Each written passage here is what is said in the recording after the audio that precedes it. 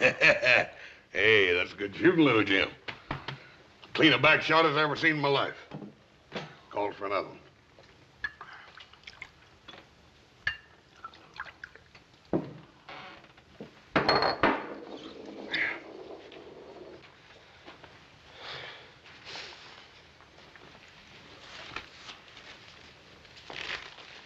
That's a shame. He had a full house. You can't win them all. Drinks on in.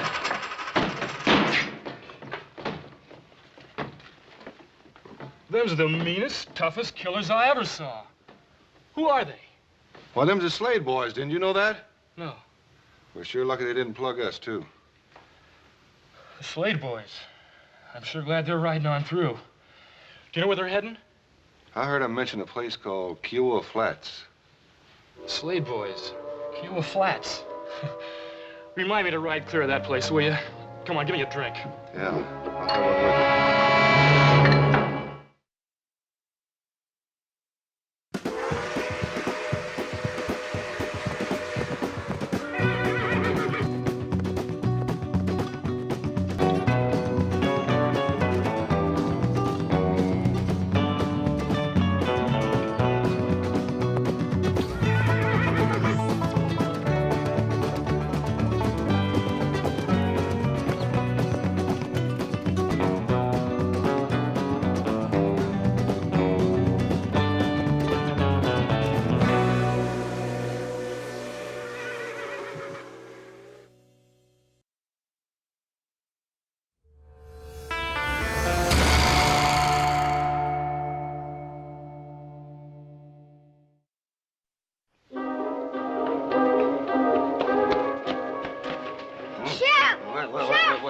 What? They're coming. I seen them up by the forks, Mr. Brown. One of them's about 9 foot tall. Well, who's coming? Them! You say one of them's a great big tall man? About 9 foot tall and half as big around. And the other fella, he's a little bit of a fella? About half as big as his brother. And mean looking? Meaner than rattlesnakes. It's them, all right. It's them. Now, Sonny, you get in off the street. Get in the house, you hear me? Keep off the streets. Now go on and get.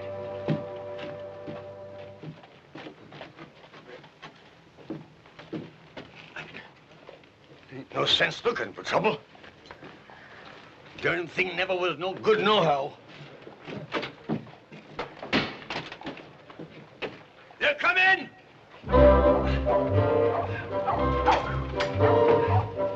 They're coming! They're coming. They're coming, ladies. They're coming. Hey, Franco! They're coming. He's showing good sense. They're coming.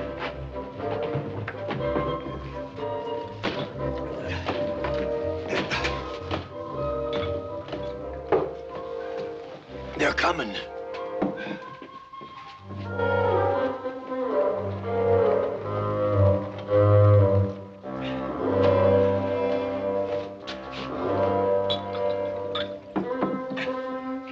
They've came.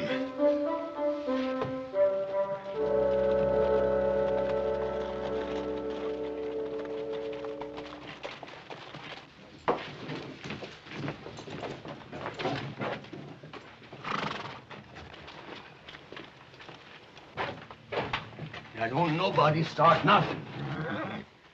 Hey, Oz, Yeah, let's wash some of the trail list out. it's a good idea, little Joe.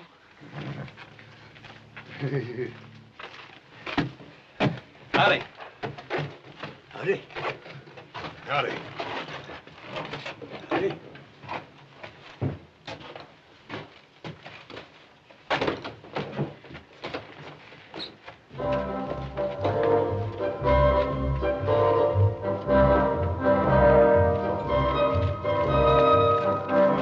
Get up, get up. Huh? Get up, Curly. All right. Morning, Sheriff. Morning. Well, don't mind if I do. Who's buying? You're always talking about how well you knew them Slade boys, That's huh? right. Yeah, just how well do you know them? Sheriff, me and them Slade boys was practically weaned together. I am their bosom friend. Yeah. That's Well, right. your bosom friends just rode into town. Sheriff. Yeah, all right.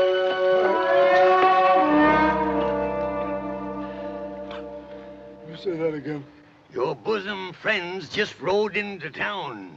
Well, why would those two murderous villains want to come to a miserable hole like Kiowa Flats? Because Alonzo McFadden hired him to kill off all the Hatfield boys, that's why. Oh, that's right. Well, where are they now? In the bar. Oh, no, that's terrible. No, Sheriff, that's the only bar in town. They'll bust that Never place mind. up. What do you mean, never You mind? listen to me. They'll ruin. All right. You go to the livery stable, get a horse, hire it, charge it to me, Right. and ride out and tell old Jubal Hatfield not to come into town for quite a spell. Then when you come back, look me up because I'll need you to identify them two fellas. All right, I'll do it right. And look. Look after the bar. Will you look after it? Yeah, I will.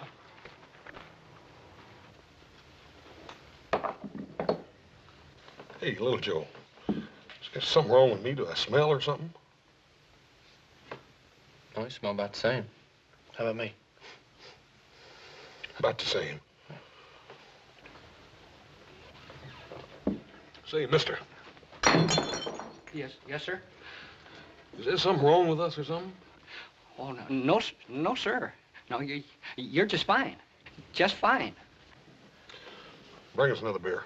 You want another beer? Yeah, this is fine here. Nice day, eh?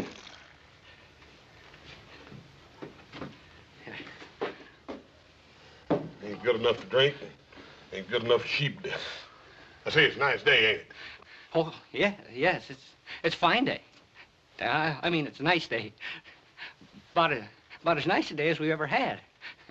I can't remember a nicer one. It was, well, maybe back in 47 or 48. I might have had something better. I don't remember. Well, it's kind of warm. Well, it's not too warm. Maybe a little on the chilly side. Well, any kind of weather's all right with me, so long as it don't bother you none. Oh, I guess it's a nice day. I don't know.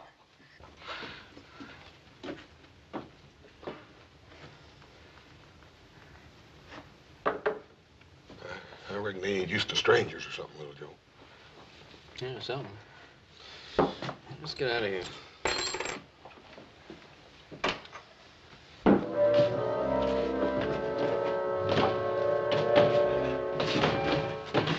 Howdy. Howdy. Howdy.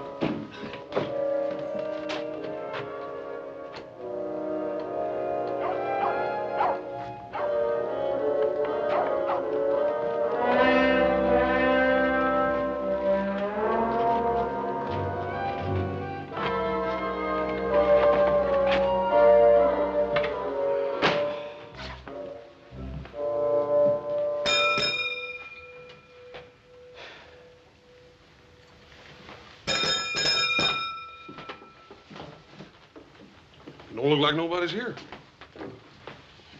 You know, I don't like this. Let's get out of here. Oh, no, little Joe. I just don't like it. There's something funny about the people around here. Well, I'm too tired to argue about it. Just sign her name and get a room.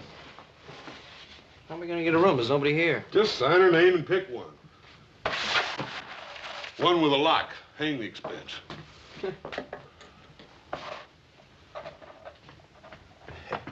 Now they're going upstairs. They're gonna stay all right. Oh, did you see the way they looked at me? Oh, gentlemen, there was death in them eyes.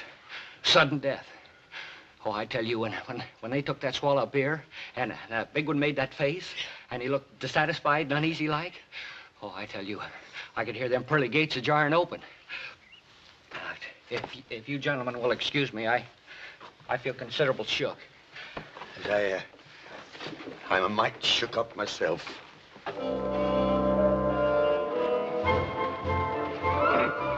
Miss Lorne and Doone and ladies, if I was you, I'd get in off the streets. It's apt to be a mite dangerous. B. Bannerman Brown. Well, there's some in this town have a sense of duty, if others that oughta ain't. Yes, Now, where are they? They're, Stand aside, B. Bannerman Brown. Will you get out of the way? Come, ladies.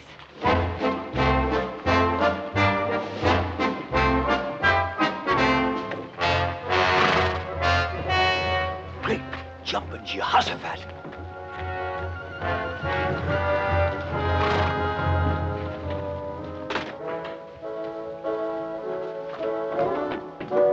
Repent, sinners.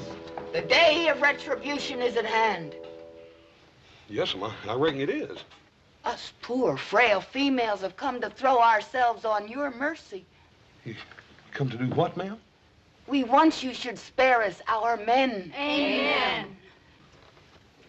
Well, there ain't enough of them to go around as it is. Amen.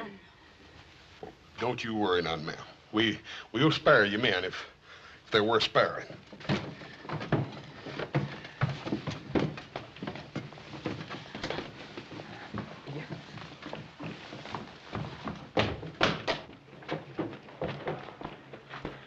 Hey, what do you reckon he meant by all that? Beats the heck out of me.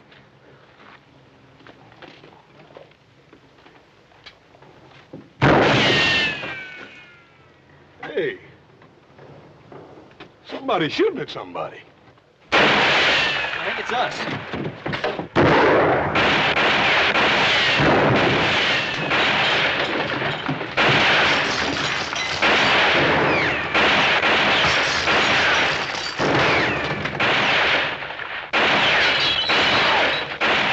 What the heck did we do? Dang fine, but I'm gonna find out.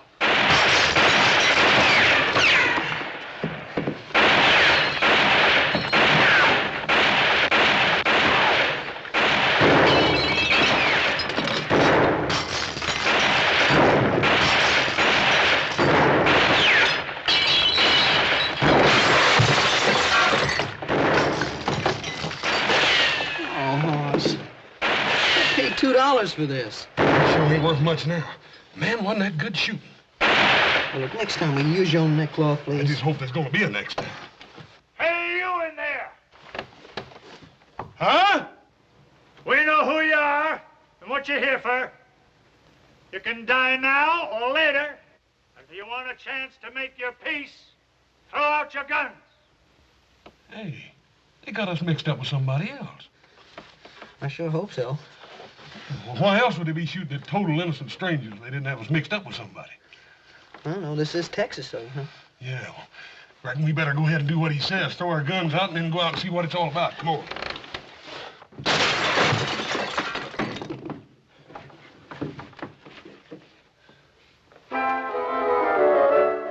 All right, let's try it again. What are your names? And what are you doing here? We done told you that. Our names is Cartwrights, and we're down here to buy cattle. Ants? Go on, boy. Oh! I told you not to lie to me. We ain't lying. Of course you ain't. You just come down here to buy cows. Texas cows. Now, who in his right mind is going to believe anybody'd come down here to buy Texas Longhorns, I ask you? I told you. We're going to take them back up to our ranch in Nevada and cross them with our own herd so as we'll have a hardier breed. And you two are going to drive them cows clean across West Texas, right on up through a hunk of New Mexico, all the way to the Nevada territory, just the two of you? Yeah, that's what we said. It's a fine lie, gents. A fine lie. It's the kind of noble, inspired lying that does credit to the folks that raised you. But it don't wash out here. Now, I'll tell you who you are. You're them two low-down, gun-slinging, murdering, hydrophobic skunks of Slade boys that was hired by old man McFadden to wipe out us Hadfields because he couldn't do it himself. And now look, we never heard of the McFaddens, and we never heard of the Hatfields. And that's the truth. Ain't they the living wonders, though? Ants, take them out and do what has to be done. Come on. Come on. Hey, what in time is going on here anyway? What are you fixing to do to these fellas? Kill them? They're the Slade boys. You can't do that. You ain't sure they're the Slades. Ain't sure. Ain't sure. You see him, don't you? Sure, I see him, but I never see the Slades in my life, and neither did you. He's right there, Pa. Yeah, Twirly Boggs, he says he knows him. He says he knowed him a long time back in Austin. Oh, Twirly? Yeah. Fine. Fetch him in here. Let him identify him, and then we'll kill him if it'll make you any happier. Oh, well, you see, Twirly ain't exactly around right at this moment. Oh. Ants, take him out. Come on. Now, wait a minute. Won't do no harm to wait till morning, will it? Where are we going to keep him until morning? Pa, why don't we just stick him in Brown's jail and let him take responsibility for him? You leave me in my jail out of this. Ants, take him out. Wait a minute. All right. Just get somebody to help me get him over to jail, that's all. Say, Bannerman Brown. On your way. You make sure they're there come morning. Or I might just take it into my head to vacate your office. I'm getting sick of you. Well, Joe, I got a funny feeling the law in this town is sure easily influenced. Yeah, all you need's a Navy Colt. Oh, you fellas comfortable and happy? I mean, can I get you anything? A bottle of whiskey or a couple of steaks or something? When are you going to let us out of here? Well, tomorrow morning, one way or another. What do you mean, one way or another? Well, if I can find Twirly Boggs and he says you ain't the Slade boys, I'll turn you loose. Yeah, but what's going to happen if you can't find Twirly Boggs? You get hung.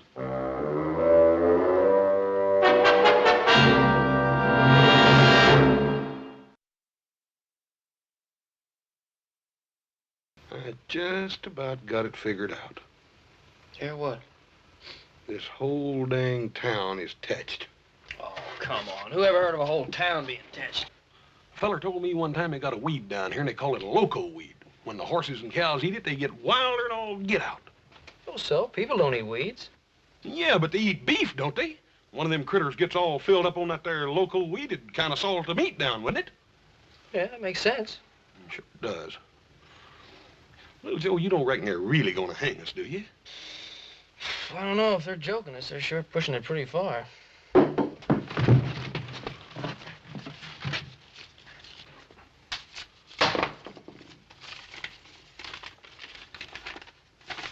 Hang on.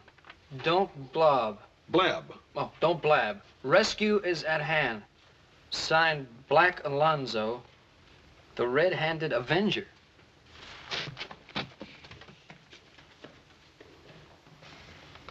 Little Joe,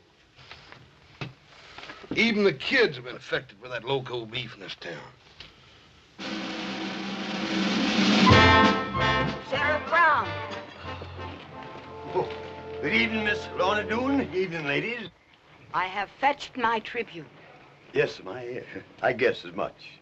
Me and the ladies of the town have come to comfort them poor sinners in their final hours. Yeah. Well, the good book says we should forgive our enemies. We are told to bring solace to the afflicted, even though they are a couple of low-down murdering skunks. Yes, here's the keys. You go in and console them low-down murdering them poor lost sheep. Me, I got work to do. Good night, ladies.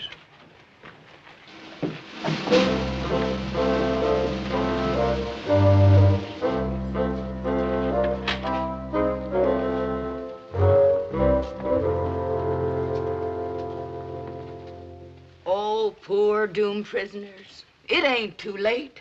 Down on your knees as you face your awful fate. Repent your crimes before that trap is sprung. And you, like a side of beef, are hung. Poor soul.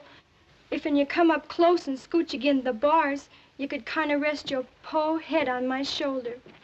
It ain't fair hanging men when there ain't enough to go round's it is. If you don't mind, I'd like to finish my little tribute whilst there's time. Ma'am, did you have many more of those? No, just 10 or 12 more verses. Well, I didn't have enough time to do a real good job on it. That's a shame. Now your poke is spent, and you can take my word. We'll remember the gent that went riding herd a-fightin' and shootin' like desert rats to come to their end in Kiowa Flats. Now toll the bell, their souls are fled. There's gonna be much more of this, Hoss. Shh. Them two poor boys are hanging dead. Somewhere their kinfolk will weep and pray. Oh, this is worse than hanging. For them that got heisted up today.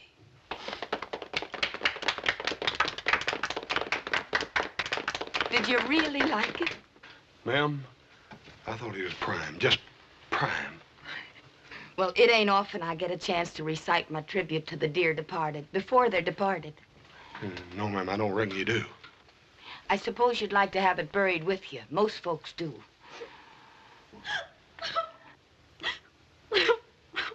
Oh, Clara Lou, stop that noise. I can't help it. There ain't enough men to go around, and here they go, wasting two at the same time. Amen. It's a woman's place to endure, Clara Lou. Well, I don't mind enduring if I got a man to put up with. Speaking of which, Lizabelle, I notice you've been hanging on to a certain hand half the livelong night. Clara Lou Kinsey. Well, I can't help it. She's just a selfish thing, that's all she is. Well, I never. I guess a certain person can hold another person's hand if they choose. Well, a certain person didn't have to choose the way another certain person grabbed onto it. I wouldn't act like such a hussy if I was you, Clara Lou Kinsey. Well, at least I ain't a flipperty gibbet like some Lizabelle Jones. Break loose from them pesky females, boys, and get a move on. We're busting you out. Who are you? Alonzo McFadden, you dang fool, the one that hired you.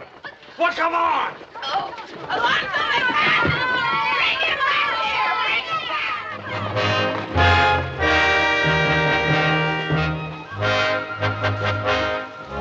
Come on, boys.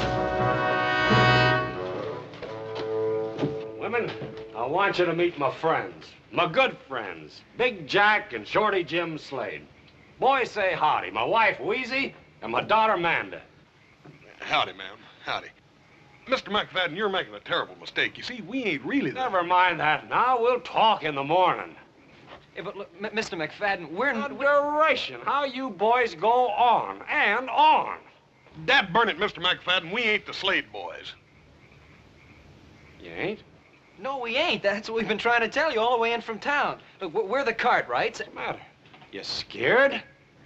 Oh, we ain't scared, and we do appreciate you busting us out of that jail, Mr. McFadden. That burn it, if it make you feel any better, I almost wish we was the Slade boys, but we just ain't. So if you don't mind, we'll just mosey on back. Bye, ma'am.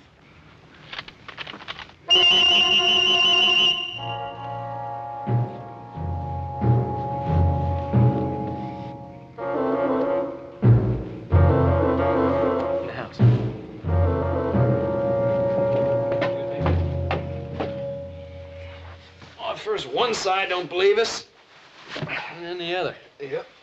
We got ourselves in the middle of something, and I don't like it. Yeah, that's for sure. What do you think we ought to do about it? Well, I'll tell you, little Joe. I done been hauled up, hauled down, and threatened with a hanging, and thrown in jail, and busted out of jail, and poetized at, and shot at, and reared halfway across the state of Texas in the dark. I'm gonna get some sleep. I don't know what you're gonna do. Hey.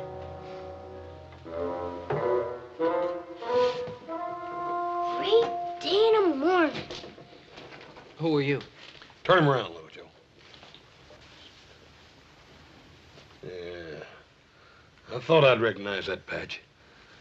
You wouldn't be Black Alonzo, the red-handed Avenger, would you? I was gonna bust you out. Only Pa and the boys got there first. Yeah, well, just how was you figuring on busting us out? Figured to dig a tunnel. That's a good way to bust out of dungeons. Yeah, you're pretty well posted on things, ain't you, fella? You just bet I am. I'll bet you even know what we're doing here, don't you? Shucks, half the country knows Pa hired you to kill Ann's Hadfield. And, just why are we supposed to kill Ann's Hatfield? He's the fastest gun around here, ain't he? None of us McFadden's can hold a candle to him. We gotta get rid of him before we can kill the rest of the Hadfields. Well, how come you gotta kill all them Hadfield? Don't you fellas know anything? It's a feud. He's kind of dumb, ain't he? Why, you little... You just touch me and I'll holler for... Black Alonzo, you tell your pa that we hate to leave like this, but we just ain't the Slade brothers, you hear? You thank him for busting us out of jail, all right? Let's go.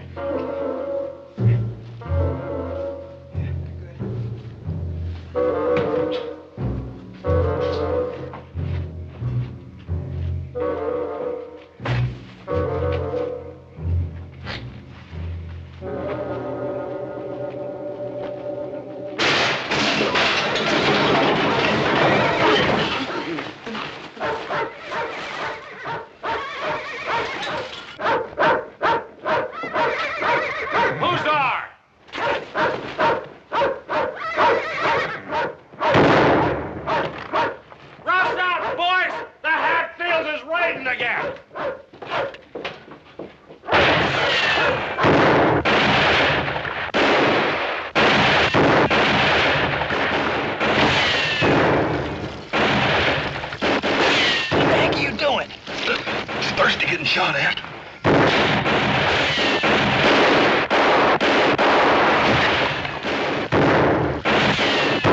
Hold your fire. They ain't shooting back. Come on. Let's go collect the bodies.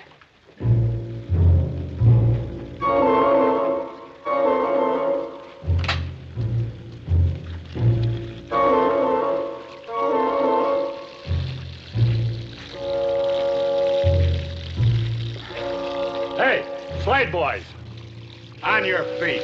Look, we're not this... Never mind.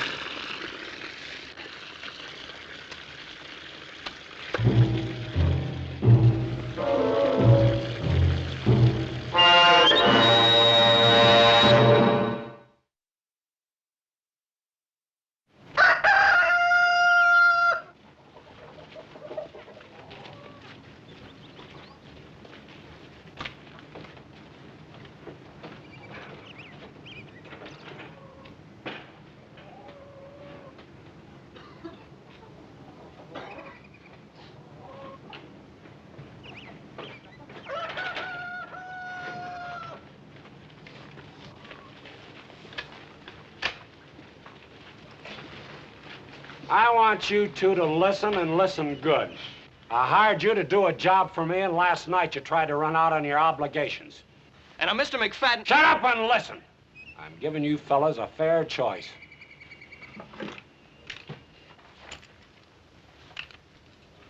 Now, you can take them guns and do the job you're supposed to.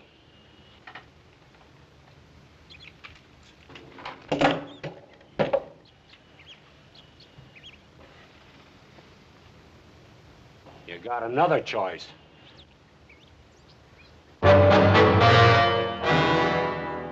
Name your poison, boys. Dad burn it, Mr. McFadden. Don't you folks ever think any other use for a rope around here? First the Hadfields want to hang us for being the Slade brothers. Now you want to do it because we ain't. I'm getting awful tired of hearing that same old tired lie. All right, boys, heist them up. Now, hold on just a minute. Dad burn it, Mr. McFadden. I'm getting sort of tired of being called a liar, too. We ain't the Slade boys. All you got to do is ride into town and look up a feller named Twirly Boggs. Sheriff Brown told us that he knew the Slade boys, and he can tell you right quick we ain't them. That's right. All right, boys. If it'll make you feel better disposed to do the work you was hired for, we'll all saddle up and ride into town. We'll look up Twirly Boggs. Take the gun, boys.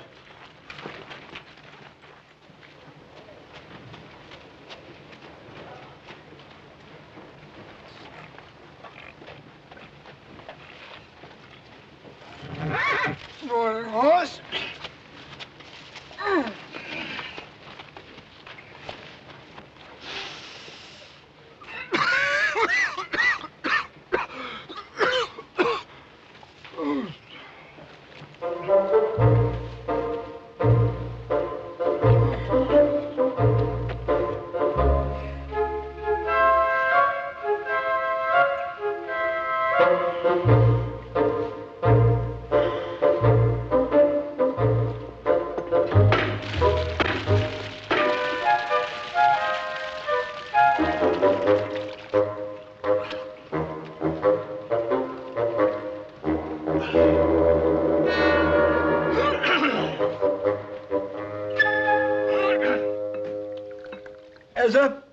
I know there wasn't a jail that could hold them Slades. You see, I know them boys. I know them real good.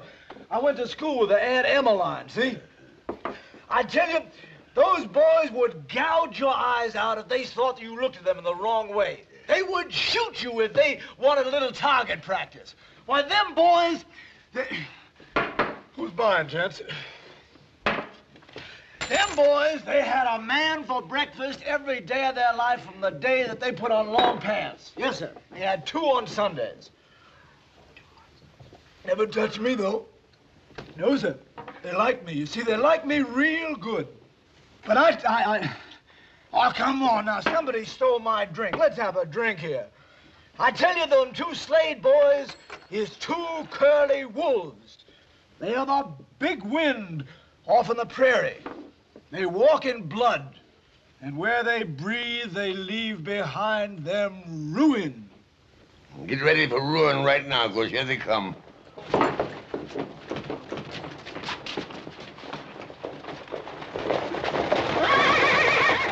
Oh, hallelujah. They look mad. I'm getting out of here.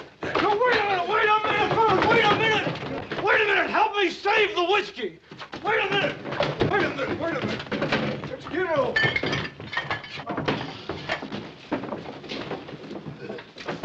Howdy. Brown, where's Twirly Boggs?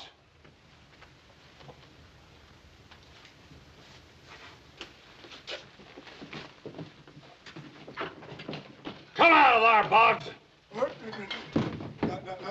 No, wait a minute. No, wait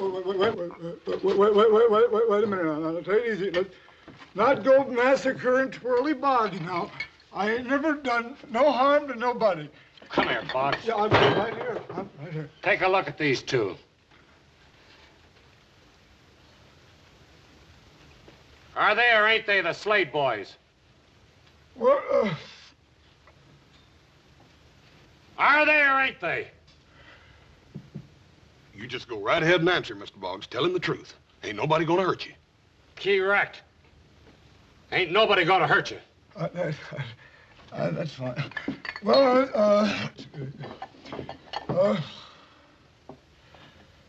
yeah, that Slade boy's all right. I seen a lot of them down in Austin. Hi, boys.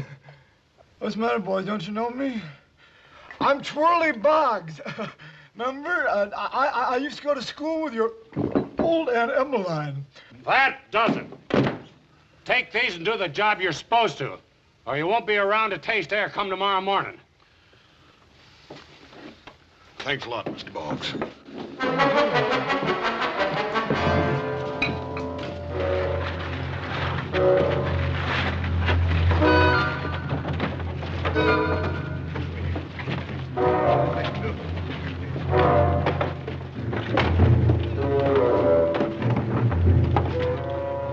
Howdy, boys. Howdy. Howdy, Mr. Brown. Boy, anybody comes riding into this, they're gonna get slaughtered. Yeah, they got guns planted in the windows and up on the roofs and whatnot. Yeah. Well, maybe the Hatfields won't ride into town after all. They'll ride in all right. They got the news. Seems a terrible shame, don't it? All these folks killing each other. How'd a feud like this ever get started, Sheriff? Over a hog. Over a hog? Yep, just a plain common, ornery, razorback hog. I'll tell you boys all about it, but first I got to get a little potation to loosen up the vocal cords. I'll tell you the whole sad tale. Come on. Johnny.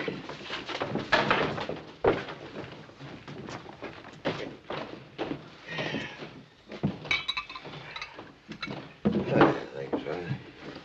You gentlemen care for some more sheep dip? I mean, beer? Yeah, give us a couple of them. bears. Yeah, well, as I started to tell you out there, see these here Hadfields and McFaddens, they've been slaughtering one another, man and boy, for the last 30 years. Yeah, well, how did the hogs get mixed up in it? Well, come on, sit down, boys. I'll tell you all about it now. See, Lance Hadfield, he was fattening him a razorback shoat, you see, for his winter meat. Well, one morning, that shoat turned up missing. So he got his gun and saddled up and went out looking for her. Couldn't find her. But as he was passing by the McFadden's cabin, he, pork roasting. So he went in, and of course, naturally, they asked him to stay to supper. And lo and behold, they brung on a great big mess of fresh roast pork. He knowed the Hadfield didn't have no pig, so he accused them of stealing his. And then the shooting started, and it's been going on ever since, for 30 years. All that killing over one dad-burned old fattening hog. Now, look here, Mr. Brown, you was sheriff then. Now, how come you didn't stop it? Oh, shucks, I tried 2 or 3 times, but it didn't do no good. See, nobody pays much attention to me. I don't know, maybe it's because I'm getting old, or maybe it's because I'm getting a little cowardly. I don't know. You boys don't look so darned old, and you sure don't look like cowards. Yeah, well, Sheriff, you're not suggesting that we do something about the feud. I mean, after all, we're supposed to be the Slade brothers. Ah, shucks. I knowed you want gunmen the minute I laid eyes on you. I can tell a killer a mile off. Besides, that Twirly Boggs is the biggest liar in the whole great state of Texas. And that son's just covering a heap of territory. Yeah, well, if you knew, why didn't you say something? First the McFaddens were going to hang us and the Hatfields are going to shoot us? Well, I kind of thought maybe I was holding a hand I could draw to. But, oh, never mind. By the way, I snuck your horses out of the livery stable and tied them back in the alley, and your guns is in my office. Sheriff, we sure do appreciate this. Come on, little Joe, let's get out of here. Thanks an awful lot, Sheriff. It's all right, boys. Hey, Buck. Hey, Buck. Come here, boy. Where are you going to that rifle? I'm gonna kill me some Hadfields.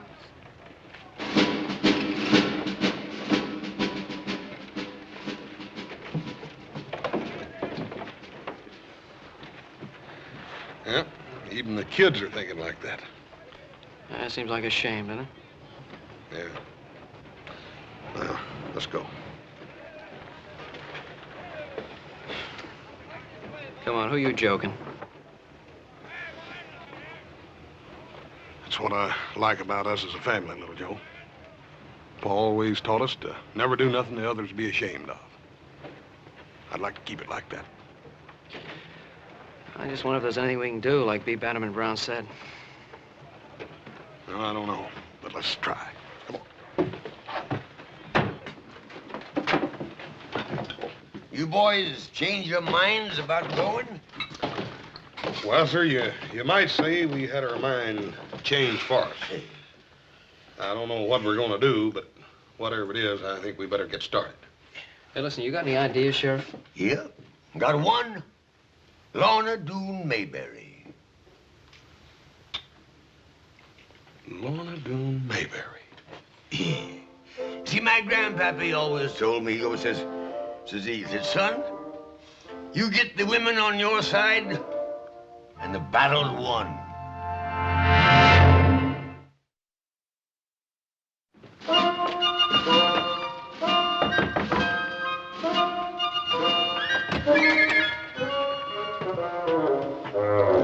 Excuse me, ma'am. Me and my little brother are in a peck of trouble, and, well... Come on. Tell me what it's all about. Come on. Well, first of all, ma'am, there's just about to be a bunch of killing out there in that street. There's always killing in that street.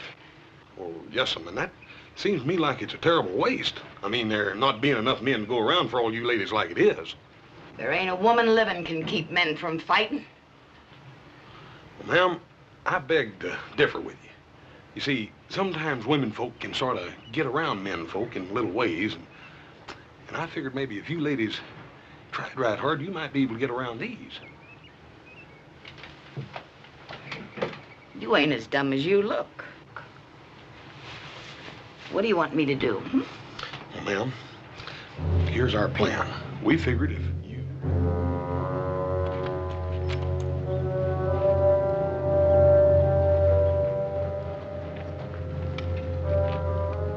All right, hold your fire, man. Hold it, get that wagon. Hold your fire.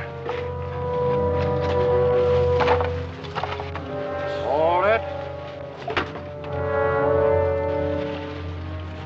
Hold it.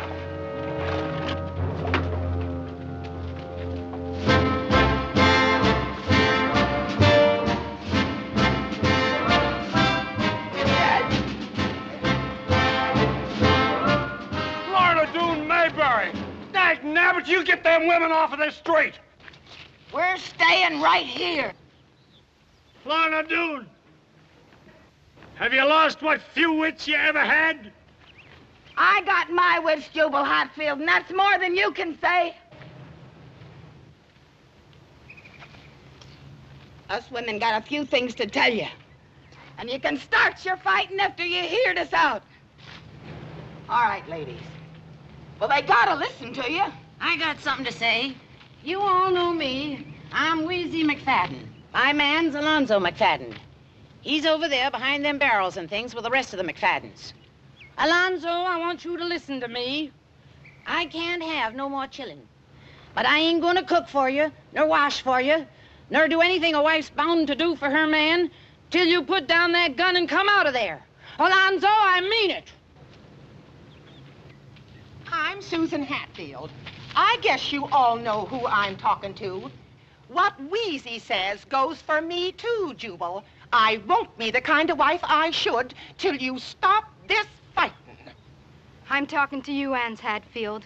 You heard your ma talk, and you heard my ma. You're on one side, and I'm on the other. Here I am, Anse. But don't come after me with a gun in your hand.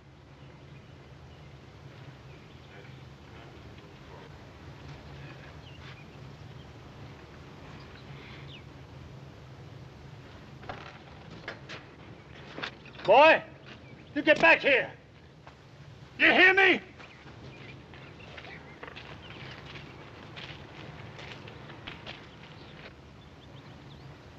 You men want to hear some more?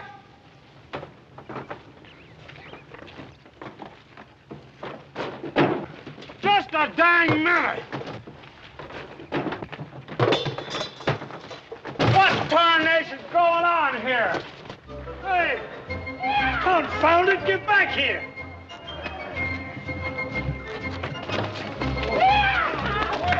This ain't no way to run a feud.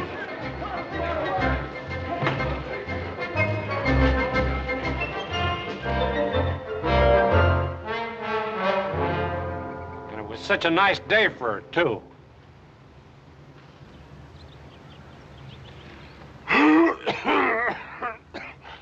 Hatfield, I'll buy a drink. A drink? All right. I'll accept your offer, and I'll buy another. Fair enough.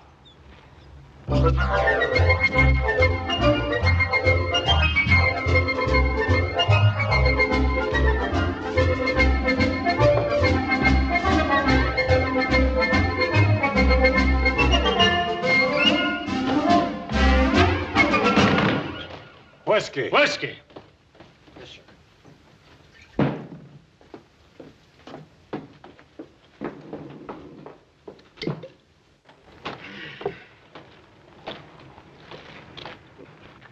Lorna, that was a mighty fine thing you just done.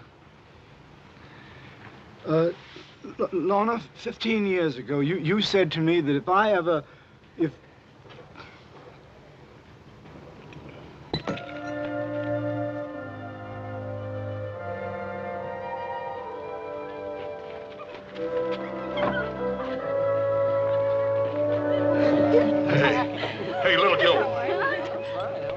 Little Joe, I think we done hung around here long enough. We better be just riding on and tending our business, and that's buying cattle. Oh, Hoss, take it easy. A guy has to have a little chance to relax. Boys, here's your hats and here's your own guns. Now take an old man's advice and get riding. There you are, son. Yeah, well, Sheriff, we were just beginning to enjoy this town. Yeah, but don't forget the silly heap of folks around here that still thinks you're the Slade boys. Now, word to the wise?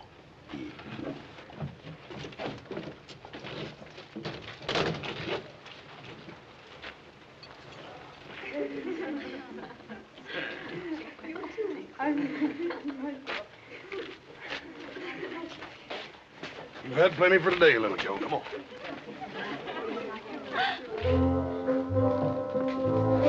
Jubal Hatfield, you put her there. Alonzo McFadden, you're a good old sot. Thank you, Jubal. The best. Except for one thing. What did I do wrong, Jubal? Bringing in them hired killers to settle a dispute between two Texas gentlemen. I'm ashamed of you. Jubal, I'm a dirty dog. Oh, now, don't take on. I'm a dirty dog. Jubal, this has got to be wiped out in blood. All right. Whose blood? Who do you suppose? Those two dirty, miserable killers that came along into our peaceful little community trying to stir up trouble between us two peace-loving families. That's what I like about you, Alonzo. You think the same as me. Let's go round up a couple of the boys, just in case.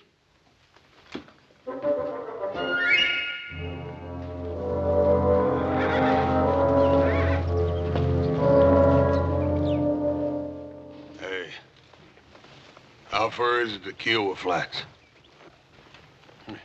Just a couple of miles back down the road.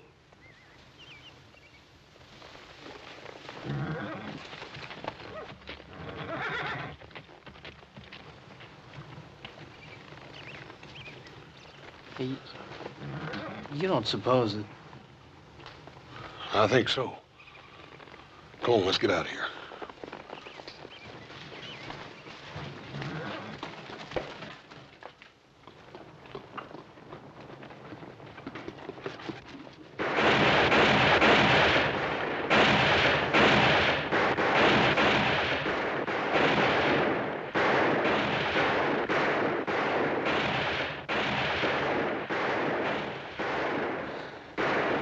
You don't reckon? I think so.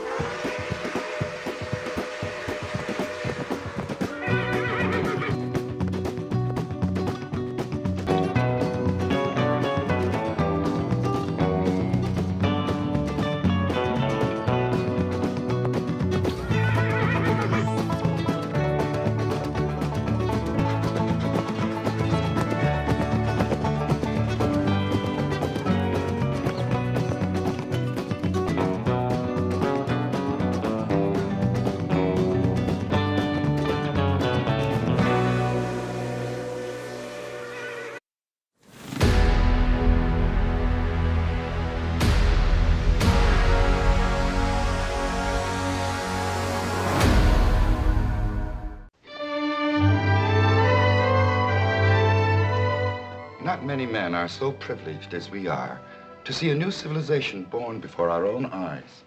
There are times in the streets of Virginia City when I question the use of the word civilization. It is always that way with the new hop sing. A diamond, before it is polished, seems no more than a clod of dirt.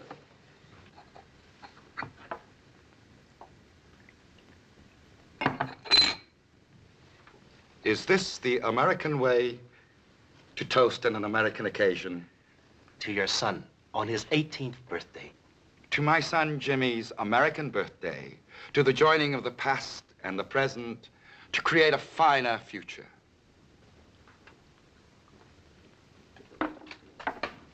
You have honored my house, and now there is much to do.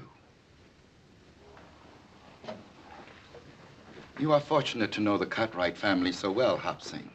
It pleases me to know that here in America, the affection and respect of the sons for the father is as strong as it is in the land of our ancestors. The Cartwrights have great respect for you, my uncle, and admiration for your son. I am happy that the younger sons will honor us with their presence at the birthday party. And do not worry, Hop Sing. Your friend Hoss will be fed as well as if you yourself did the cooking.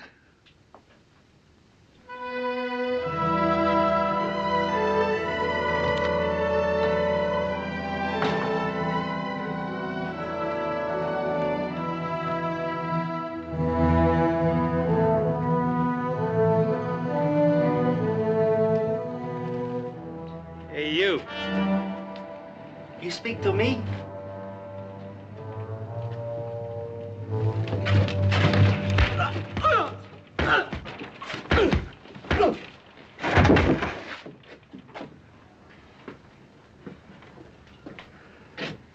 Yeah.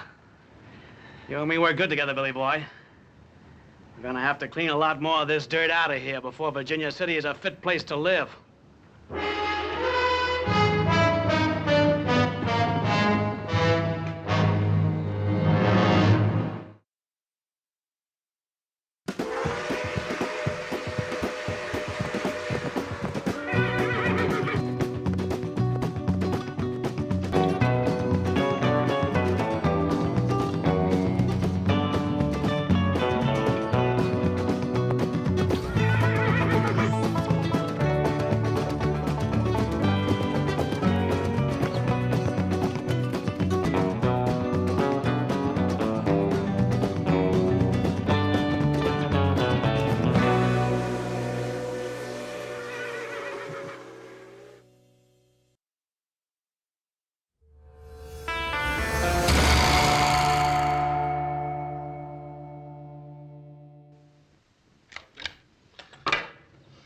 Little Joe, is it sure enough true we're going to have bird's nest for dinner at Jimmy Chang's birthday party?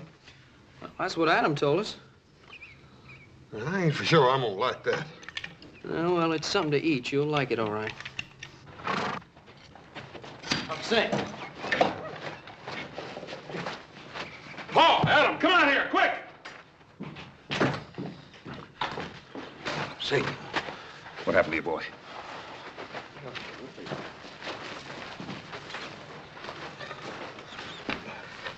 What happened to your boy? Can you talk, Hop Sing? Looks like he's been in a pretty bad fight. Yeah. Paul, let me help him in the house. You forget about it. Hop Sing, all right. It's Chinese business only. What do you mean by that, Paul? You don't think he's tangled up in one of them Tong things we heard about, do you? No, I don't, son. The Tong is a protective organization composed of civilized people. I wonder how much more this has been going on. A lot of it, particularly in the California gold mines. Didn't think any of it had spread over the mountains. Well, why would anybody want to do a thing like this? Because Hop Sing is Chinese. That's the craziest thing I ever heard of, Paul.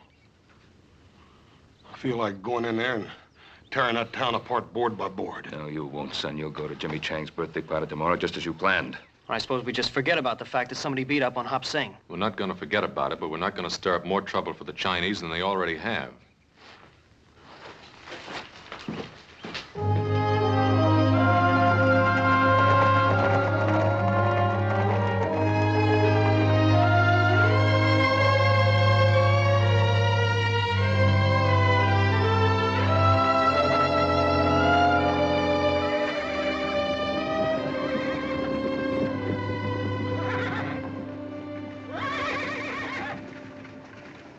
You sure you got enough money? Oh, yes, sir, Paul. We done paid for Jimmy Chang's present. We just gonna go pick it up.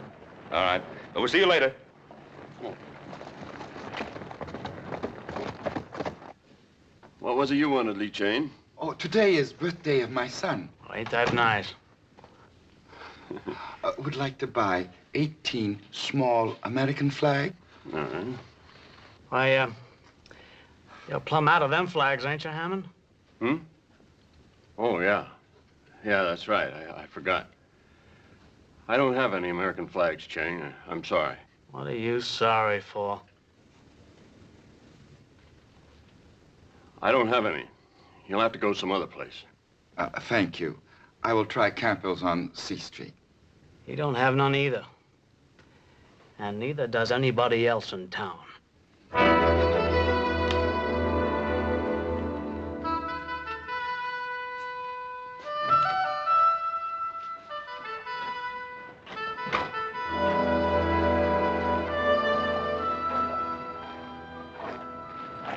Lee Chang, my friend. Ah, Mr. Ben, Mr. Adam. It would seem my unworthy nephew feeds the food to bring good health. It would seem Hop Sing feeds my brother Hoss a few extra servings, too. Well, it's a big day in your life, Chang. You'll be mighty proud of that boy of yours. Mr. Cartwright, could I ask you a question, please? Well, of course. Anything you want, you know that. There are customs of your people I do not understand. I'd wished for my son an American birthday party. I wouldn't worry about it. Just give him a cake with candles. Oh, yes. It must be candles and not flags. Well, what do you mean, Chang? I had thought to put American flags on the cake, but I understand it is not permitted. Who says so? Oh, it's no matter. Chang, did Hammond refuse to sell you American flags to put on Jimmy's cake? I did not understand. I do not wish trouble.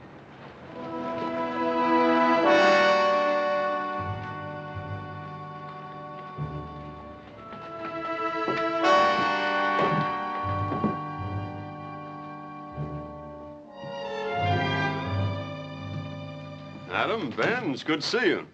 And what can I do for my favorite customers? We'd like to buy some American flags. I don't have any of them little ones, Ben. And how did you know we wanted some of those little ones? Yeah, maybe we wanted a great big one. Well, do you? You run in the store now, Jesse? No. No, I just take care of my own affairs, that's all. Well, then stay out of ours. You pack a grudge a long time, Adam. Well, how about it, Hammond? I'm just sure we don't have none. Now, why don't you take a nice, hard look?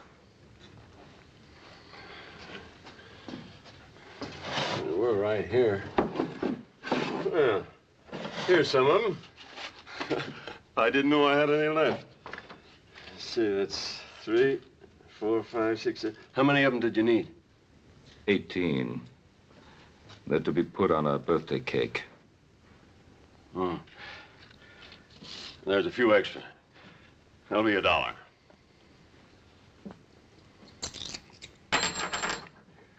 Thank you.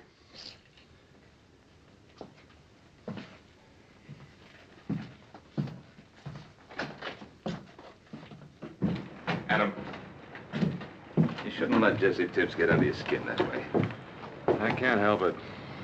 Nothing but a cattle thief and a hired gun, and yet he walks around loose. He'll trap himself in time.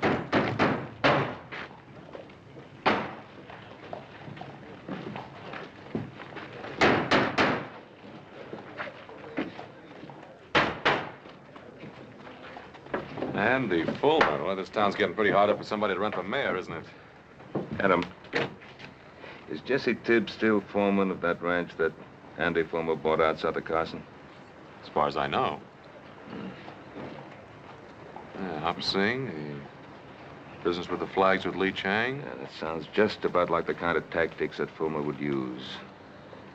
First the Irish and now the Chinese.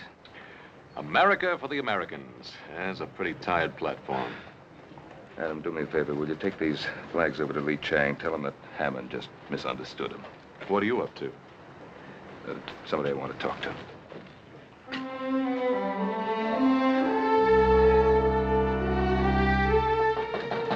Come in. And Cartwright, I'm rightly honored. To what do I owe the pleasure of this visit, Mr. Cartwright? You don't have to go through any of the formalities. Mr. Fulmer, we've known each other for some time. What school did you get that from? School of Hard Knocks, same one you went to, Ben. Only I don't call myself a lawyer. Folks get in trouble, they come to me for advice. Ain't nothing in the law says I can't charge a fee for helping them. Now, just what did you have on your mind, Ben? Andy, I understand you're fixing to run for mayor. That's right. Andy, what's your platform? Virginia City for Virginia City. Short, sweet, and to the point. You like that? Well, it depends on what it means. It means Virginia City belongs to the folks that made it what it is. It means we don't want outsiders. Well, now, what's your definition of an outsider, Andy? Well, now, Ben, you live outside the city and you can't vote for me anyhow, even if you would. But I'll be glad to spell it out for you anyway. It means our town's being overrun by foreigners who are willing to work for nothing, and they're taking the bread and butter out of the mouths of folks like us who built this country. Now, by foreigners, Andy, who do you mean? The Irish, or the Welsh, or the Chinese? Now, before you start giving me any of that high-flown talk about prejudice, you just stop and remember this camp's full of those same Irishmen and Welshmen and Cornishmen, and those are the very people I mean to protect. I wasn't going to give you any high-flown talk about prejudice, Andy. I just wanted to know where you stood. Yeah. Does that mean you're against me, Ben? Well, Andy, it means that if I find out that you or any of your boys had anything to do with beating up my cook, I'll tie a rope around you, and I'll drag you up and down Main Street. Now, Ben, like I said before, you don't live in this city, and you can't vote for me nohow. So why don't you just stay out of this campaign? I guess you just invited me in, Andy.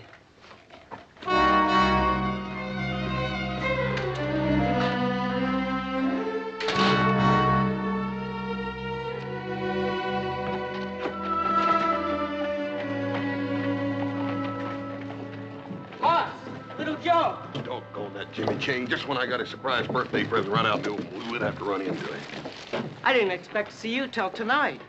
You are coming to the party, aren't you? Sure, we're coming, Jimmy. What's the matter, Hoss? We really gonna eat bird's nest? My father said he felt the same way about the first piece of apple pie he ever saw. See you later. I gotta get to the stable and get to work. Take it easy, Jimmy. He's a good kid. Yeah. Made up his mind to go to college, and he'll do it, too. You reckon he knew this was his birthday present? If he couldn't figure that out, he sure has no sense going to college.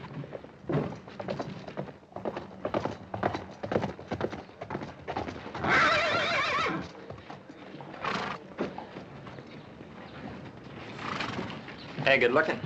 You know better than to say a thing like that in public.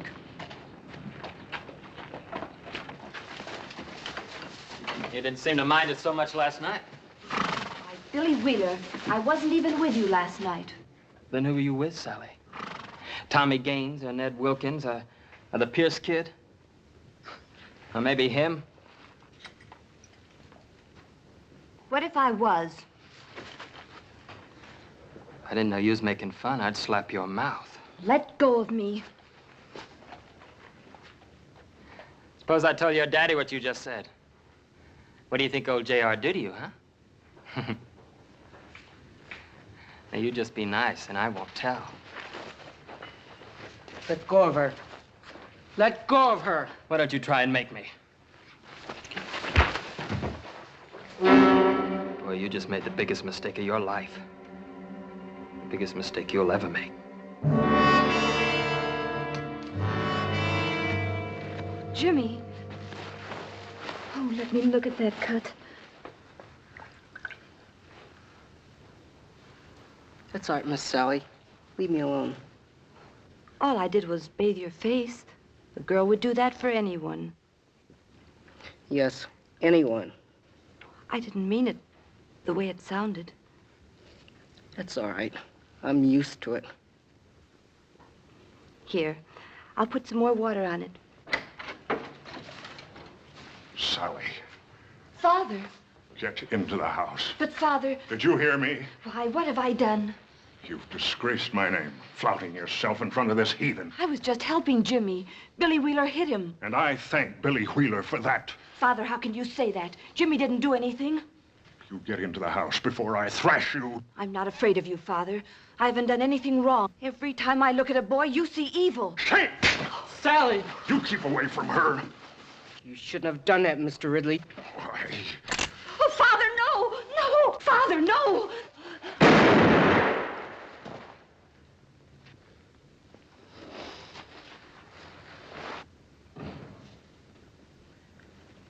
You've killed her.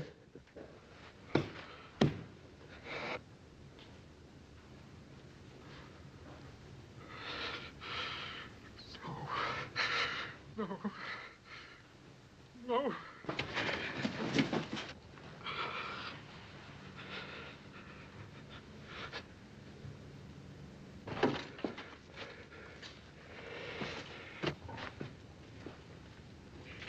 I told you it was the biggest mistake you ever made. Boy, I sure told you.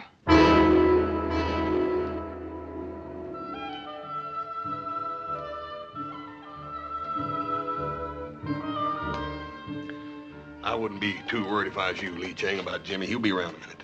Yeah, old man Ridley probably gave him a few extra chores to do.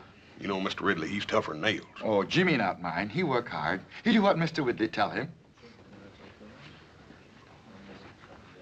What do you think, Hoss? I don't know. That boy's so danged anxious to make his college money, he done forgot his own birthday party. Yeah, he's almost an hour late. Jimmy! Jimmy! Jimmy, what happened to you? Hop Shane, get some water and some towels, quick. What is it, my son? They were chasing me. Who was? I had to fight them off, Hoss. They wanted to kill me. Well, why? What did you do? Little Joe, I didn't do anything. Well, something must have happened. Sally Ridley is dead. Her father shot her. It was an accident. They think I killed her. Now, look, Jimmy, I want you to tell me the whole story right from the very beginning. It was an accident, Joe. I liked Sally. I wouldn't ever hurt her. We know he's in there. Send him out. Send him out or we're coming in to get him. Somebody'll get hurt. Just keep calm. Ain't nobody gonna hurt that boy. We'll handle this thing proper. Little Joe, you come cover me.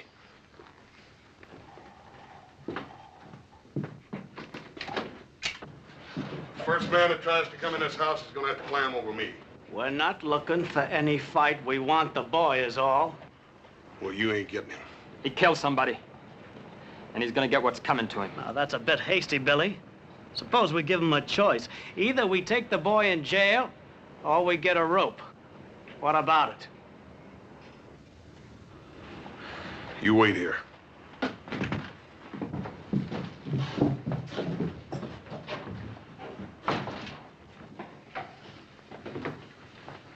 Will they take my son? No, Lee Chang. If anybody does any taking around here, it's gonna be Little Joe and me. But you believe Jimmy? Look, don't worry, Lee Chang. Sheriff Halstead's a fair and honest man. He'll know the truth when he hears it. Father, in America, a man is innocent until proven guilty. Isn't that right, Hoss? That's right, Jimmy. Go on. Let's go, Hoss.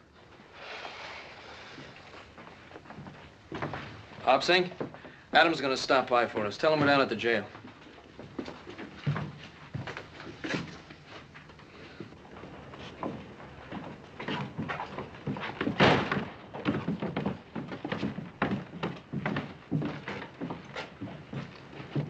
Why'd you let him have him? We could have strung him up. Billy, Billy, Billy. Don't you remember what Fulmer said? What we do is let it boil. We just let it boil.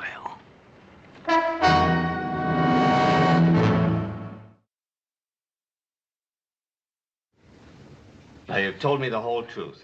You sure you've left nothing out, son? I've told it just the way it happened. Well, I'm inclined to believe him. How many other folks will is the question. Well, I believe him. I've known Jimmy and his family a long time. They're good people. Sure, they're good people, but that doesn't tip the scales. Not with some who have political ambitions. You mean Andy Fulmer? Yeah. He's been waiting for this kind of thing to happen ever since he declared for mayor. Come on, boy. Jimmy, everything's gonna be all right.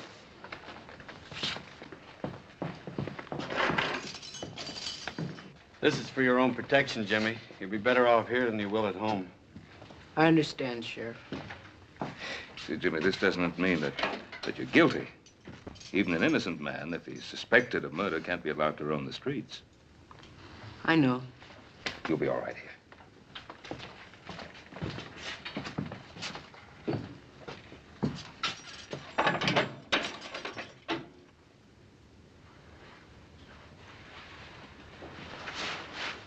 All right, Billy, send him in.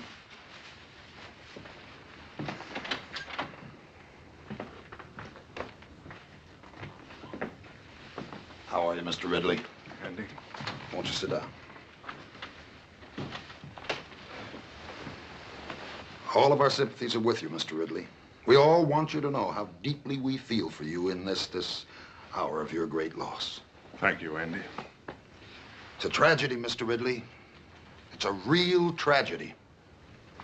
And if we hadn't let the bars down in the first place, a thing like this couldn't ever have happened. Now, you know me, Mr. Ridley. I speak my mind plain. Your daughter went out with lots of American boys, didn't she? Sure she did. Pretty little thing like her. And did any of those American boys ever act any way other than decent with her? Of course not. Would an American boy have shot her down in cold blood? There's something I think you should know. That boy didn't kill my daughter. It was an accident. I had the gun. The gun went off. That boy didn't kill my daughter, Andy. I did. Now, you just sit there, Mr. Ridley. You had a very trying day. Jesse, haven't you got some work to do? Sure. Sure, Andy.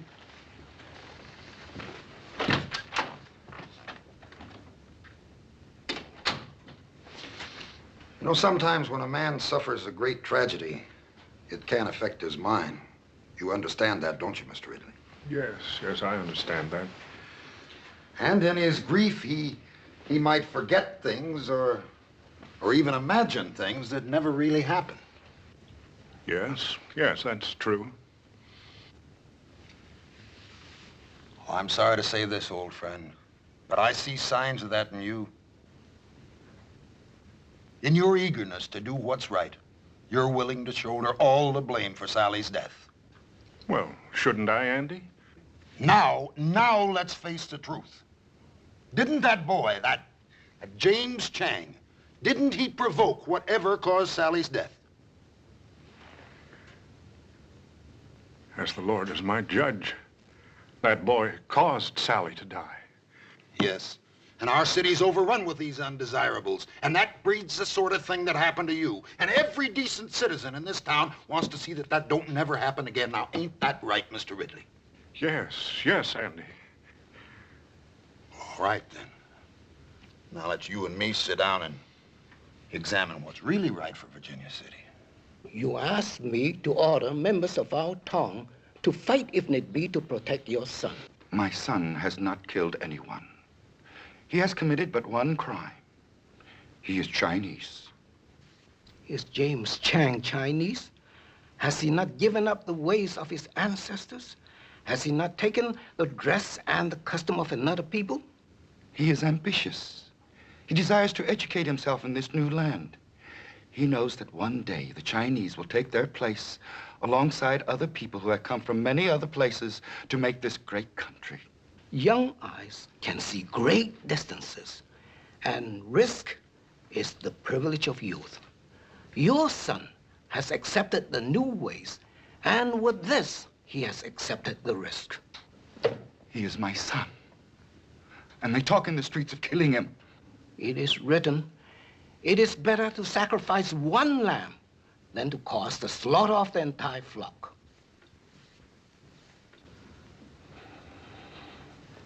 Some men will fight, even to save a lamb.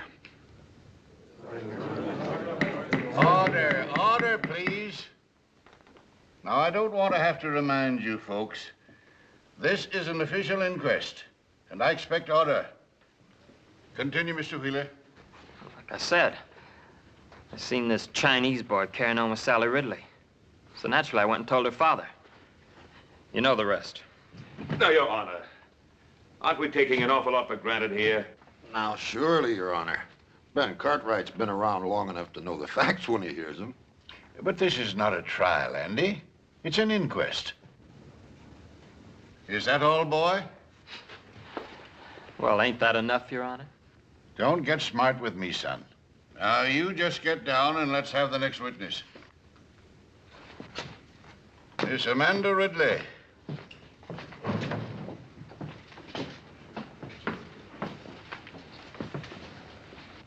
Now, Amanda, just tell us in your own words what happened last night. Jimmy Chang killed my sister. Order in the court, please. Order, please. Amanda, we're not passing judgment here. We're just trying to get the facts. Well, what did you expect? Everybody in town knows what kind of a girl my sister was. Always flaunting herself, fluffing her hair and mincing around boys. What's the matter with her? She's jealous of her own sister. Please, Amanda, I know how hard this must be for you, but all we want to hear is what you saw. Well, I heard a shot. I ran to the stable. There was Jimmy Chang bending over my sister. There was a gun next to him. My poor father was standing there, just staring. And the gun was by Jimmy Chang? It was right by him, right where he dropped it. Now, Your Honor, how do we know that was Jimmy Chang's gun? Now, who saw him drop it there? Ben, you're not trying to tell us that gun just fell out of the sky, are you? Ben Cartwright, I'm not going to put up with any more of your outbursts. All right, Amanda, that's all. Mr. Ridley, will you take the stand?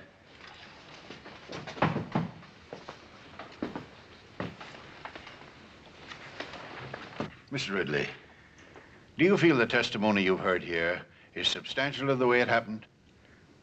As the Lord is my witness, that boy caused the death of my daughter. Thank you, Mr. Ridley. You may step down. Jimmy Chang, stand up. It is the finding of this inquiry that you, Jimmy Chang, stand trial for the murder of Sally Ridley. Inquest adjourned. I sure don't want to miss that trial. They'll hang him for sure, won't they, Mr. Fuller? It's hard to tell. Jury trial, sometimes you just can't depend on a jury. Like I told you boys before, when I take over this town, I want it clean. Maybe we ought to see to it there ain't no trial, boss. Jesse, I sure like the way you think.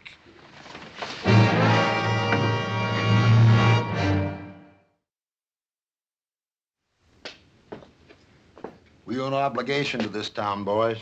And he's right. We're all merchants. We all earn our living here. If we let the Chinese take over, our property would be worthless. I never spoke truer words, Cyrus. That's my way of thinking exactly. And if it wasn't my way of thinking, I wouldn't be running for mayor. Well, one thing, Andy. I ain't a man to jump into things, you know. Well, you ain't a man to stand by and watch your own house burn down without tossing on a pail of water either, are you, Cyrus? I don't know. If we let that Chinaman get away with killing that white girl, it's just the same as saying we don't even care what happens to our own wives and daughters. Well, what do you think we ought to do, Andy? I think we ought to put a stop to it right now.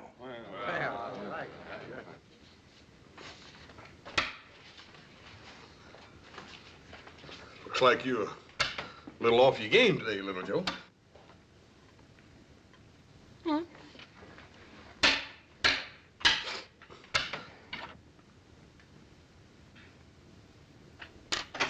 Sheriff, I'm holding a meeting over at Hammond's store. I don't like the looks of it. Andy Fulmer in the height of his glory. So-called cause and a hot-headed audience to listen to his ranting. What do you think it'll come to, Pa? I don't know. But if Fulmer can fire up that crowd enough, they'll sure enough try to break Jimmy out of jail. Oh, don't you think we can hold him off, Paul? No, I've got no right to ask you Cartwrights to get mixed up in this thing. You got no help either, have you? You want to get rid of me, Sheriff, you're going to have to throw me out. Jimmy Chang's a friend of mine. Well, Sheriff? Well, I won't lie and say that I'm not pleased, but... Well, to make this thing legal-like, I'd better swear you all in as deputies. That's good. Always did want to wear one of them deputy badges anyhow.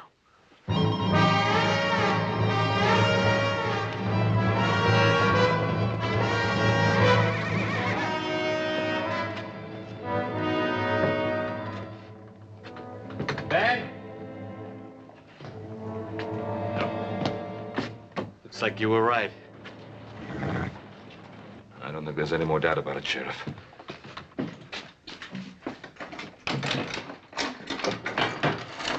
Look, there's only one way to avoid trouble, and that's by getting that boy out of town fast. But I can't rightly do that, Ben. Well, you can't rightly let them come in and lynch him either, can you? Ben, Jimmy Chang has been indicted for murder. It's my sworn duty to uphold the law, and it's also the sworn duty of you and your sons now. What are we supposed to do, sit here and wait? That's the way it is. Look, Pa, even if we get Jimmy out, we got to get him past those men. Yeah, I suppose nothing would make Fulmer happier than to kill Jimmy Chang while attempting to break jail. Now, look, Ray, there's no law that says a deputy can't walk out of here, is there? No, there isn't. If you boys want to change your mind, I can release you from any obligations. No, that's not what I meant. I just don't like the idea of sitting around here while Andy Fulmer calls every turn. What's on your mind, son? Well, Pa, I can't help thinking about Amanda and the way she behaved on the witness stand. Now, I've known her a long time. I just don't believe she's turned that bitter. You think you might want to talk to her? I'd like to try. Oh, it's worth a chance. Maybe through her you could break down Ridley's story. I don't like the idea of you going out there, though. No, Horse and I could cover him, Pa. Oh, that'd be playing right into Fulmer's hands. And there'd be 3 less guns in here for him to worry about. I'll get through all right, Pa. Well, I wasn't thinking of you getting through, Adam. I was thinking of you getting back in. You know, don't sell Fulmer short. He's got Ridley on his side, and he's going to do everything in his power to keep him there. Well, I'm going to risk it. All right, Adam.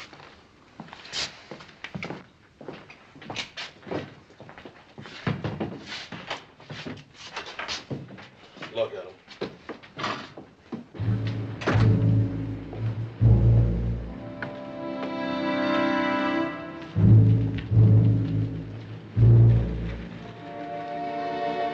What's the matter, Cartwright? The stink of that woman killer get too thick for you in there? You get out of my way. You sure are proddy, Adam. Ain't no law says we can't stand out here in the street. Yeah, why are you Cartwright so nervous? We ain't doing nothing. We'll just keep on doing it.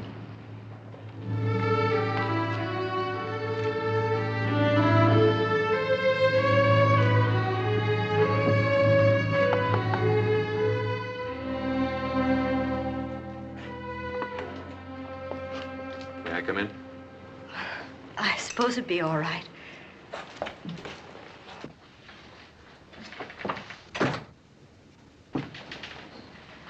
My father isn't home. Well, it's really you I wanted to talk to, Amanda. Would you like to sit down? Thank you. Well, all of us used to have some mighty good times in this house. We haven't entertained since Mother died. 7 years. Must get kind of lonely for you sometimes. I had obligations, and I assumed those obligations. Have to be at such a high price? Do you think it's been easy keeping the household together with Mother gone? No, I don't. I watched my own father do it for years. Yes, but Sally did everything she could to make things difficult. Yeah, Pa had his moments with all of us, too. She had no respect for anything, not for me or for my father. Look, Amanda, stop feeling sorry for yourself. Life hasn't passed you by. Why can't you Cartwrights mind your own business and let us mind ours? Because it happens to be everybody's business when a boy's life's at stake. You can stand there and say that to me when my sister's been murdered. What do you expect me to do? Go over there to Jimmy Chang and tell him it was all a big mistake? If that's what it was, yes. Jimmy Chang said he didn't have a gun. He said it was an accident. Now, look, Amanda, I've always admired you because you had the courage to stand up for what you thought was right. Sally was just exactly the way you used to be, no more, no less. You don't need to pretend with me, Amanda.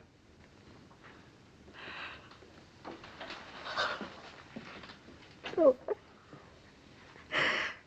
Adam, I've been so alone.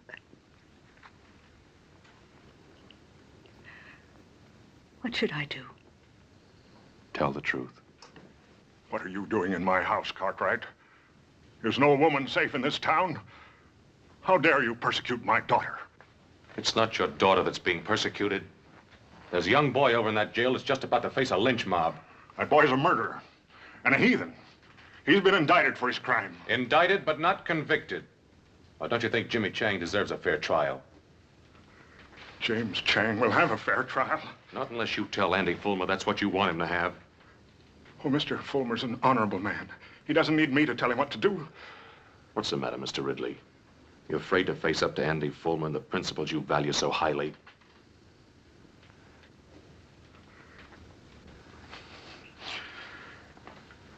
I fear no man. Well, then talk to him.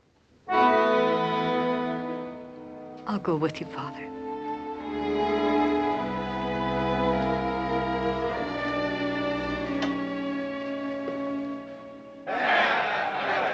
What rights he got to stand trial anyway? He ain't even no citizen.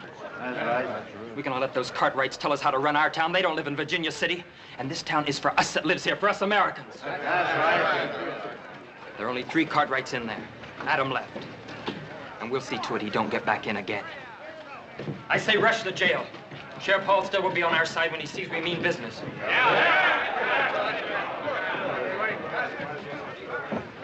What are you up to, Cartwright?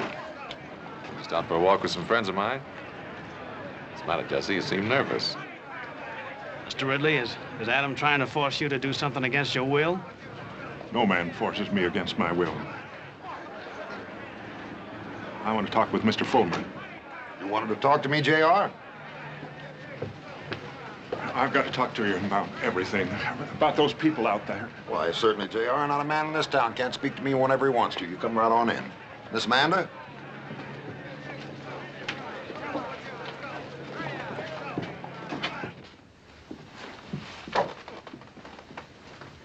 Let's step into my private office. We can talk freely there. Well, I'll wait out here.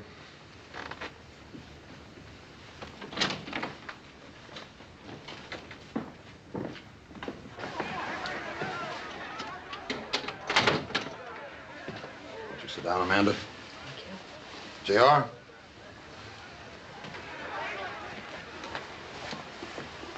Now then. What was it you wanted to say to me, J.R.? I want those people out there to know the truth. I want to tell them what I told you this morning. And what did you tell me this morning, J.R.? Why, that Jimmy Chang is innocent. That my daughter's death was an accident. And what did I say then, Mr. Ridley? I just don't remember. Didn't I say that I wanted to help you? Didn't I say that the people of Virginia City were behind you 100%? Did you see all those people out there in that street? Why do you think they're there? They're there because they're your friends, J.R., just as I'm your friend. Because we both believe in the same principles. We believe in honesty and decency and the American way. Now, ain't that right, Mr. Ridley? Yes, I suppose so. Father, Now, you don't suppose. You know. Those people are out there because they're your friends. They're out there to honor you. They're there to honor a man who stood up in his hour of great tragedy. Not for his own sake, but for the sake of an entire city. Now, are you going to let them down, J.R.? Are you going to let your daughter die in vain?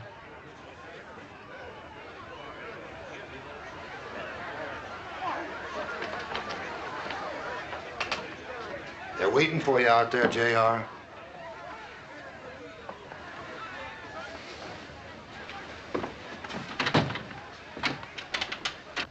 Well, Mr. Ridley? I have no right to stand in the way of my friends, the people here in Virginia City. Like I say, J.R., I like your ideas fine. You talk to me anytime. The door's always open. What happened in there? Adam, it was horrible. It's as if my father has no mind of his own. Well, I'll change his mind. No, Adam. Let me do it.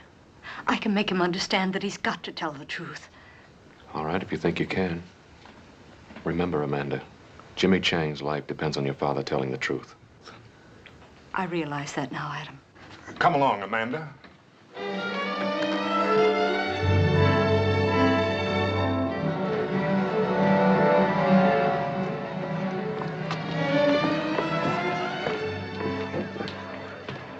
Just where do you think you're going, Cartwright? Now, why don't you leave those folks alone?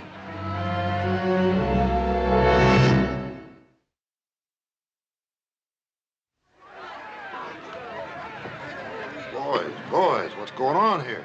Cartwright here seemed to be in a hurry. We figured he was planning to pester the Ridleys some more. Now, you boys put those guns away. Jesse, you know we're not men of violence. You go right ahead, Mr. Cartwright. Just do whatever you like. I'll do just exactly that, Mr. Bowman. You sure you don't want me to stop him, boss? Well, why should you do that, Jesse? Just when we got things right where we want them.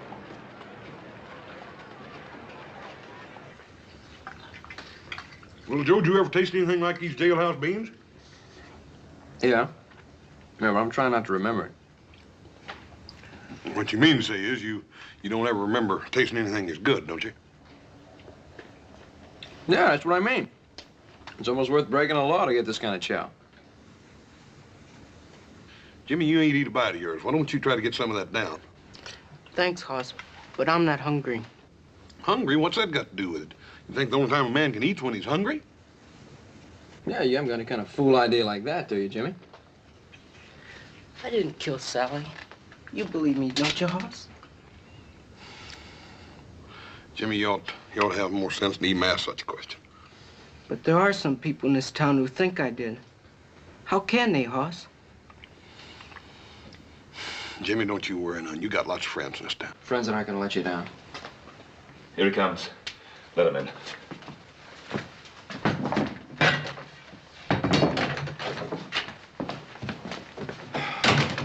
I really thought they tried to stop you from getting you back in here. Fulmer's so sure of himself, he figured he didn't have to. Well, what about Amanda? Did you find out anything from her? Oh, I sure did. Anyway, I've convinced her she should tell the truth. And I thought we had Ridley convinced, and then we got over to Fulmer's, and I don't know. Fulmer's got some strange kind of hold on the man. It's like so much clay in his hands. Anyway, Amanda's still working on him. What, do you think she'll get anywhere with him? Well, if she doesn't, we've got a lynch mob on our hands. Father, how can I make you understand what I'm saying to you? I'm on the side of right. Right. You're just doing what Andy Fulmer wants you to do. That boy's gonna die. Your sister died too, didn't she? Yes, she did.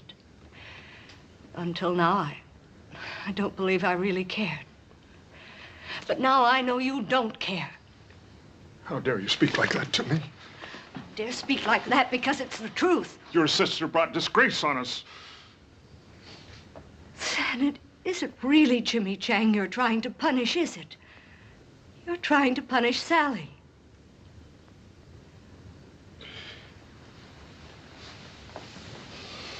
Father, was her death really an accident? Or did you pull that trigger on purpose?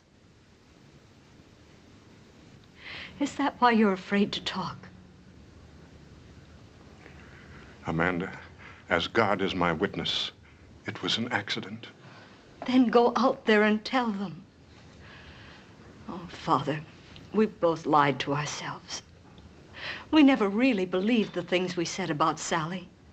And if we let Jimmy Chang die, we'll really be condemning Sally. You and I, Father, we're the guilty ones.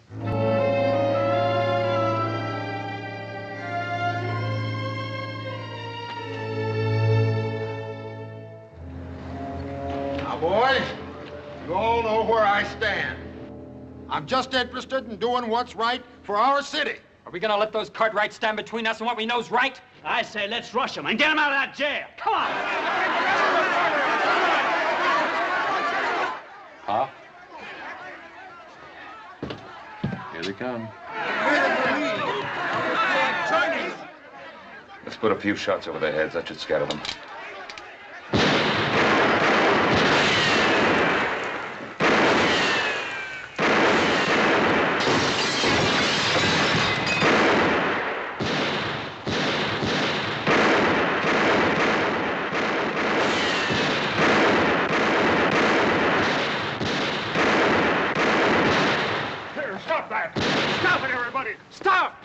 Ridley. Yeah, looks like she convinced him. Stop it, everybody! Stop! Get in here, J.R. Those Cartwrights will kill you. It isn't the Cartwrights this town needs to fear, Fulmer. Ah, J.R., we understand each other. That won't work again, Andy. I'm going to tell Sheriff Halstead the truth. Now, we've been through this before. I'm going to tell him the truth. Get him.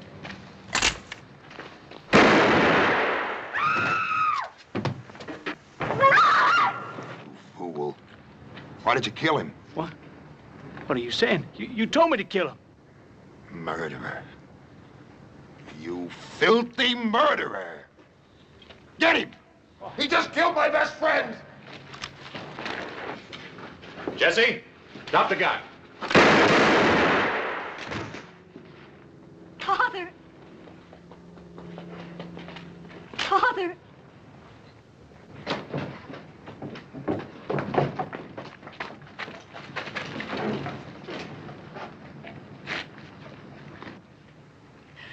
My father wanted to tell you something. I know what it was, because I was part of it. We lied on the witness stand this morning. My sister's death was an accident. Jimmy Chang didn't have any gun. My father killed Sally. That's what he wanted to tell you. Well, Fulmer, 3 dead. You satisfied? You trying to make a murderer out of me, Ben? You trying to murder this town. You still want this man for your mayor? Hold on, wait a minute, folks. Hold it. This is a terrible thing that's happened here today. And we sure don't want anything like that to happen here again. Folks, listen, you know how I stand, what I believe in. I just want to fight for Virginia City.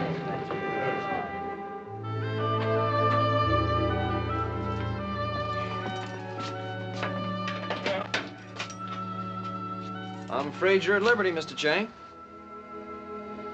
Come on, Jimmy, didn't you hear him? Or don't tell me you done got to where you like it in here. But what? But what? I thought you were the one who had the fine ideas about going to college. Yes, I do, but... Well, if you're going to go to college, Jimmy, you got to bust out of this jail before you can start. It's all right, Jimmy. Come on. You can go home. It's all over now. Go on.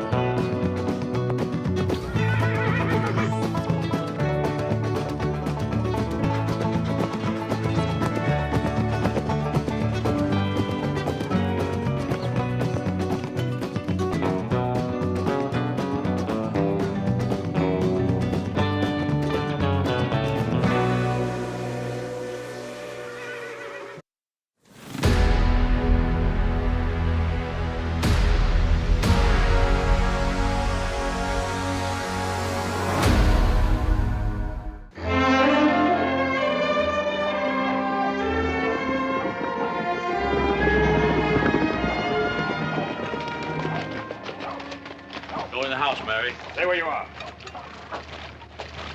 You have been served with a notice of eviction. Why are you still here? This is our house, mister. We got no other place to go. That is your concern, not ours. You can't go in there! Leave her alone!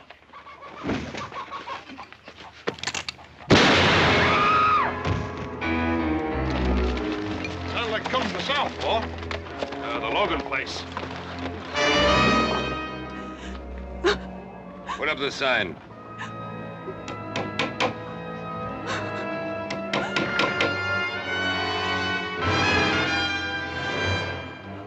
You'll be off this land by nightfall, Senora.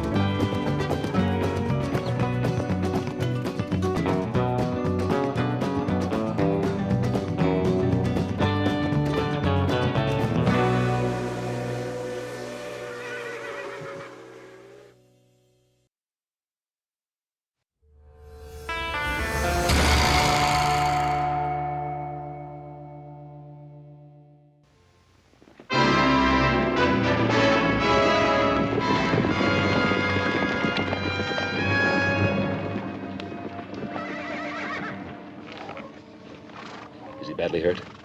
He's dead. They killed him. Mary, what happened? What was the fight about? They said we were trespassing. They said, Senora, be off this land by nightfall. Senora. Sounds like Don Antonio. Let's go. Stay where you are, little Joe. Mary, the law's on their side. Andy and me, we homesteaded this place. 5 years he sweated in these fields. Now we got a family coming. I'm not going. Mary,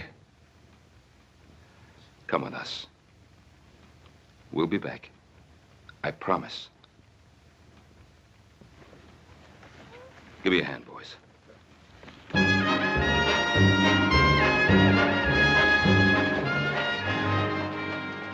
Stay here.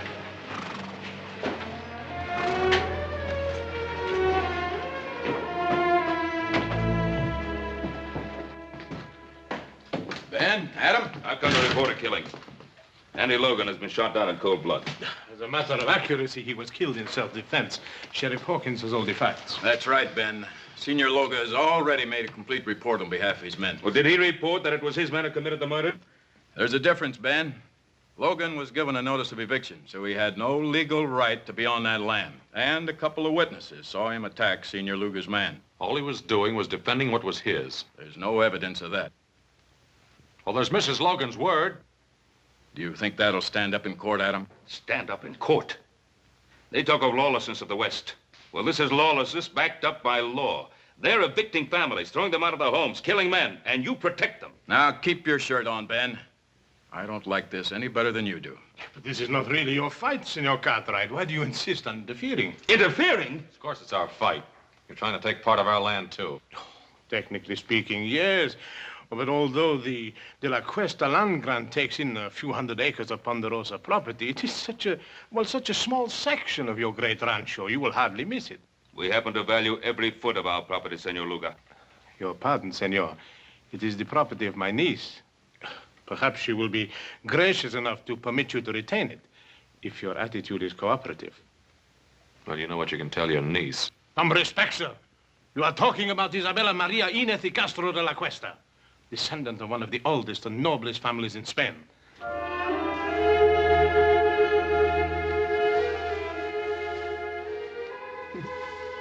Sanchez, you are becoming quite amorous. For the noble Isabella de la Cuesta. Why not?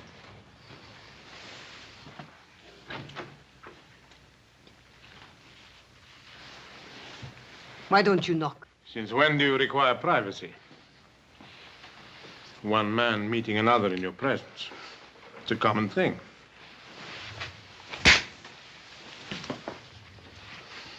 Get out.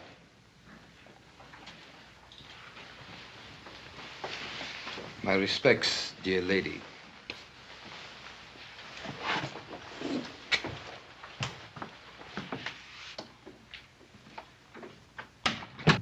Sanchez, the darling of the barroom girls. And now he has you. Please do not give me one of your lectures. I am tired of being cooped up in this hotel room. But this room is much better than you're used to, my dear. These fine things, these flowers. For entertaining someone like Sanchez, I don't need them. I am Isabella de la Cuesta. Is that not right? Yes, that is right. Then, I refuse to remain a minute longer in this carpeted prison. Just a few more days. Everything is going beautifully. Don't spoil it. How could I spoil it? Everybody is expecting Isabella de la Cuesta to be a great lady. And whatever you are, my dear, well, you know your weaknesses. When the time comes, I will be as much a lady as anyone. I've spent years of my life on this project, tracing the land grant and then tracing you. I won't let you destroy it now. You understand?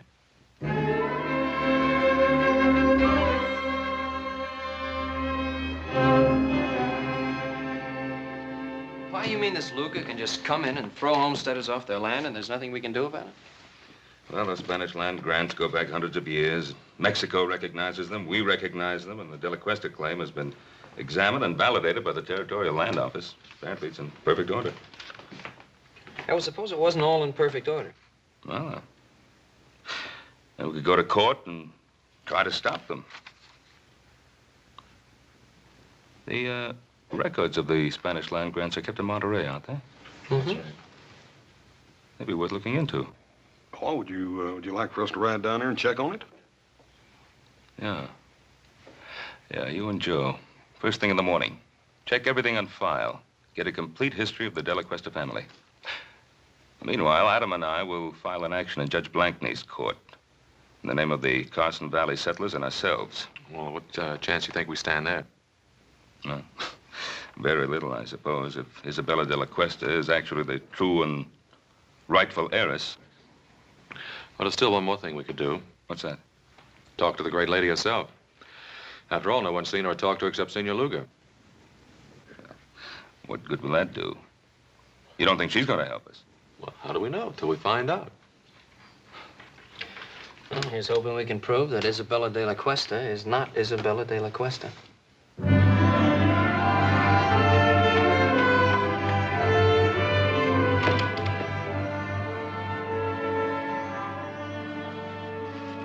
All right, Bill, where'd you put her? What are you talking about, Adam? The great lady. Senorita de la Cuesta, or whatever she calls herself. What room's she in? Can't tell you that, Adam. I've got orders. You also got friends. Room 33. Thanks.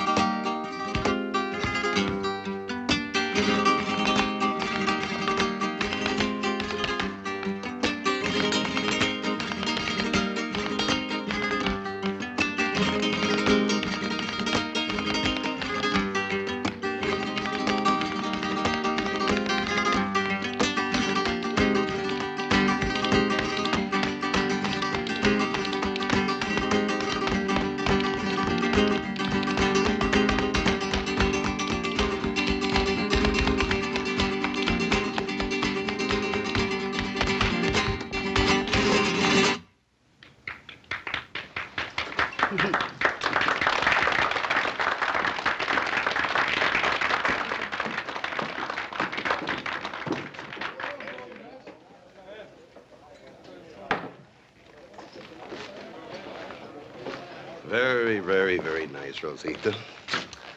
How about a drink? You must be mistaken. The name is not Rosita. No?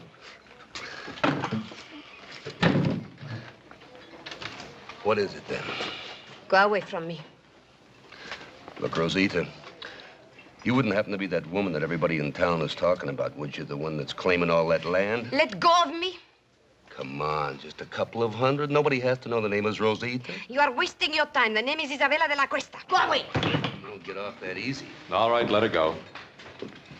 Well, now, you just get out of here, mister. This is none of your business. Well, now, I'm making it my business. Well, you make tracks or I'll cut you. Now, you can leave now.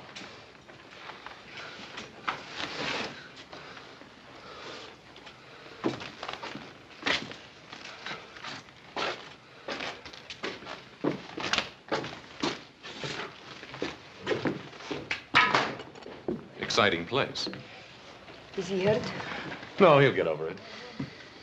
I appreciate your fighting for me. It was not your fight. No, but you are my fight, Senorita de la Cuesta. Oh. Why? Who are you? My name's Cartwright. Adam Cartwright. Oh, yes, I've heard my uncle talk about you. It seems you are giving him some trouble. Oh, I hope to give him a lot of trouble. Then why did you help me? Gentleman always helps a lady. At least you consider me a lady. And a very beautiful one. Well, in that case, perhaps you would walk me back to my hotel. It'll be a pleasure.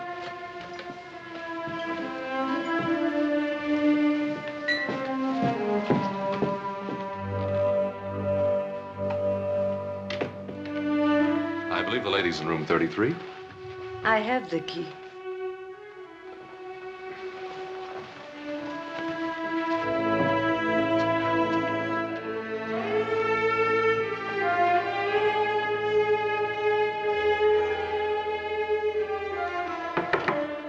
Come in. Your lady is full of surprises. Well, at least I know she's not with you, huh? See, but she's not alone. The one they call Adam Cartwright, he's with her. What? You want me to... No. What would we gain? Well, she could be telling him certain things, eh? Is that what worries you, Sanchez? Or are you maybe a little jealous, huh?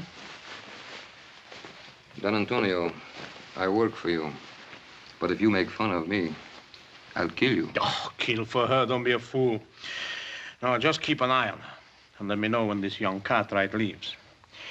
Then I'll have a talk with our little lady. I'm glad that you like the wine of my native country. Let me refresh your glass. Oh, I like your wine very much. Senorita de la Cuesta. Now begins the Inquisition. Call it that if you like. No, I don't like. I think it's a very ugly word. Ugly? Then what do you call throwing people off their land? Is it their land or mine? It's theirs, by the work and sweat they put into it. And do you hold your land by sweat or by a deed of trust? By both. Tell me, Senorita, when did you first discover you were the heiress to the De La Cuesta grant? When my uncle Don Antonio found me and told me. And where did he find you? I only ask because I found you in a cantina. And believe me, no Spanish lady ever behaved the way you did. You were of service to me in the cantina, Mr. Cartwright. But that does not give you the right to pry into my private affairs. You know, we could be friends. Could we? Mm-hmm. No. When a man kisses me, he has to have his mind on love, not on business. Adios. Hasta luego, senorita.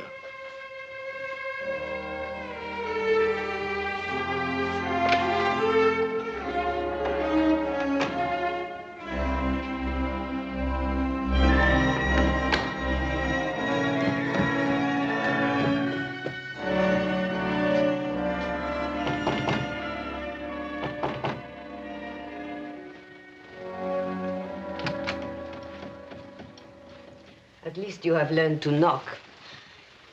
Of course.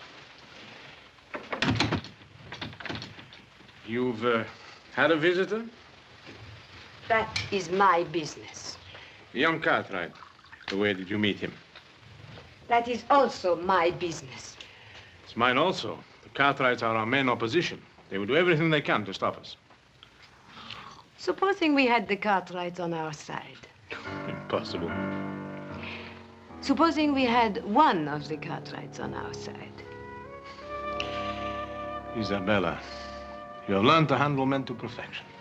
Thank you. But then, of course, I didn't have much choice.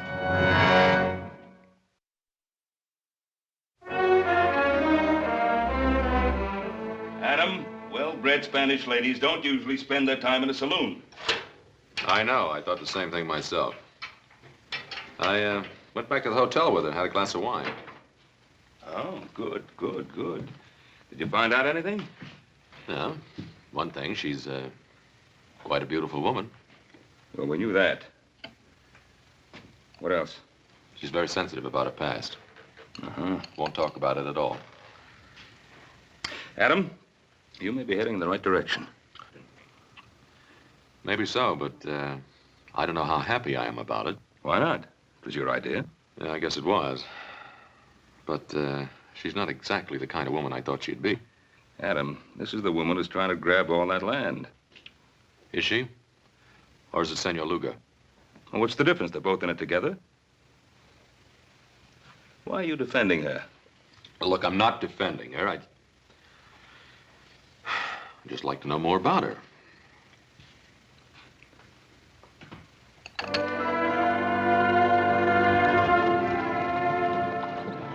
Anything wrong, Senorita? I'm tired. I've had enough of riding. I don't like it. Why, I thought all Spanish ladies knew how to ride. Well, I am out of practice. Please let us rest a while.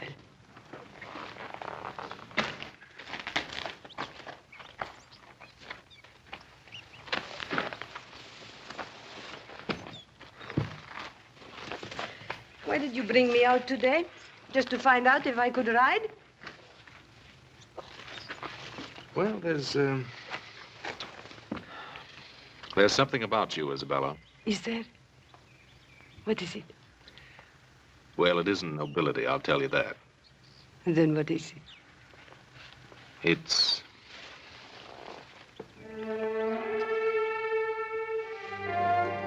Adam, why do we have to be on different sides? Maybe we don't.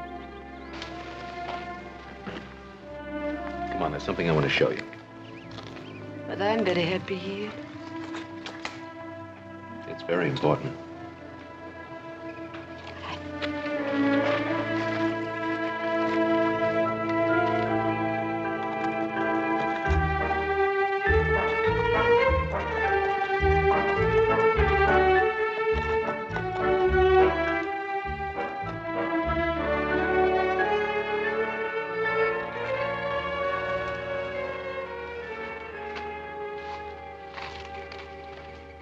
What is this place? That's part of your holdings. I think you ought to get to know it. Is this the time? Well, why not? You not only have land, you have buildings, too, see? Man and woman used to live here. I understand a child was on the way. So they will live somewhere else. The woman and the child, maybe. The man's dead. As a matter of fact, he died exactly where you're standing now. He was murdered by Sanchez. They never told me. He won't be the last to die, either. They're trying to evict settlers all over the valley. There'll be lots of fighting, lots of widows. Then let them not fight. Only you can stop it. Oh, no, Adam. You cannot blame that on me. I do not want people to get hurt, and I do not want them to get killed. But I have to think of myself, too. They cannot have what is mine. Well, you know you'll never enjoy this land. There'll be too much blood on it.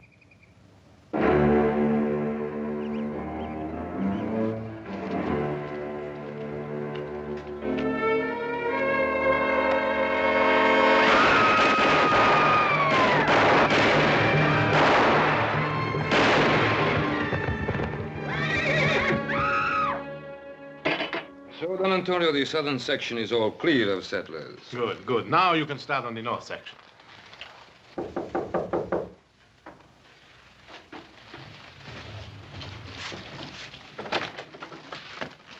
Yes, who are you? The name is Smith. High Card Smith. Yes? I'm an old friend of Rosita's. Show the gentleman in, Sanchez. Come in.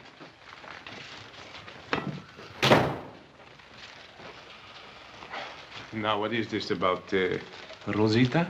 I used to know Rosita in San Francisco. I figured you wouldn't want the news to get around. But we have nothing to hide. Well, that might not go so well in court, senor. After all, people are liable to get all mixed up between Rosita Morales and Isabella de la Cuesta. I see, I see. You want to avoid confusion, hmm? That's a very good way of putting it. Clarity is a laudable aim. You're a very generous man. Very generous indeed, sir. You know, I want to tell you something. Just as long as you keep scratching my back, I'll keep scratching yours. Thank you, senor. Gracias. De nada.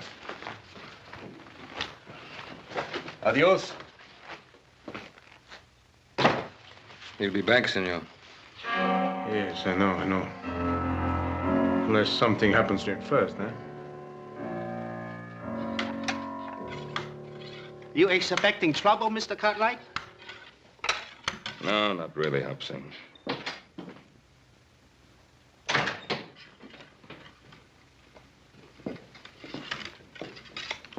What are you doing, Pa? I'm getting ready, just in case. Well, I thought we decided there wouldn't be any fighting. Well, if the settlers decide to fight against their evictions, I'm not going to stand by and watch them get shot at. Did you talk to him? I talked to them. But I don't think they'll stand for much more pushing around. And neither will I. Well, now, there's just a chance that there may not have to be any pushing around. Why? Well, I went riding with our Senorita de la Cuesta this afternoon. Huh? What happened? I took her out to the Logan place. Did she like it? I told her what Senor Luga's men had done. I think she was honestly upset about what happened out there. Hmm. That's nice, Adam. That's real nice. Was she upset enough to call off her hired killers?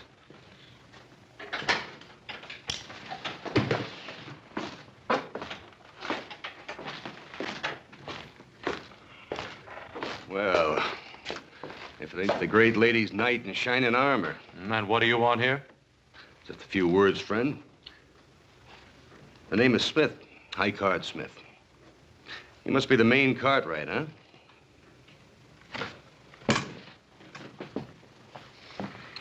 If you have something to say, say it. Hospitality. Western hospitality, friend. You know, as a matter of fact, everybody in Virginia City has been very inhospitable towards me. Especially at the poker tables. What are you selling? The history of Isabella de la Cuesta.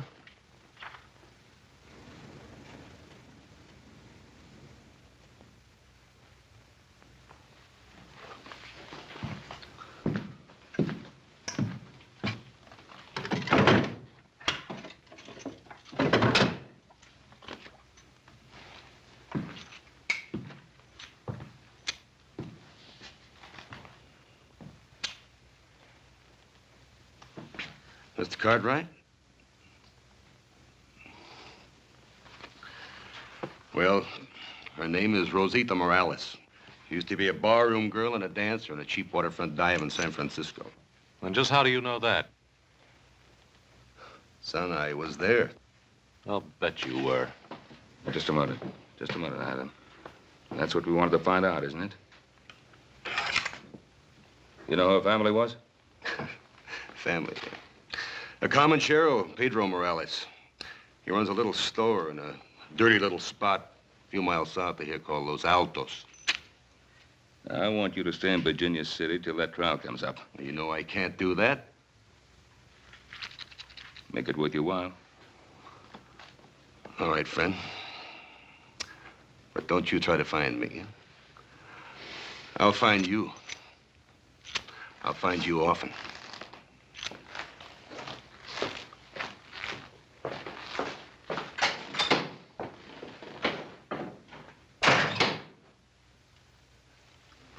Well, now we know who our great lady is. Well, I'm going to get some fresh clothes. And then you and I are riding into Virginia City. We're going to see Luger, and we're going to tell him exactly what we know, and we'll put an end to this thing right now.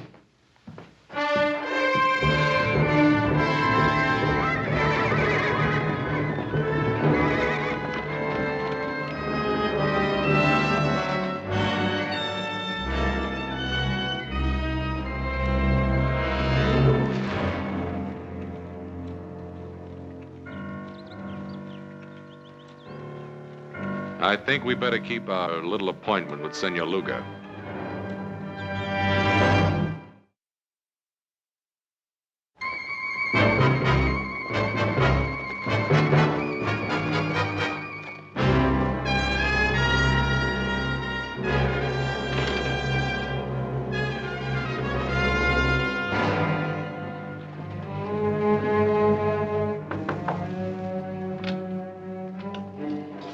I was just riding. I need a glass of wine for refreshment. Try the saloon. You wouldn't deny a friend a glass of wine, huh? Get out of here. No, what's on your lips is sweeter. Let go of me. Perhaps you prefer young Cartwright, huh? Go away. Still good, huh? No, no, go away.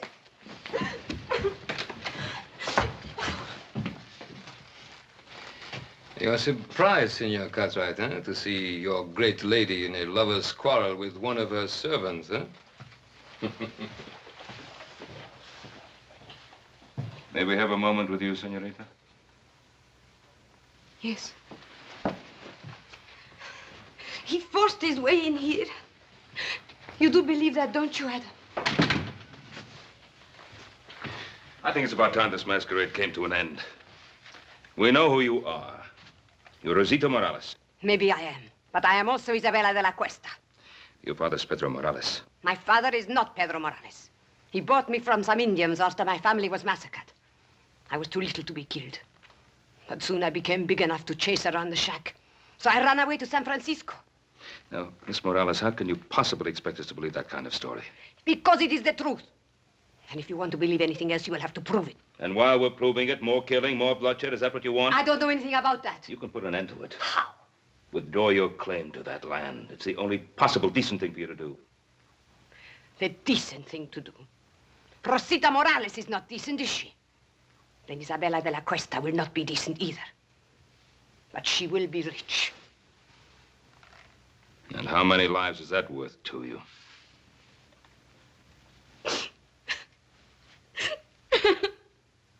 Oh, that's enough. What do you want me to do? Help her? Feel sorry for her? What? I don't know, Papa. This is getting us nowhere.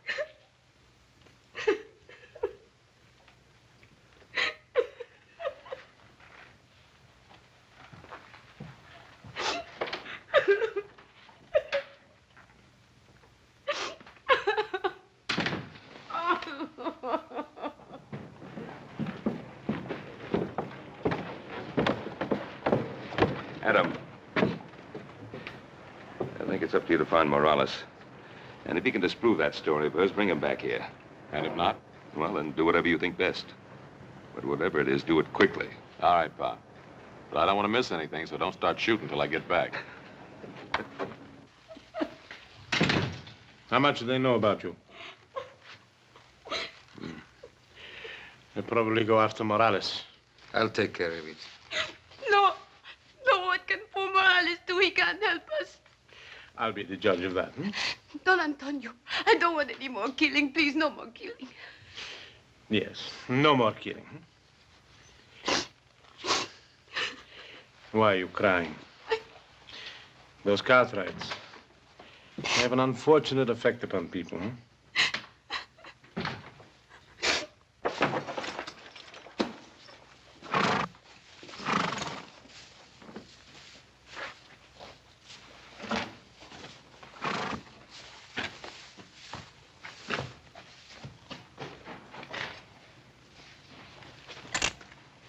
One moment, amigo. Don't turn around. You're not going anyplace. This will get you nowhere, Sanchez. No, it will get me your life. My life? Who sent you, Luga? No, not Luga. Isabella de la Cuesta. You're lying. Why? You think she cares about you? I don't think she'd send you here to kill me. You presume too much, senor. Do I?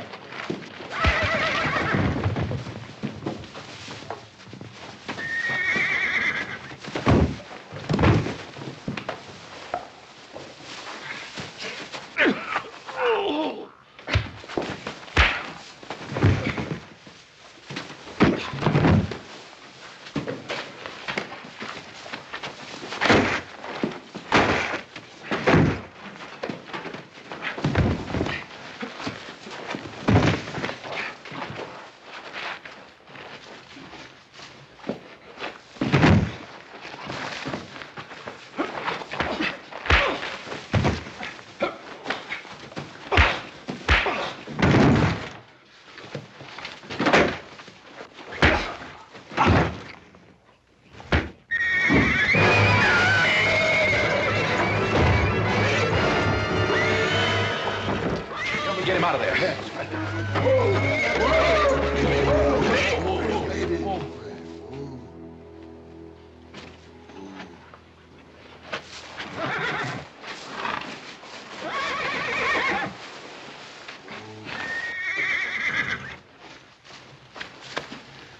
He's dead. Look, Jack, I'm in a hurry. Tell the sheriff I'll explain this to him later, will you?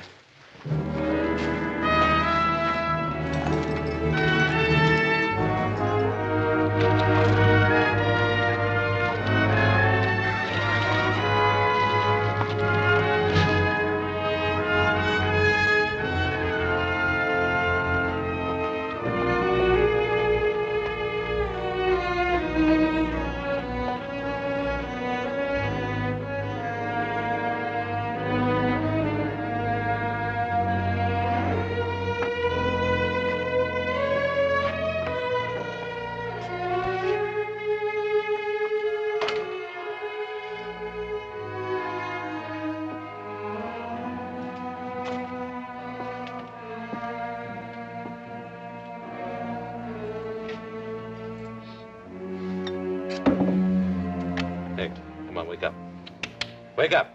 ¿Qué pasa? ¿Quién es usted? Come on, ¿Qué wake quiere? up, wake up. Why? Who are you? What do you want? Now listen. I'm looking for a girl named Rosita. What do you know about her?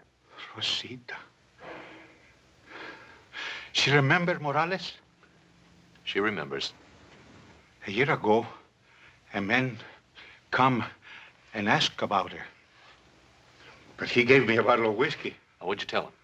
Senor, you give me money. For whiskey, I tell you more. What can you tell me that I don't already know?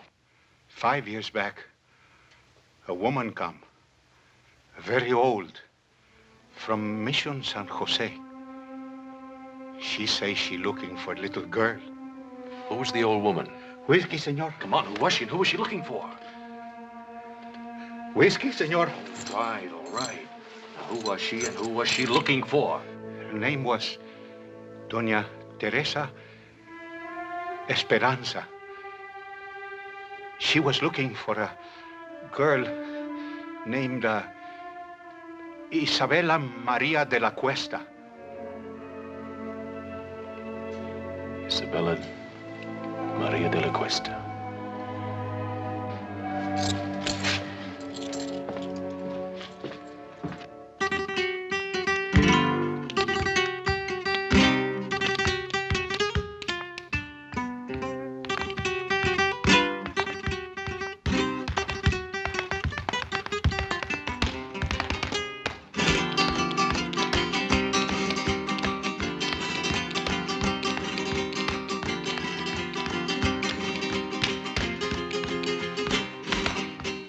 Might have known I'd find you here again. I was just sitting here thinking. You mean getting drunk? What's your tongue, senor? I don't want to be hated. Everyone loves the rich. It's good enough for you, isn't it? And not you? How are you falling in love with this young Cartwright? And if I have, what business is that of yours? Must I remind you what we have at stake? Sanchez is dead. And how did he die? Killing again? I told you I didn't want any more bloodshed. Suppose they bring old Morales back, and the Cartwrights bribe him. They will force a hearing immediately, and anything could happen. But if I am Isabella, what are you afraid of? Justice is nebulous. Everyone is behind the Cartwrights. They love them in this town. Is it so bad to be loved? When we are rich, they will love us too.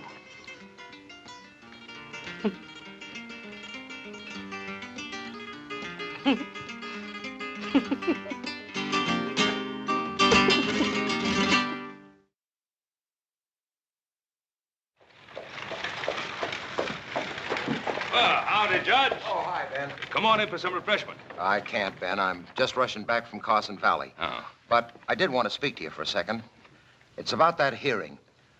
Ben, I'm afraid I can't delay it any longer. Well, Judge Blank now... Tell me, when do you expect the boys back from Monterey? Well, they should be back real soon now. It's a long ride over the Sierra. Yeah, I know. What about Adam?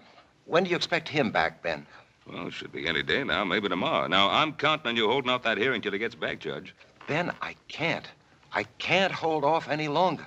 For the good of the people in the community, this thing has to be settled one way or another. Ben, I've got to call that hearing for 2 o'clock tomorrow afternoon. I'll see you then. Come on, boy. Come on.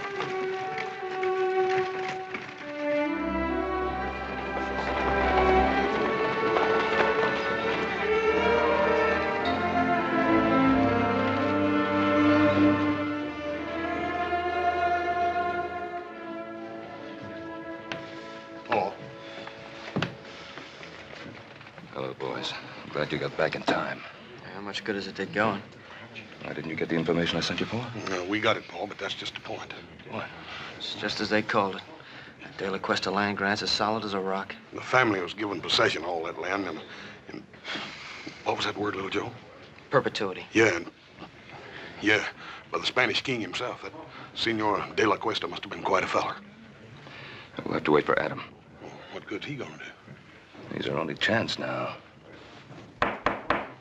It is now 2 o'clock and time for these proceedings to begin. Your Honor, I would like to make a request. What is it, Ben? I've been waiting for my son, Adam. Something has delayed him. Well, I don't see why that should hold up these proceedings. Your Honor, I think the issue is quite clear. This is obviously a transparent attempt to delay and obstruct justice. Oh, surely, Your Honor. A few more days could be spared in a matter of such importance to so many people. A few more days, Your Honor. We've been forced to delay too long already. Your Honor, I am not opposed to the delay if it will help things. I think I know what is best for us, my dear. But if Adam has some information bearing on the case, why should we be afraid to hear it? Evidence can be falsified. Witnesses have been known to lie. Oh, to tell the truth, Senor Luga. This case affects the lives of so many people that I think nothing should be overlooked. Therefore, I hereby adjourn these proceedings until 10 o'clock tomorrow morning.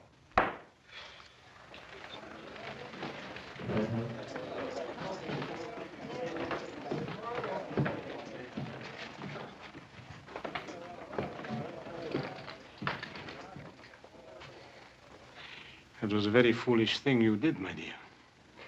At this point, all I want is the truth. Don't be so noble, Isabella. That saloon on the waterfront, it's still there.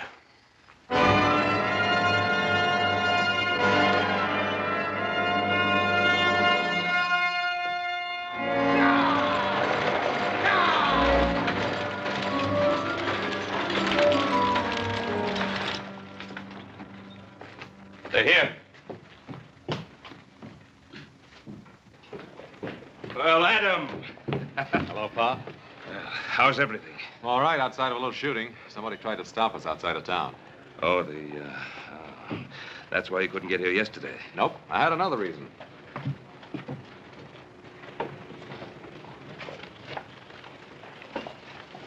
May I present Donna Teresa Esperanza? Donna Teresa, this is my father, Ben Cartwright. I am honored, Senora. Thank you. I'm sorry you had to take such a long journey. If at last I find my grandniece, no journey will have been too long or too difficult. Well, may I?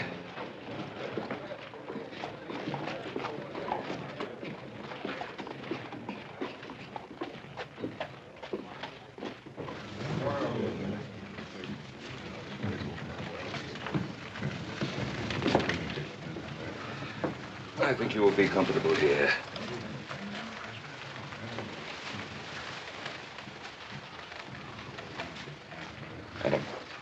Who is she? She's the grand aunt and last living relative of Senorita de la Cuesta. What about Senor Luga? Well, he's not her uncle, that's for sure. Doña Teresa. Senor Luga? I did not expect to see you. I'm sure of that. Otherwise, you would not be here. Your Honor, this is the witness for whom we've been waiting. This is Donna Teresa Esperanza. Senora? A great-aunt of Isabella de la Cuesta, the only link to her past, and the sole person able to identify her. Identify her? Oh, Donna Teresa is an old woman. She hasn't seen Isabella for many years. In fact, since a little child. How could she possibly give a valid identification? Who is this adventurer to decide on my qualifications?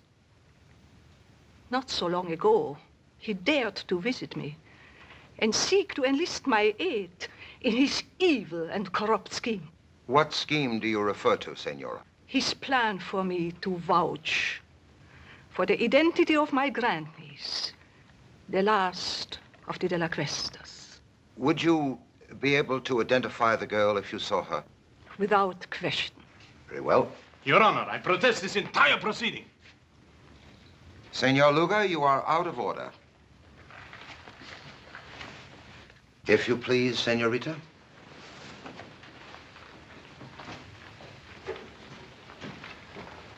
Senora, this is the girl to be identified. Would you tell us if you know her? Turn around, young lady.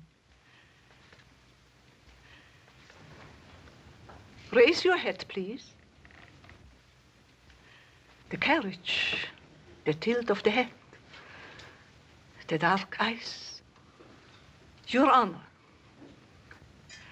if I might see this young lady alone, I shall be able to tell you whether she is indeed my grandniece. Oh, that isn't necessary. It is obvious from Doña Teresa's reaction that this is her grandniece.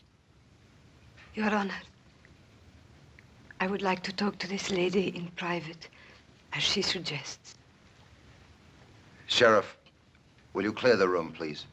All right, gentlemen. Step outside.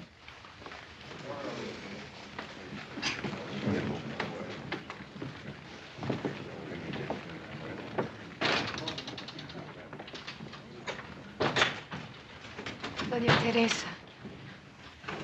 Doña Teresa, is there some way you can identify me? Some way? I mean anything definite. I have lived so much of my life with uncertainties. What is it you seek out of life? Is it riches or power? Do you want to be a great lady? Is that such a very bad thing to want? No, nothing at all. But let me tell you about the De La Cuestas. The outstanding characteristic of the De La Cuestas was generosity. Generosity? I'm an old lady, and perhaps sentimental, but I know in my heart that the De La Cuesta would have not taken the land from the people who bought it with their blood and sweat. You seem to know a great deal about the situation. That must have been a very interesting ride you had with Adam Cartwright. Most interesting.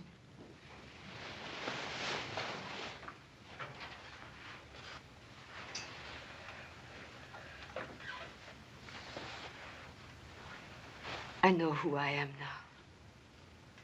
Thank you, Dona Teresa. Thank you.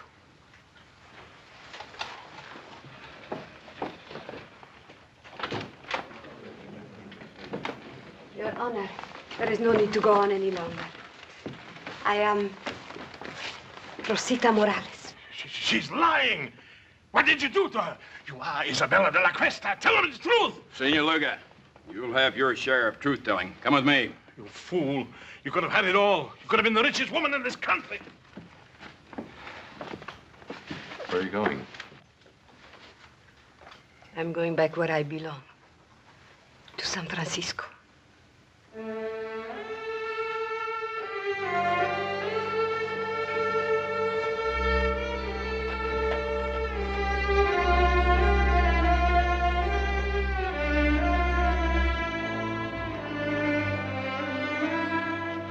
This must have been a difficult thing for you to do, to expose an imposter. An imposter? What makes you think she's an imposter? Dona Teresa,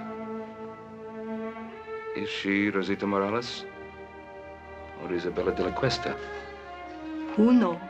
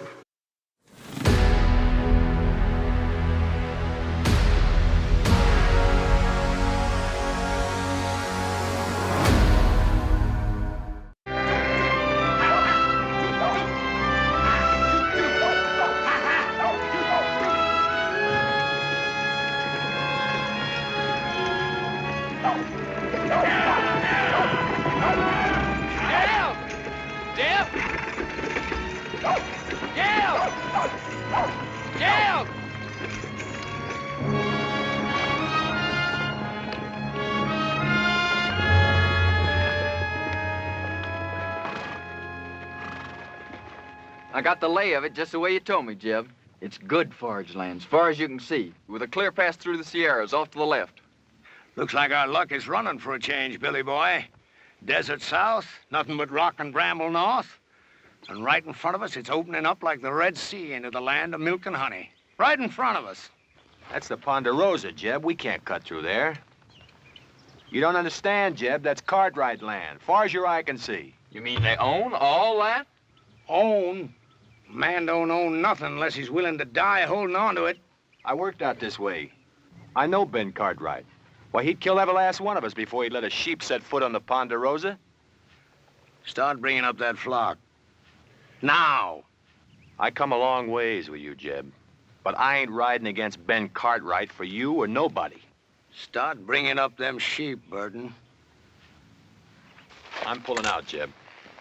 And you ain't got nothing to say can stop me. Don't appear there's much I can do to stop you either. No hard feelings, Jeb. But I just ain't gonna ride against Ben Cartwright. That's all.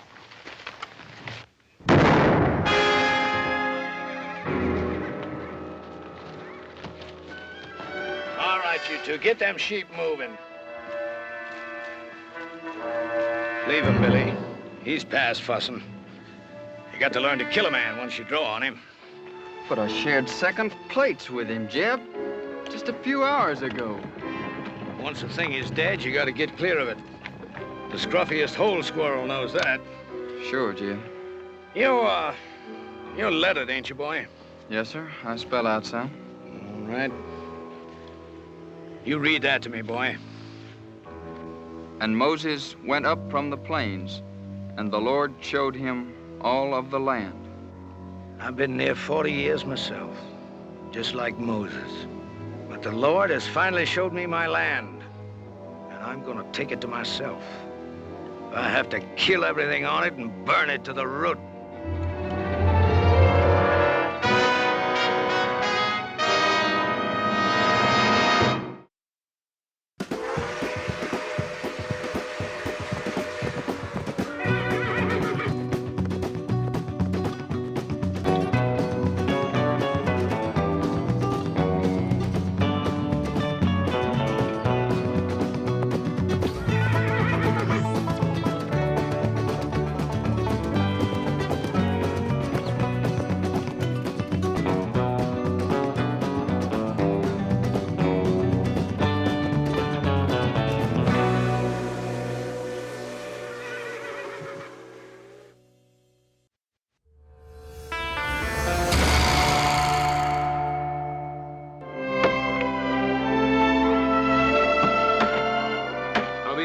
Make a living in this. There he is. You know how, don't you? No. Marry a rich gal. Little Joe, you reckon how long it's going to take us to clear out all this stuff out of this drain ditch? I figured the rate we're going, it'd take us about 5 or 6 years. Yeah. Hiya, Pa. Ah. Nice. You ever see such a pair of working fools?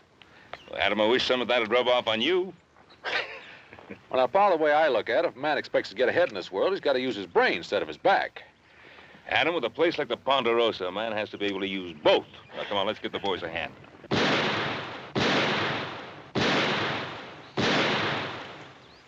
Who'll be over there? Must be Tucker. I put him out hunting strays. That don't sound like strays. Strays, all right, but the two-legged kind.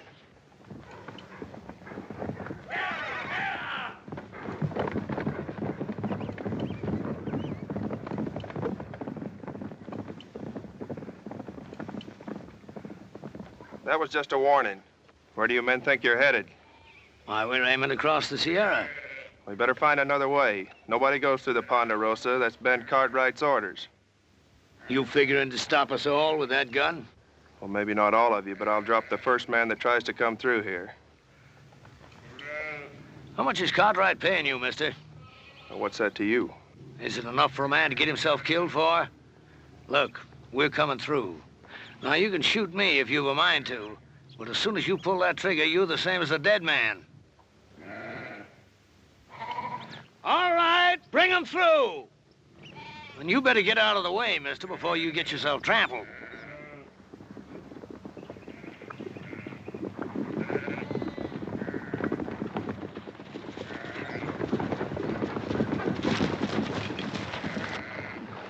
I warned him, Ben. I give him clear warning. Well, nobody expects any more, Sam. You've been told you're on Ponderosa land. I'd be obliged if you turned the tails of those sheep and got them off. Are you, Ben Cartwright? Drummond. Jeb Drummond is my name. We ain't bringing no trouble. We're just looking to pass through on the way to California. No more than that. Mr. Drummond, I'm sorry. I can't let you take those sheep across the Ponderosa. You mean you got all this here and you ain't willing for us just to cut through? That's what I mean. Why, you got enough land here to parcel out a state of your own, and you're sitting fat right on top of it, ain't you? Let me ask you a question, Mr. Cartwright. What more right have you got to this land than me? It's mine. That's right enough. Every inch of this land's deeded in our name, if that's what's bothering you, Mr. Drummond. Oh, a deed, huh? Why, deed is only a piece of paper. Looks to me like all they got is some scribbling on paper. It's what backs up the scribbler, Mr. Drummond. That's what counts. How many of them you count, Billy?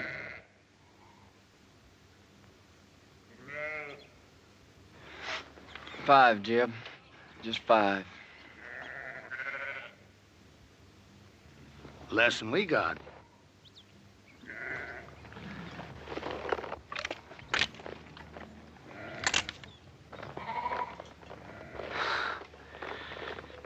Well, there's no cause to draw down. I was just resting. Look, I'm only trying to get passage through to California, and I aim to pay for it, too. Drummond, I don't want any of your money. Well, it's getting on near to dark. You, wouldn't mind if we was to camp here for the night? Well, all right. But you make sure you're gone by tomorrow morning. Is that understood? You won't find us here. I promise you that.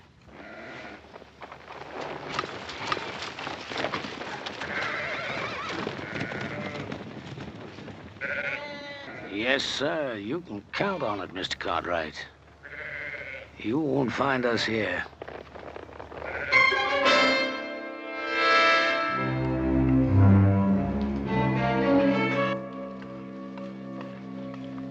Here you are, Billy. I saved you a chaw piece without no grizzle. Well, that's out of your helping, Jeb. You best keep that for yourself. Oh, I had my fill for tonight, boy. You take it. Thank you, Jeb. You know, you could still use fattening up. If you was one of my sheep, rib scrawny like you are, I'd have sold you off for hoof glue before now. You did fatten up some, though.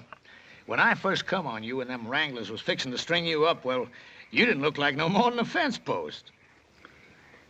You've been mighty good to me, Jeb. I appreciate everything you've done. I only hope I can pay it back sometime. There'll be a time come, boy. There's always a time. Well, you better get yourself some sleep before morning. What are we doing, Jeb? Going back? Well, I don't know yet. I gotta think on it.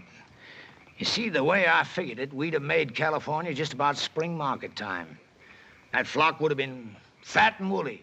We'd have got a sight of cash for 'em. But I don't know. No, I've got another blanket for you, boy. That's Burton's, isn't it? What difference does it make? Ain't no good to him buried. I was just asking. Night, Billy. Night, Jeb.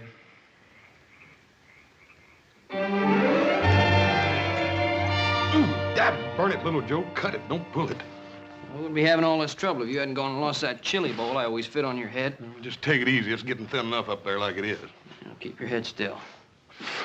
Are you still putting that salad oil on your hair? Hog lard. Oh. What you so worried about? You ain't gonna look any different when I get done anyway. Yeah, but I'll feel different.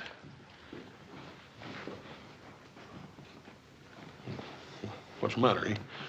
He's doing a good job, ain't he? Oh, fine. Yeah.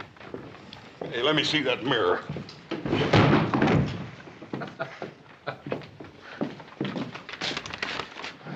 Well, I got an idea. Oh, about what, Adam? Well, I've been thinking. The way the country's growing, more people coming west, California, we could cut a road across the north section of the Ponderosa. Hmm? Not a bad idea. I'll give it some thought. Well, I'd like to start on it, Pa. Well, Adam, I said I'd give it some thought. Oh, by the way, tomorrow morning I want you to ride out and see if Drummond and those sheep of his have cleared out. What if he hasn't? Well, then we'll make sure he's cleared out. Why do we have to take the law in our own hands? Now, we're not taking any law into our own hands. What do you want me to do? Open up the Ponderosa to every scavenger that comes along? Drummond's kind turns the land to dust and then just moves on. Look, Pa, I'm not saying let Drummond in. But there gotta be people after him. Farmers, traders, homesteaders. Now, what are you gonna do? Take a gun to them, too? Now, you know that isn't so, Adam. But I will take a gun to Drummond's kind. He'll grab anything he can get his hands on. Now, tomorrow morning, you go out there and see that he's gone. Is that understood? Yeah. All right, Pa, anything you say.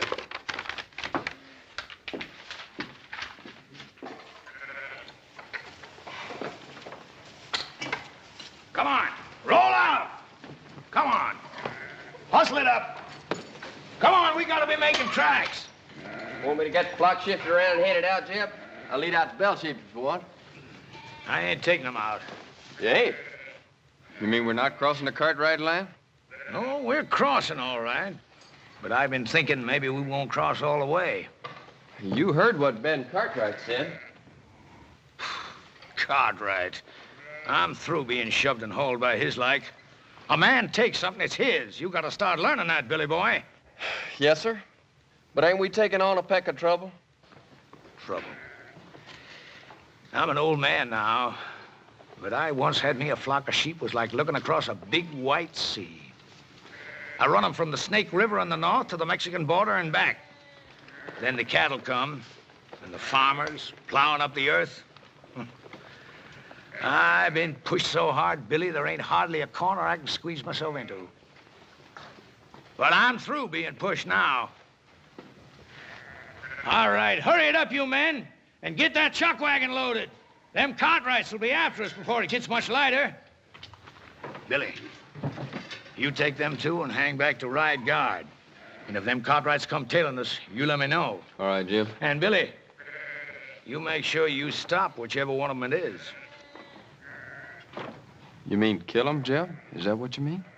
That's right. And leave them out there like bait to stink a trail for the rest of them. I can't see doing that to him, Jeb. What they ever done to us? Why, them Cartwrights would kill us if they got the chance, every one of us. You know that, Billy boy. Now, don't you shed no tears over them Cartwrights. They're the same kind that's tried to string you up. Why, they got, and we ain't. And knows that God ain't gonna give it up unless you shake them until their britches pop. I'm telling you, Billy, they'd kill every one of us if they got the chance. Only, they ain't gonna get the chance.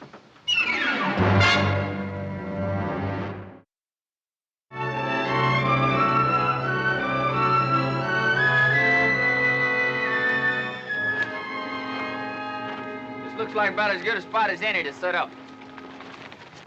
Set up for what, Billy? You talking about an ambush? You just do like I say. I've been riding with old Jeb for a long time now. I know the way he thinks. How do you mean, Carter? That old buzzard. He's thinking about killing himself some Cartwrights. Hey, you know I'm right, Billy boy. You spot yourself up there. Collier, you head on down a ways.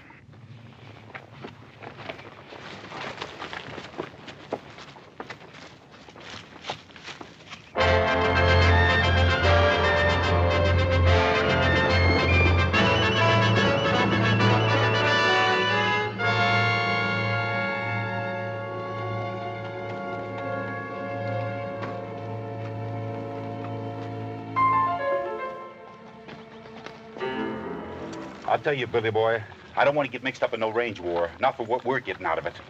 You just do like Jeb says. Well, can't we maybe scare him a little bit? The Cartwrights?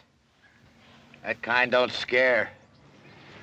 Maybe you feel like having Jeb flay the skin off you for not doing what he says. Jeb says shoot.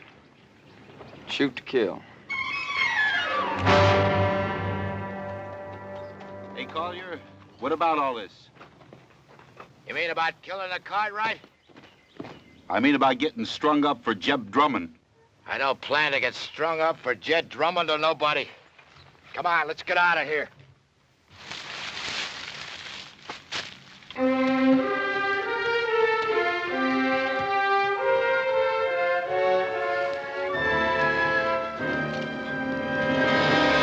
All right, drop the gun.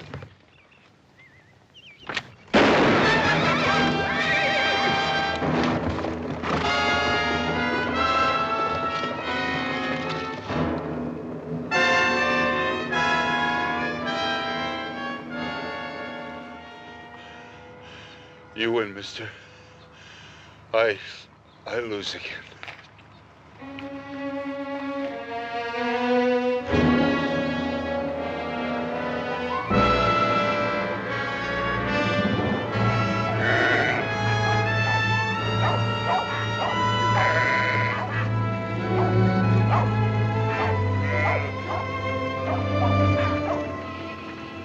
Keep them bunched over to that side so they don't mill. And get them two moving there. Gonna make new camp, Jeb? No, not here. It's too rocky. I'd like to get to that draw up ahead. Pasture up there, Jeb. That ain't no good for the sheep. No, not for the sheep it ain't. But for what I got in mind, it's fine. Come on, get them sheep moving.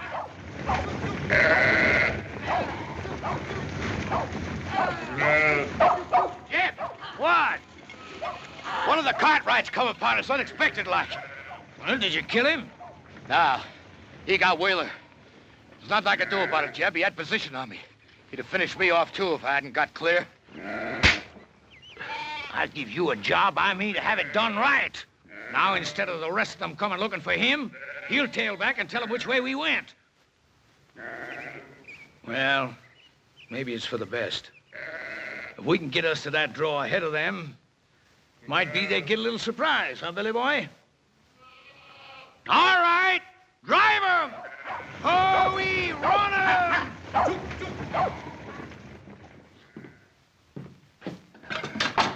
Should have run that bushwhacker off for good last night. Want me to ride into town, tell the sheriff? I don't need any sheriff. That flock of sheep, he couldn't have gone more than a few miles. We can get rid of them before dark. Now, wait a minute, Pa. Let the law do it this time. What's wrong with you, boy? You want to sit here and twiddle your thumbs while drumming sheep eat our land bare? By the time the lawyers and the sheriff and the court in Virginia City get through haggling with what should be done, the whole North Pasture will be torn up. Get your guns. We've got work to do. What kind of work, Paul? Get those sheep off our land. Now, look, Pa, I don't want you running after Drummond. Now, just settle down. You going soft, boy? Pa, you're just as bad as he is. I'm what? You and Drummond both think you're a law unto yourselves, and you're not. Without the law, a man's no better than dirt. Now, you listen to something from me. I cleared that land that Drummond's driving his sheep through. I worked it till my hands cracked open and the sweat blinded my eyes. And I planted that grass, and with the Lord's help, it grew. And I'm not going to let a sheep herder who never did an honest day's work in his life ruin it. Now, you coming with me or not?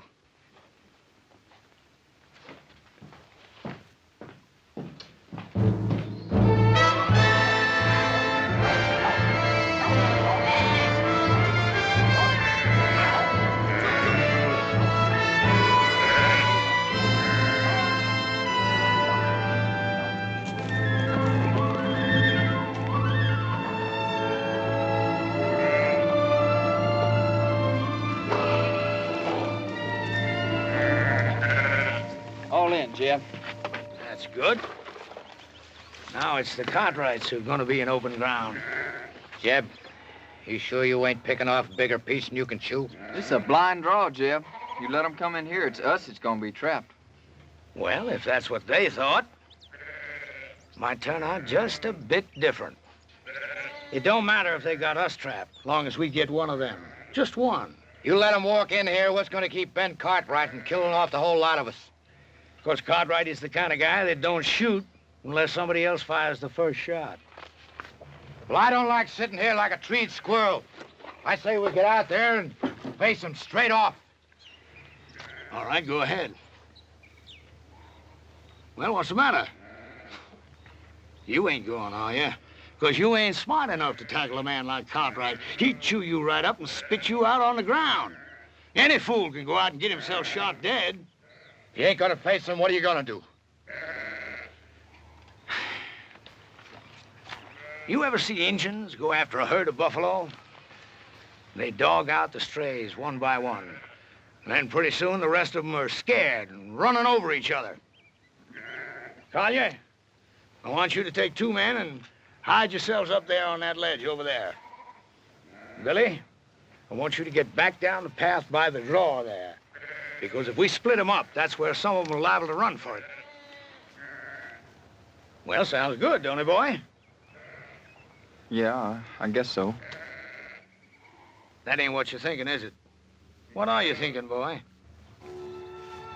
You're asking us to shoot those men down like there's nothing but a bunch of bounty pelts. Well, sure I am. What's wrong with it? I didn't say nothing was wrong with it. That's good, because I hope you ain't forgetting how I first come on you, strung up for a horse thief. You didn't do it, but you had a rope around your neck anyways. Well, this ain't no different, and the Cartwrights ain't no different neither. They'll kill you if you give them the chance. Maybe not with a rope, but they'll do it. What are you gaping at? Nothing, Jeb. Well, you get back there where I told you. Now, look, boy. I've been pulling myself through this world for a long time. And when you get right down to it, it's a fact. You got to fight back, whichever way you can, or you just get beat to the ground. All right, get back there where I told you to go. All right, Jim. And boy, remember what I want. I want one of them Cartwrights alive. Yes, sir. And put a jacket on, boy. There's a chill coming up.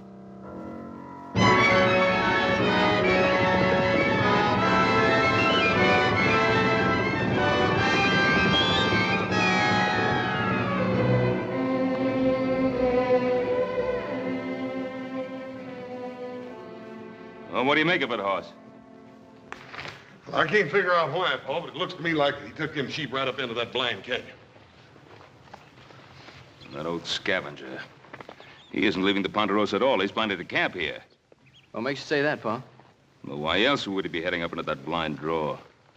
Oh, up there, he can protect his flock and have a good chance of standing us off. There sure ain't no sign of him anywhere else, Paul. Now, that's the way it appears, except there's no pasture for his sheep in that draw. If he can stand us off, that means we can do the same to him. Starve him out. Well, why wait for that? Why don't we just ride in, get it over with? Wouldn't Mr. Drummond love that? The four of us bunched up together like so many flies on flypaper? No, we're gonna have to spread out and stay spread. Hoss, you and Joe, you move up on the left side. Adam and I'll ride straight in. Oh, there is another thing we could do. What's that? Well, you could stand watch on him while I get the sheriff.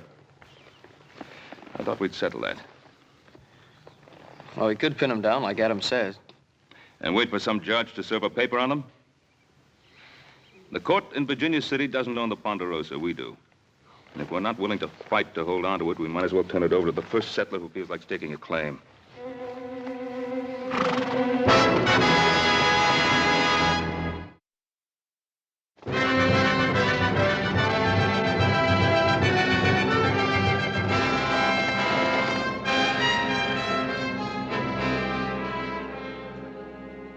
Talia, take your men and move them out into the open. What for, Jeb?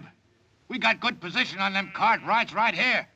Just do like I say. Take those men and move them out in the open. But, Jeb, them Cartwrights will be sitting ducks from here. We could wipe them all out. I don't want to wipe them out. Or maybe just miss wiping them out. I just want one of them Cartwrights alive. Now, you take those men and move them out in the open where they can be seen.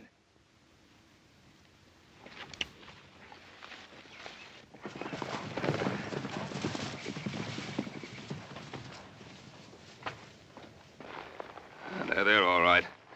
We'll ride in slow. Adam will come with me. You boys cover us from the rocks.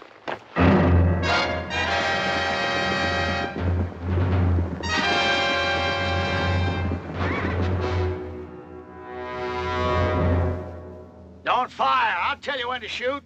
You hold your ground right there. The first one breaks to run, I'll kill him all by myself.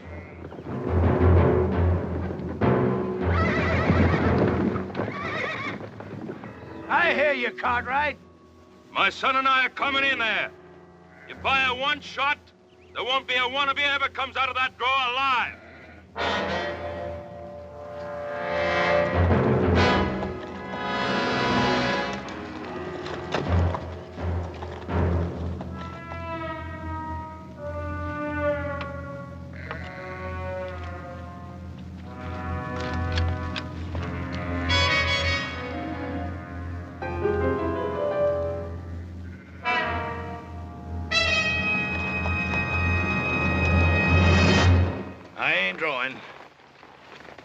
Drummond, I ought to let you and your sheep starve.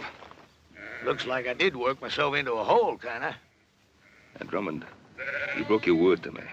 You're not gonna break it again. I'm gonna give you one last chance to get those sheep out of here. Maybe we can make ourselves a little deal. No deal, Drummond. Clear those sheep out. He don't give a man much space to twist in, does he? He means it. Now, either you get out, or you get starved out. All right, boys. Put down your guns. I'll get my sheep out of here come morning. You get your sheep out right now. Sure beats me. Here you own half the world. And me, all I'm asking is the right to drive a few miserable sheep across the corner of your land. You'd think you could do a man that little good. You got a mighty unreasonable old man, boy. Now, Drummond, get those sheep out now. All right, boys, you got your orders.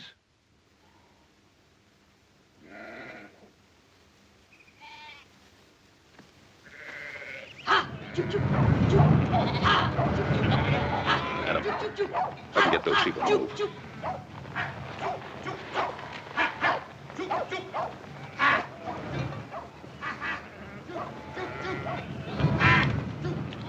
Hey, you look like a reasonable fella. Maybe we can make us a little deal. You heard what my father said. All right, you men, let's get 'em moving.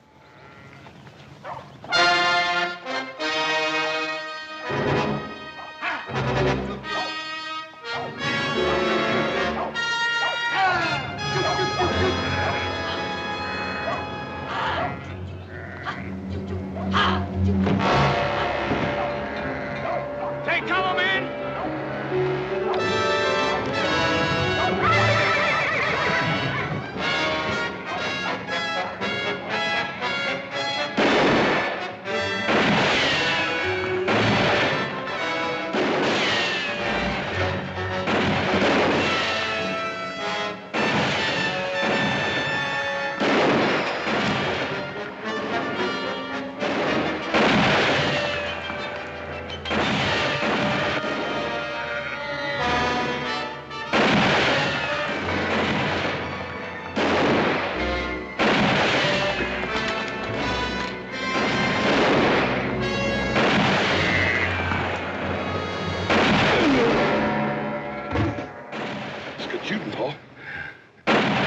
Up in there. I've got to get to him. Oh, you can't make it down there. Joe! Yeah, Pa? I'm gonna try to make it up along that ledge. Follow me. Oh, you can't make it. Got Adam in there, I'll make it.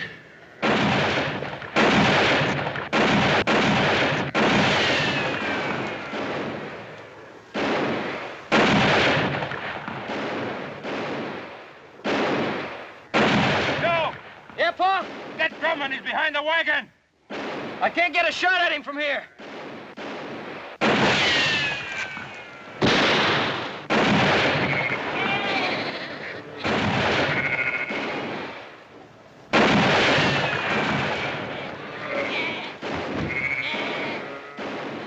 You're cut off, boy! Throw down your gun! You heard him. Drop it. Adam! Make for that path behind you.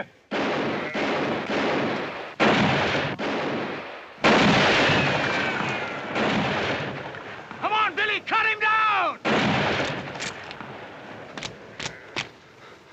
Drop it, kid. You're gonna kill me, ain't you? Come on, kid. I said drop it. Now get out of the way. I can't. I said get out of the way. I can't, Jeb. Give me order. Cover me!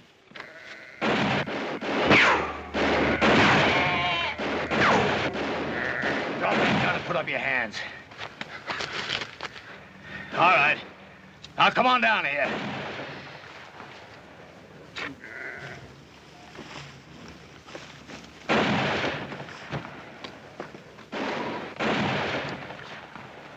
Cartwright! Cartwright, can you hear me? You call your men off or I'll kill your boy right now.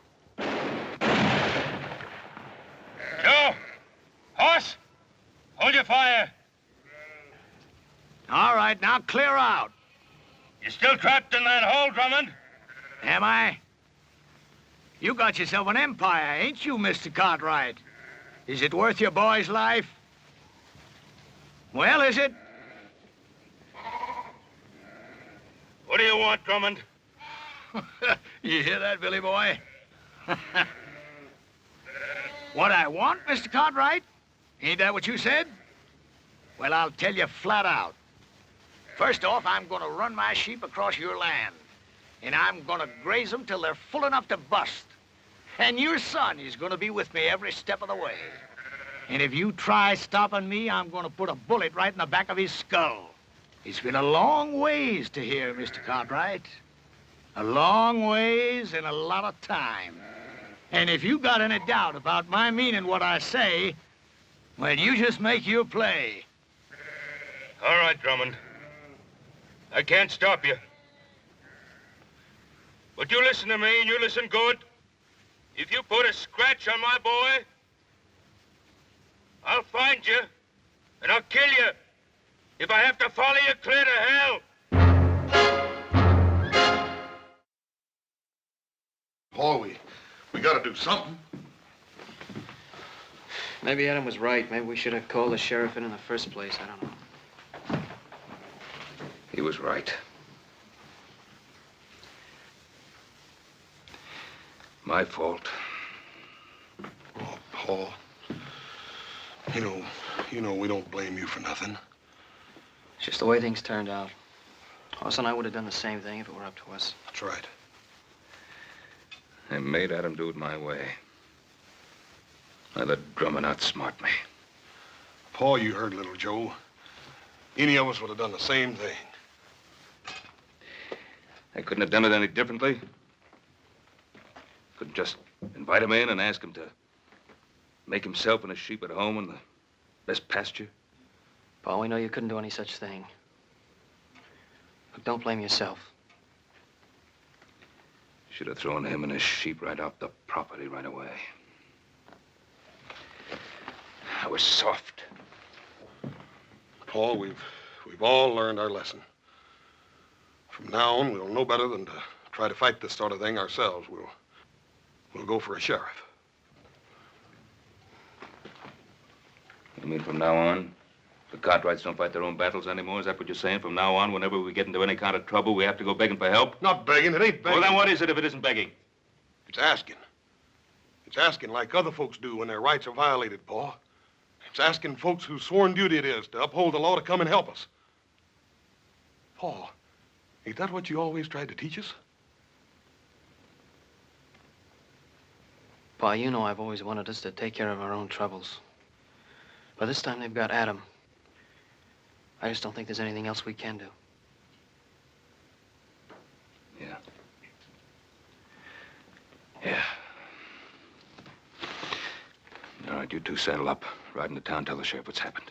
I think I can go faster by myself. Hoss. You and I, we're riding into Drummond's camp. I got an idea how to keep Drummond busy till the sheriff gets there. I don't trust him for then I can see him. Yes, sir. All set, Jeb. You look at them sheep? They're resting in quiet. I bet they ain't felt as good in their bellies in a month of Sundays, grazing on all this nice, fat Cartwright grass. Sure is good pasture, Jeb. You know something, Billy? I've been thinking there ain't nothing we can find in California as good as we got right here. Now, is there? Well, I guess not, Jeb. Good land, lots of it. Why, we can raise ourselves the biggest, fattest flock of sheep in the whole country right here. And I'm gonna take it, Billy. All of it. How are you gonna do that? I knew that Providence would show me a way. Him? You mean young Cartwright? Mm-hmm. Before I'm done with him, Ben Cartwright is gonna be begging to give us the Ponderosa to get his son back. You remember one thing, Billy. You catch a man where he's soft, and you can most always squeeze anything you want out of him. You better take care of him. I don't want nothing to happen to him just yet. I'll take care of him. Yes, sir, Billy. There ain't nothing at all in California we ain't got more of right here. Say, you must be clean hungry. Eat some of them beans before the cold. See you in the morning, Billy. Night, Jeb. Night.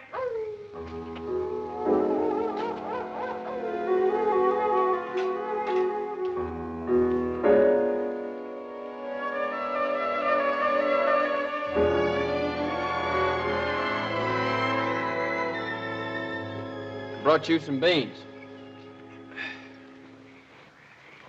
I can't untie you. Jeb wouldn't favor that. It's all right.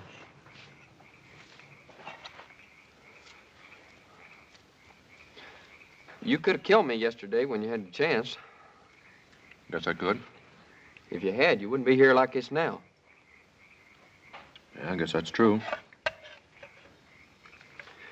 Why'd you do it then? Why'd you kill me when you had the chance? I don't know. Just couldn't. That ain't like Jeb said.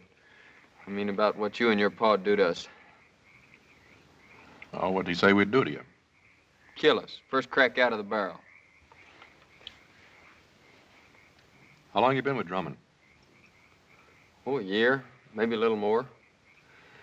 I met him when I first left off farming and took to the road. Wasn't exactly like I met him. Some drunk cowhands was gonna hang me up for stealing a pinto. But I never done it. How old were you? 19. I guess that's how it happened. Well, I didn't know much then. But like now. I bought the horse off a peddler fella. But I never had sense enough to get no papers for it. Just dumb, trusting like. Now he's taught you not to trust anybody, huh? Jeb saved my life. That doesn't mean you have to live the way he does. I owe him. But I guess you wouldn't know what it feels like to have a rope strung around your neck. Not with a regular family and living the way you do. No, sir. Old Jeb, he just come by and scattered them trail hands off. And you think he did it for you? Haven't you been around him long enough to know he doesn't do anything for anybody except himself? That don't make no difference. Oh, I guess it weren't so much to save me as much as old Jeb just got it in for cattlemen and cowhands and that like. He's bitter in his ways, like my pa was. What happened to him? He got himself killed fighting over a few acres of bare, rocky ground back in Kentucky. Wasn't like I knew him much, him or anybody. Mostly I just sort of shifted around from one kin to the next. Doesn't mean you have to stay with him. He's always done good by me. Listen, he's no better than something that crawls after carrion. You want to plunder your piece of land bad enough to have his taint rub off on you? You talk mighty big, don't you, mister? That's 'cause you got it all. A family and regular living and all this good, rich land to hang on to. All I got in this world is Jeb Drummond. You remember that, mister. I got nothing in this world but Jeb Drummond.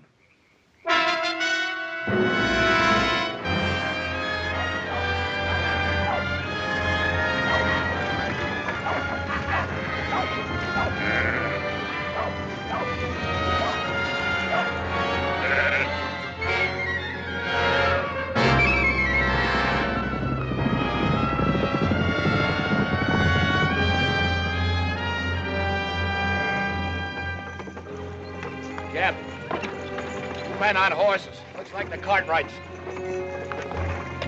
Hold on, wagon!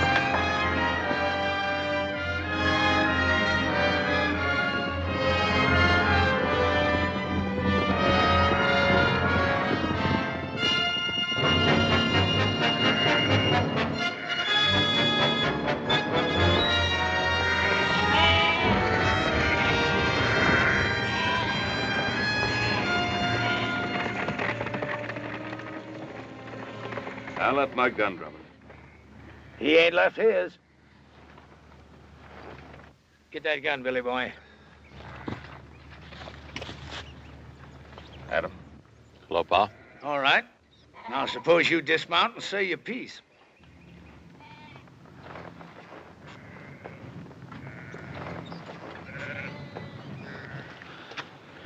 Drummond, let my son go. Take me instead. You? Did I hear correct? You hear correct. What are you figuring? You want a hostage. Well, I'll be a hostage. No, Pa. Well, Drummond, what about it? Well, I'll tell you, I don't care much which of you Cartwrights I hold as hostage. Because I got me another notion. What's your notion, Drummond? I've been thinking they had nothing in California as good as you got here. So I'm going to take it. All of it. And claim it as my own. How you figuring on doing that, mister? You planning on killing us all? Ask your old man. I think he knows. Billy boy, give me that paper. Yes, sir, Mr. Cartwright. I've got it all right here. A deed to 50,000 acres of your land. Now, all you got to do is sign it and make it all legal. Drummond, do you think that my signing a ridiculous scrap of paper like that is going to make anything legal? Well, the way I see it, I'm willing to take the gamble. Because I ain't got nothing to lose anyhow. And you got something mighty important to gain. Well, what's he got to gain? You. Because unless he signs this deed, I'm going to kill you and let your body rot where it drops. Adam, there's something you ought to know. I sent little Joe to town for the sheriff. Thanks, Pa. It looks like I've been wrong all along. No, you weren't wrong. And Drummond, with the sheriff coming, how do you think you're going to get away with all this? Well, like I said, I'm willing to take the chance. Yes, that's what you said. What about you? You willing to take a gamble, too? Whatever Jeb says is good enough for me. You too? I'm willing. Look at him. Do you think he cares if you get skinned and hooked like some coyote meat? As long as he can use you to get what he's after? All right, you had your say, mister. Now, do you want to sign this deed, or do you want to bury your son? Don't sign it, Pa. He won't shoot.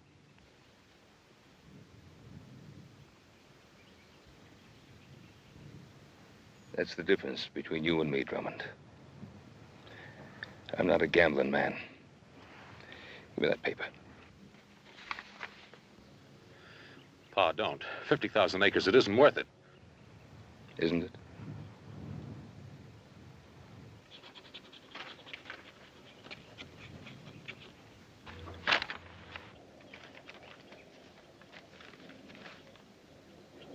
Well, that's a mighty fine-looking signature. Much better than I could have done. But then, I never owned 50,000 acres of prime land before, neither. And you don't own it now. Don't move! Adam! I was gonna make it an even deal. The land for your son. But it looks like I can't trust any of you Cartwrights. There's only one way to deal with you. Give me the gun, Billy. You can't just kill him, Jeb. Can't I? You just watch. I ain't done nothing for you to kill him over, Jeb. You give me that gun! But, Jeb... Look, how many times I've tried to beat it into you, Billy. If you want something in this world, you've got to get it whichever way you can. But you go right on being woman soft. Maybe I should have let them wranglers string you up for stealing them 3 pintos. 3 pintos? Jeb, how'd you ever know they was looking for 3 of them? Well, they said, I guess. No, they never. They never said nothing after you came. Well, that don't make no difference, boy. Don't it? Well, I think it does, Jeb. 'Cause you killed them straight off. I thought it was to save me, but that wasn't it, was it? Well, you knew there's 3 pintos, 'cause you was the one that stole them and sold them off yourself. I guess I really don't owe you nothing, do I, Jeb? Now, you know that ain't right, Billy boy. I mean, maybe I did lie to you about them pintos, but I always done good by you, and I taught you things. Sure. Like shooting a man in the back, like grabbing and thieving. Well, I learned good, Jeb. But I ain't learning no more. Now, look, Billy. Billy, you're like a son to me. The only reason I want this land is because I'm going to leave it to you. I promise it. No, Jeb. You give me that gun! How many times I tried to beat it into you, Billy?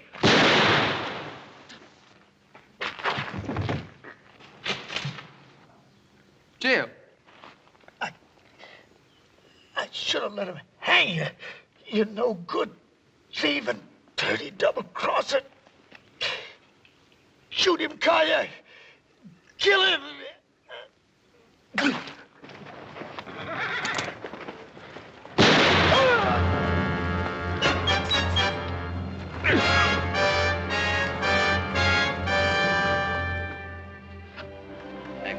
come Hop-Sing got all this vinegar? Sorry, Paul, you didn't have no rutabagas. Guess I'll be leaving. Sure do thank you for all your help. For the shirt, little Joe. You're welcome. Where'll you go now? I don't know exactly. Billy, do you ever think of taking up homesteading? You mean a place of my own? Yeah. Sure, but... Well, we got a lot of open land here in the Ponderosa. I figure that Adam here could probably help you pick out a good piece of it. You mean a piece of your land? Well, we got a lot of people coming out this way. I guess we'll have to make some room for them all, including the law. Well, Mr. Cartwright, I sure will try to live up to your faith in me. Well, Billy, you better, because if I catch you stepping out of line just once, why, I'll... You'll, go get the sheriff.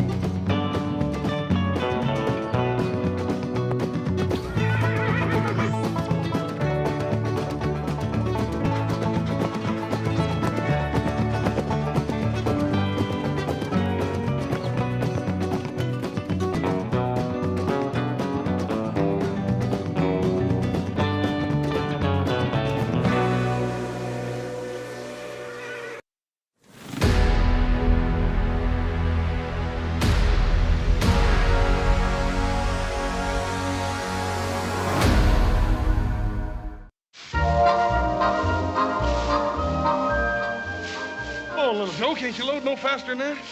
Can I load it any faster? Why don't you try pitching and let me stack for a while? You must be forgetting. I did the loading this morning, you did the stacking. Now it's your turn to load a while. No, I ain't forgetting. I'm just complaining. Now I ask you, do you ever see two guys work so hard and accomplish so little? I'll have to admit they're a bit on the slow side, Adam. But then they're pretty puny. Especially the one on top of the wagon. Yeah. Well, what are you doing? Oh, I thought I'd give him a hand. Well, we're going to make that dance in Virginia City. We don't have much time. Won't take but a few minutes. Well, as long as you're such a fool for work, Dave, be my guest.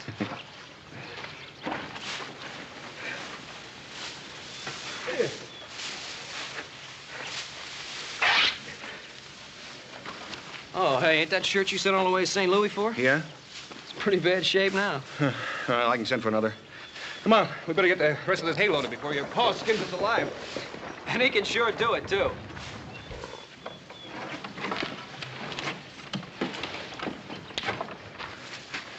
Hey, Walker. You stand right where you are, Walker. Oh! Drop your gun, brother. I don't know who you are, mister, but you're gonna go home in a box. I'm a United States Marshal, and this is my prisoner. Well, what'd Dave do? You got the wrong man, mister. Now, hold it. I'll kill the first man that tries to interfere.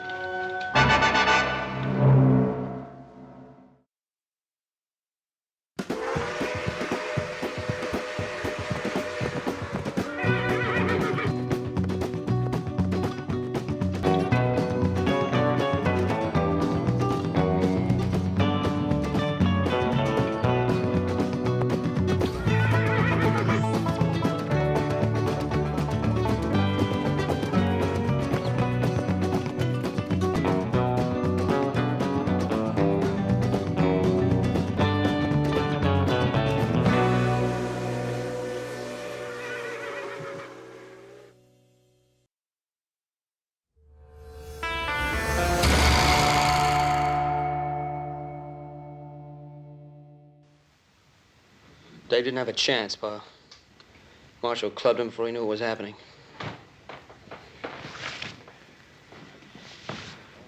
I'll have a look at your credentials, Marshal, if you don't mind. A tin star and a shotgun won't get you off the Ponderosa alive. I said your credentials.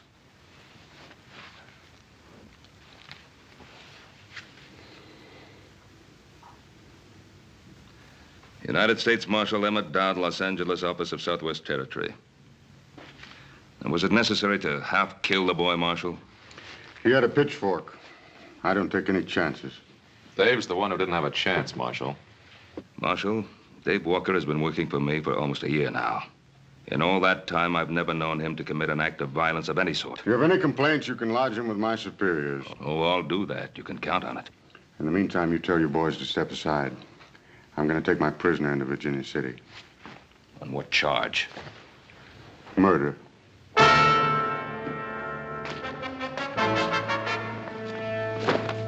Let's go.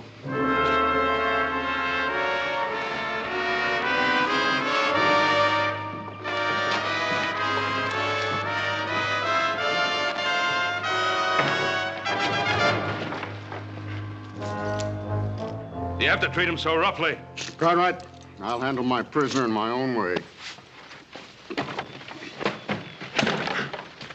Now, look, he's not an animal. Treat him with some consideration. Mr. Cartwright, it's a federal offense, punishable by fine or imprisonment or both, to interfere with the United States Marshal in the execution of his duties. Now, you step aside.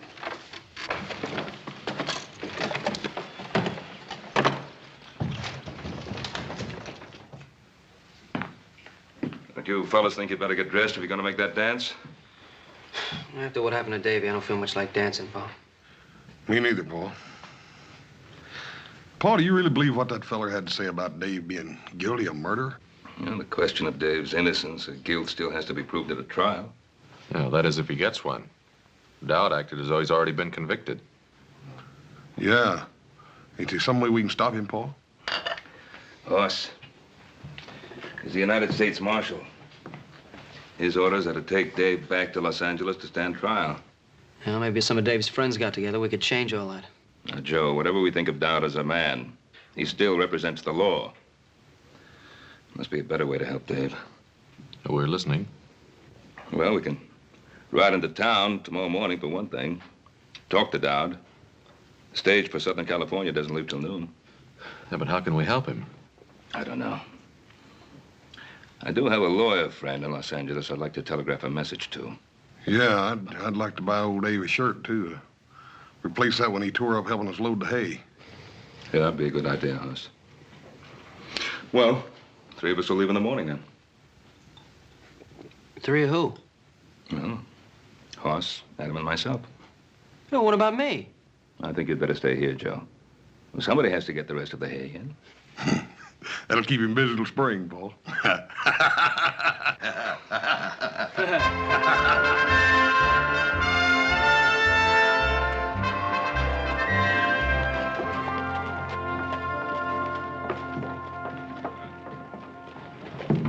Well, this country's growing up, Pa. Wasn't always you could send $1,000 flying through the air from here to Los Angeles.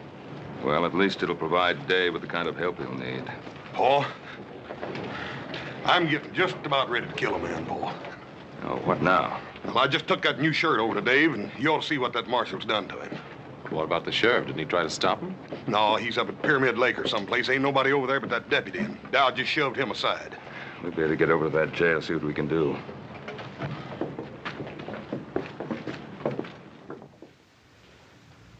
Dave.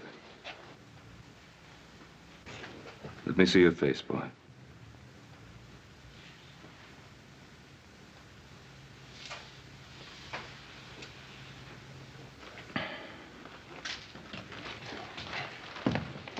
Dan, how did this happen? Dowd brought the boy in last night and then demanded a cell. I couldn't refuse to cooperate with the U.S. Marshal, Ben. He did this to Dave. Well, I didn't see it happen. Curly had the night duty. He said Dowd came back to check the boy's chains. Paul, I'm gonna kill him. No, that wouldn't help matters. Now, Dave, did you give him any provocations? Do you think he needed any, Mr. Cartwright? But why? He didn't offer any resistance. Why would he want to do this to you? Maybe because he's just that kind of man, Mr. Cartwright. Yeah. I guess that's so. Dave, Paul's wired $1,000 to a lawyer friend in Los Angeles. Make sure you get a fair trial. Adam, you think Dowd's going to let me reach Los Angeles alive? David, did you commit this murder? Mr. Cartwright, I don't even know what Dowd is talking about. All right, Dave. We believe you. Where's the marshal now, Dan? He's over at the hotel packing his bags. The stage leaves in 20 minutes. Well, that'll give us enough time. Come on, boys. Hoss. Thanks for the shirt.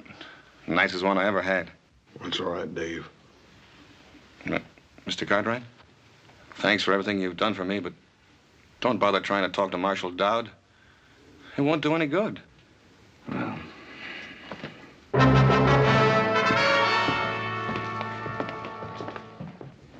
Good morning. Will you please see that our bags are taken out to the stage? You talking about the stage at Los Angeles? Yes, sir. I think that is the name of the little village. You see, my daughter and I are not so familiar with this part of your country. But we like it very much. It's so very beautiful. Isn't it, Father? Indeed, my child, it is. And we are looking forward to the rest of our journey. There's nothing between here and Los Angeles but 500 miles of dry, hot desert.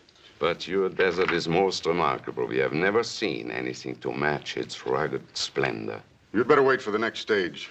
We aren't taking any passengers on this one. No, we cannot wait. You see, we have made arrangements already at Los Angeles. There will be a sailing vessel waiting for us on which we have reservations. I said no passengers. Hello, Marshal. Hello, Cartwright.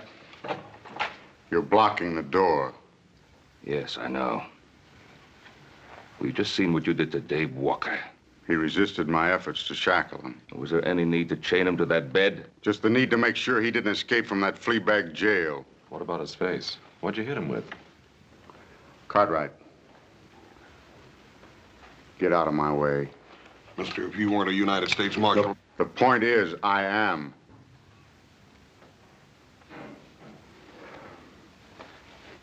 Let him out, Adam.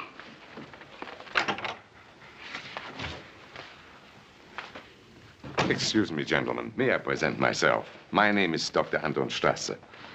This is my daughter, Andrea. Yeah? Well, I'm Ben Cartwright. These are my sons. Very pleased to meet you, gentlemen. Could you kindly tell me, is there some danger in our taking this particular stage? Danger?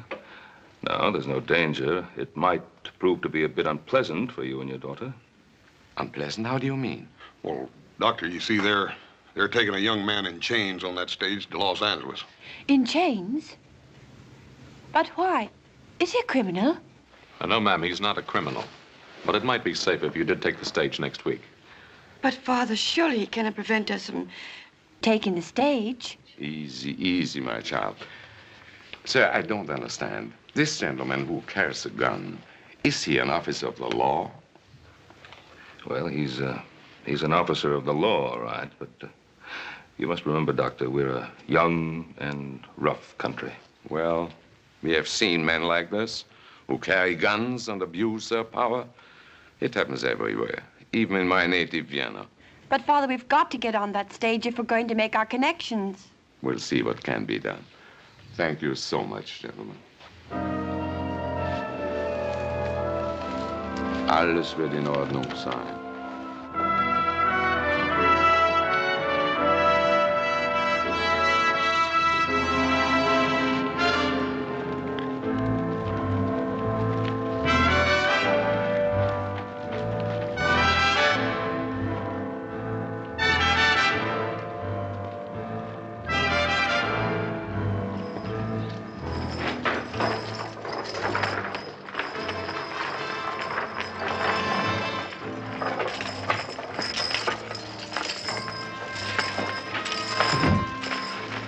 Stand away, mister.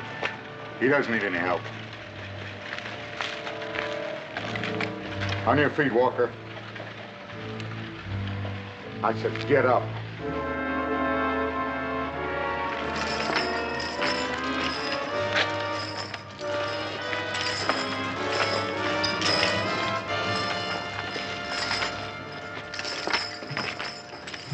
Once before, I've seen that kind of law, man. How do you mean that, Dan? That Dowd doesn't intend for Dave to get to Los Angeles alive. Look, Dan, isn't there someone you can send along to look out for the boy? I'd go myself, but we're 2 men short as it is. We couldn't spare anybody till the sheriff gets back from Pyramid Lake. Think I ought to go along, Pa? Adam, this isn't really our affair. Isn't it? Why'd you wire $1,000 to the lawyer in Los Angeles? I'll make sure the boy gets a fair trial. Well, maybe that's why I want to go along. See that he lasts long enough to get a fair trial. Paul, maybe you ought to send me along, too. Charlie, have you any empty seats? As far as I know, we're not carrying anything but the marshal and his prisoner. Say, driver. Please take our luggage aboard. My daughter and I will travel with you. I told you at the hotel. There'll be no other passengers on this trip. Sir, you have no right to do this. This is a public vehicle. Tell your father to step out of the way, miss. I don't want to hurt him. But my father isn't well. And we must make that boat connection. I'm sorry, miss. But we haven't any weapons. Surely we can't endanger you and your prisoner. Marshal? Are you commandeering this stage? I said there'd be no passengers on this trip. Well, you know you can't take over a public carrier, Marshal Dowd. It's for their own safety. I can't be responsible for what might happen on this trip. Well, you can just not bother yourself about that anymore, mister. Me and my brother here are going to go along with you to make sure nothing peculiar does happen. That's right, Marshal. If you've any objections, you can telegraph your superiors for instructions. All right. Hand your guns to the driver. Hand up your guns, boys. You won't need them for what you have to do. Lock them up.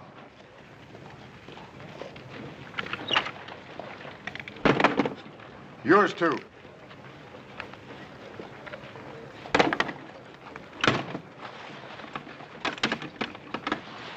I'll take the key.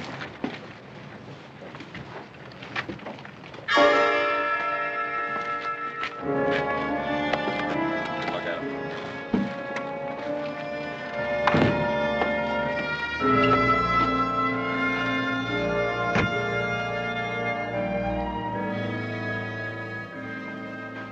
It's all right, Marshal. You just keep your seat. I'd just soon ride up there, Charlie, anyhow.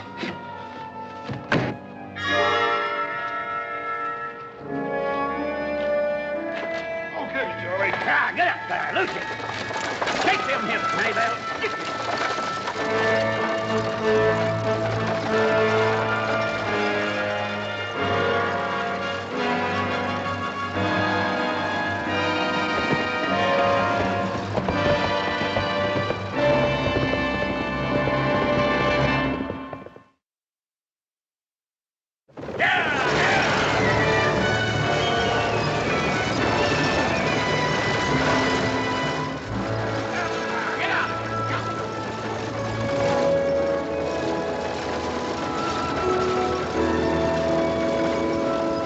Forgetting my manners, Miss Strasser. You and your father met the gentleman with the shotgun, United States Deputy Marshal Emmett Dowd. But as for the prisoner, well, I am not certain whether or not the law permits us to recognize him. Perhaps you could advise us, Marshal. We have a long journey, Mr. Cartwright. Let's not make it more difficult than is necessary. Well, looking at your prisoner, I would say you're making it a lot more difficult than is necessary. Since you're so well armed, Marshal, why is it necessary that your prisoner remain chained? Does it disturb you to see a murderer in chains? I don't go to see any man in chains. Particularly an innocent one. Walker's guilt will be established when we reach Los Angeles.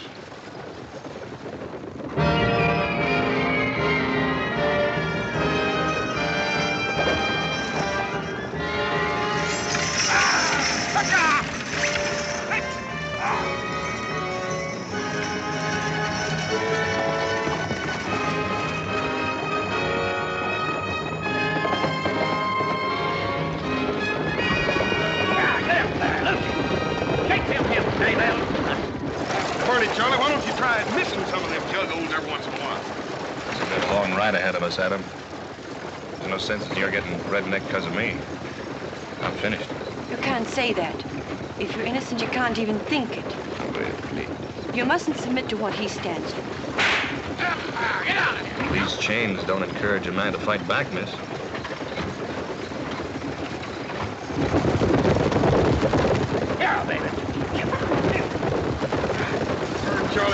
I'm going to be happy to get my britches off of this torture rack. Well, we'll be stopping to water the horse in another mile or so. Get up there, Lucy.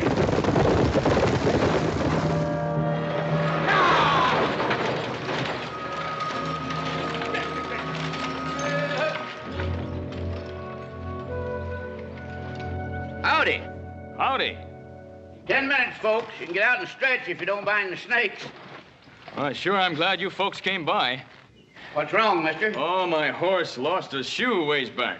That's bad luck. Where are you headed? West? Which shoe is it? Oh, it's that left front foot.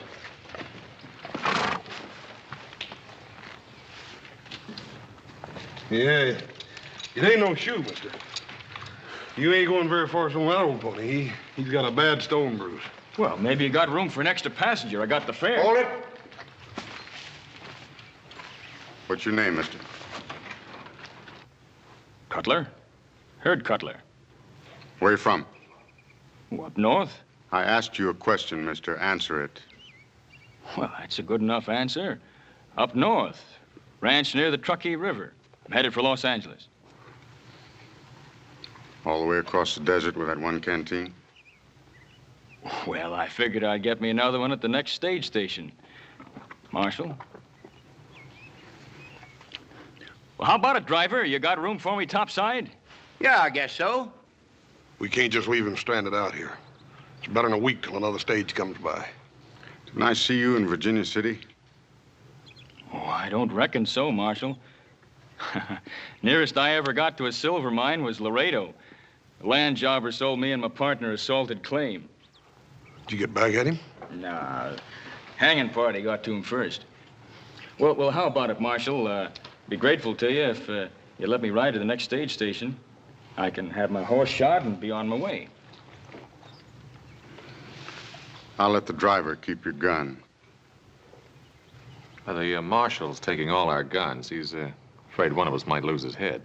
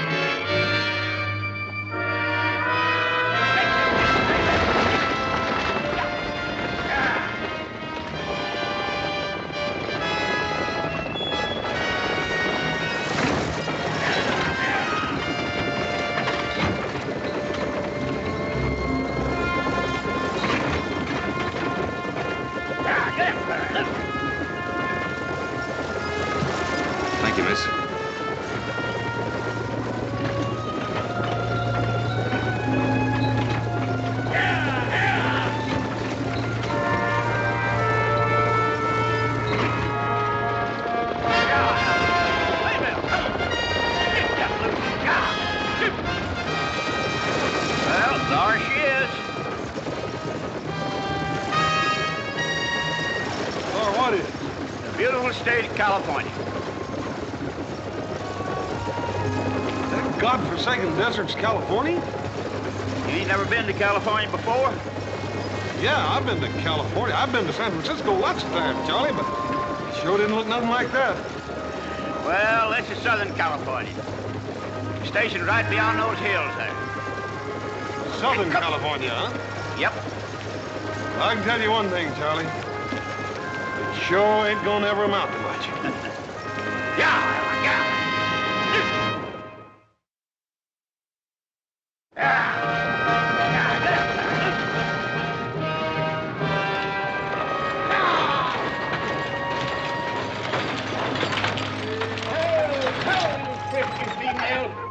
Hi, Charlie. Hi. You're about a half hour late. You run into trouble along the way? Nope, not on the way, Michael, you old highbinder. I brung it with me. Just so's you wouldn't be losing out on your share of the misery. Only 6 for supper, Charlie? Only 6 and 1 in chains. But I don't reckon he'll be having much of an appetite. He's on his way to be hanged. Do tell.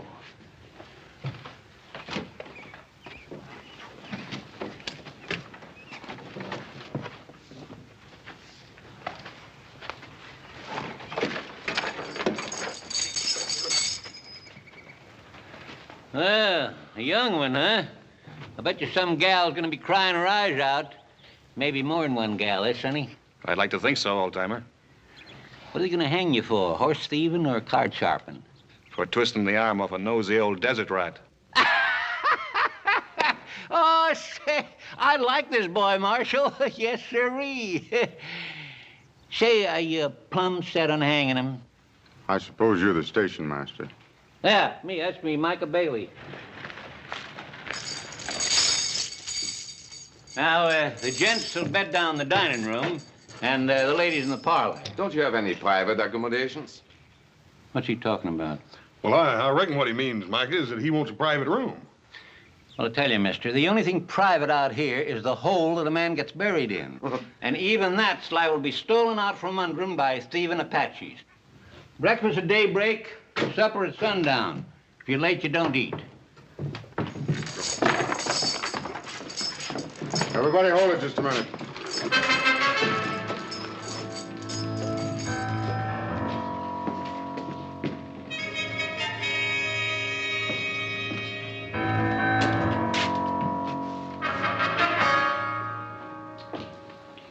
Old man, do these doors lock?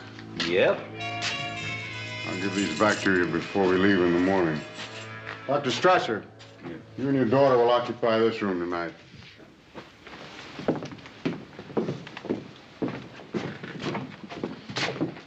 Thank you, Marshal. Hey, Bub, you just wait a minute. That's the station master's quarters. Cartwright, you and your brother, Cutler, and the driver will occupy the parlor. My prisoner and I'll take the dining room. Well, ain't you forgetting about me? Sleep in the kitchen. He's being thoughtful again, as usual, Micah. Ain't you leaning kind of heavy on that tin star, Marshal? Now, you listen to me. I'm station master here. Me, Micah Bailey. I'll say who goes where. Mr. Bailey, it is a federal offense, punishable by fine or imprisonment or both, to interfere with the United States Marshal in the execution of his duties. It means he's taking charge, Micah, whether we like it or not. Oh, put that strong box over by the stove. Mr. Bailey, how many firearms do you have at this station? Half a dozen rifles locked up in the liquor stores. And this.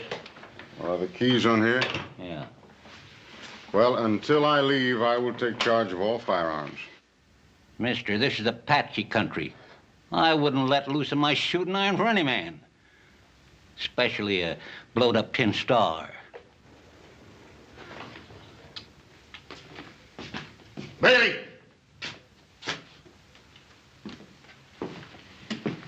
That's an order, old man.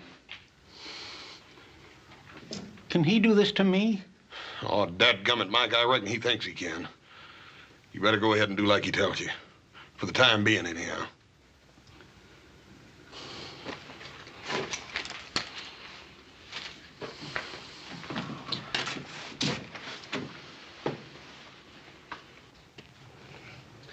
Well, that ought to get you across the desert, Cutler, but I'd sure be careful of that stone bruise if I was you. Well, thanks a lot, Hoss. You fellas want supper, you better rustle your shanks. I'm just dishing up beans and side meat. That sounds mighty lavering to me, Micah. Come on, Adam, let's go. What kind of beans? Wild beans. I picked them myself. Mesquite beans. Yeah, little Joe warned me if I went on a trip with you, I'd be eating cow fodder. You talk like I rode ahead and ordered them. Well, if you didn't, how come they're on the menu first night out? You don't come to think of it, it does sound a little strange, don't it? Oh, I don't think so. It's sort of like bees and honey. You and cow food just seem to go together. Yeah. Here's some more coffee, folks. Yeah.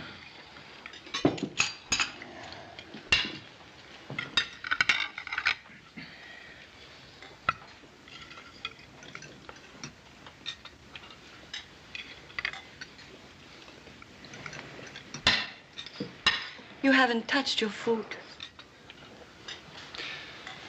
First time I ever remember my appetite deserting me, miss.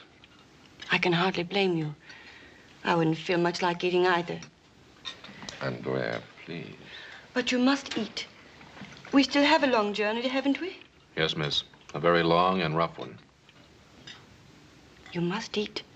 It will give you strength. I'll get by, miss. When we get to Los Angeles, perhaps my father and I can notify your family. Well, that's thoughtful of you, miss, but there's no one to notify. My ma died when I was no bigger than a pollywog. Never knew my pa. Ma said he was a man with restless feet. I think she loved him more than he was worth. And you took after your father? No, miss. I always tried to stay put for as long as I was allowed. Looks now like I'll get my wish. I'll be settling someplace for good. Well, look, Dave, you're not convicted yet. You're going to be back on the Ponderosa in no time, don't you worry. A lot can happen between now and the time I get tried. Wait till you'll forgive me. I think I'll finish my cigar in the other room. The rest of you are through with your meals. I'd be obliged if you'd all go to your rooms. Is that a request, Marshal? No, Miss Strasser, that is not a request. Good night. Andrea, please. Nothing to be gained by arguing with authority. But, Father... Come along, child. We have a long journey tomorrow. Good night. Good night. Good night. Good night. Good night, Dave. I'll be all right, Adam. Don't lose no sleep over me. Good night, Dave.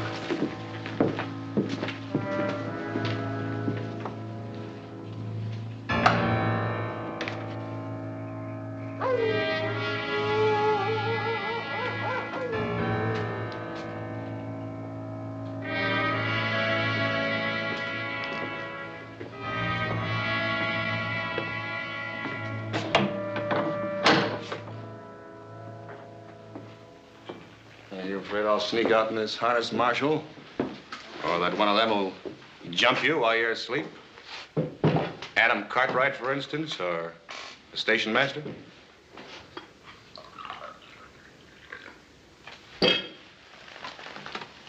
How long has it been since you slept, Marshal?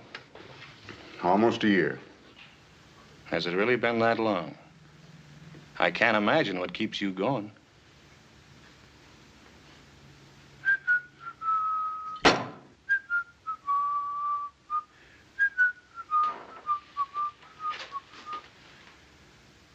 I'm not much at carrying a tune, Marshal, but I can tell you what that song's about. It's about a girl named Corey and the way she died. You shut your filthy mouth, you hear me? You shut your filthy mouth.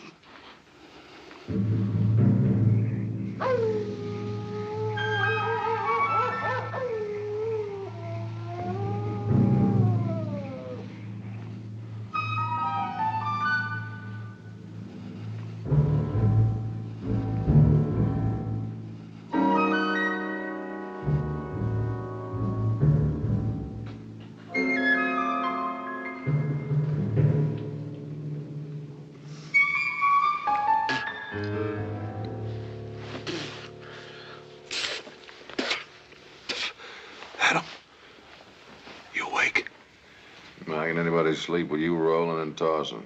Well, dad burn it, I can't help it. This confounded couch is plumb alive. Every time I get in another position, it sprouts another hair. Look at that.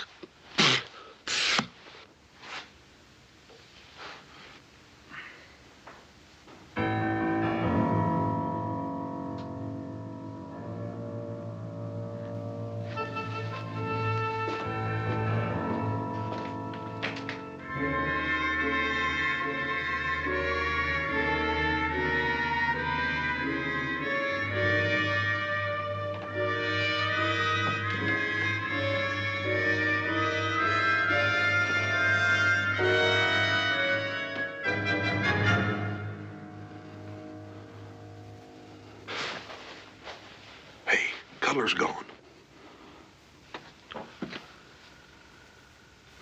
I didn't hear him get out. Neither did I.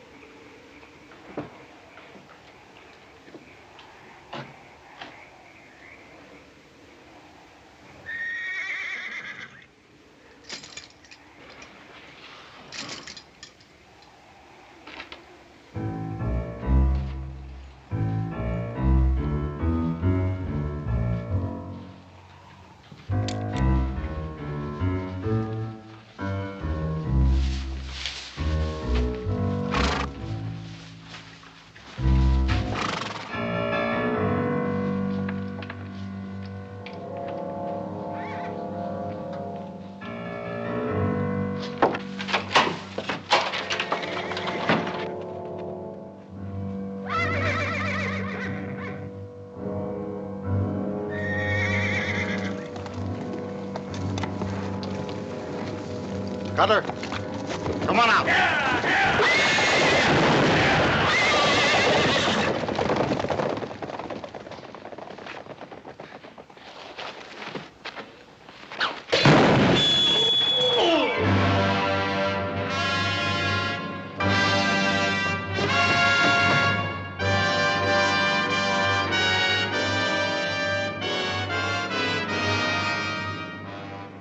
You murdered him. He tried to kill me. He was Walker's accomplice. We knew he was hiding out near Virginia City. I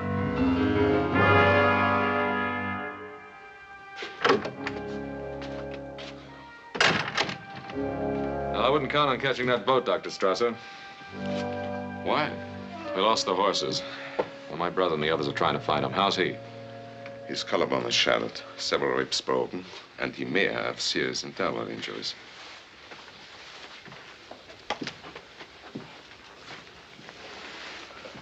You just had to kill somebody, didn't you? He was trying to help Walker escape. I had my eye on him ever since I spotted him in Virginia City. I never knew suspicion could rot a man's mind. You really believe that, huh? All right, have it your way. I killed Cutler in cold blood. Are you satisfied? You want to kill yourself? Lay back. All we ever asked of you was to have a little compassion for the prisoner. Compassion? You mean feel sorry for him? Well, now, is there anything wrong with that? He's used this trick before. On Cora. Cora? My wife. I killed her with that shotgun. Well, now, what's that got to do with Walker? Because he worked his ways on her, too. Before I could get him back to Los Angeles for the murder of a paymaster, she tried to release him. And he deliberately pushed her in my line of fire to save his own rotten skin. Now we know the reason for the chains and the beatings. If you believe it, Doctor. It's not going to work, Dad. You go from brutality to sentiment, and I don't buy it. Cartwright. Take that. Well, what's that for? I'm deputizing you. You take Walker back to Los Angeles. You mean you want me to take your place? That's what I mean. But you can't deputize somebody like this. Can I? The United States Marshal has the authority to deputize any citizen.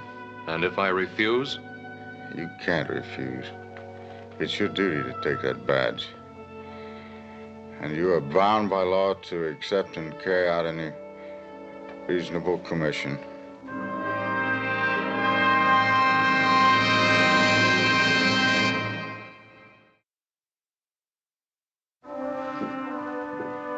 Well, how's Mr. Dodd? I hear he almost got run over by some horses.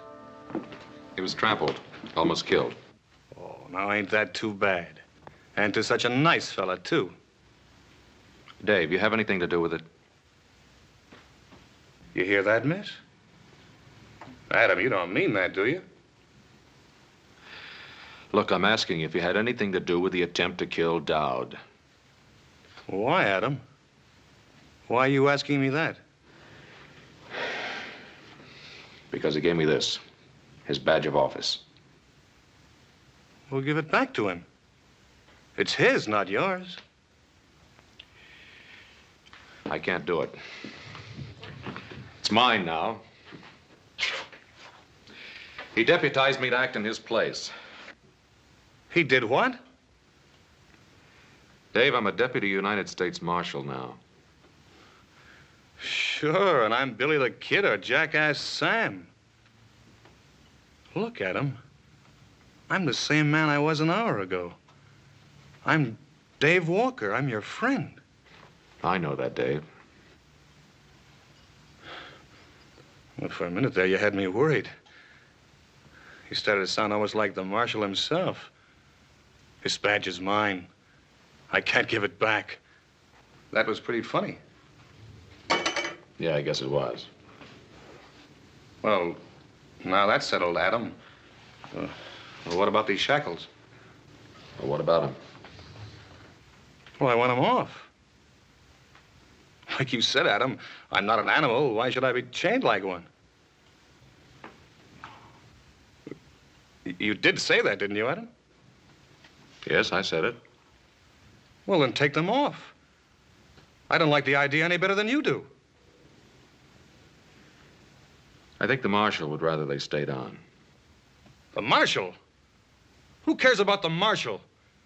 You've seen for yourself what kind of man he is.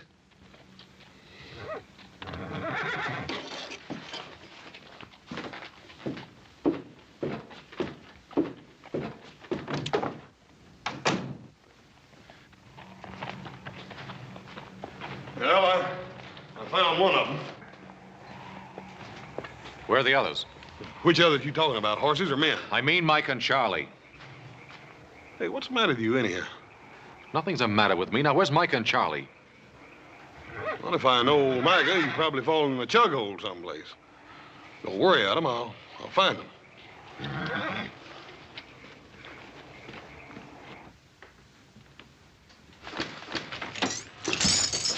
You heard him, miss? Yes, I heard him. I thought he was my friend. Oh, I think he is your friend. Oh. Then why doesn't he do something about these shackles? It's up to him now, nobody else. Perhaps he'll do it in the morning. Perhaps all he wants is wait until morning. Why? Why would he want to wait until morning? Oh, I don't know, David. I don't know.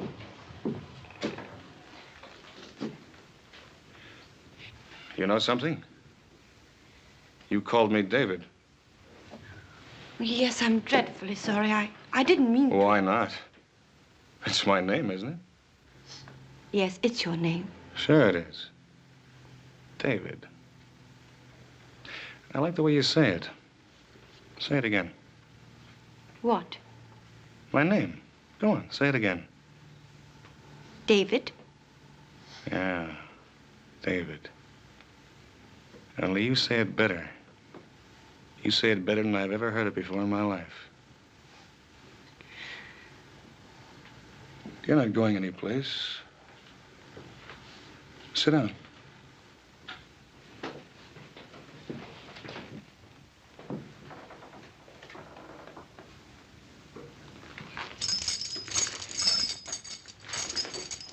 That's better. Andrea. That's your name, isn't it? Yes? Andrea Strasser. It isn't true what the marshal said, is it? Of course not. You don't believe that, do you? No, I don't believe that. I'm innocent, Andrea. I swear I'm innocent. I know. I know that.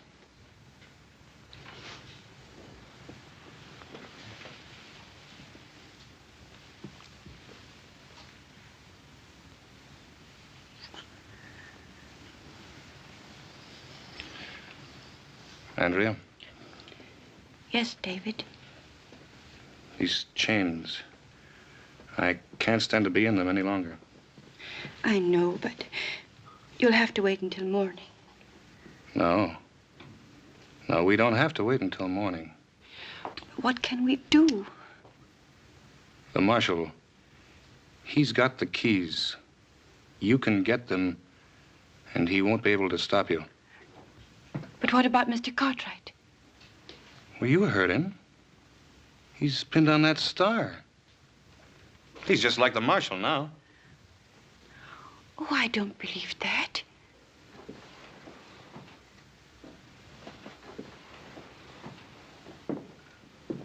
All right, I should have known better. I guess a back fence stray like me doesn't have the right to ask people for help.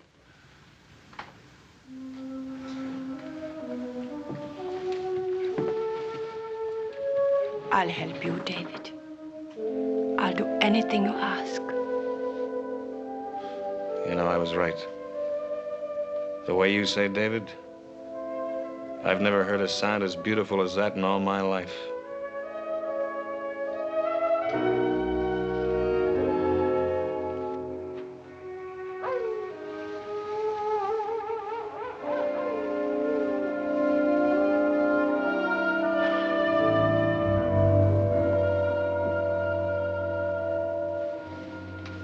How is he, Father?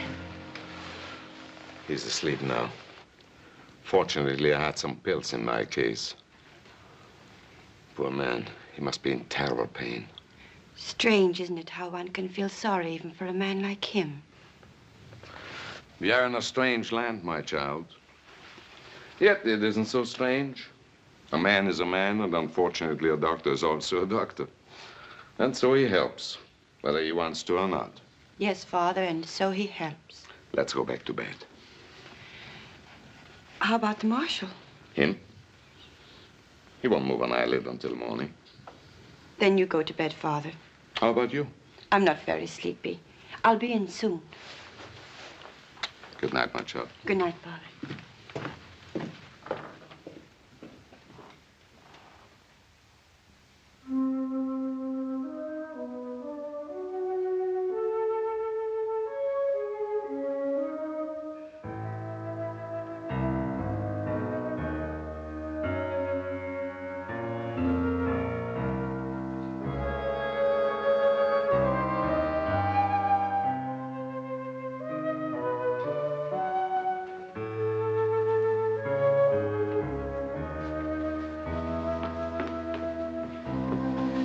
You got them?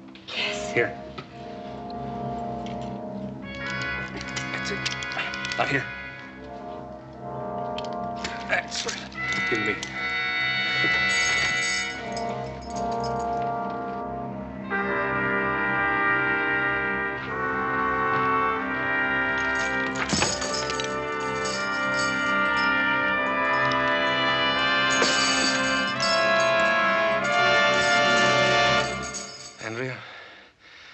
I'll never be able to thank you enough.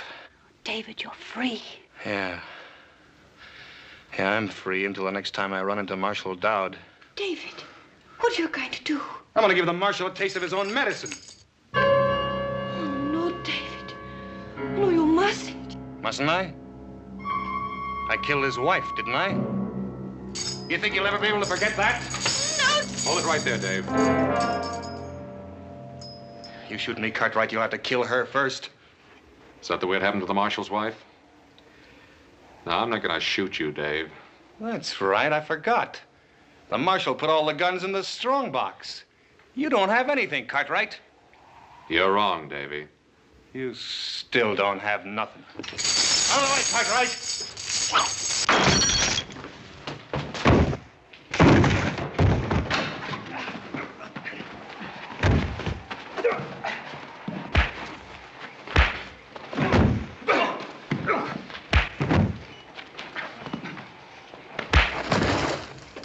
Cartwright, that's enough. Hit him once more and I'll kill you. What, you worried about him? Yeah. He's got a trial to go to. If we hadn't been along, you'd have killed him long before he ever got there. Maybe. For almost a year now, I've lived for nothing else. But you just made me realize what I was turning into.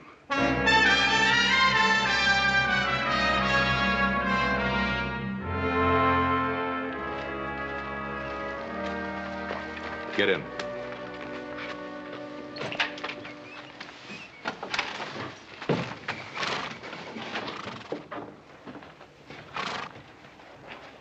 Reckon you're going to be mighty happy to get aboard that ship, aren't you, ma'am? I'm not certain I will, Hoss. After what you've been through? You Americans have a way of making things happen so quickly. In Europe, it sometimes takes a generation to put things right. Well, ma'am, I reckon you could sort of chalk it up to our weather. Weather? Yes'm. You see, we got so dang much weather out here and so burn much land we got to whip that, well, we just ain't got time to be putting things straight with each other. You're a born philosopher, Hoss. Me?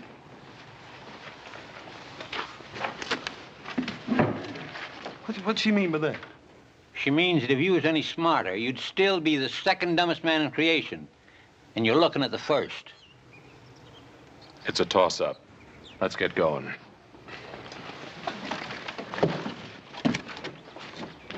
Charlie, get him out of my station before anything else happens.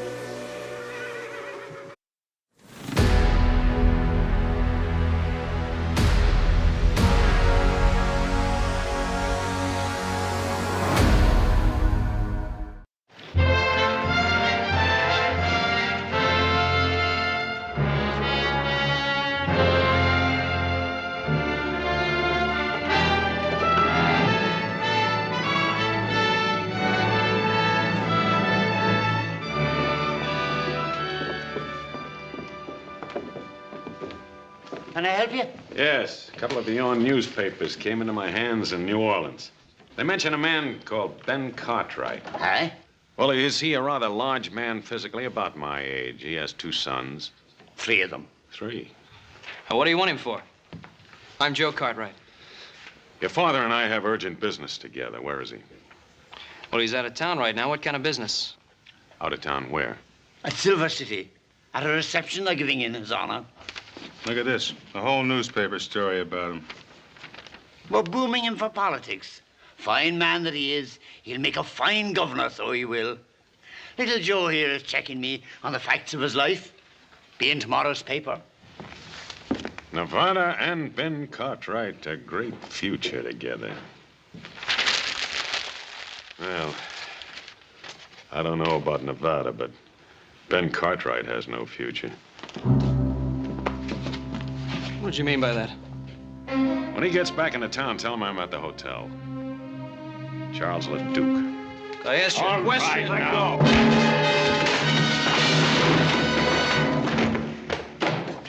Now, look here. All right, now hold it, Cole.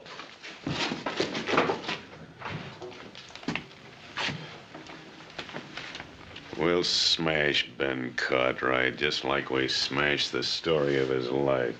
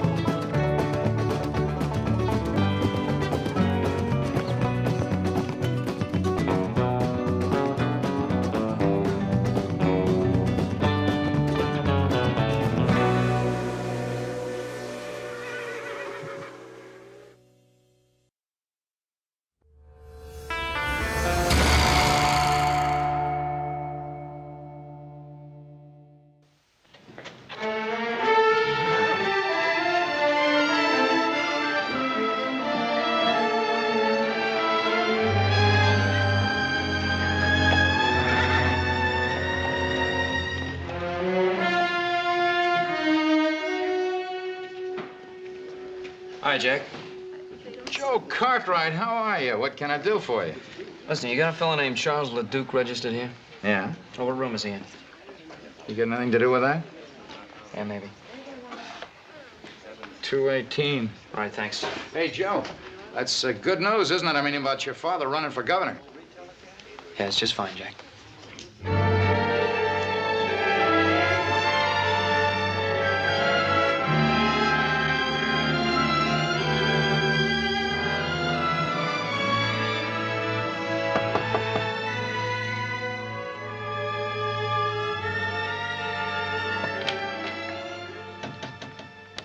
Yeah? All right, where's that man of yours, the one that hit me? I'm sorry about that, son. Why don't you come on in?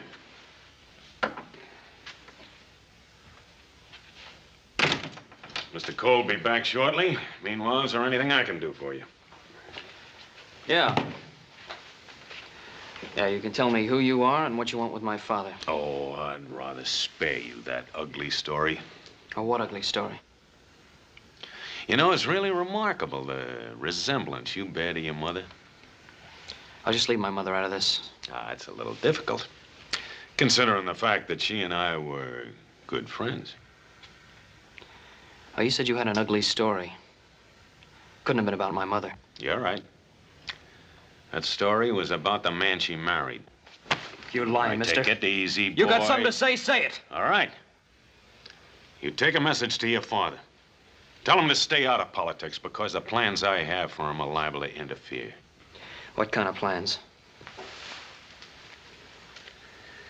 Inspector Charles LeDuc, New Orleans Police Department. And you came all the way from New Orleans for my father, huh? 2,000 miles and 20 years. Oh, well, I don't believe you, mister. Go tell your father, see if he believes me. I'm gonna tell him. I'm gonna tell him that I'll be back for your friend. And in case you're curious, the charge is murder. know you're lying.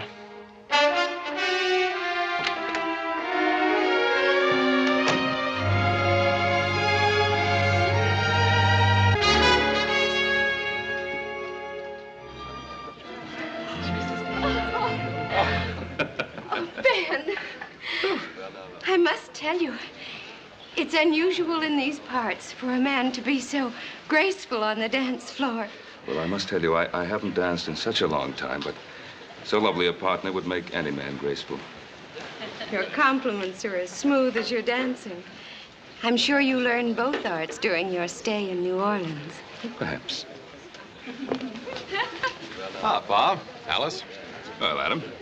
Louise, your father is a most generous host. Well, it's not every day we can entertain the future governor. Adam's been telling me about his two brothers. It's a shame they can't be here tonight. Well, the Ponderosa demands a great deal of work. I know. And you're lucky to have 3 sons to do it. Too bad we have to leave tonight. But Pa's got to get around the territory so that people can get better acquainted with him. I think everyone in Nevada knows Ben Cartwright. Folks, your attention, please. You all know about the fuss everyone's been kicking up about making Nevada a state. So it's time we started thinking about our first governor. Someone who'll fight with all his heart for the future of Nevada. My friends, I give you an able man, a charitable man, a humble man. I give you Ben Cartwright of the Ponderosa. Come on, Ben, say something. Well, I'm deeply grateful.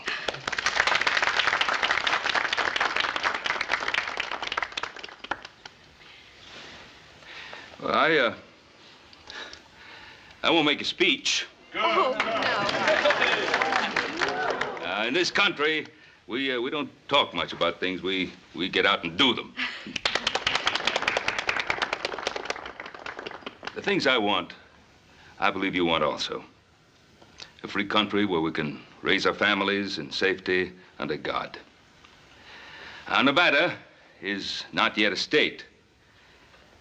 But when that great day comes, if you still want me, I'll try to do everything I can to be of service. Oh, you'll want to. Your father's a wonderful man. He could make a splendid governor. Well, meet the next governor. Hey, hooray! There ain't nothing to celebrate yet. Not until Nevada becomes a state. Technicalities, Pa, just technicalities. Put away there. Yes.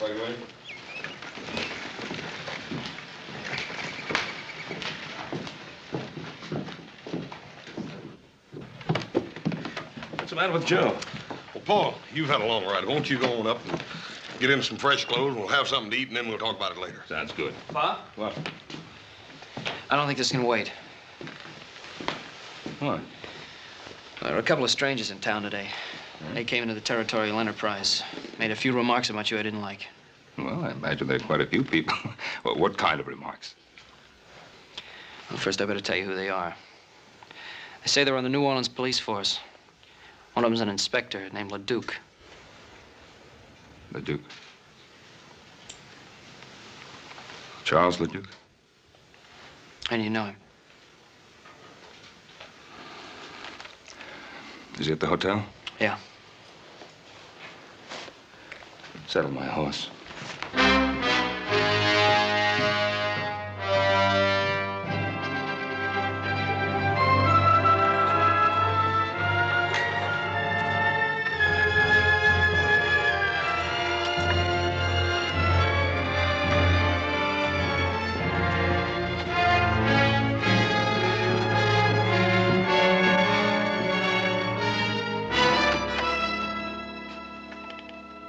Cartwright. Wow. Come in, Cartwright. Come in.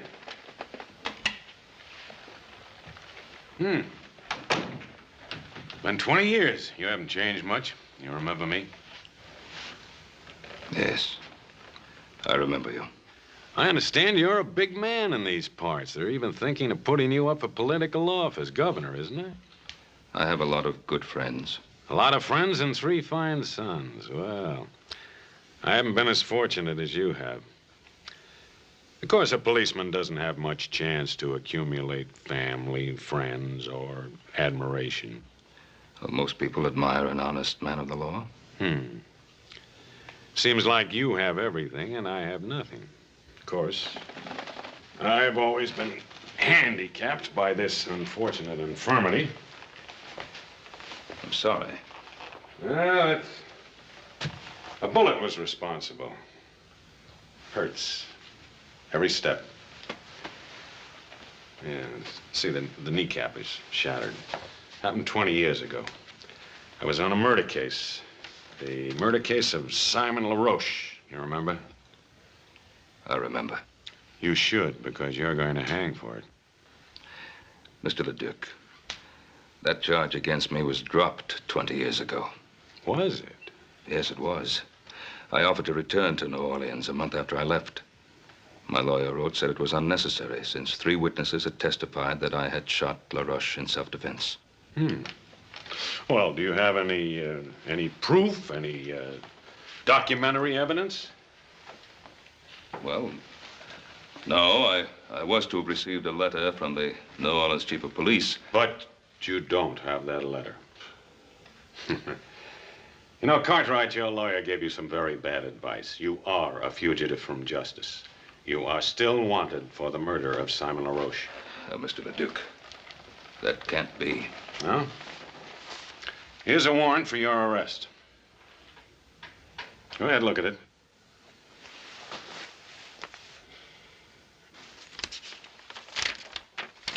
It's a true warrant. It's on the right paper, the right signatures, the right language. What more do you want? The right motive. What's yours? Do you remember a scuffle in the alley the night I came to arrest you? We had a fight. I knocked you down. You remember hearing a shot? Leduc, you were after me. You wanted to kill me. I wasn't armed. I ran. Yes, you ran. I followed you. In the dark, I fell and the bullet entered my leg.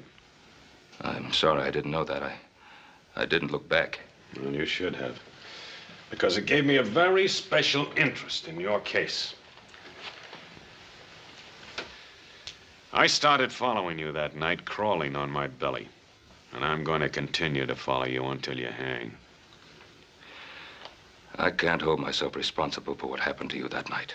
You're going back to New Orleans with me and stand trial. This warrant of yours is of no value out here, you know.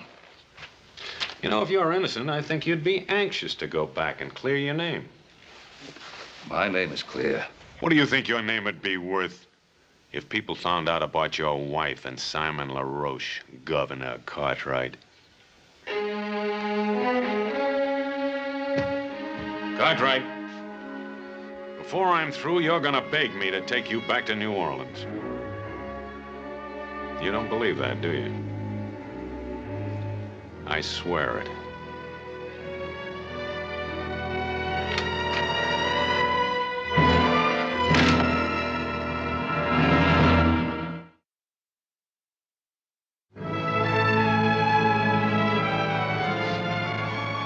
See you, Mr. Cartwright.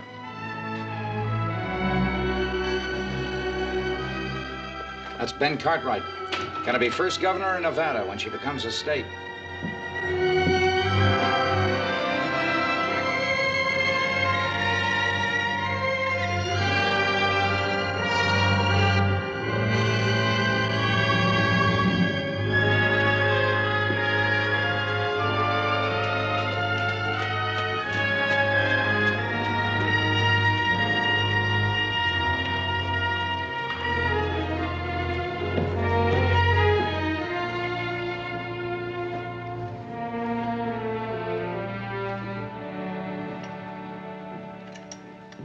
Hi, hello there, Ben. Dennis. And how are you now? Well, to be perfectly frank, Dennis, not too well. Aye, and I'll wager it's on account of them two, the two strangers. Oh, you've seen them, have you? Wasn't it right in front of me that little Joe was hit? 'Twas you they were looking for. And by the look of you, 'twas bad news they brought. Dennis, I suppose you'll be reporting what happened in Silver City. Aye, it's right here. I'd like to put something in next to it. Aye, just one moment.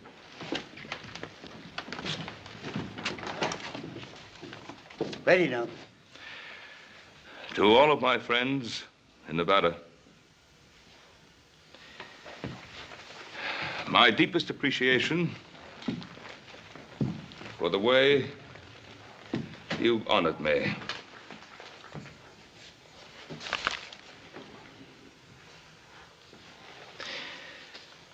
But for personal reasons, I hereby withdraw my name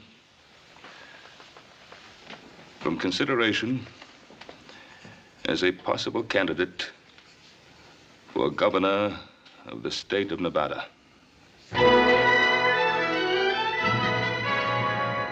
Here, take a look at that.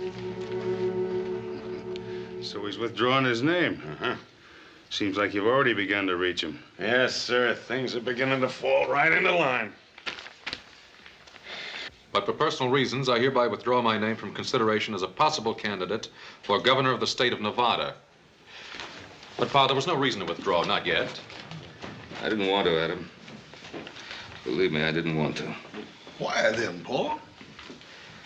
Well, you just can't leave your friends out on a limb waiting to be sawed off. Your friends would have stuck by you. You mean they'd have been dragged down with me? On a political campaign, if there's just one weak spot, one breath of scandal, your opponents find it and use it to destroy you. But, Paul, if you were clear of them charges... If. It would take weeks to get word back from New Orleans. If I remained a political candidate all that time, our names would be dragged through every pigsty in the state. Oh, Pa, you're not telling us everything. It's not like you to run out of New Orleans now without the trial. It's the only thing I've ever kept from you, isn't it? It's one thing you can still keep if you want to. No. It's been too long already. Truth is something that always comes back at you, doesn't it? Joe, I've told you a great deal about your mother. You never really knew her. She was a wonderful woman, beautiful, slender, delicate, gentle. Treated Adam and Hoss like they were her own.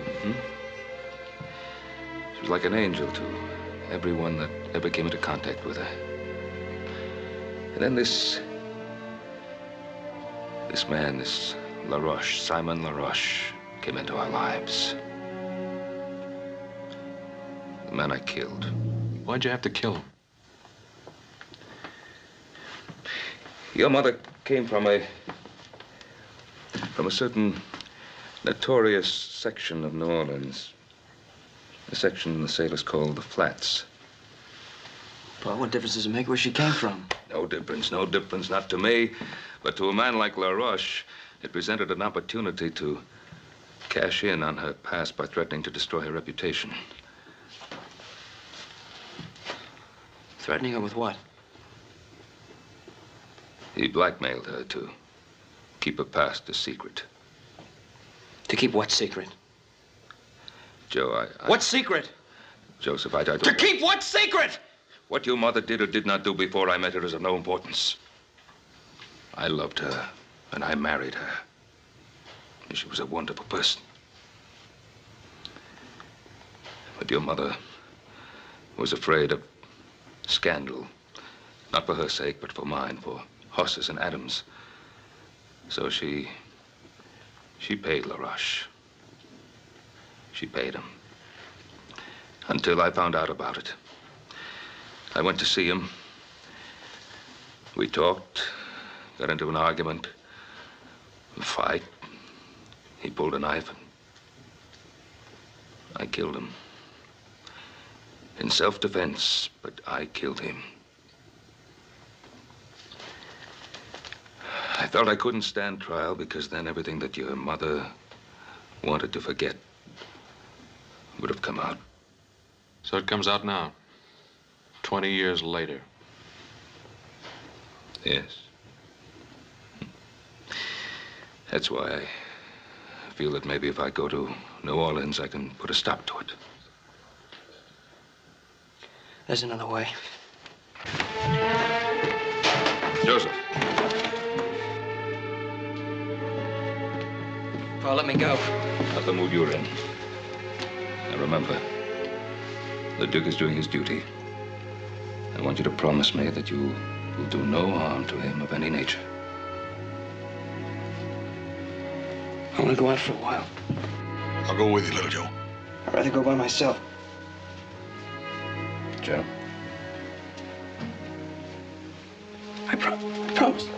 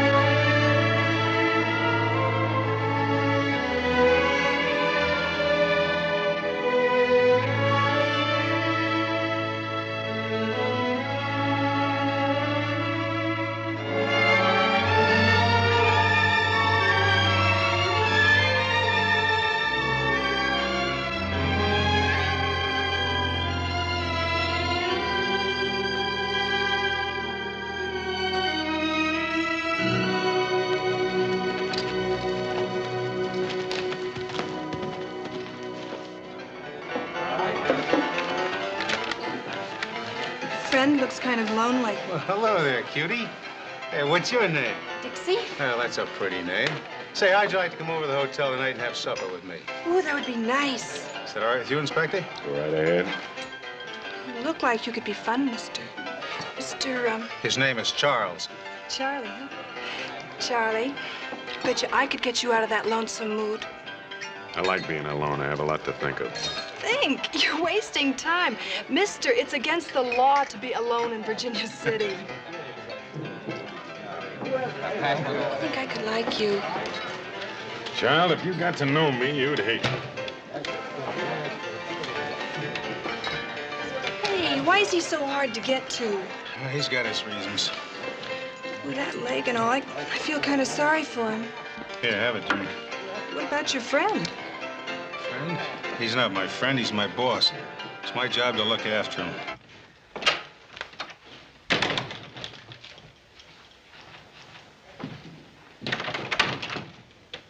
LeDuc! LeDuc, I want to talk to you. I don't have anything to say to you.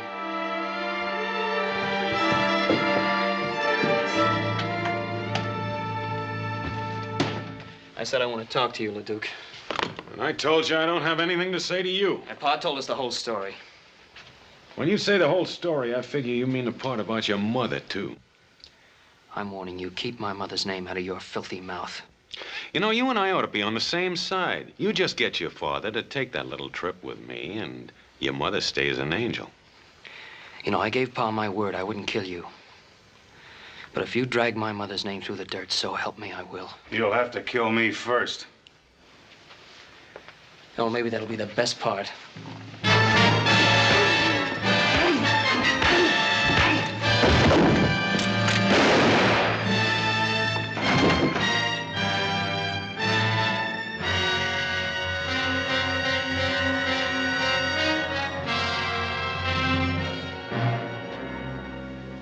He's dead.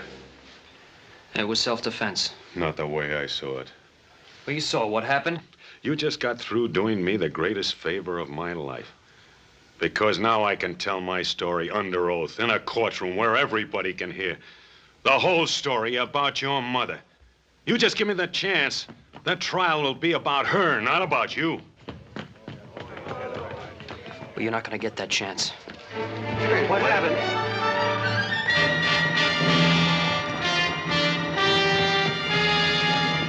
Go on, get the sheriff. Young Cartwright just shot this man down in cold blood.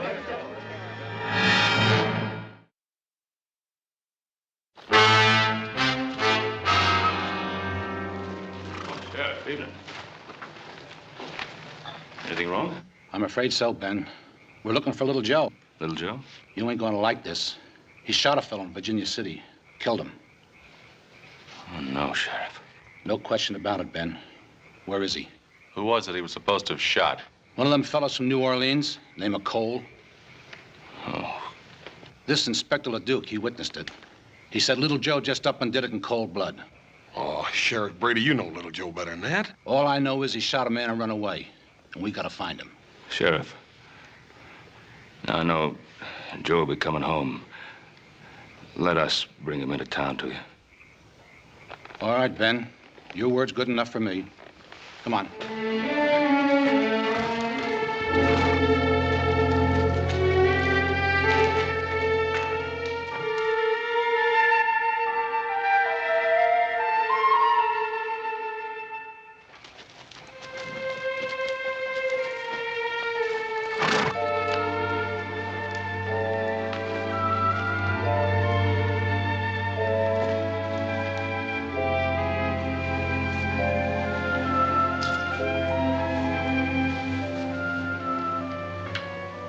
I was hoping I'd find you here.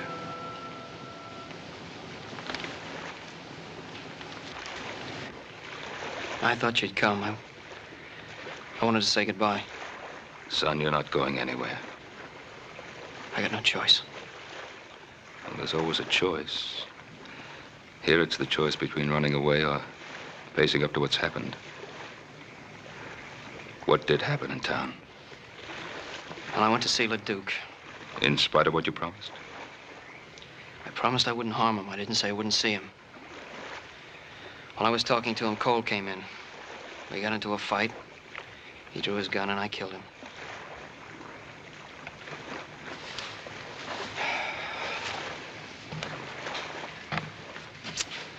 Trouble is, the sheriff's wondering why you ran away. I had a lot of choice with Inspector LeDuc, the only witness. Well, it's your word against his. People of Virginia City know you, and I know they trust you. Pa, that's not the point. Well, what is the point? LeDuc told me what he'd do at the trial. He said he'd get up in front of that whole town and tell all those dirty lies about my mother. You were running away to protect your mother's name? Is that it? Yes, that's it.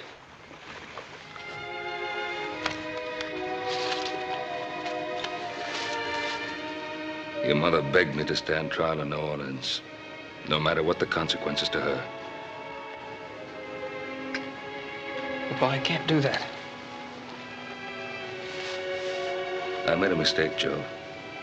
I can't let you make the same mistake. You come home with me now, and tomorrow morning, we'll ride into town together.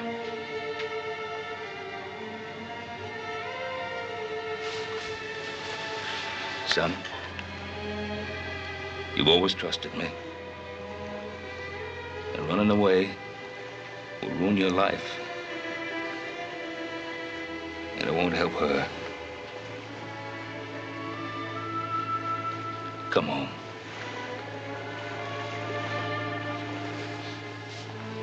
I'm asking you.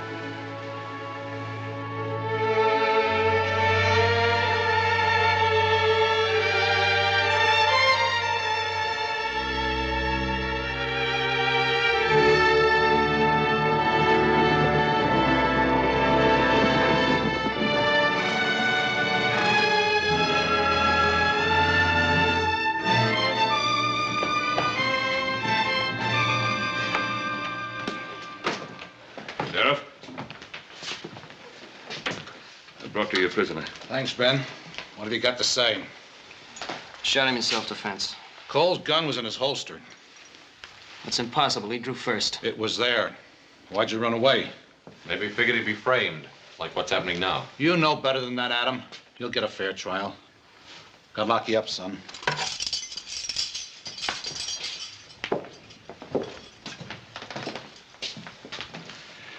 You boys wait here. I'll be back in a few minutes.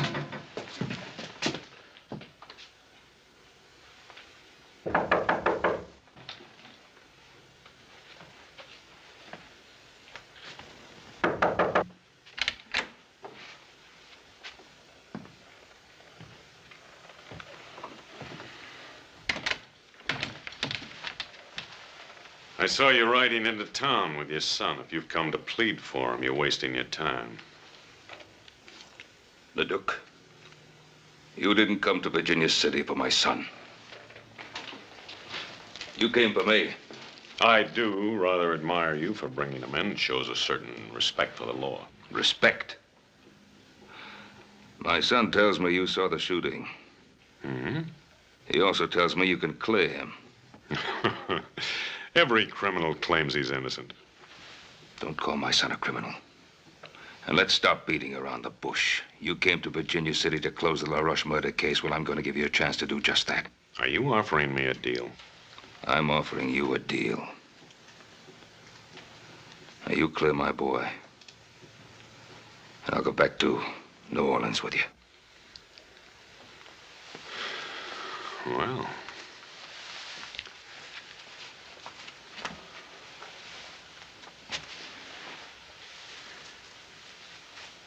Well, I don't know, though. You're asking me to perjure myself. I'm an officer of the law. The truth isn't open to whim. But, now suppose I do make this compromise. Would you return with me unarmed? Yes. And alone? Just you and me, on horse? Yes, I would. And would you give me your promise, your word, that you'd make no attempt to escape? I'd give you my word. How long would it take you to get horses and provisions ready? An hour? Make it an hour and a half. I'll have time to get outfitted. I'll meet you at the jail and clear your son. We'll leave directly from there. And Cartwright, you should feel relieved. Every criminal always is who finally surrenders himself to justice.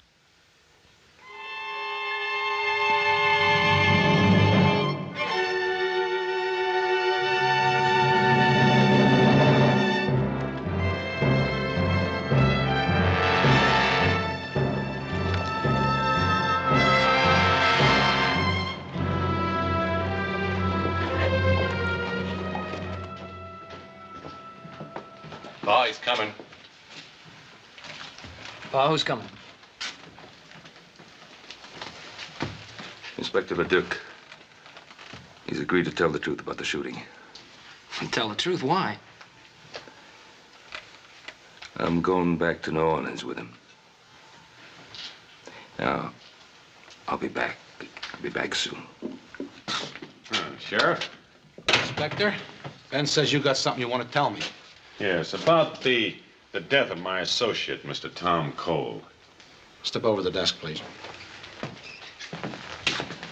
You see, I was rather dazed by what happened.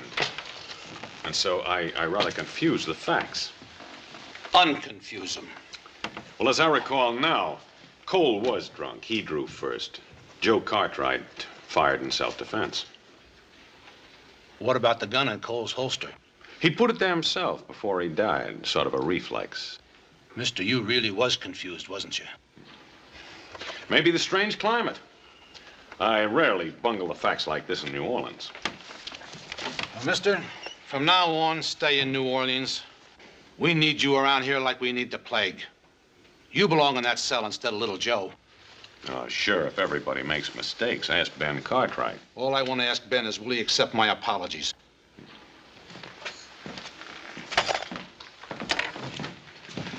Thank you, Sheriff. Don't let little Joe out of his cell until I'm well away. Why not? Where you going? Just do me the favor. See you when I get back.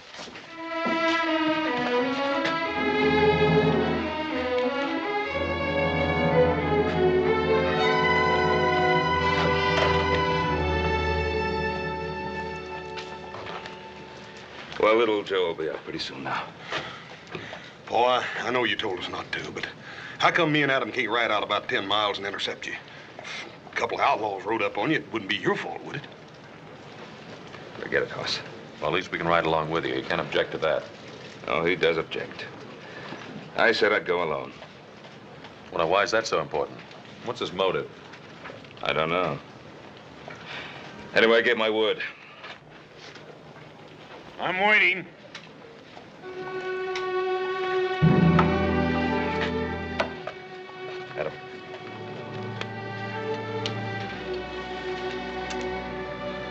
get your pack horse, Paul.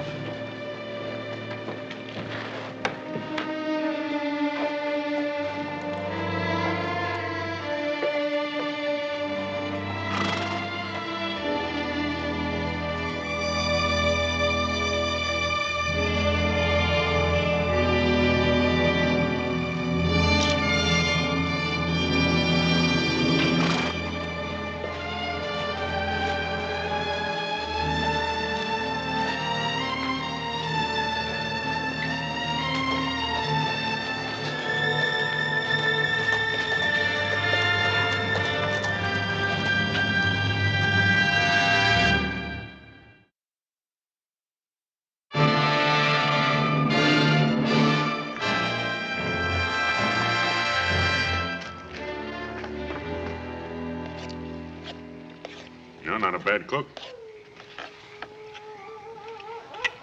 You know,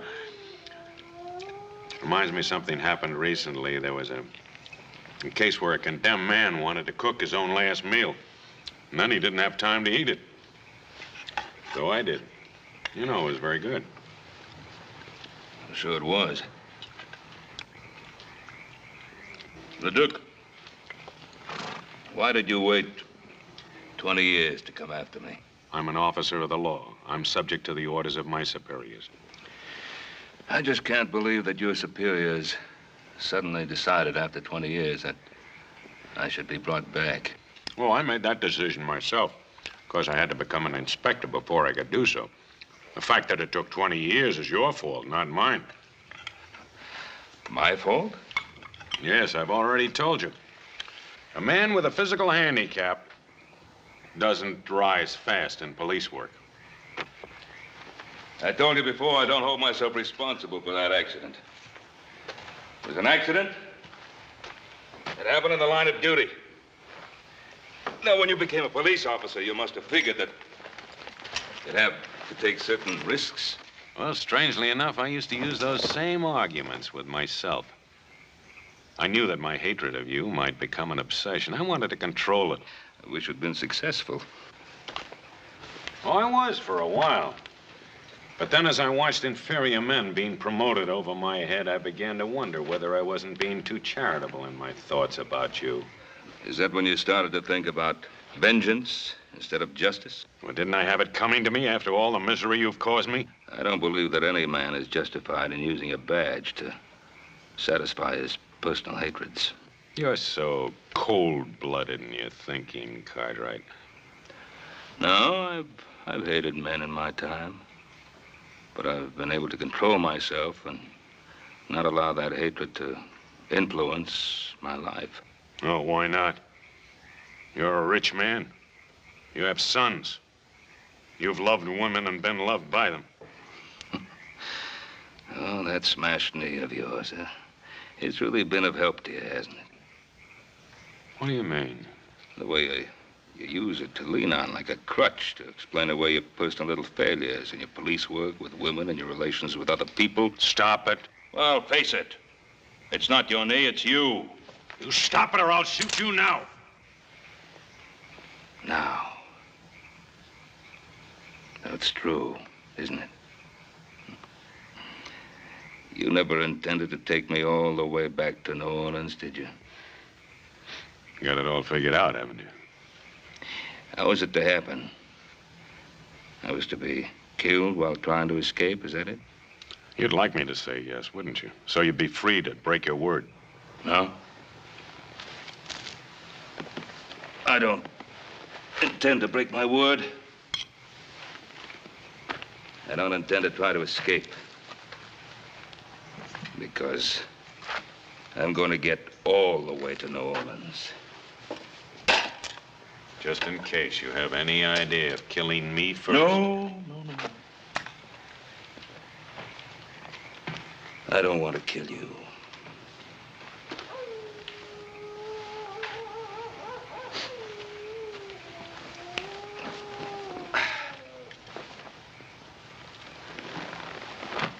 Good night. I'm not going to sleep tonight, Ben Cartwright. I'm not going to sleep any night while you're alive.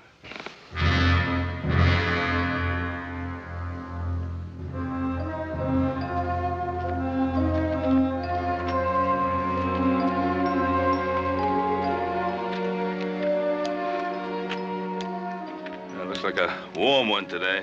What are you waiting for? Mount up.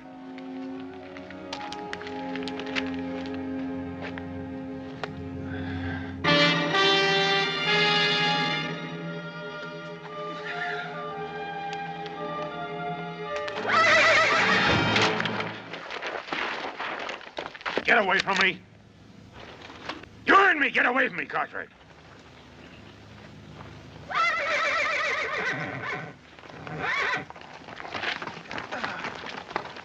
I think I'll put a bullet through your leg, so you'll know how it feels.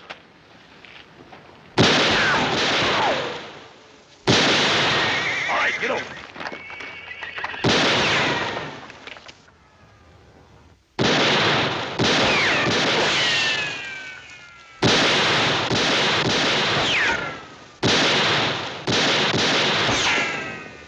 You have another gun? This'll do it.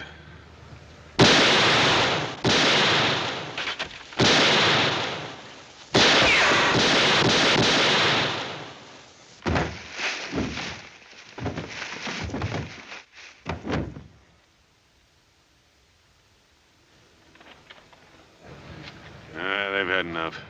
What's that? Ichuo. They weren't after scalps. They were after horses.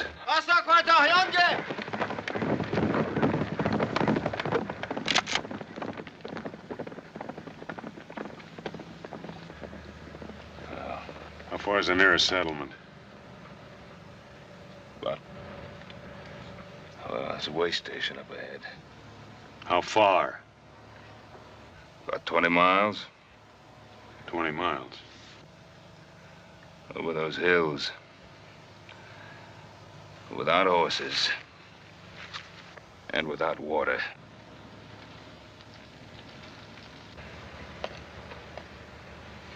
Come on.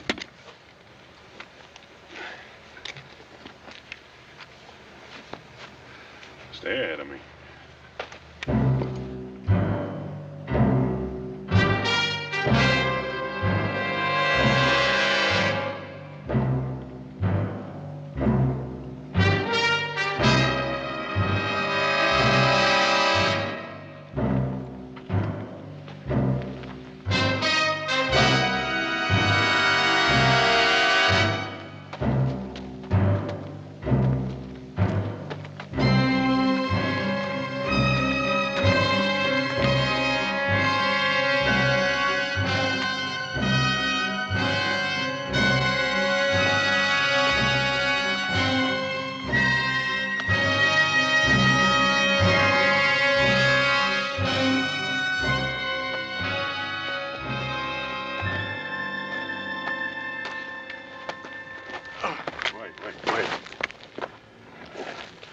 Let's rest a while. You gotta keep moving. His son will kill you. I can't walk anymore. You gotta get to water.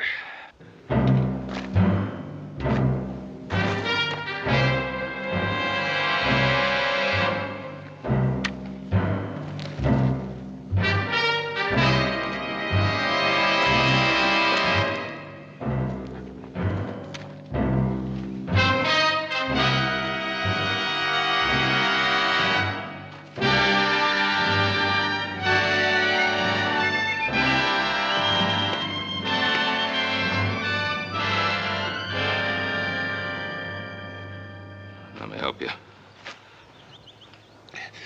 Stay away. I don't need your help. Well, let me help you now. I said stay away. Go ahead. Pull the trigger. I'm waiting 20 years for this.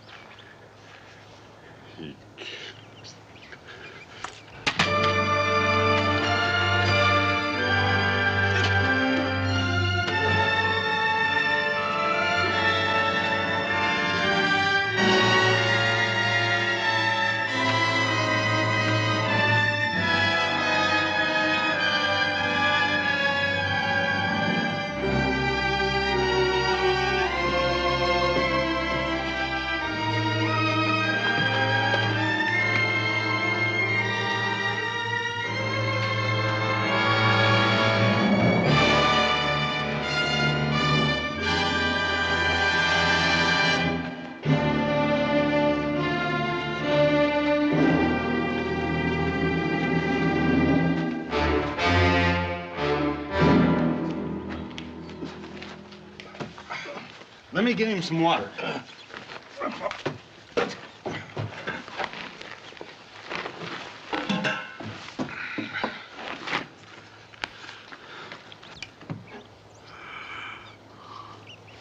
Easy, easy. That's enough.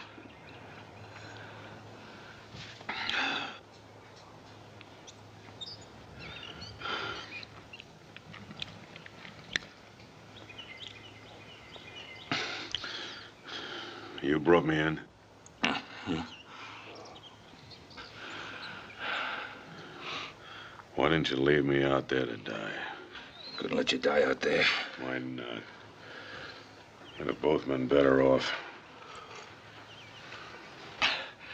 When's the next stage leave for the East? It's due in sometime tonight. Where are we going? New Orleans.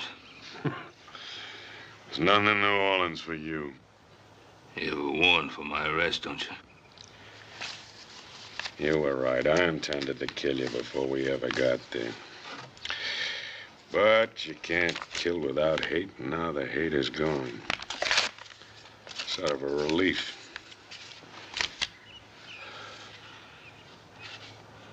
This warrant was never any good, was it?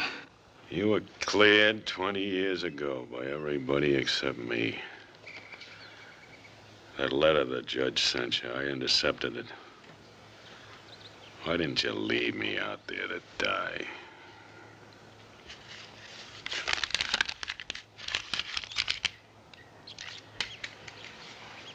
Can you rustle up some food for a couple of hungry men? Him too? We come in here together, didn't we? You betcha, mister. Just give me a couple of minutes. Well, let's wash up. Give me a hand.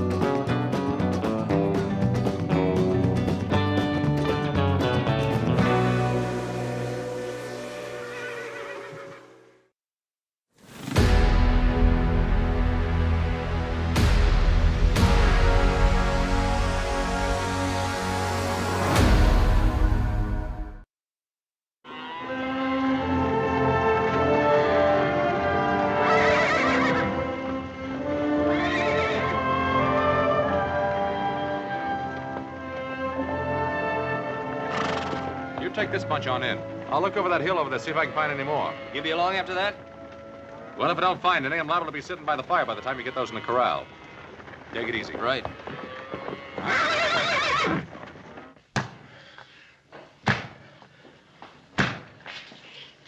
You'll never get that thing off. Why don't you quit?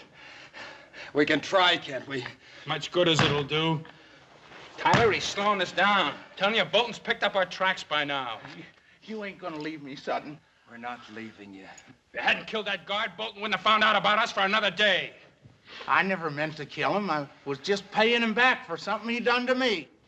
Over to this friend's place where you're taking us. Maybe he'll have a chisel or something. Sure. We'll just walk in and tell her you always go around wearing chains. A girl?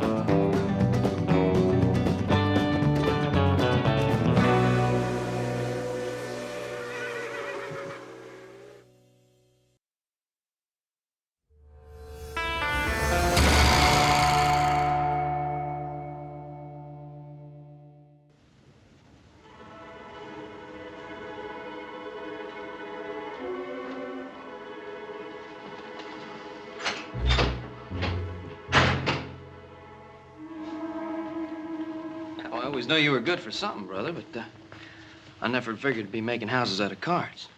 I ain't got but 3 more cards left. I'm gonna make it this time for sure. Gee, I'm proud of you, brother. Yeah, you have to breathe so dadgum hard when you're talking. You don't blow out on the house of cards here. Oh, yeah. Well, see, when I mean I'm proud of you, I mean I'm really proud of you. Ooh. Dadgummit, little Joe!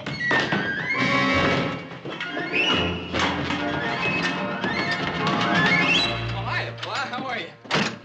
Oh, it's nippy out there. Yeah. Oh, did you collect them strays? Huh? Yeah. I got a couple of them, and I checked them right off on the tote sheet. Good. Alan get back too?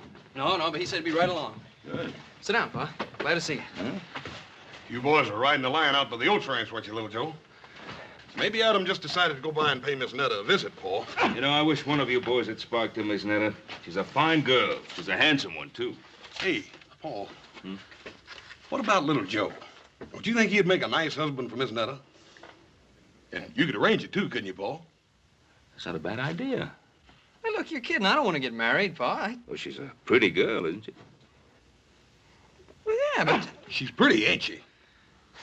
Pa, I think she's one of the prettiest girls I've ever seen. Of course she is. And she's got the makings of one of the finest little horse ranches in this country, ain't she, Paul? She certainly has. It's all paid for and clear, little Joe. Yeah, well, I don't care. I just don't feel like getting married. Well, not for a couple of days, anyway. You know, Hoss, I think he's going to change his mind. I'm sure he will, Paul. And when he does, we're going to all be real proud of him. Yeah, it must be Adam. Sounds like more than one to me, Paul. Detail, halt! Soldiers. Oh, that's strange.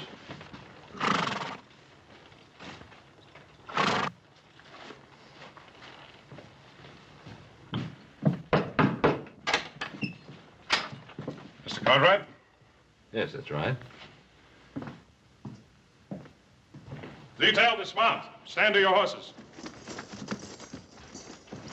Captain James Bolton, Provisional Barracks, Fort Dayton. Well, Captain. Oh, please, come in. These are my sons, Hoss and Little Joe. How are you, Captain? Well, Captain, I suppose you must have your hands pretty full these days, what with the Indian uprisings and all. Oh, please, sit down. Fort Dayton is a casuals post. What's that? Place for troops deemed not fit for line duty. Well, the least we could do is get your men some coffee. It's pretty cold out there today. Hoss, see that Hobson get some coffee out to the men. Yes, sir. Hold that. My men are on duty. Well, I ain't on duty, Captain. You want some coffee? No. I'm trailing 3 deserters that escaped from my stockade. Well, Captain, do you think they headed up this way? The trail led to your land. Well, as I was riding the fence all morning, I didn't see anything. How about you, Hoss? Nope. No sign of tracks, campfire, trampled down brush? I didn't see anything. Well, that's odd. Well, Captain, I don't see why that should be so odd. We have a pretty big piece of land here. 3 men could very easily lose themselves on it. Perhaps. Who else is in the house with you now? Up Singh, our cook. Our captain. Now, surely you don't think that those 3 men are hiding in this house? It's not within my province to think one way or the other, Mr. Cartwright. Then let me set you straight, Captain. Those men are not here. Then you'll have no objection to my men searching the area. Captain! I just told you. Those men are not in this house. Let me state the situation very precisely for you, Mr. Cartwright. We know that those 3 men came to this general area. It is also quite obvious they cannot evade detection without some outside help. Now, anyone aiding them in any way will be charged with and tried for obstructing military justice. Hoss, will you be good enough to show the captain out? You betcha, Paul. Captain, we've got a man out here, Captain.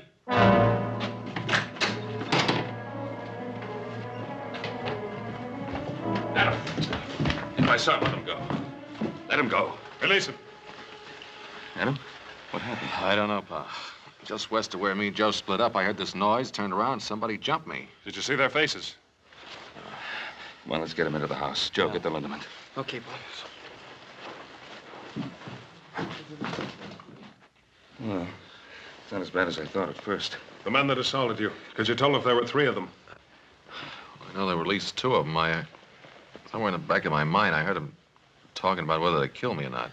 There could have been a 3rd. Take it easy, pal. Oh, it looks to me like it's right now time for some settling up to be done. Well, we'll do the settling up.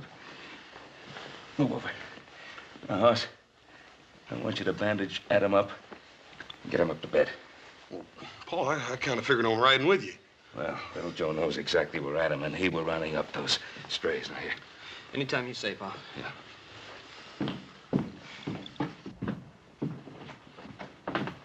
If these are the men I'm after, they belong to me. I think there's something we'd better straighten out, Captain. This is my land you're on, and that's my son who's been ambushed. Now, if you want to ride along, fine. But you ride where I say, and you ride behind me. Otherwise, take your men and get off the Ponderosa. And if they are the men I'm after? Joseph?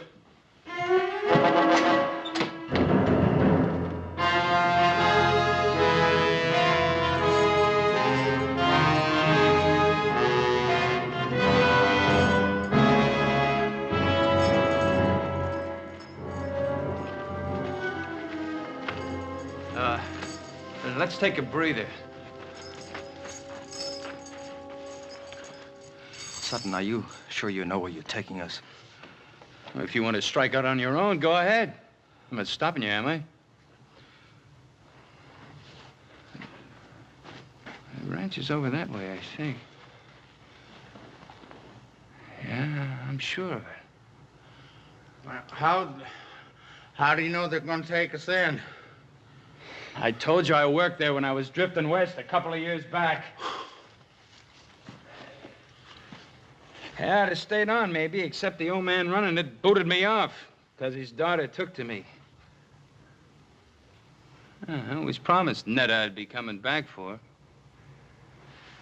Just a little sooner than I figured, that's all. Oh! Oh! Oh! Ain't nothing to hear us but hoot owls and crawlies. I don't like it neither. You ain't ever known anything better. Cut it out, both of you. That's an order.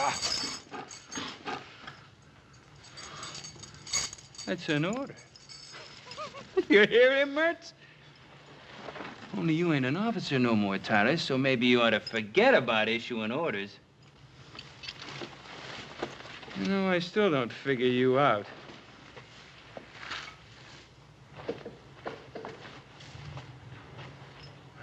Mertz here was facing the gallows. Me, I still had 5 years left to serve. Hey, this cave, it's a pretty good place to hole up. And you had about 6 months to do and you'd have been free. So why risk your neck breaking out? My reasons don't concern you. Maybe. Maybe not. Look, you two hole up here. I'll go see if it's clear at the girl's place. I'll just go with you if you don't mind. All right, but not him.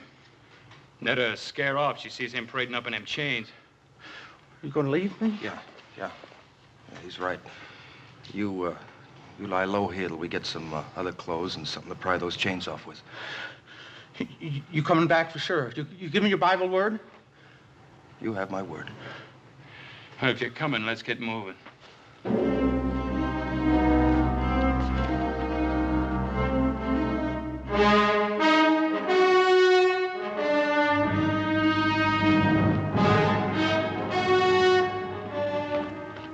There's no sign of them up there, Pa. They must have headed off in that direction. Yeah, probably kept to the creek bed, the other side. Turning dry now, but the bank should still be soft enough to leave prints. Yeah.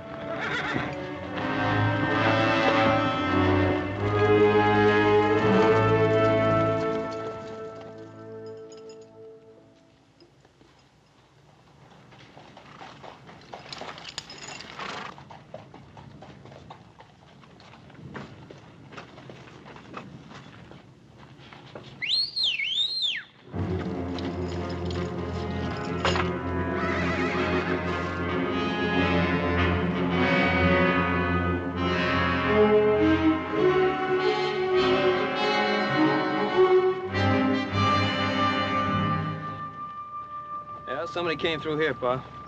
Not too long ago.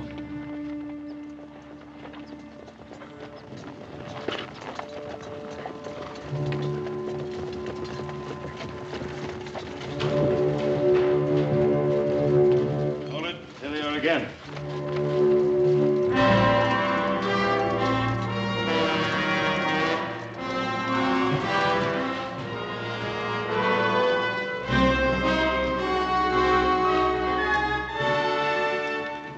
Spread out.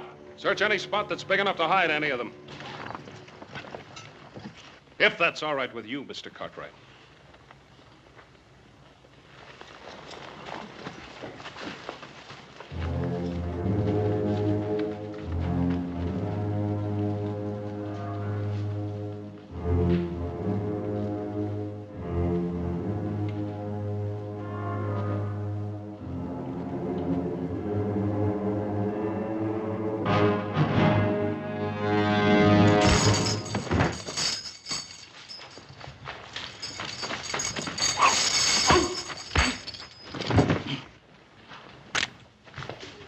Put up your gun, Captain. All right, now. Where are those other 2 men that were with you? I charge and hereby arrest this man for known and specific crimes against the Articles of War. Captain, he's a military prisoner now. I'll get your answers for you. Corporal, take the prisoner in charge. Yes, well, you better get those answers, Captain.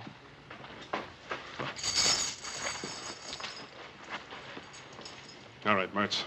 Where are the other 2?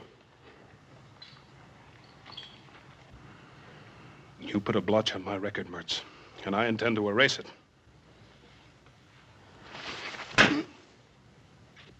Where are they? I don't know. We split off. That's the truth, mister. I swear it.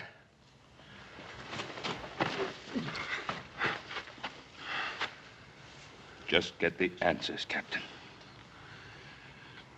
Maybe you're right. If he knew where the others were, he'd be pouring it out. Because he's scum. And scum always breaks. Isn't that right, Mertz? Or have you forgotten what it's like in the hot box? Someday somebody's gonna get you, butcher. Well, it won't be you, Mertz. I can assure you of that. No. No! No! No! I'd rather die than go into that hot box! No! No! The prisoner was attempting to escape. You're a witness to that. I'm also a witness to the fact that you deliberately tried to murder him. Bolton, I'm going to see to it that my good friend Colonel Metcalf at Fort Dayton gets to know exactly what kind of officer he has in his command.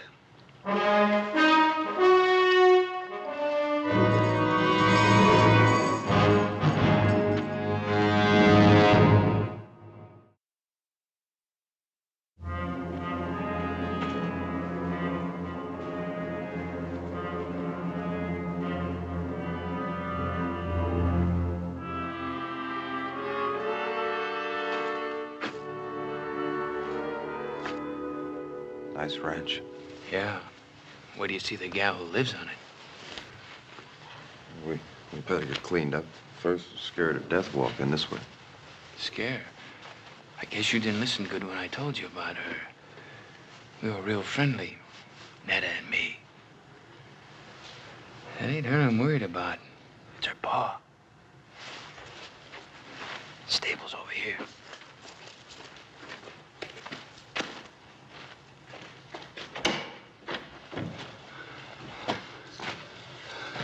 Don't close the door so we can hear if anyone's coming.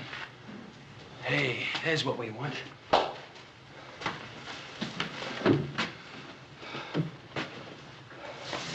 Here, put this on. Help you look human again.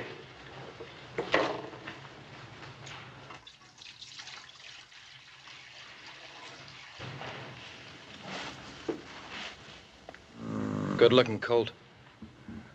His mother must have died. He needs care. This is a fine time to be fussing over horses. I sometimes prefer them to people. And what's that supposed to mean? Nothing. Just a thought. I'd sure like to see Butcher Bolton's face right now. He's probably chasing us halfway across the Sierra. I doubt it. Bolton's a sadist, but he was one of the best Indian trackers in the Army. Well, we're not Indians.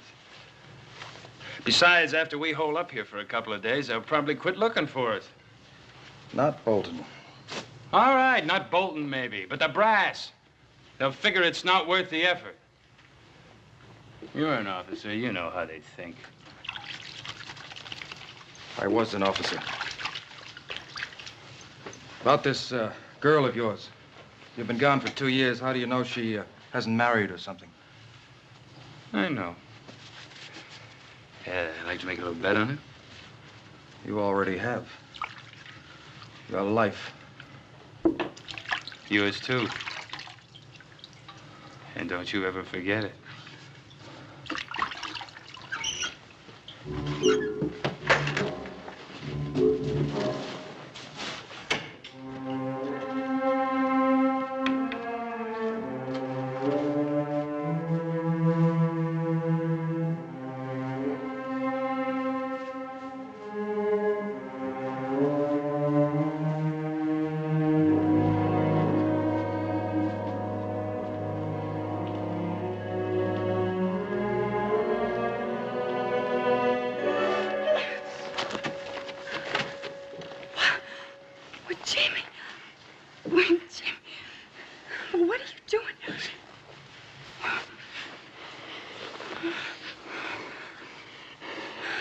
I told you I'd be coming back. I thought you'd forgotten me. Netta, you think I could ever forget you? Oh, Tyler, come here. This is my partner. I've been telling him all about you. Now he can see everything I said was true. Tyler, ain't she a beauty? Sutton, you never even got close. It's a pleasure to meet you, Miss. Tyler's my name. Paul Tyler. Miss? Her name's Netta. Call her Netta. How do you do? Are you in the Army with Jimmy? No, not exactly. Well, you see, Netta, I left the Army some time back. Tyler and me been doing a little prospecting. Oh. Well, why didn't you just come right on up to the house? What are you doing out here? Oh, we were covered with trail dirt. We wanted to wash up a bit before we barged in on you. Now, was that fair? You get all prettied up and... Well, just look at me. Oh, honey, you're wonderful. Just beautiful. I'm going to take a walk outside. Wait a minute, Tyler. Your pa's up in the house, I guess, huh? Oh, well, Jimmy, Pa died over a year ago. Oh, that's a real shame. I'm sure sorry, honey.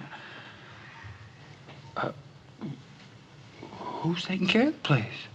Oh, I've a hired hand, Charlie. He's in town for a week. That's awful, you're being alone like this, honey.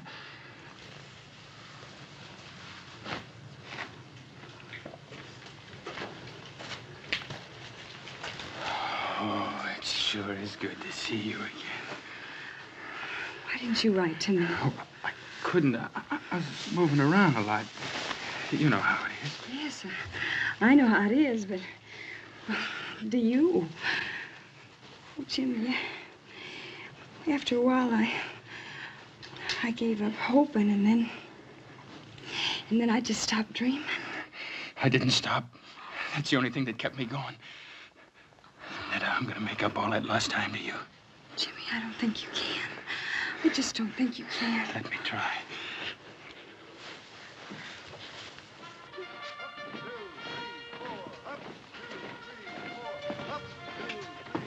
Ben, I've known you for a long time. But I can't accept these charges you make against Captain Bolton, not without proof. Well, what more proof do you want?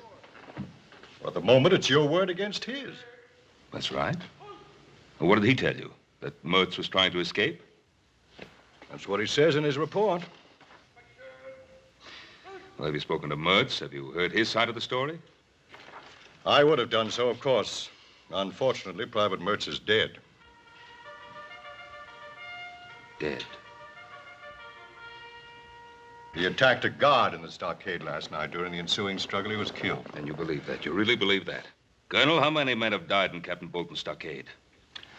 Captain Bolton is an officer with a distinguished record, Ben. Commended several times for bravery in action. Perhaps you noticed his hand. He was captured and tortured by the Sioux.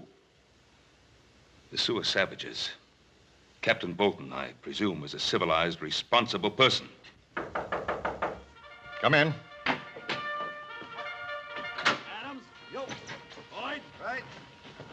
The colonel sent for me. You know Mr. Cartwright? Yes, sir, I do. Captain Bolton, Mr. Cartwright has made certain charges against you. I thought you should be here to defend yourself. I'm aware of Mr. Cartwright's charges. I'm sure the colonel knows my behavior has been and always will be strictly according to Army regulations. Colonel, I've never heard of any Army regulations that cover the killing of prisoners. Mr. Cartwright, maybe you don't know whom you're defending. Private Mertz killed a fellow soldier in a brawl over a card game. As for Sutton, he attempted an armed robbery of an Army payroll. Ben, this is a casuals post. I don't know whether you realize that it's made up of outcasts and misfits. They're still men. And as such, they're entitled to certain minimum standards of treatment. Ben, I respect your opinion and your judgment, but this is the Army, and I have to stand behind Captain Bolton. Yes. Yes. I understand. Good day, Colonel. Good day, Ben. Thank you, sir. Captain, I chose my words carefully in front of Mr. Cartwright. But your conduct has been brought into question. If there's the slightest indication of any transgression of regulations on your part, I'll see that you're investigated and if the facts so warrant, court-martialed. Is that understood? Yes, sir. That's all. With the colonel's permission, I beg leave to return to the Ponderosa with a detail of men. Well, that's private land. We can't search it without permission of the owner or an order from a civilian court. I have already obtained the required court order from the Federal District Court of this territory. Request granted. But if I were you, Captain, I'd remember that warning I gave you. I'd remember it very carefully. Sir.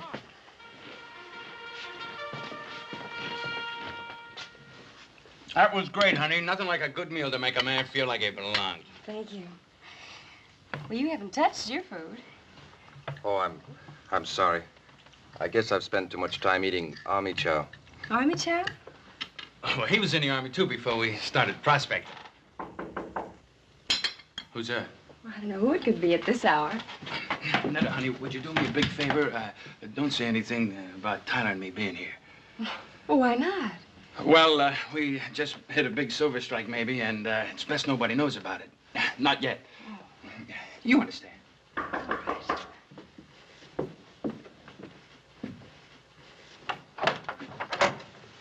Well, good morning, Hoss. Morning, ma'am. You sure do look nice in your new dress and all. Thank you. Ma'am, I don't want to worry you none, but Paul thought you ought to know about it. There's some Army prisoners loose.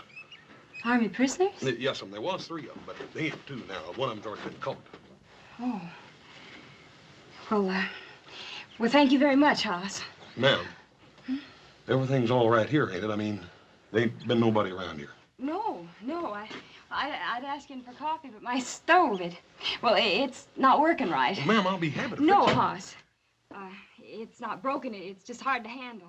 Well, thank you very much, Hoss. Ma'am, you right sure everything's all right? Yes, Hoss. Morning.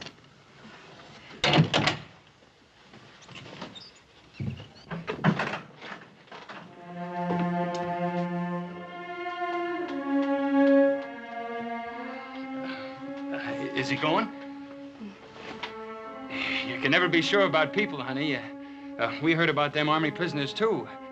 It might have been one of them. Might have been. Just exactly where have you been prospecting? Well, up north a piece. Ain't that right, Tyler? Sutton.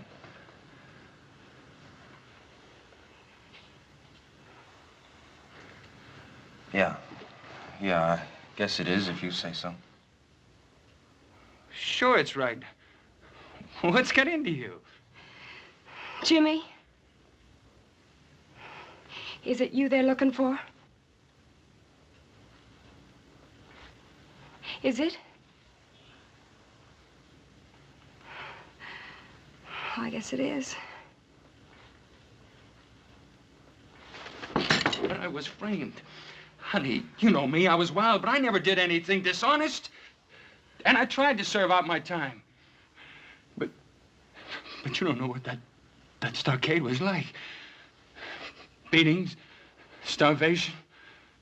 There was a captain, got his fun by kicking us around. You know what happened to him? He was in a sweatbox for 3 weeks.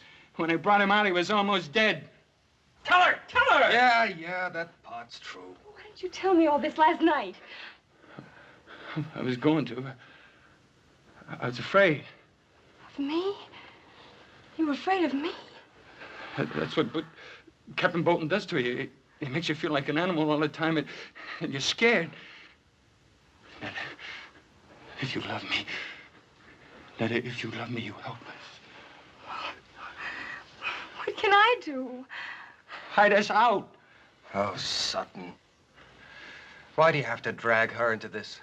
Why don't we just get out while we can? To where? They got Mertz. That means Bolton thinks we're heading out of here. We're going to stay here. It's our only chance. Yes, you can stay here. Both of you. I want you to. I knew I could count on you. Thank you, Miss Nutter.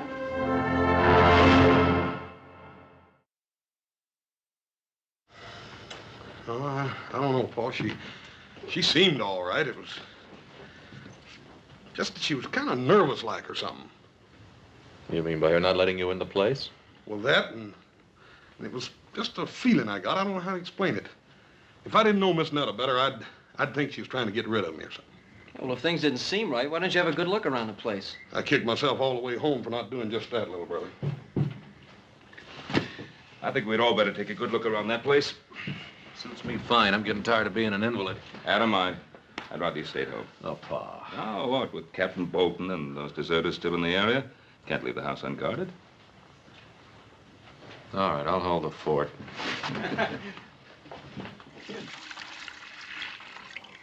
The colt will be needing this.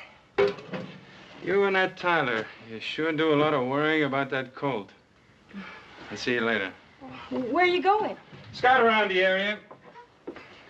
Hey, that's Army talk. I guess it rubs off on you whether you like it or not.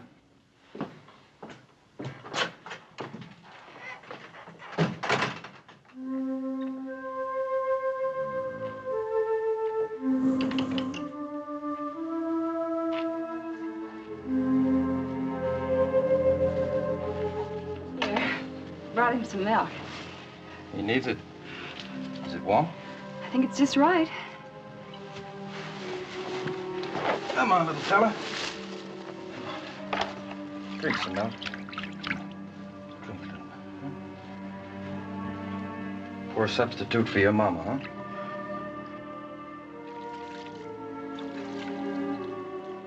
Where did you learn all about horses? I grew up with them. My father used to breed trotters back in Maryland. Well, you don't see many of those out this way.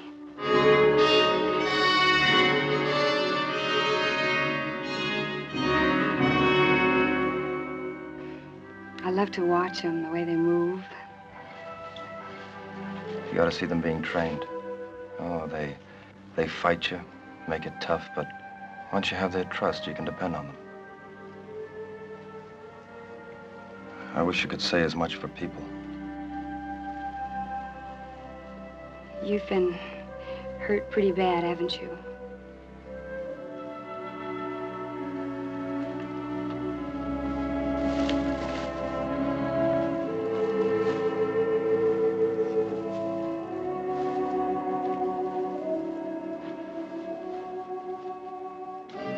Paul, there's something a little funny about this. I don't believe she left here without locking up, do you?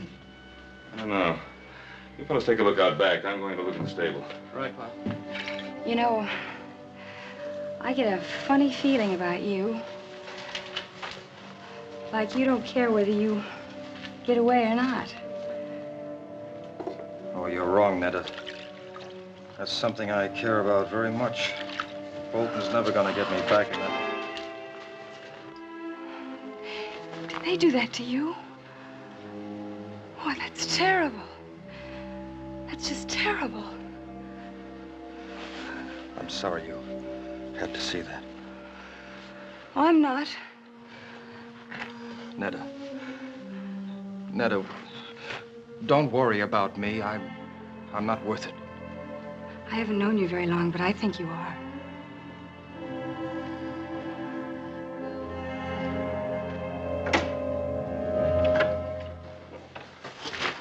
Oh, put it down, son. Ben, please. I'm sorry, Netta.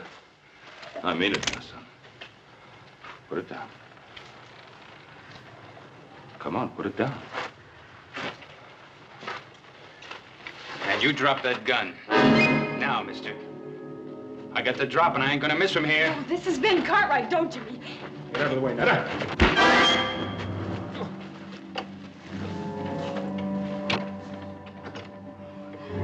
Great work, pal. What's great about it? I might have killed him.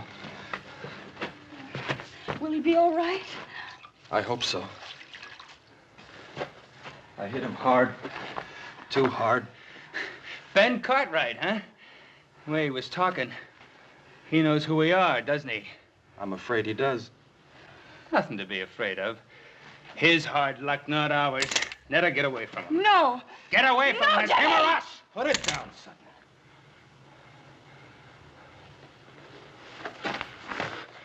You decided to start giving orders again, Lieutenant? I have no choice. You try killing him and you're dead. But what's got into you? You wishing to have Bolton beat you to death?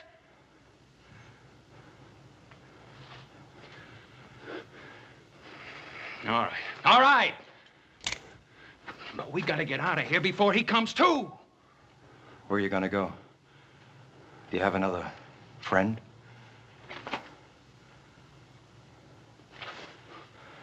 All right, stay here.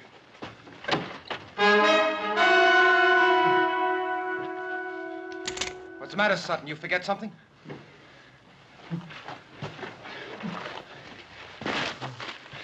Netta, I can't leave you.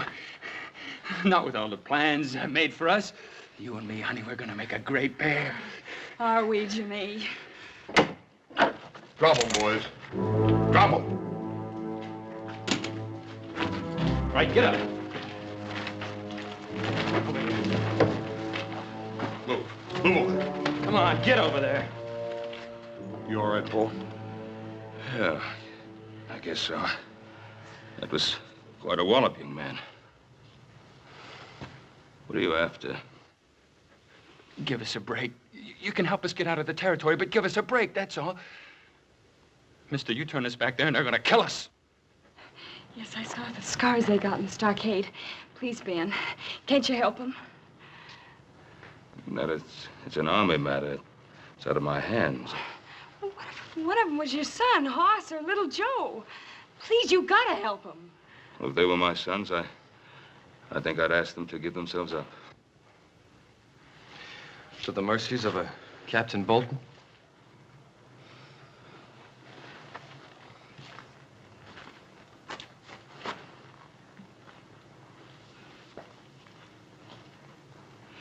Give me your name tags. What do you want them for? So I can convince the colonel that I've really seen you and that you are ready to give yourselves up. To Captain Bolton? I'll speak to the colonel. I'm sure he'll be as fair as he possibly can be.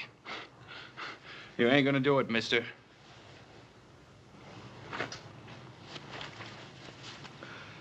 Do we have any choice? One thing, Mr. Cartwright. If Bolton comes for us, no matter what it takes, I'm not going back.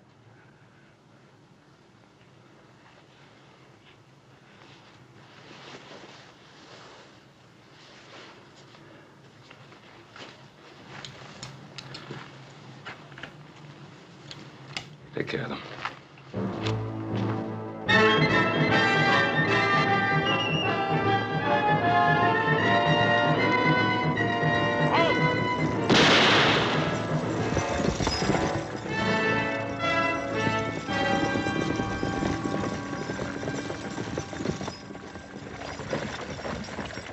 Dismount.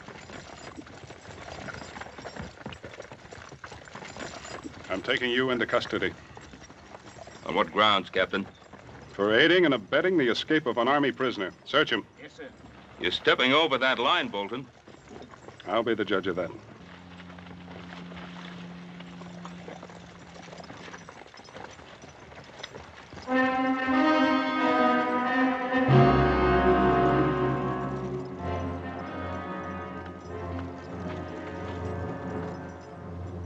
Where are they?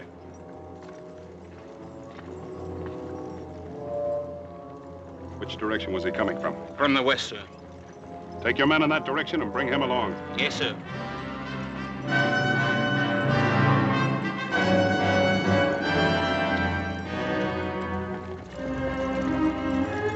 Lead out.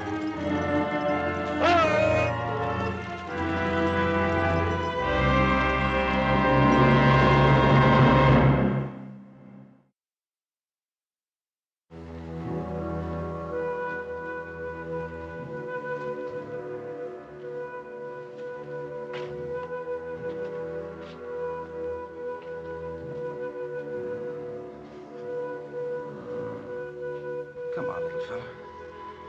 Come on. Come on, try. Up. Up. Up. Come on. Come on. He's gonna make it. It's funny what a thin line separates things.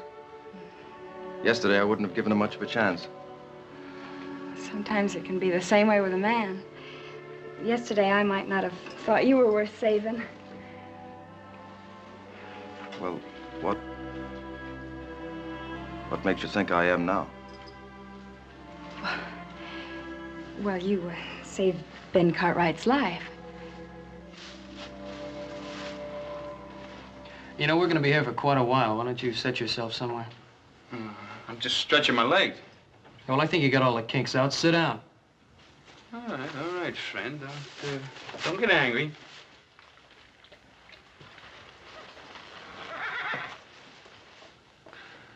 You think quite a bit of that cold, don't you? Why not? He needed my help, and in a way, I needed him. Yeah. Mr. Tyler, you don't have to answer this unless you want to. What'd you do that got you into all this trouble?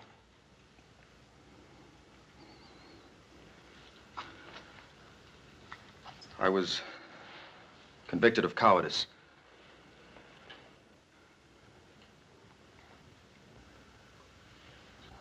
Oh, don't look so surprised. It's true. The actual charge read dereliction of duty, refusal to obey a command, and cowardice in battle.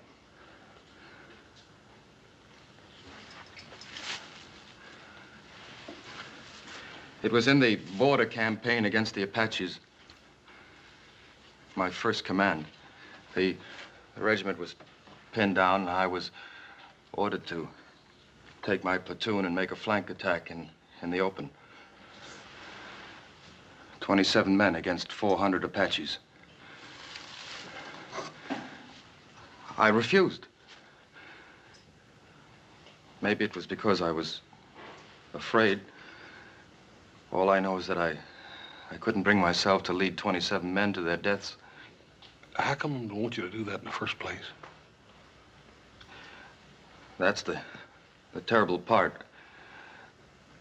I didn't know at the time that it was meant to be a diversionary attack.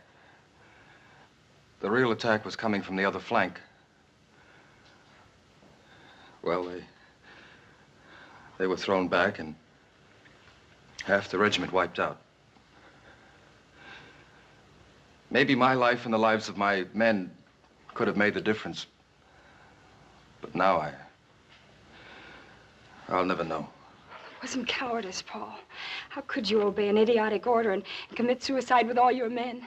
You're wrong, Miss Netta. It wasn't an idiotic order. The Army generally knows what it's doing. Well, what were they doing when they put scars on him? Ma'am, you can't judge the whole Army by a man like Captain Bolton. But, friend, that's the man we gotta go back to. Pa told you he'd take care of that, didn't he? Look, your pa's a good man, and maybe he's got good intentions, but he's never come up against anyone like Bolton before. I tell you, he's gonna kill us. Oh, no, he ain't. Look, there's only one way to beat this. And that's if you fix it so we don't have to go back. Mister, we can't do that. Can't you? This morning when I scouted the train, I left a buggy and a couple of horses up in the gully. All you have to do is turn your back for a couple of seconds and me and Tyler and the girl will disappear. Save your breath.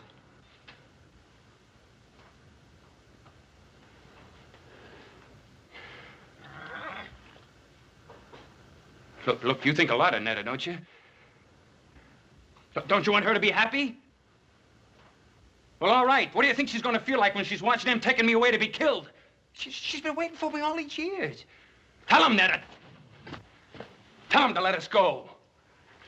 I can't, Jimmy. I just can't. But why not?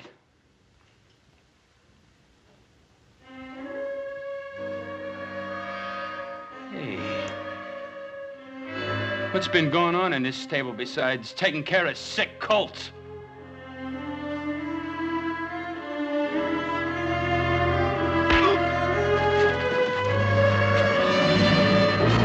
Okay, hold it! You take one step my way and I'll put a bullet in him. You do that, mister, and all the bullets in that gun ain't gonna keep me from squeezing the life out of you. Don't you worry none, friend. I'll do it. I got nothing to lose now. Throw your gun on the floor. Come on.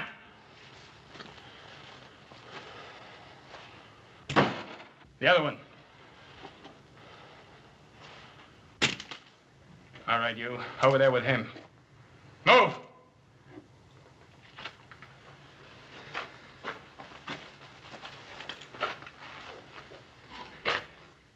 So long, Lieutenant. You had your chance. And you're gonna have what's left of him after Captain Bolton gets through with him.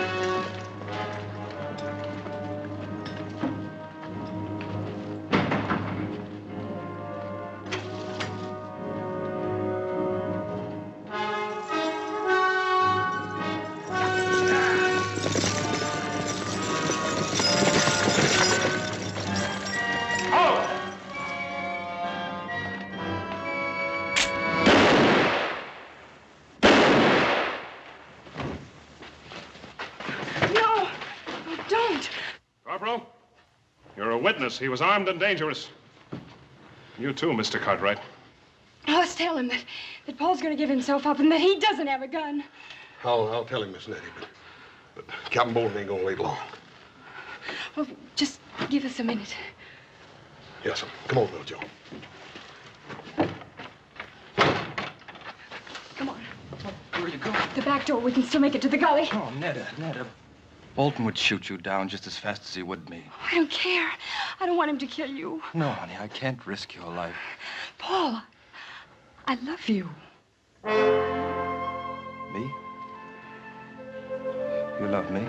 Yes. Oh, yes. I want to be with you. Then I can't run. I can't run. You ain't got a gun, Captain. Get out of the way. Corporal, this is Army business. I'm taking that prisoner.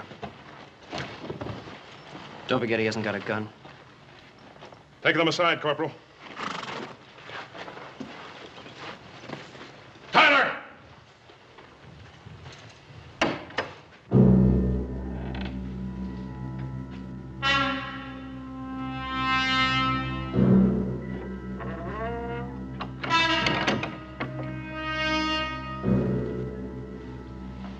All right, Captain. Drop your gun, Tyler.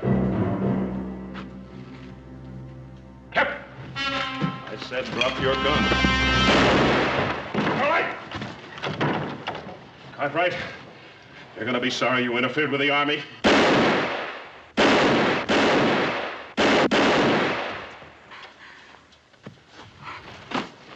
He's dead. You better get started back to the fort, Corporal. We'll bring the captain in. Tyler? How long? I don't know. Well, I'll be here.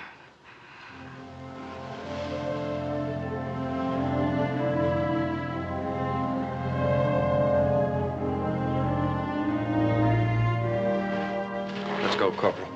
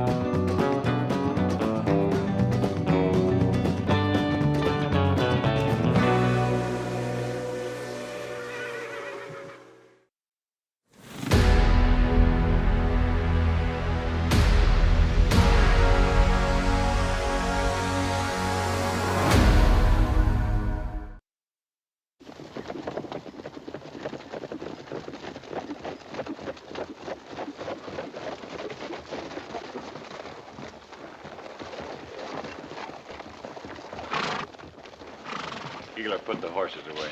Harry, Bragg, take a look around town. Anything going on, I want to know about it.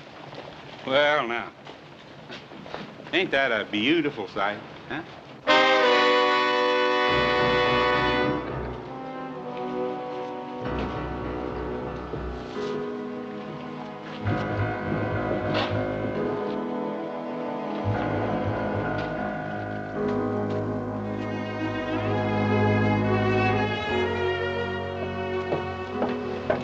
Sally? Are you satisfied now, Sally?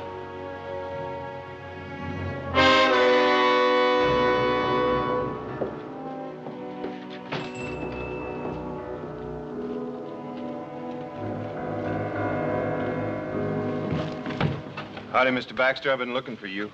The petition? Yeah. Not many names. I'll get more. I got to. Hold it, Keeler. What for?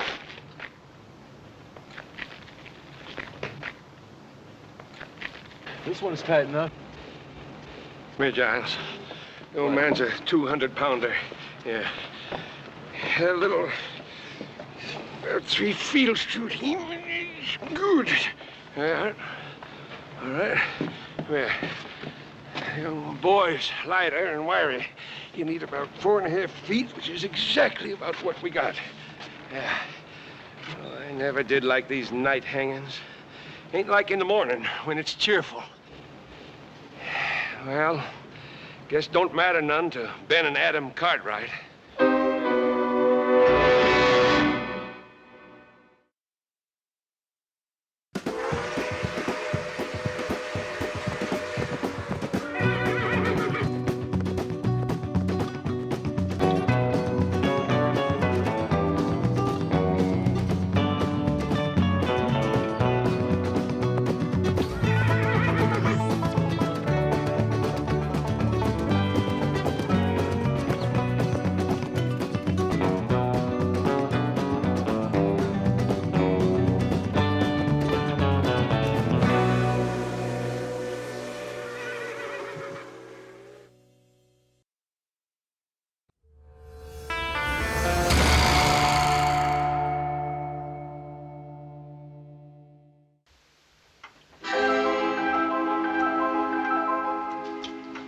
us to go.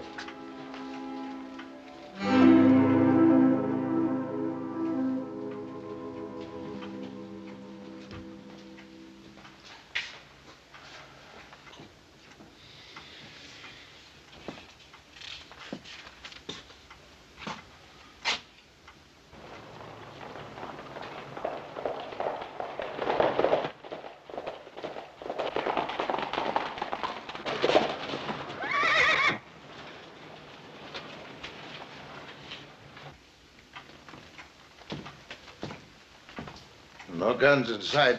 That's good. If my boys weren't supposed to bring guns into town, they won't.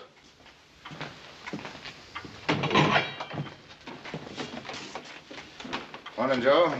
Boss? How are you, sir? Bill? Okay, go ahead. Joe? Hi, Pa. Us? Paul? We found him, Paul. Dead. How'd he die? We found him about 100 miles north of here. Looked like he'd fallen off of a cliff. It was thrown off. Deuce Martin? Yes, sir. We left his body with the sheriff up at Spotswood. Now, there are only 2 witnesses to that killing. One of them's dead already. Now, Sheriff, you know my pa and brother are innocent. Deuce gave me a full statement. Yeah, and then he left town before the trial. Didn't much matter. Sally Burns saw it, too. And you believe her? Well, the jury did, Joe. Oh, I'm sorry.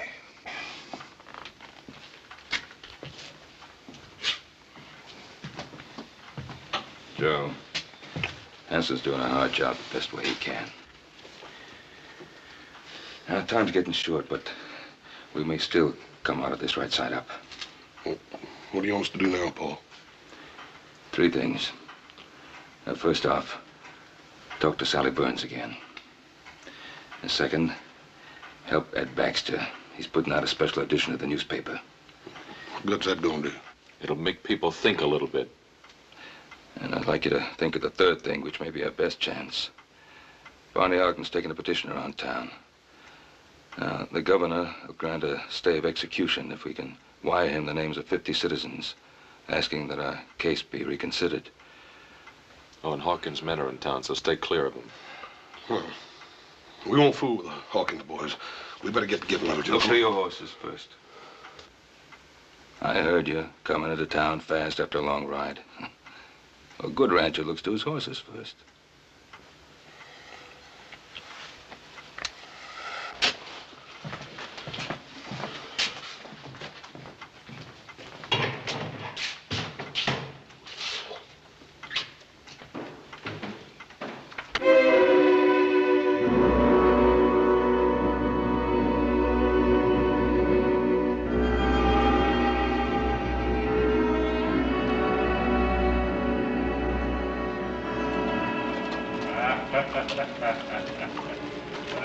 Of course, now, on the other hand, you hang him too high, and whoosh, you know?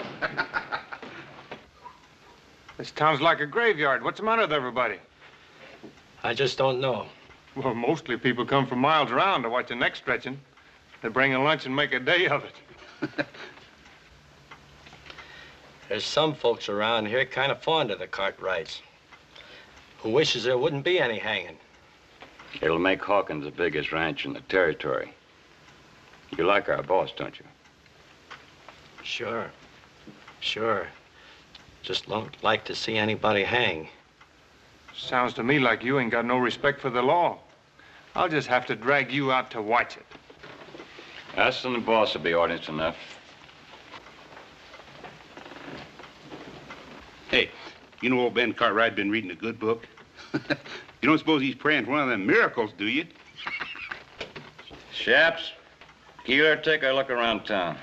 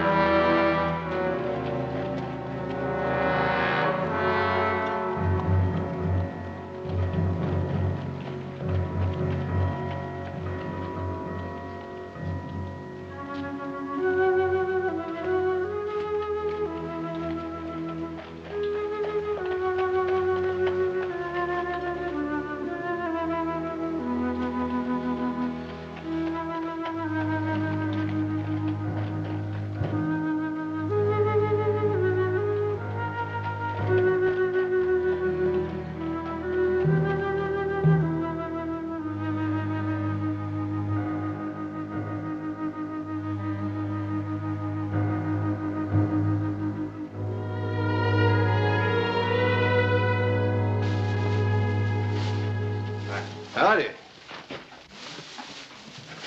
Take care of your horse? Yeah, 6 quarts of grain and all the hay and water he wants. Yes, sir.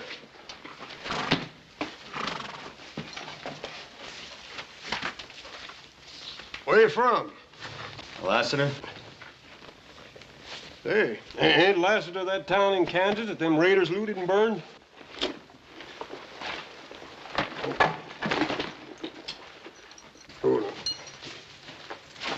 They're hanging Ben or coming? Coming real soon. You, here to watch? Why, I'm looking for someone. I don't hardly see, nobody packing a gun in the breeches. I'll take care of your horse. Yeah.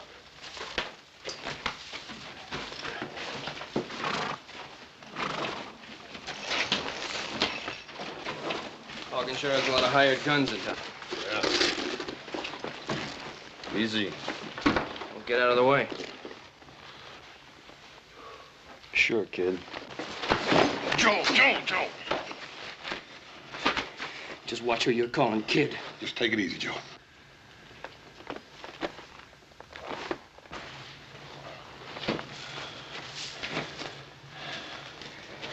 Pick up your saddle.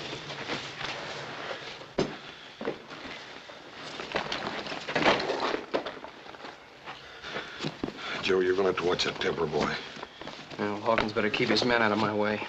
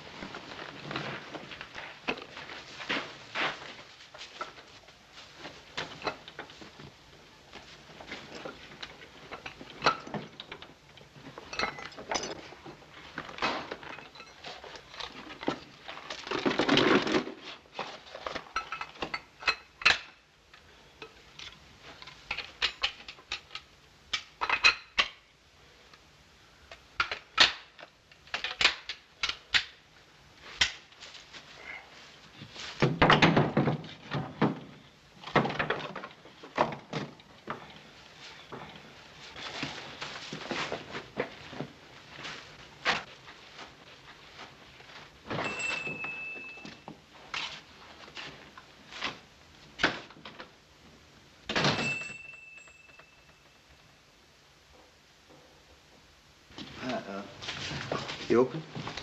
Coffee and stew. I'll have coffee and stew.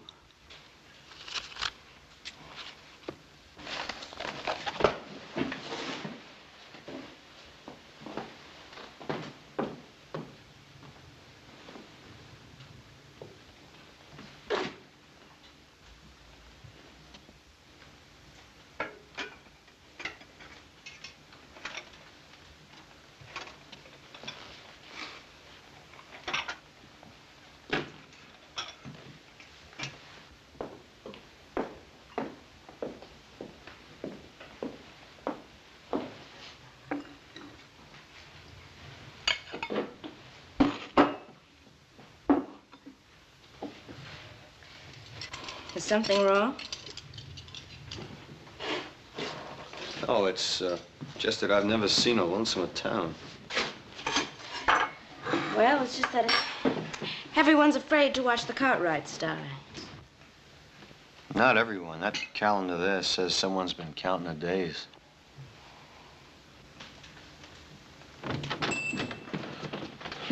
Miss Sally, ma'am, we'd like to talk to you for a minute if we could. See, you're the only one left in town now that can save our Pa and Adam. Me and little Joe found Deuce Martin dead. Dead? Yes, sir. You're the only witness against them now. I told you what I saw at the trial. Sally, you've lied. Joe, no need for that. You were hurting a lady. I didn't mean to hurt you, Sally. I'm sorry. I just wanted you to tell the truth, that's all.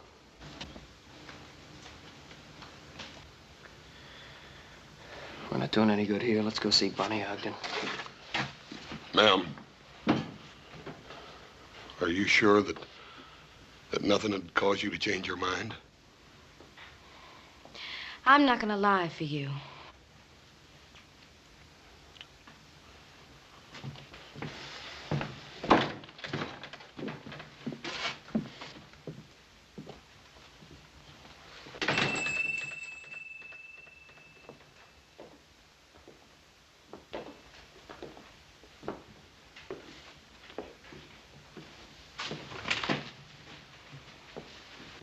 You and Cy Hawkins are the only men I've seen stand up to the Cartwrights. Coffee and stew around the house. Who was killed? My father.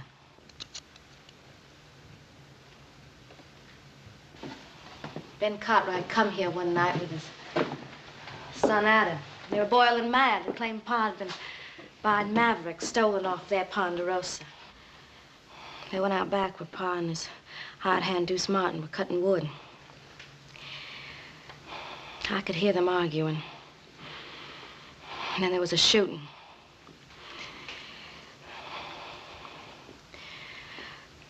Well, if you knew what it was like to have someone killed in such a crazy way like that. I do know. I know very well.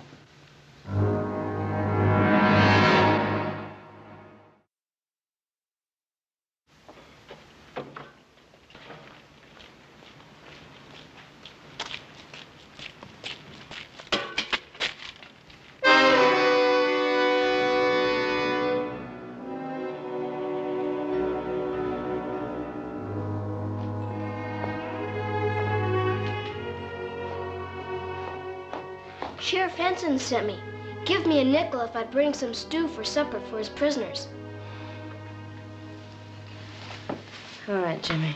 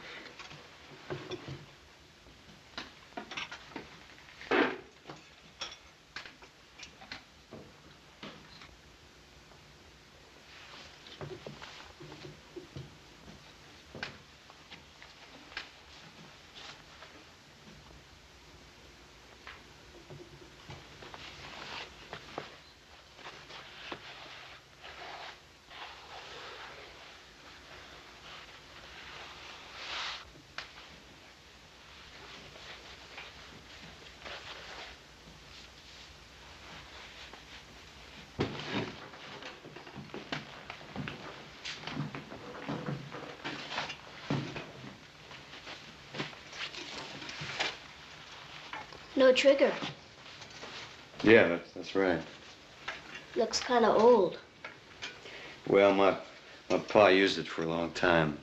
but it's yours now? Yeah.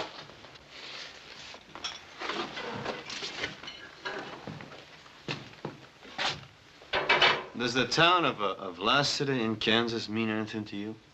No. How do you mean? Well, have you heard of anybody around here being connected with the town in any way? No. Well, who would be the biggest rancher around here? Ben Cartwright.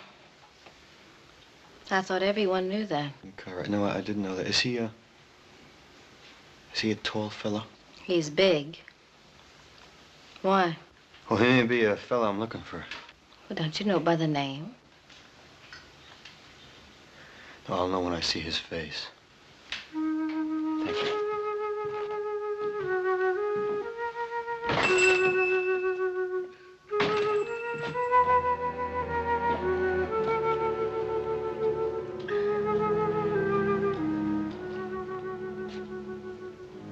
Hey, Shaps, Keeler. Fred says for everybody to come in and have a drink. Canary, Bragg, you hear him?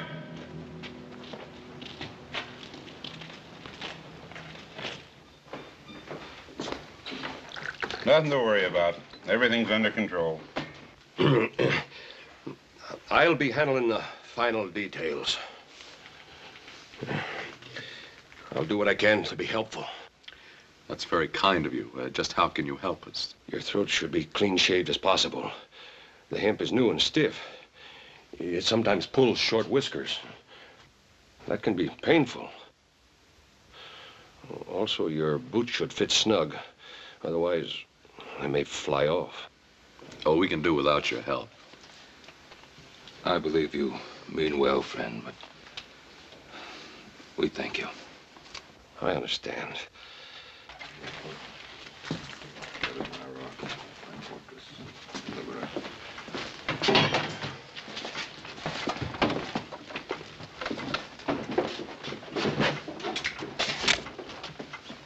do you want? To see the older Cartwright. What for? It's a personal matter. Sorry, but you can't. Go ahead. My Lord, who is worthy to be praised. So shall I be saved from mine enemies.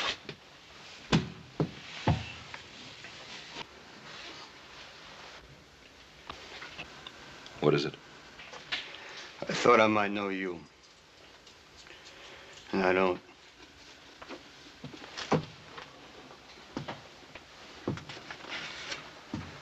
You seem disappointed. I am. You thought the hangman was doing you a favor? Yeah. This man you thought I might be. You hate him very much. Yep. Sorry I troubled you.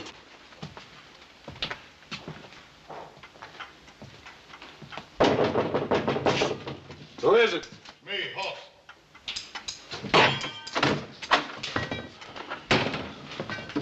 Paul? Hoss? Sally Burns ain't gonna change what she had to say. What about the petition? Barney Ogden's probably down in the miners' flats. Little Joe's down there to fetch him now. Well, that's good. They ought to get lots of names down there. Yeah, and we're gonna need them, too. Everybody in town's holed up in their house. Hawkins. Yeah, they want to stay on his good side in case he takes over the territory. Nobody's taken over while I'm sheriff. Hanson, you're new in office here. They get rid of Pa. Hawkins will start chopping away at the Ponderosa till he's more powerful than he is now. And if you stay honest, you'll just have one problem. You'll be dead. Better get on with your talking. Time's running out. Hoss, I want you to work on the petition and the newspaper. But no more than that. What do you mean, no more than that, Paul? Adam and I agree. Do everything you can inside the law. But that's all. If you try to free us by force, Hawkins' men will slaughter you. Besides, you'll be coming up against these lawmen and be shooting at our friends. That's no good. You don't have to worry none, Paul. Hoss, I want you to promise me no violence. Yes, sir. And try the telegraph office. Maybe Joe missed Barney. Maybe he's already got the names and sending them to the governor. Yeah, I'll check.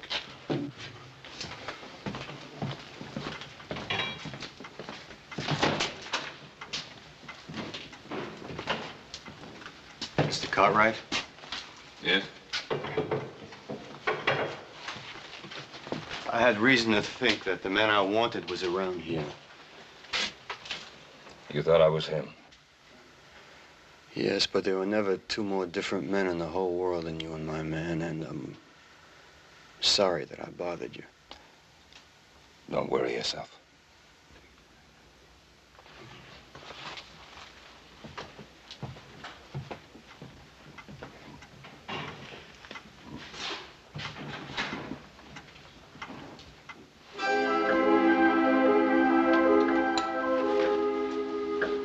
Hey, ho, only about an hour to go. Hawkins better get here soon. He'll sure be sore if he misses it. He won't miss it.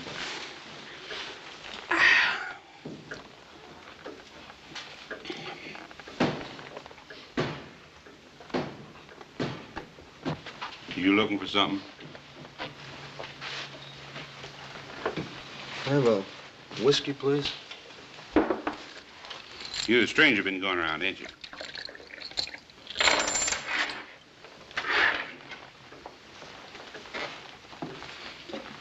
You know, Fred, he packs his gun in his breeches. You reckon he'd bust a finger taking it out? Oh, Hawkins don't want no trouble, Bert. Not till after the hanging. Sure, I know. I just wondered about this little fella here. You know, it could be he's a friend of the Cartwrights. Are you, mister? Yeah. Long standing? 10, maybe 15 minutes. It'll be a short-lived friendship. Now, us, we're backing up law and order and justice. Seeing that there ain't no slip-ups in that hanging.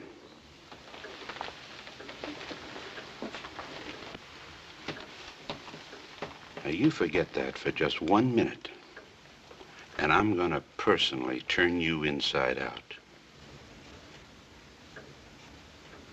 You hear good? You too scared to talk? Go outside and cool down, Bert.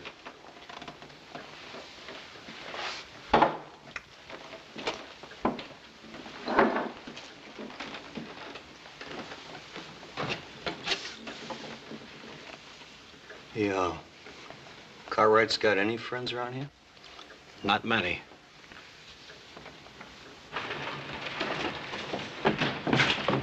Watch it, kid. Sorry, mister. What do you got there? Stu, I gotta take you to the jail. Hey, Hoagie. Hey, Hoag, come here. Yeah. This kid's taking Stu to the jail. It must be the Cartwright's last supper. Say, what do you think we ought to do with it, Hoag?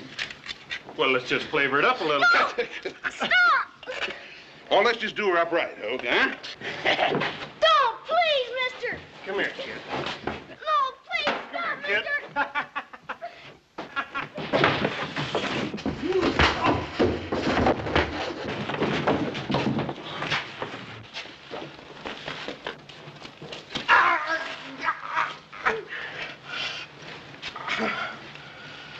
Get up.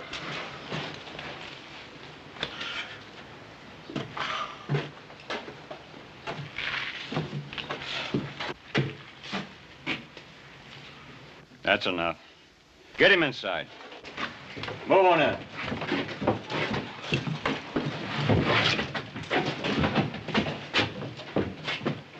We'll take care of you later, after the hanging.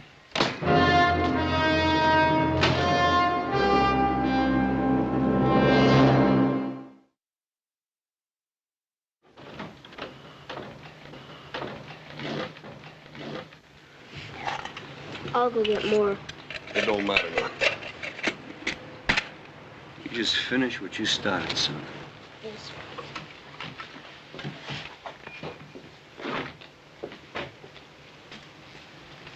Whose side are you on anyhow? Well, I talked to your pa, and I'm just beginning to wonder about this hanging. How come? Well, it just seems to me that the wrong kind of people are in jail around here. Well, it's for sure that my pa and my brother didn't kill Mr. Burns. Yeah, well, a lot of people around here think they did. Couldn't have happened. Couldn't have happened the way Sally said it did. Mr. Burns was shot from out of the dark. My pa and Adam shot back trying to save him. You mean that Sally Burns lied? No, I don't think Miss Sally lied. It was dark that night. I think she just didn't see it right. What about the fella that saw it? Deuce Martin? He ain't no good. He'd have been scared out of it or bought off or anything. Well, I hope you get that petition signed. We will. We got a special edition of the paper coming out, and that's going to help. That's good.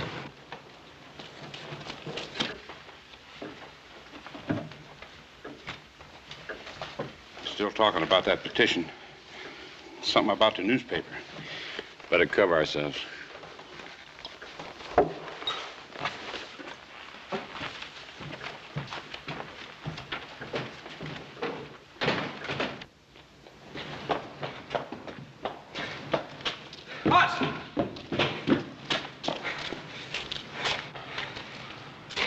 He ain't with Hawkins. Yeah, who is he with then? You fellas, if you don't mind. Look, Barney ain't down at the flats. He hasn't been there. He didn't even go down there? No. We gotta hurry up and find him and get that petition. We haven't got much time left. Yeah, let's try his house. Come on. Right. If nothing else works, you fellas planning on a small revolution? Yep. Well, hold off as long as you can.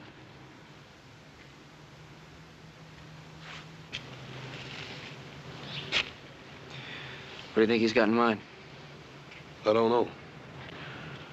But if it's a revolution, I got a sneaking hunch that feller'd be worth a regiment. No, we don't get the petition, we're gonna need a regiment. Come on. Yeah. And when Mr. Hawkins comes to town, he'll settle with his men for treating you that way. No, he won't. He won't do nothing.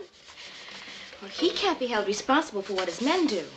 As a rule, you can usually tell a man by the men around him.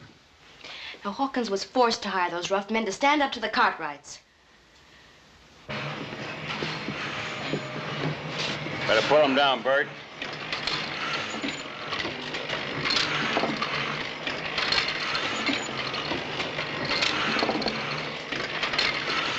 I'm busy.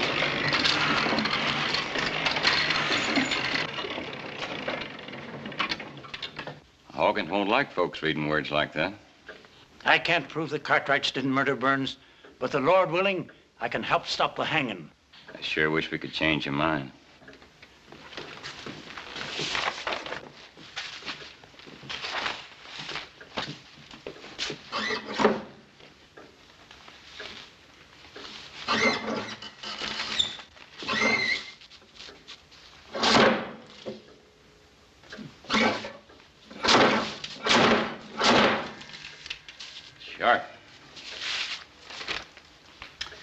Words like you got down here might get a whole town thinking the wrong way. Anybody ever get their arm caught in one of these things? Fred, huh? Looks like he's melting down some type. I told you I'm busy. Sure is hot.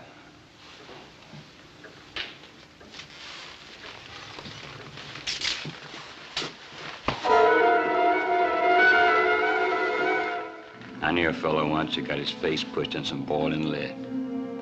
He sure wasn't a pretty sight. Yeah, also, all the shades are down at Barney's house. Yeah, let's try it anyhow. Yeah. That's funny, middle of the day, have the shades down. Yeah.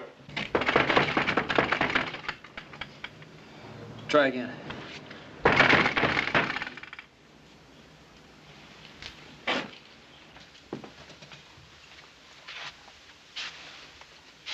Hey, Barney, what are you doing sitting here in the dark? Hoss, I'm sorry. Where's the petition? Don't make him feel any worse than he already does. He was trying, Hoss. If you knew what they said they'd do to him. So he quit. So he quit and he came back to hide in this house. A house you wouldn't have, Barney, if it hadn't been for my father. How many names did you get on it, Barney? 5. 5? The sheriff and deputy, the hangman and his helper, Mr. Baxter. What about your own? What about your own, Barney? They made me scratch it off. You don't know what they said they'd do to my daughter. Where's the petition, Barney? Little Joe and me will get it signed. Look, we haven't got time for that now. No, we can try. It's here.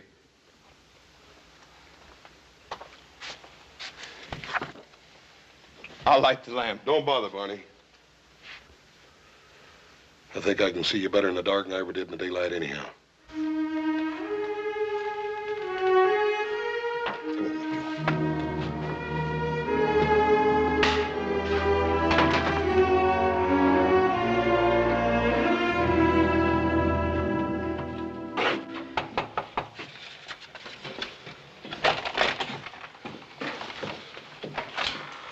Jason already asked me.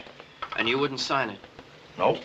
Max, we done tried 6 houses on this block and nobody'd sign it. All we need is just a few names to get the bail. Max, you don't have to be scared of nobody. I ain't scared. It's just that... Look, I don't want no part of it. One way or t'other. Now leave me be. Look, Max, if we... All right, let's get the guns. Not yet. Come on.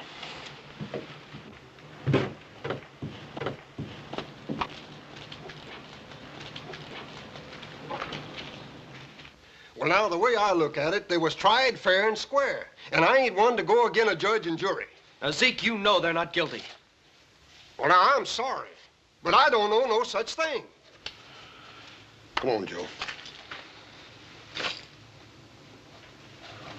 They're still with us. Thanks a lot, Zeke.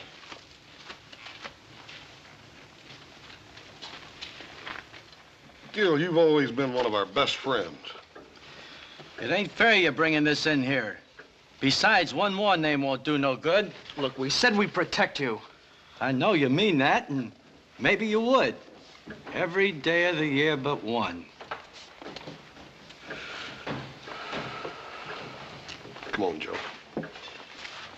My, you sure are working hard on that petition. You know, I'll sign it. My name's Ulysses S. Grant.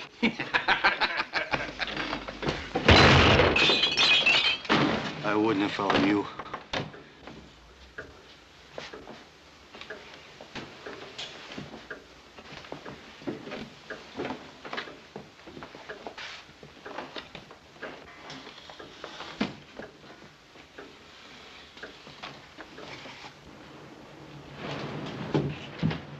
Bless it.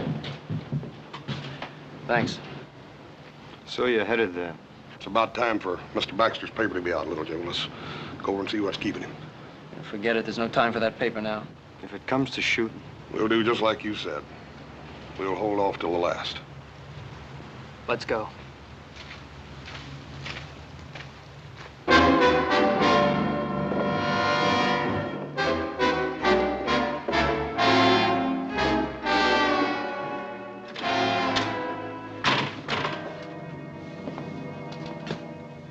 Baxter. Mr. Baxter. He ain't bleeding. What's wrong with him? He's been scared half to death. It's time to get them guns, Joe. Come on.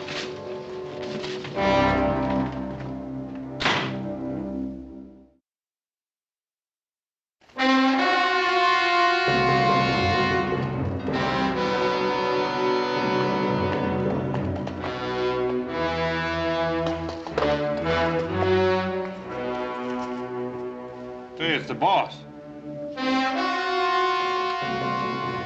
20 minutes to go. He sure is spare with his time.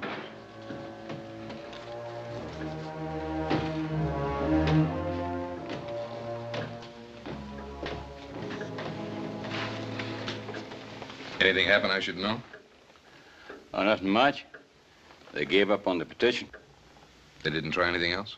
Well, Baxter was putting out a newspaper to help him, but we stopped him. Oh? How? Little hot lead. Good. He won't forget. That's all? Yep. What happened to your hand, Bert? I was a stranger. Nothing to worry about. You better be right. Bert. Yes, sir.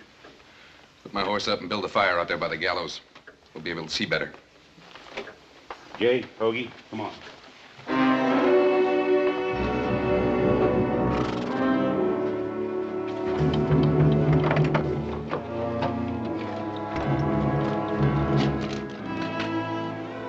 Thanks.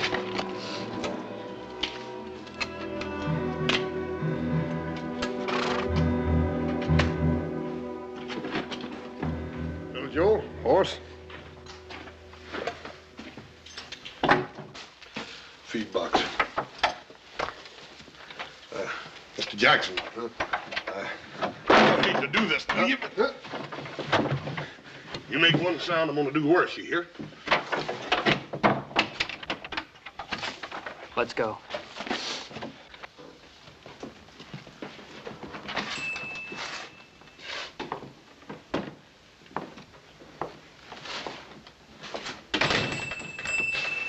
Trouble? I got there too late, they told me. All things being equal, you got there as soon as you could.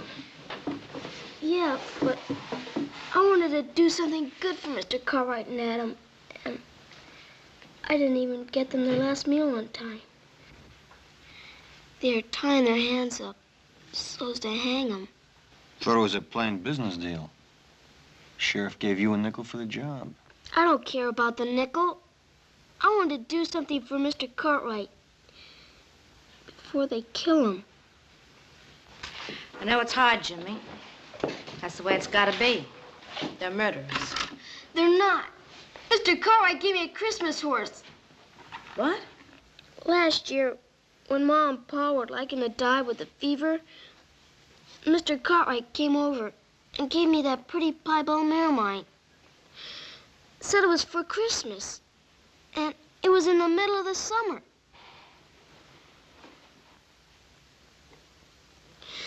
Now I'll never get to pay him back. Now look, you paid Mr. Cartwright back, and he knows it. And I know it. And someday you're gonna know it. Yeah? Yeah. Now, come on, you're going home. Everything's gonna be all right. Poor kid. Just like the Cartwrights. Buy some little present and get a lifetime of loyalty for it. As if they were kings or something.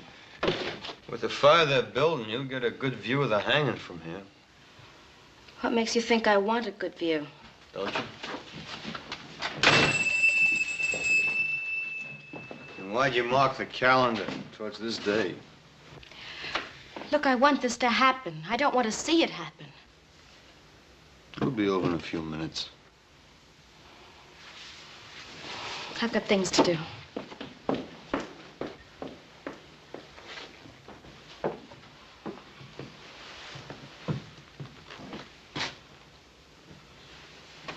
Can't see the hanging from here.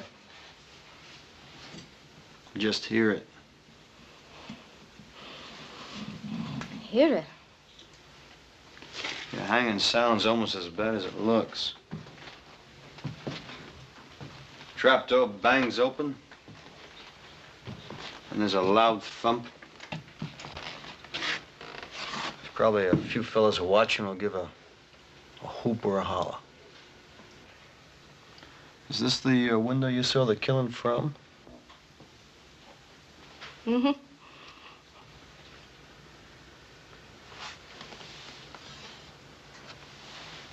It's kind of dusty. Why don't you leave me alone? Because you didn't see it. Deuce Martin told you he saw the killing and you thought the Cartwrights were guilty. Now, they deserve to hang. You didn't see it.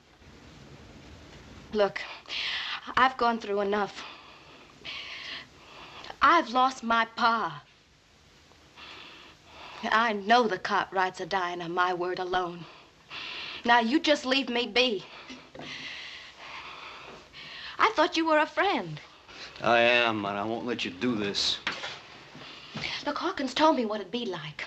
The Cartwrights are rich men. They'd go free after killing my pa. I couldn't let that happen. So you lied? I didn't say that. Now look, once, just once, I saw an innocent man hanged. And I'm still looking for the men who did it, and I will be for a long time. Now, the Cartwrights didn't kill your pa. I know that, and someplace inside you, you know that too.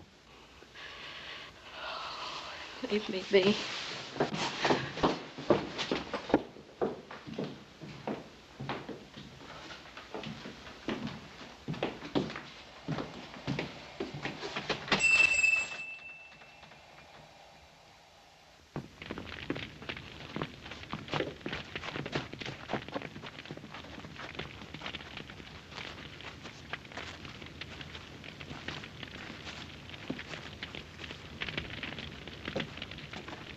It's starting.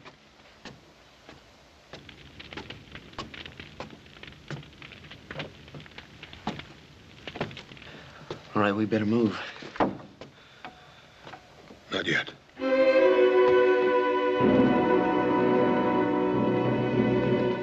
They're walking up the steps. Can you hear them?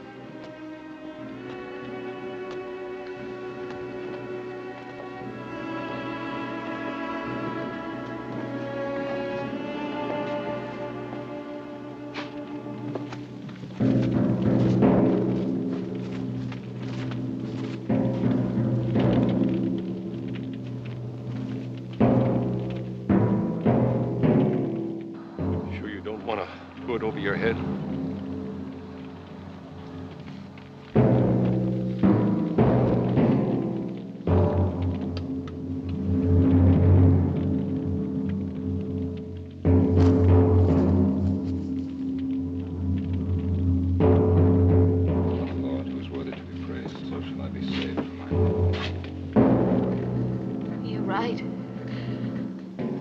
I didn't see them. I couldn't be sure. Tell him. Come on, tell him.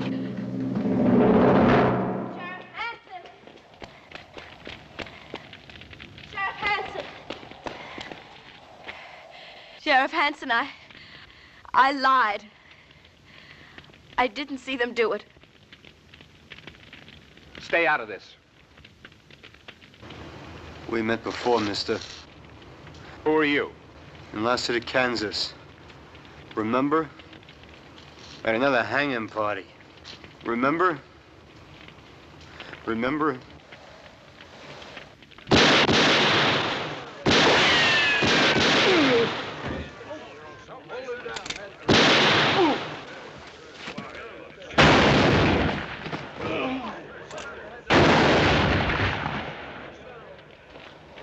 That's enough shooting.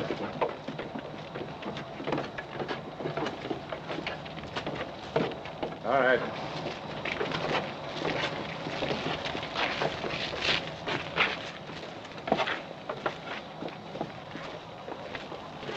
I bet you're glad we didn't wait till the last minute.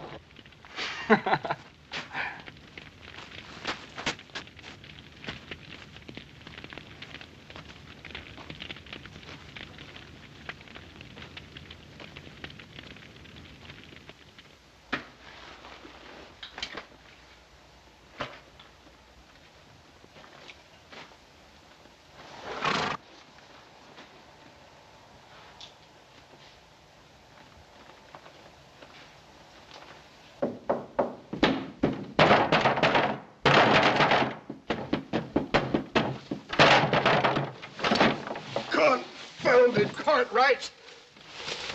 How much I owe you? $2. Much obliged.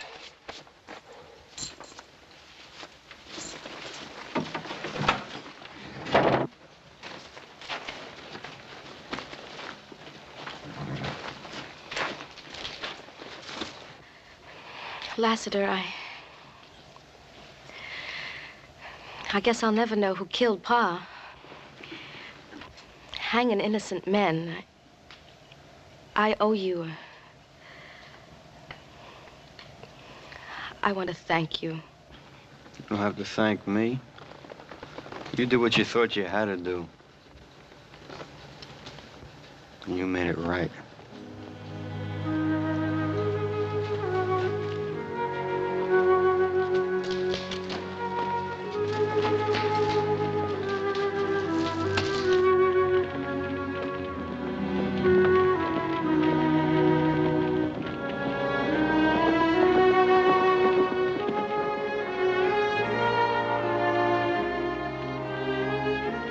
There ain't no way to thank you for what you've done.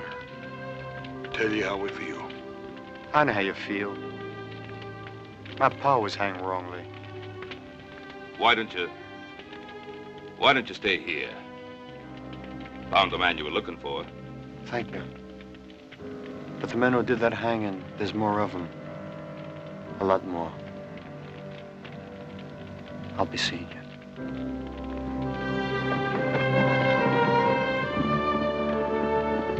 He's a driven man, Paul. I sure would hate to be him. Yeah. Somebody I'd like to be even less. Any one of the men he's looking for.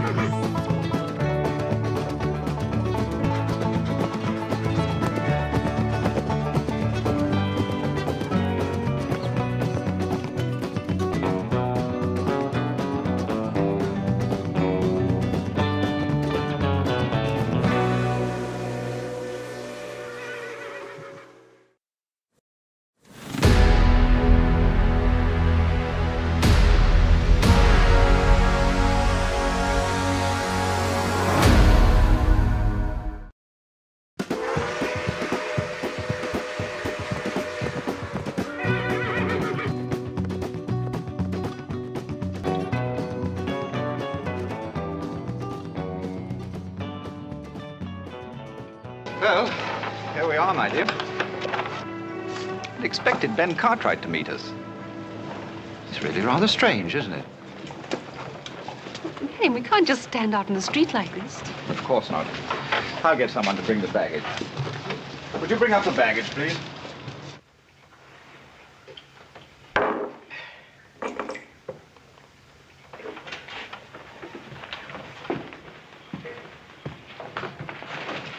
Buy the supplies I told you to? Steal any of it, I'll skin you alive, you hear? 1, 2, 3, 4, 5, 6, 7, 8. I thought there were 10. Oh, yes, I knew I was right. You know, you're quite right about Mr. Cartwright. He really should have been here to meet us, Marion. Marion? Is that your name? Yes. Why do you ask? It's a woman's name, ain't it? I'm afraid you've made a slight mistake. You see, there's a difference in the spelling. Oh, there is, huh? Yes. Spelled properly, it's been a man's name for 500 years. In England, that is. Well, that's very nice. This ain't England. Oh, why don't we drop it, old chap? There's no reason for a scene. We're not bothering you. Bothering? Have you any idea what would happen to you if you ever even tried to bother me? He's really very offensive. Please get rid of him, Marion. And how's he gonna do that, huh? Or do you have any ideas on that subject? Marion. You trying to hit me in the face?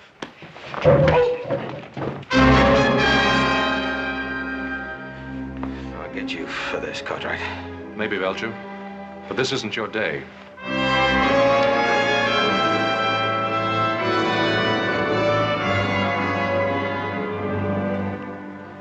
I'm sorry that had to happen.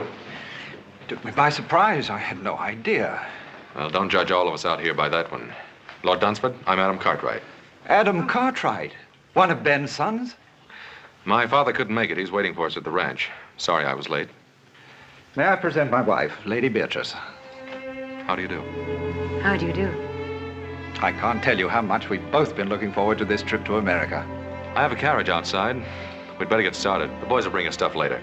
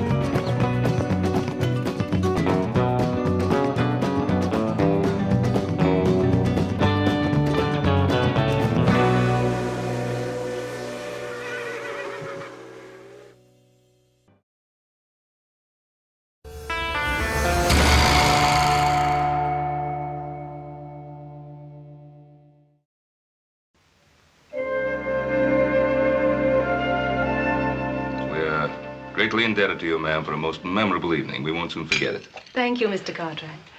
And I'm sure that Marion and I will never forget your wonderful hospitality. Yes, and we're delighted we were finally able to visit you. So were we. Though I told Beatrice about that time we spent together years ago in Louisiana. Ben, remember that Cajun fellow? Trapper, wasn't he? Etienne. Had the longest trap line in the territory. Of course, it belonged to 6 other men. He'd come roaring into town twice a year, tear the place apart. Is that where you first met Pa? Yes, my first trip to America. Always like to hear Paul get wound up. He don't do it often. Most men love to reminisce. I suppose it's part of being a man. Or a woman.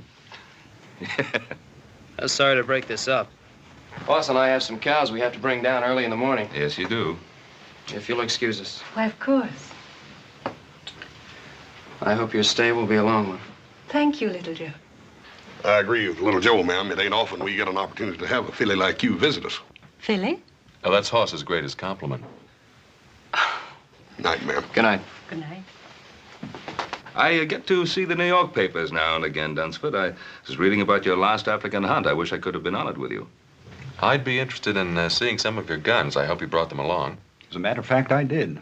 But I don't intend to do any hunting. Well, we don't have any tigers or elephants out this way, but I think we could rustle up some game worthy of our guest. Don't you think so, Adam? Well, we might find a pretty good mountain lion or two. Mountain lion? I wonder, are they as interesting as tiger? I really don't intend to do any hunting on this trip. Oh, why not, Marion? These American lion might prove to be very exciting. And after all, you are supposed to be the finest shot in all England. Well, if you men are going to reminisce about your hunting exploits, I'm going to get a breath of air. Will you join me, Adam? If you like.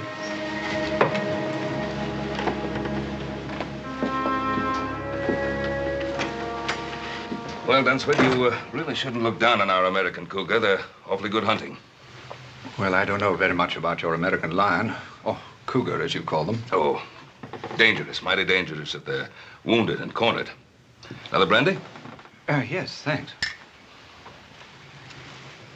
The stars are bright tonight. Are they so different from what you're accustomed to seeing in England? No.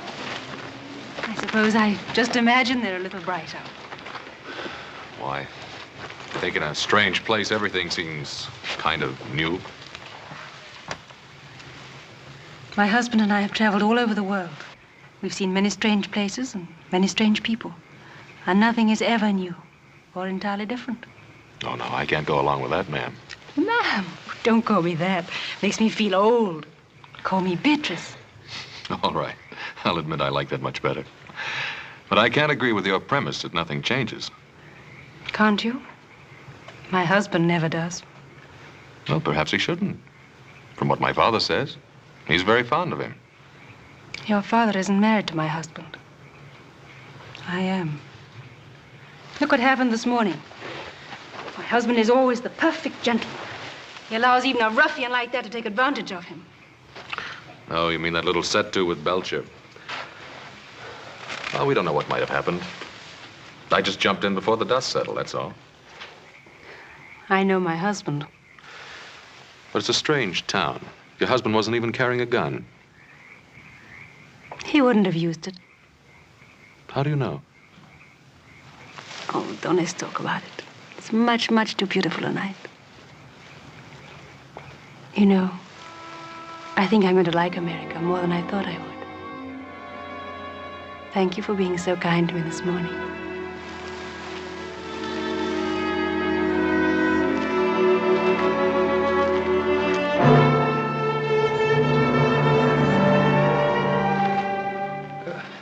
Adam, I've just about convinced Lord Dunsford that he do some shooting while he's our guest.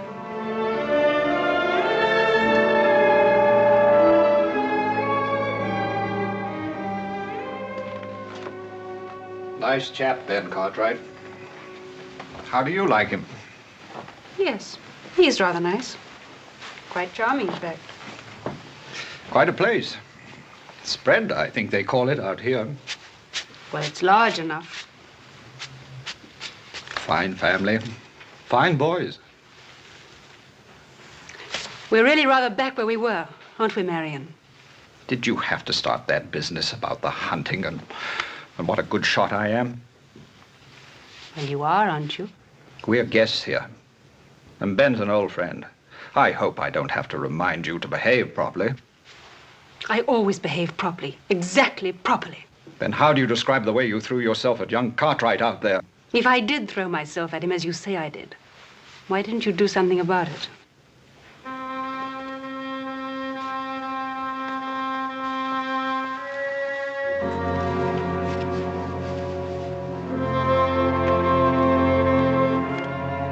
Belgian made, isn't it? That's right. Had it made specially for big cats, tigers and such.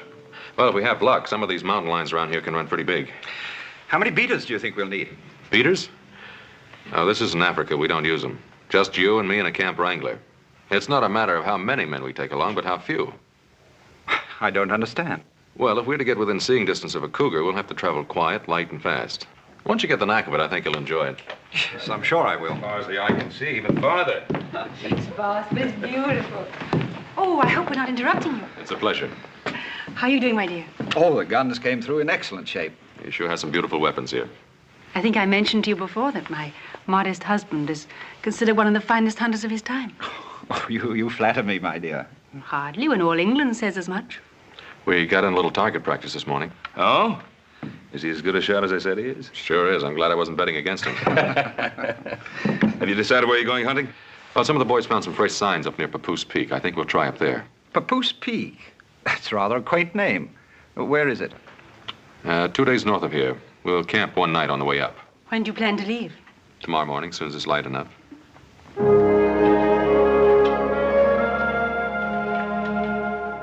Got everything? Yep. Adam, I can't see myself calling him Lord Dunsford. Clean sacrilegious, I claim. Well, that's not the way it's meant. Call him anything you like. Well, seems to me if just plain Mr. Cartwright's good enough for your pa, then plain Mr. Dunsford ought to be good enough for him. I got a better idea. Don't call him anything. Just say, hey, you.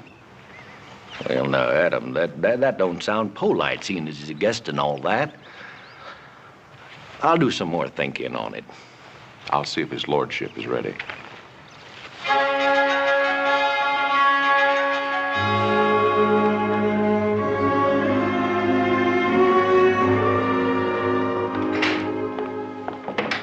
Good morning. Good morning, Adam. You're up early. I feel positively uncivilized getting up at this hour. It's practically the middle of the day for us. That's quite a nice outfit you're wearing. We don't usually see anything like that on the Ponderosa. Quite the courtier, aren't you? Well, you're quite a lady, Lady Dunsford. Lady Dunsford. I thought I told you my name was Beatrice. Yes, so you did.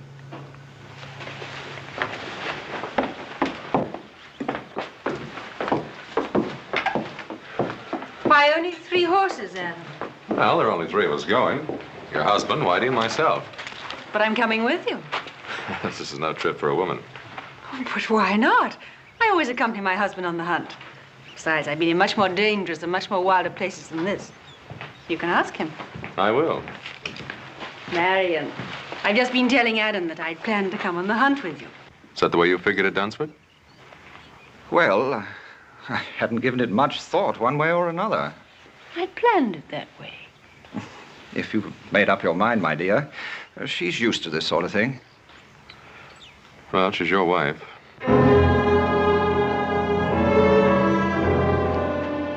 Saddle up another horse, Whitey.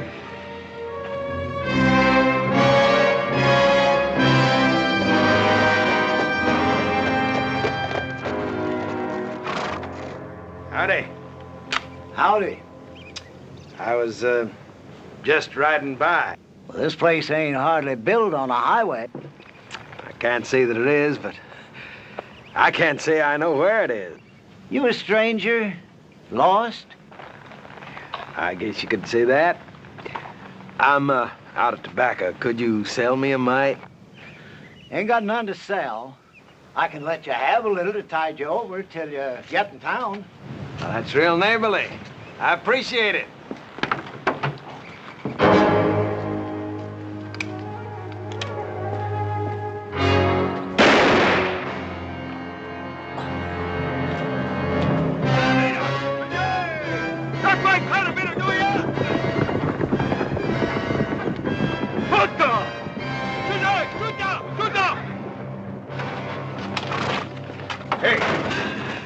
Killed him, you might as well see what the old fool's got inside.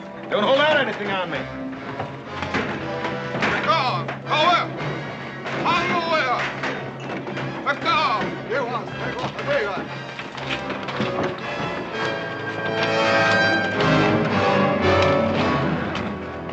Wait a minute there. Let me have that. Well,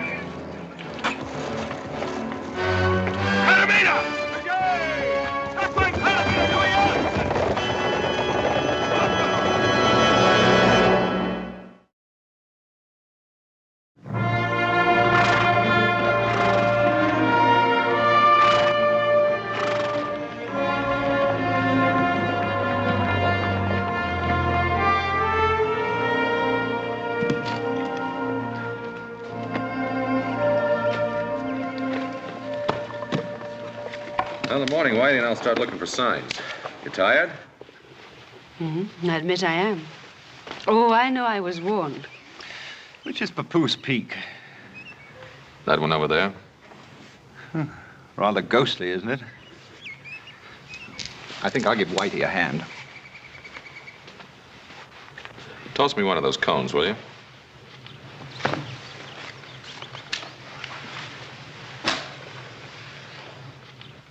Ever shot an elephant, Adam? No. Or a lion? African lion? Or a crocodile? No, there aren't too many in this neck of the woods. But you have faced a grizzly or a cougar. Sure I have. Why do you ask? Just wondering Wondering? About what? how you'd be against an elephant. How did Marion do? Very well. He always does very well.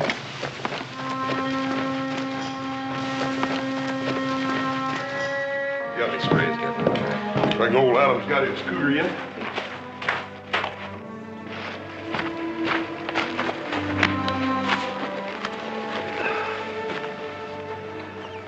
So my Kavanaugh's grandson. What's wrong with him, Paul? I don't know. Looks worn out. Oh, let's get some water.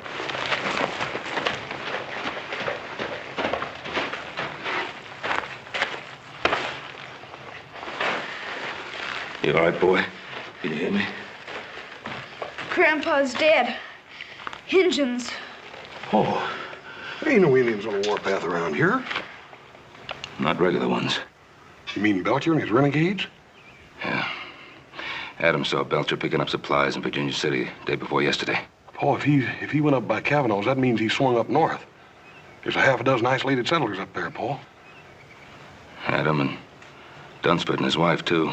You don't think he'd try to tackle them, do you? If he's in a killing mood, there's no telling what that renegade might try. Hoss, you and Little Joe, you better ride up there in a hurry, see how everything is, just to make sure. Yes, sir. Yeah, I'll take care of the boy.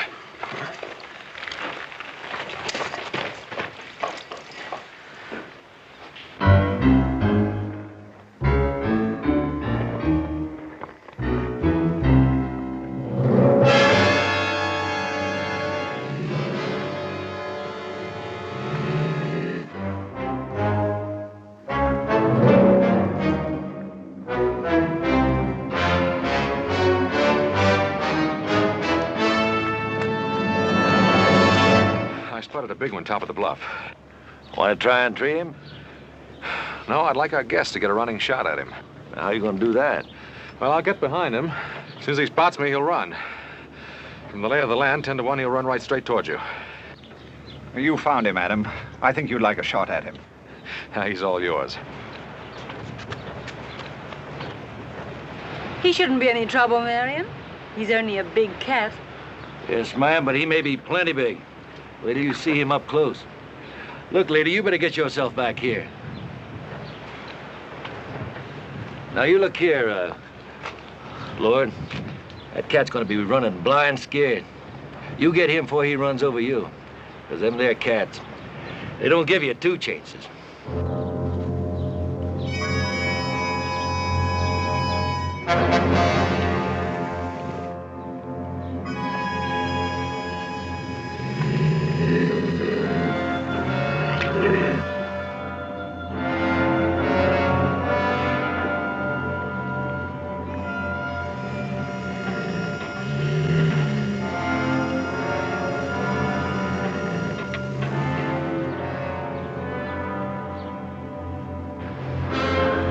Here he comes.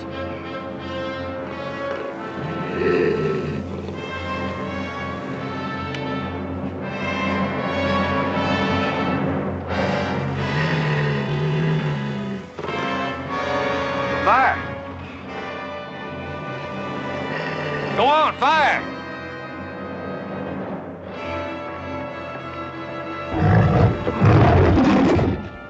Why did you fire? Fire!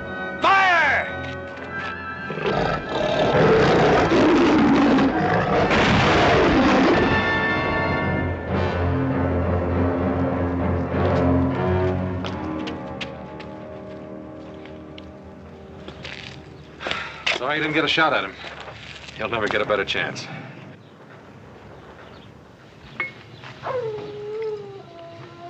I suppose you're wondering what happened. Oh, let's forget about it, Marion. Sometimes talking about a thing helps. I really should explain. Somehow I just can't force myself to pull the trigger, to fire. Then, when the beast gets close... My lord insists upon trying, always trying. Every man's entitled to a mistake. But it's happened before, in Africa and India. It's happened before. Now do you understand?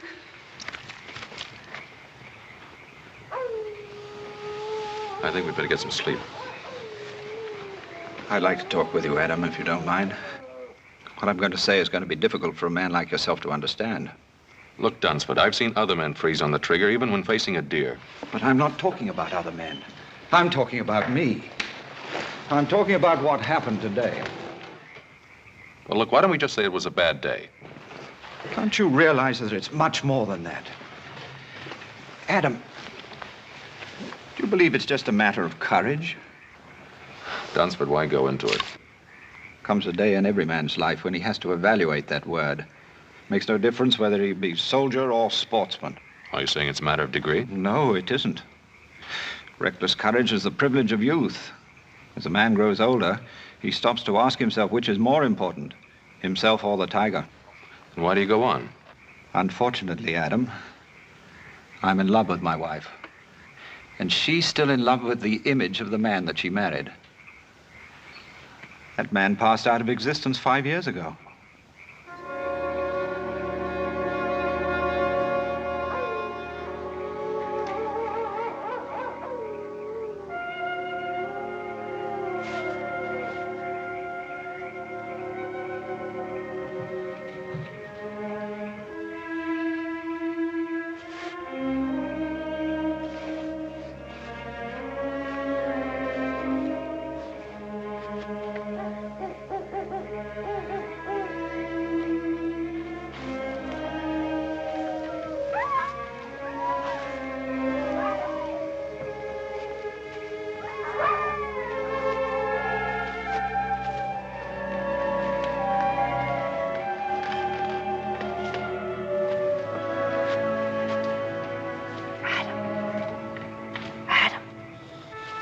What is it?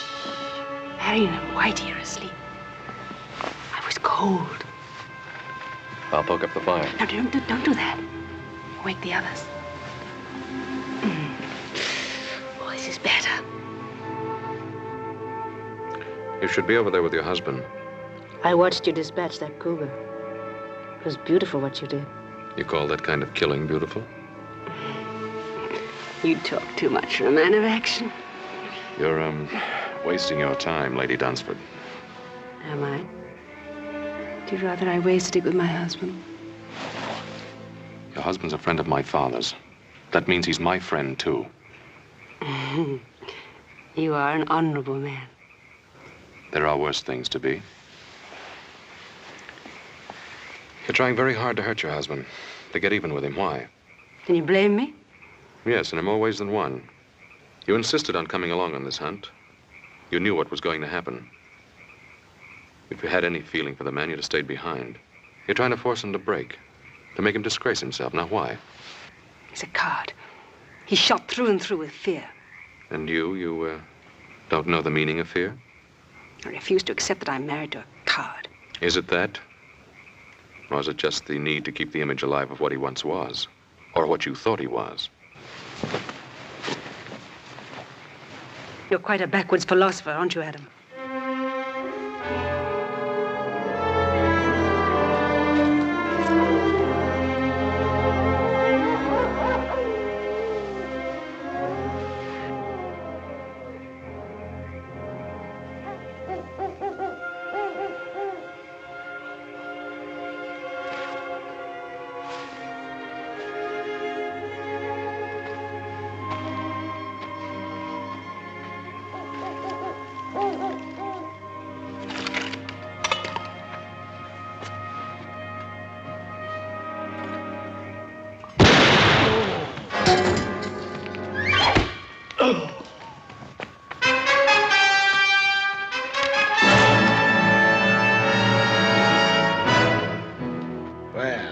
It ain't my old friend, Marion. So we meet again.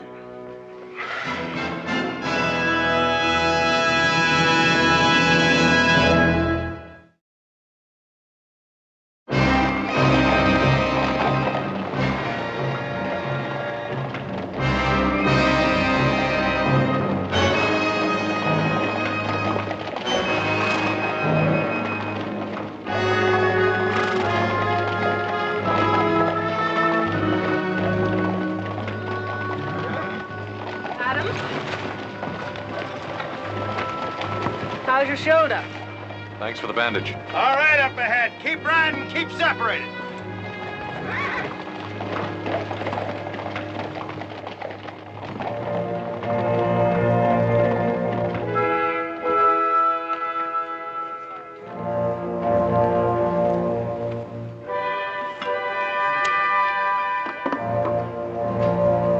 Hungry? Eat. Time you brought me some food.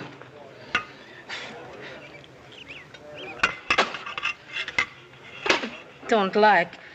I want my food properly cooked, and I want some salt on it. Rather an unusual fellow, isn't he? He's a renegade. Thieving scavenger to steal anything that isn't tied down. Don't suppose we have much chance against them. Belcher and these Indians of his are always just one step short of the noose, and a couple of more killings isn't going to make any difference. If we could only get our hands on some guns. What guns? Belcher's got mine, he's got yours, too. Got him cached over in that cave. Doesn't even trust these Indians of his. Pretty confident of himself, isn't he? Why shouldn't he be? What's he got to worry about? Hey, you with the red hair. Are you addressing me? Ain't nobody else around here fits that description. You know how to cook? Not very well, I'm afraid. Well, now, don't let that worry you, because you're going to get a chance to improve. Right now. Being as how you're a civilized woman, and I got me an educated taste. Get over here and you cook something for me. Come on, now, get moving. Come on, now, get up.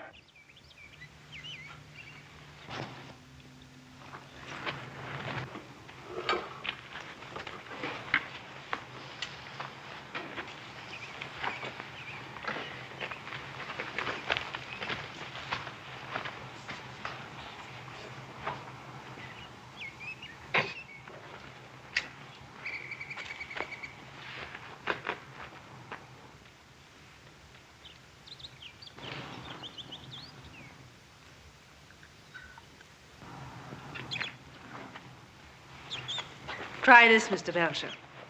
Just a little rare with a pinch of salt.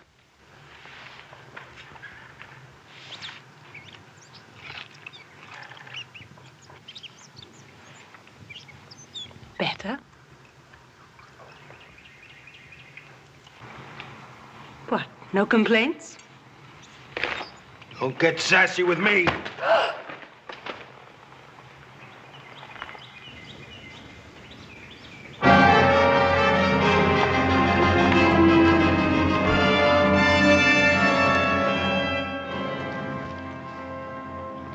He's dead, Joe. Belcher.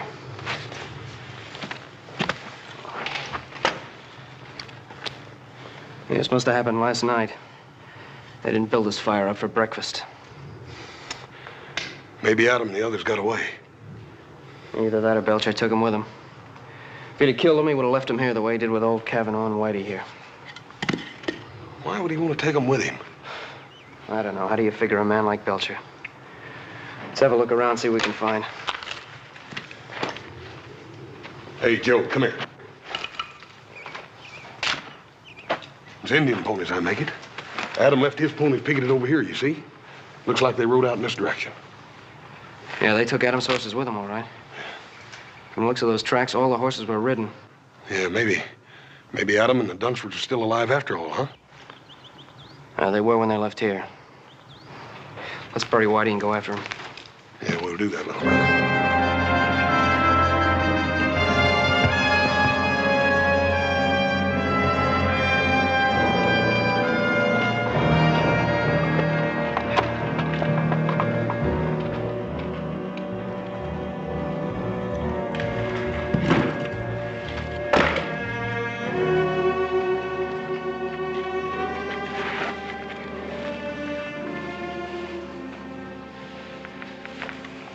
animal.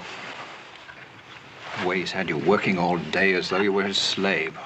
Kill. He has his own idea about how he should treat women.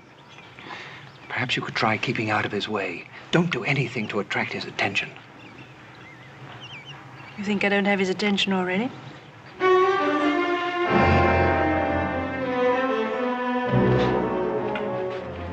Mind if I join the party? What are you planning on doing with us? Well, now, I could kill you all and be rid of you, but I figured I found me a little gold mine. The only thing I ain't too sure yet about the best way to mine it. Forget it. My father and my brothers are probably on the trail right now. They catch up with you, Belcher, they'll blast you sky high. But if they ever get too close to me, you might find that you're just a piece of crow meat. And I mean all of you. Well, now, I don't know about us, but I know how you're going to end up. High in a vulture on a sunny day. You know, only my better nature keeps me from letting him kill you. You would hit a man with a bad arm, wouldn't you? You're a filthy pig. Ah, and now we hear from the grand lady. Now listen, pig or no pig, this is my camp. And while you're here, you'll do as I tell you, or I just might kill you. I'm not afraid of you, Belcher. You're not, huh? Well, now, there's a nice little polecat. You know, if there's anything I like, it's a woman with spunk. Take your hands off me. Well, sure. There's no harm done, is there? You and me gonna get along fine. Will we? Yeah. We understand each other. We know the difference between having guts and not having guts. Tell me, how'd you happen to marry something like him? Anyway, the reason I came over was to invite you to a little tea party I'm holding. Beatrice, you're not going with him. How would you decline his invitation?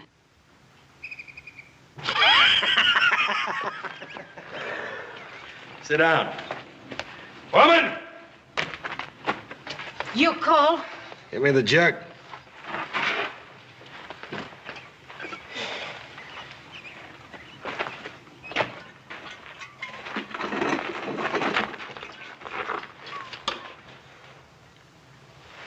Yeah, have a drink. I don't think I should like it. I didn't ask you to like it. I just said drink it.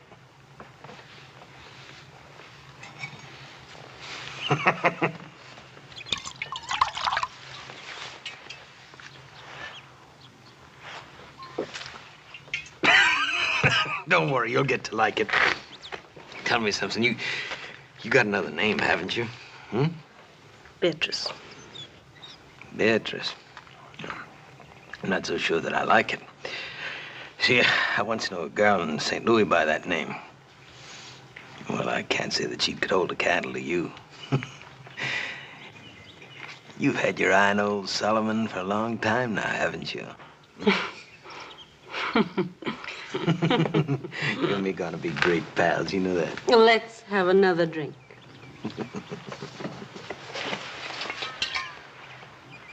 Isn't there any way to reason with a man like that? Well, you heard what he said about finding himself a gold mine. All he has to do now is figure out a way to make it pay off. Then you think it's money he's after? That's one of the things that's on his mind. Well, how much do you think Belcher would want? It all depends upon how much he thinks your wife is worth.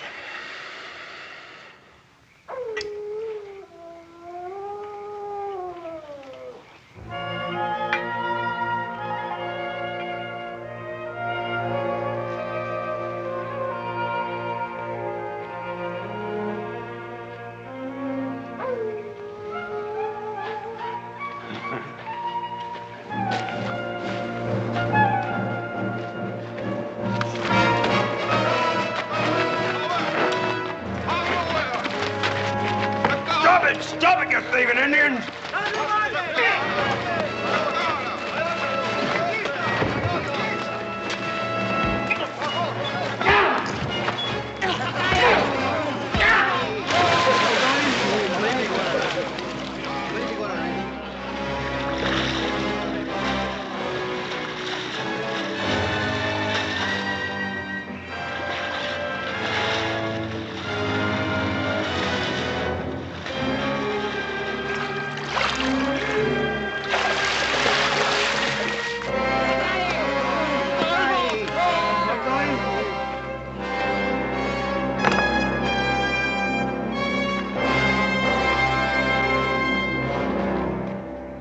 I guess I'll talk to him now.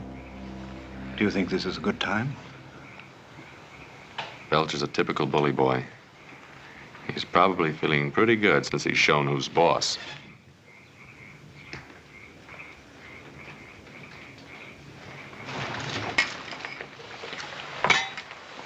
What's this, a social visit? Hardly. This gold mine, you figured a way to work it yet? You got away? Maybe I have. My friend Dunsford here is willing to give you $10,000 if you will let him and his wife go free. Well, he doesn't have it in his jeans. I already searched him. Oh, you'll get the money, I'll guarantee it. How can you possibly guarantee it? Turn him loose. Let him go back to the Ponderosa. My father will send the money, and I'll remain here as your hostage. Adam Cartwright, the man with all the answers. Adam, you never said anything about a hostage. You figuring to use me as coyote bait? I'm not hankering to have Ben Cartwright and his boys track after me. I'll have to think about this. Well, now, you can't very well turn it down. Well, I don't say that because I can do just that.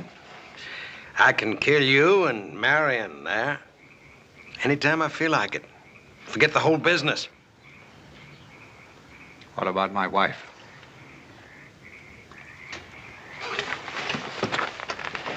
Talking about this poor little kitten here. Now, old Solomon might just consider taking her on as his squaw. Treat her pretty good, too. You don't really think you can get away with it? Why not? What's the difference? Me and the Indian steal a horse, it's my horse. Steal a gun, it's my gun. Well, if I steal a woman, she's my woman. I've done it before. Well, that's a very realistic way of looking at things. Realistic nothing is the way of a thief. What business is it of yours, Mr. Cartwright? But it is my business. You're my wife. And you'll stay my wife as long as I'm alive. Want to prove that, Mr. Husband? About being alive? Gonna fight me for this knife? Whoever gets that knife uses it. And gets to keep the woman.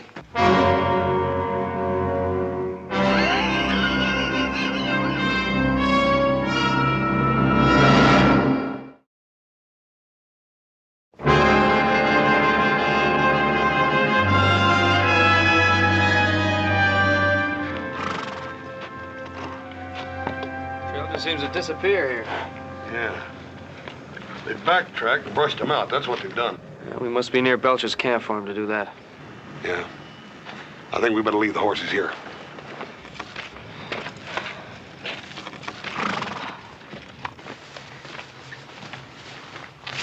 Oh, it's you. You startled me. You, enjoy a little party last night? Yes, thank you. Very much. Your husband and I felt sort of left out. Oh, I was sorry Mr. Belcher wasn't in the mood for more guests.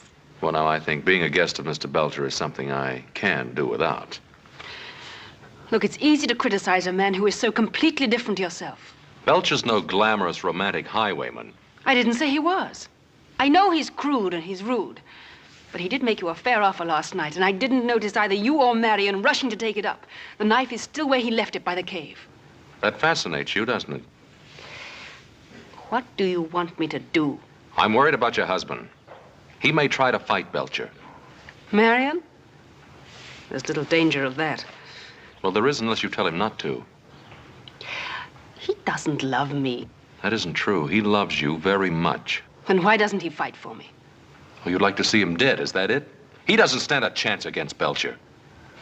It's a chance he wouldn't take. Fear. It's always fear. He had his chance against the cougar. Why did he have to freeze like that? He could have killed it without any effort at all. How do you know how much effort it takes for him to kill? I don't know. I just want him to do it. Then Belcher's the kind of man you deserve. Well, whatever else he'd do, he wouldn't walk away from a fight. All right, suppose Marion were to fight and got killed. How would you feel then? How do you think I feel now? I don't hate Marion, but... well, he's just not the man I married. I want him to be a man for his own sake, as well as for mine.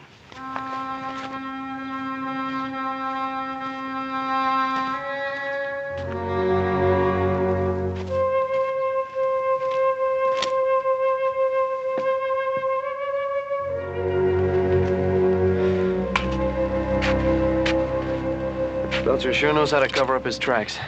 Yeah, he learned it from them Indians he runs with. Joe, you remember that time me and you and Paul were up here hunting and found that cave?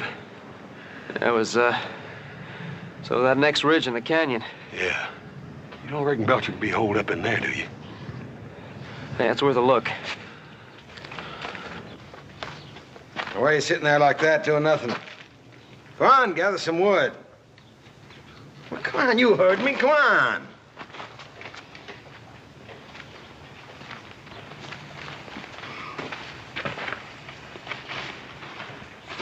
I expect you to be looking me up this morning about that knife. Well, maybe you didn't think it was a fair offer.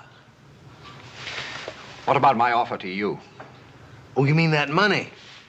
Now, what amount was that? $10,000. Is that all she's worth to you, huh? Fine-looking woman like that? It's more money than you've ever seen in your life. Yes, that's true, but... Well, I think she's worth a little more than that. Are you trying to bargain with me, Belcher? Oh, I wouldn't bargain with a fine English gentleman. That's good. Then shall we call it an agreement? No, not just yet. Well, you see, it's not that I don't take the word of a fine English gentleman, but you understand the business deal, a man has to protect himself. Well, now, if I left Adam Cartwright here as a hostage, well, that'd be no protection for me. All I had to do is bring the Ponderosa riders down on my neck. Well, that's your problem, old man. Well, no, I think it's yours, too. How is it mine? Well, now, instead of leaving Adam here as a hostage, I'll send him home. Keep your wife. You must know I'd never leave my wife here with you. Well, I understand. You know, because, well, speaking personal, I find it hard to live without a woman. Well, so now that I have Beatrice, well, that makes two. I can't use them both.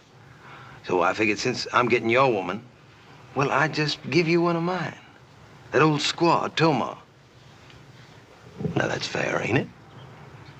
You don't really expect me to answer that, do you? Sure.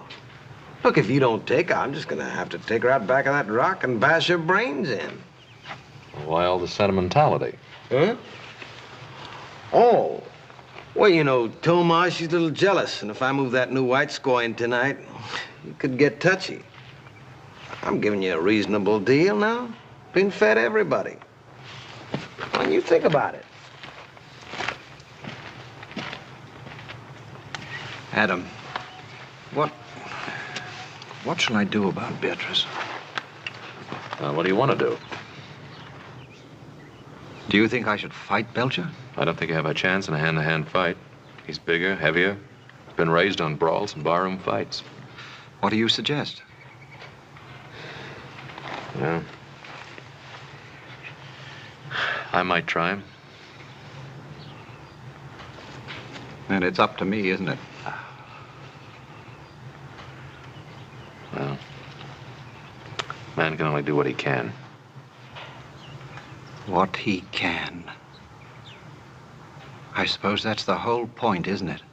What do you mean? I don't know if you'd understand. It's not death or dying that I'm afraid of. Well, what is it? If I could only be sure that at the last moment I wouldn't freeze or run.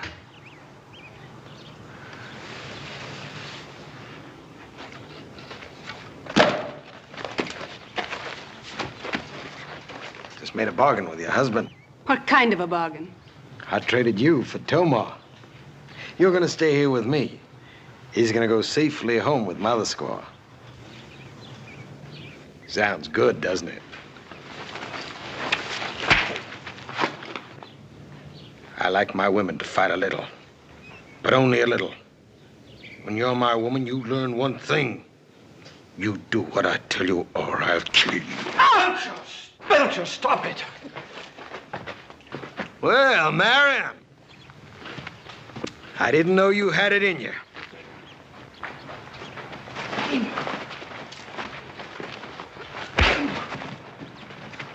Let go!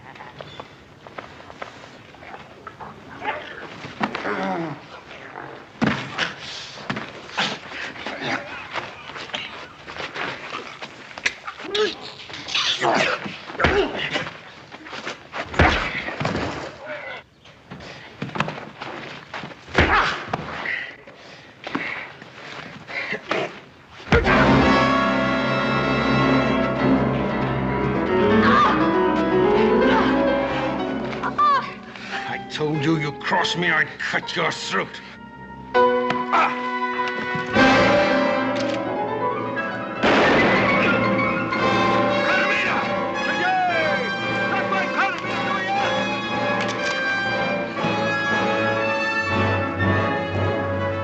Beatrice, keep down! All right, hold him. Drop it!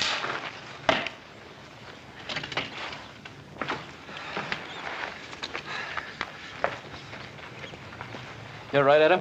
Well, we are now. So you took care of Belcher. We figured you would. I had a little help.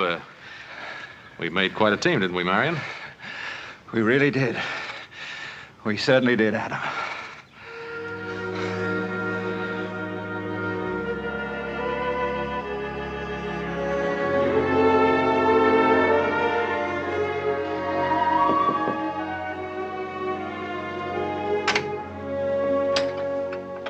Singh sent up the soup. I offered to deliver it. You needn't whisper. Marion's much better this morning. He's going to be all right. Well, I'm very pleased to hear that. Thank you, Adam. I'll take the soup. Come on in. He'll be glad to see you. Marion, you have a visitor. Adam. How about doing some hunting? I could rustle up something. You know, Adam, I think I've had my fill of hunting. We both have. Besides, now I know that the man is more important than the tiger. When did you learn that? That night at the camp. When you felt that knife at your throat. And you, too, really knew the meaning of fear. Yes. And a peaceful man, a truly peaceful man, is willing to die for what he loves. You know something, Lady Dunsford. And don't you ever forget it.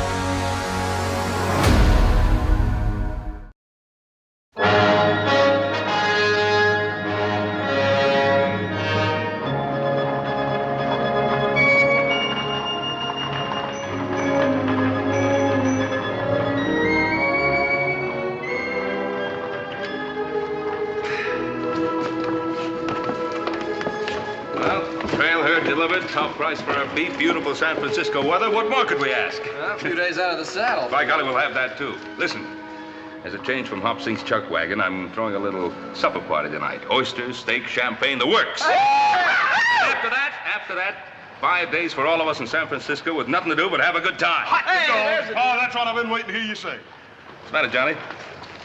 Mr. Cartwright, I think you made a mistake here. I got too much pay. No, you haven't. You and Ham both deserve a bonus. Now, you're going to have a good time, but remember, this is not the Ponderosa, it's San Francisco, so be careful. Thanks, boss, but don't worry about us. After riding trail with these boys of yours, this town is going to seem downright tame. Hey, thanks a lot. Come on, Ham. Don't be late for supper. Fine boys. Well, with hands like Johnny and Hamp, we won't have any trouble running the Ponderosa. Come on, let's get back to the hotel. Let's have some fun.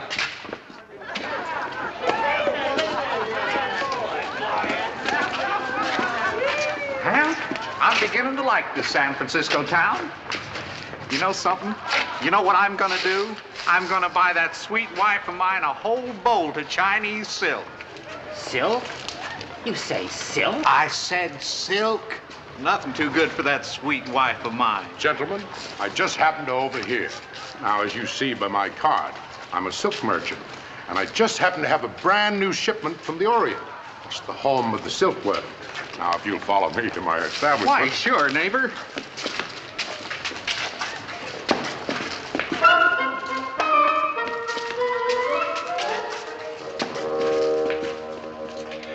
Yes, gentlemen, right back here.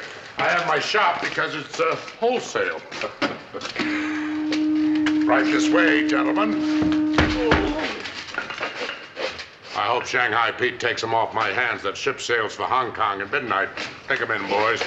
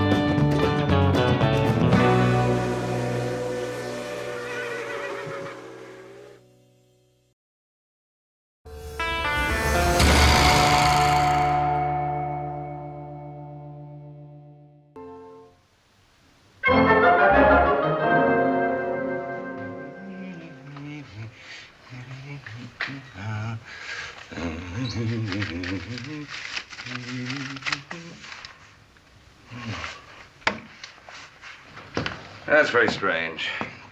Johnny and Ham should be here by now. Worry about them two, Paul. They'll be here. They ain't gonna turn down free oysters and champagne, I'll guarantee you. He's right, Pa. Hey, you know, I feel kind of guilty. Oh? Why? Well, here we are. Having ourselves a big time while Adam's home working himself to death. Oh? Yeah, doggone it, I do too, Paul. Really? Well, it's too bad you boys didn't think about that before you rigged those straws you drew to see who'd come on this trip. Hey, Paul. What about Hop Sing? Is he gonna come along? Oh, I doubt that very much. He's got 100 relatives in town he wants to visit. Wish it won't happen Johnny to hurry up and get back. After supper, me and little Joe sort of figured we'd go over to one of them places where they got them good-looking waiter gals. Yeah, now you're talking, brother. Now you're talking, brother. If you think I'm going to let you and little Joe wander around the Barbary Coast at night alone, you've got yourself another thing coming. This is San Francisco. It's a big city, and it's a wild city. Yeah, but, Paul, you let Hamp and Johnny go. Well, you're not Hamp and Johnny. Haven't you ever heard of Shanghaiing? Yeah, it's got something to do with sailors, doesn't it? You know there isn't a ship in this harbor that isn't short of sailors. You could be slugged over the head and on your way to Singapore before you ever knew what happened. Well, that sounds like a pretty good deal to me. Oh. No, really, there's a lot of good-looking women in Singapore. In Singapore, but not on board a ship. And how'd you like to eat nothing more than sour salt pork for more than a year? Oh, I wouldn't like that. No, I guess not. Well, you boys take care of yourselves. This is San Francisco. It isn't the Ponderosa. There's Hamp and Johnny now. It's about time. Hop Sing. I thought you were with your relatives. Something wrong, Hop Sing? Not know for sure. The number 3 cousin, he see 2 cowboy go in alley. Hit on head, not come out. Cousin, come quick, tell Hop Sing. Think maybe it's Mr. Hamp and Mr. Johnny. Hamp and Johnny? Wait a minute. What makes you think it might be Hamp and Johnny? They not in hotel room. Pa, maybe Horace and I ought to check on it. I think we'll all check it.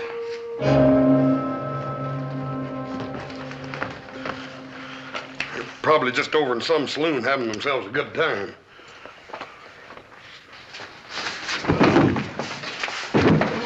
Four more before midnight if you want to get paid. That'll be all, boys.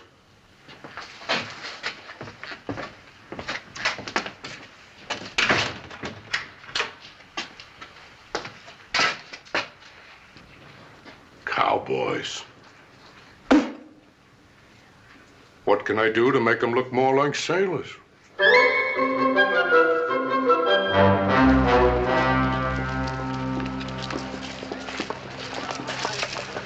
Oh, Hoss. Any luck? Not a bit, Paul.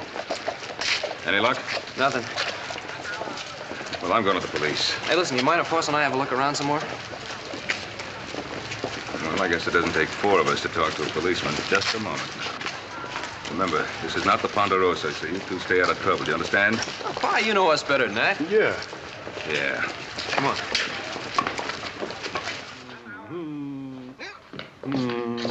Just one old drink.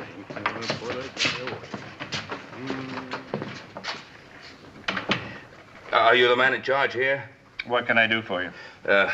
My name is Cartwright, Ben Cartwright. I just drove a herd of cattle across the Sierra. Well, San Francisco can certainly use a decent beefsteak. Oh, Sergeant, I didn't come here to discuss beefsteaks. Two of my top hands have disappeared. Well, it does happen. Well, is this or isn't it the San Francisco Police Department? It's exactly that. Well, I just told you, two of my top hands have disappeared, and I've come here for help. And I suppose you expect me to drop everything and go find them, hmm? Well, yes, that's exactly it. Mr. Cartwright, men are always disappearing in this city. And you do nothing to try to find out what happened to them? Do you realize how many policemen it would take to keep an eye on every Shanghai hideout on the Barbary Coast? Well, Sergeant, I'm not interested in how many men it would take. I came here for help. Mr. Cartwright, this is a seaport. Ships come here from all over the world. Ships need sailors. Oh, sailors, yes, but not cowboys. Oh, you'd be surprised how many cowboys become sailors. Now, I suggest that you do as all the ship captains do when they find themselves short-handed. Set out and find yourself a new crew. Do you sit here and condone the buying and selling of human beings? I don't condone it, but I don't have enough men to do anything about it, so I accept it as an unfortunate fact. Now, please, if you'll excuse me. All right, Sergeant. You mark my words. I'm going to find those two men of mine, with or without your help. All right, you go right ahead. But I warn you, look out.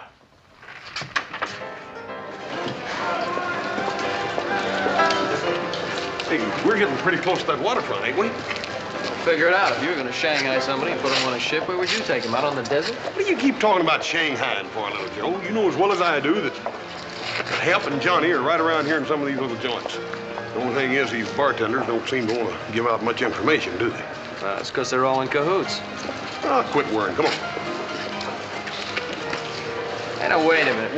Look, we're not going to get anywhere this way. Boss, why don't you cover that side of the street? I'll take this side. Hop Sing, go check with your cousin, see if they've seen anything. Nothing it could you boys be here on Barbary Coast. You're as bad as Paul, Hopsing. Now, I've heard tell a man can have himself a lot of fun down there on this Barbary Coast. Yeah, well, you know, brother, I've heard the same thing. Get going, Hopsing.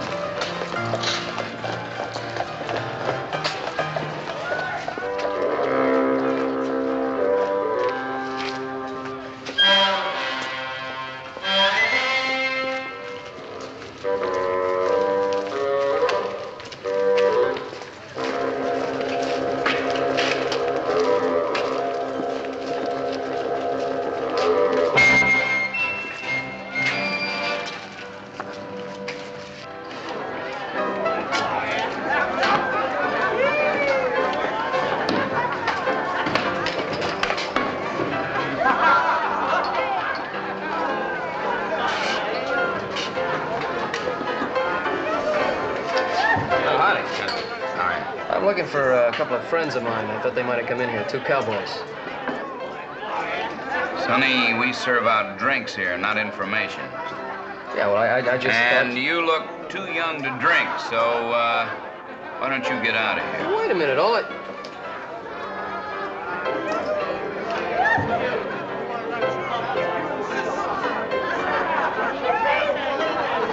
Thank you.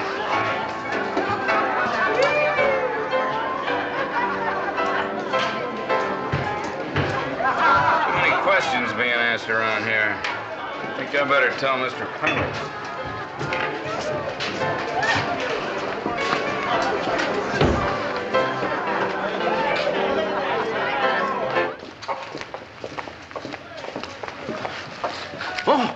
Mr. Cartwright. Yes, Mr. Cartwright. Where's Horse and Little Joe? They go Barbary Coast. What? Not good. On Barbary Coast, hit, slice, cut, push. Very dangerous. Shanghai. Oh, little Joe didn't have enough sense to know that horse should have. Why didn't you tell him? I tell him. He say look like fun. Look like fun. Better find those two before they get into some real trouble. Barbary Coast. Hobson, go find cousin.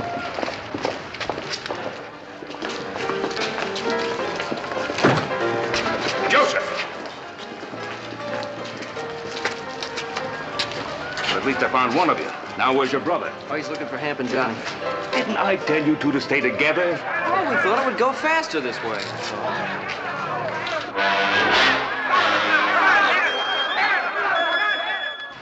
Isn't that horse?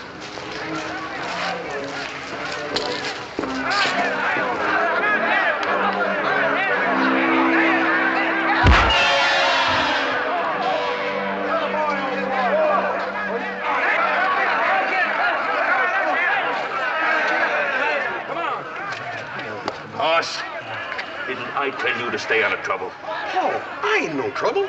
This here's Busthead Brannigan. He's a box fight champion of the whole Barbary Coast. Come on, Mr. Busthead, wake up. Hey, you mean you did this for money? Sure. I told you it's gonna be fun down on this Barbary Coast, little Joe. Look there, more than $100. Makes me madder than mischief to think about how much talent I done wasted for free. Come on, Mr. Busthead, wake up. Come on. Come on. Mr. Busthead, like I told you, I don't want your championship. It was nice of you to offer to help us. Come on. Mr. Busthead, I want you to meet my pa. Busthead Brannigan, this is my pa. No, over here. Mr. Busthead? Champion. Oh, he's a real fine feller. Well, champ, have you any conceivable idea of the seriousness of the situation we're in? Serious? Paul, you still think Johnny and Hamp are in trouble? I don't think it. I know it. Hey, you mean Shanghai? Yes, I mean Shanghai. Dad, burn it. Let's tear this dang town apart, then. We'll do no such thing. We're not going to invite trouble unless it's forced on us. And that goes for you two particularly. Well, just don't stand there making a spectacle of yourself. Go get your clothes on. Get your shirt on. Mr. Busthead, it's a real pleasure meeting you. You'll be a great champion. Mr. Hoss. Mr. Hoss, number 3 cousin, he like to talk to you. 何先生，我好歡喜有機會嚟見你，你真係強壯啊！我一世未見到人有你咁強壯㗎。Ain't it something, old Hop Sing's relative being so dang glad to meet me? Why not? He win $100 on fight. You all be careful. Huh? Cousin say everybody on Barbary Coast talk about man and 2 sons. Say they ask too many questions. Hey, everybody's in cahoots. I don't see how we're ever going to find out anything. Well, we won't find out anything if the three of us keep barging in like we're going to tear the place apart. No, we used to do it that way. Well, it won't work now. Now, you two boys, you get back to the hotel and you stay there and don't move until you hear from me. I'm going to see what I can find out alone. Hey, Paul, don't you think we want to go along with you? No, I don't. If I find out anything, I'll send Hop Sing for you. Paul, you stay out of trouble, you hear? You make sure you listen to your own advice, young man. You too. Come on, Hop Sing. Lay out. Sure hope Pa knows what he's doing. Don't you worry about Paul. He knows what he's done.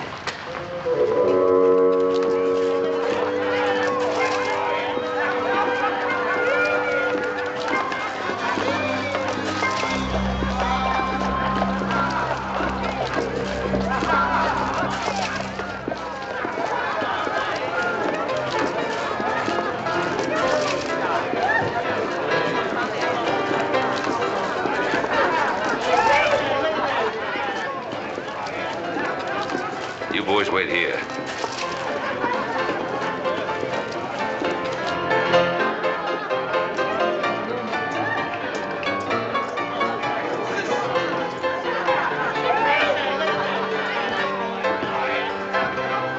Well, fine-looking place you have here. Thank you. We try to keep it up. Yeah. If it isn't too much bother, could you make me a brandy squash, please? No bother at all. That's what I'm here for. Thank you.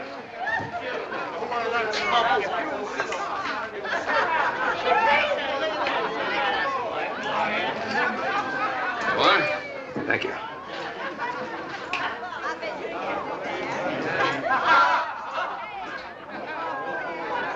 there's a surprise. What's the matter? Something wrong? Wrong? Why, sir, this is the finest brandy squash I've ever tasted in my life. And I've tasted them all the way from New York to Chicago to New Orleans. Well, I'm glad you like it. It's an art. Bartending. It's an art. Not many men have the talent for it. Tell me, did you ever work in New Orleans? No, can't say as I have. No, too bad. Why, a man with your talent could demand any wage he asked for. Yes, sir. Fine profession, bartending. And you meet a mighty lot of interesting people. All kinds, no doubt about it. Yes, I can imagine. I wager that with drinks like this, practically everybody in town drops in here one time or another. Well, we get our share. I have two friends in town I just gotta bring in here and show them what a good drink really tastes like. Say, I wonder if they've been in here already. Well, I got a pretty good memory for faces. A couple of cowboys. They work up on a ranch in the Sierras. Drove a herd of cattle into town.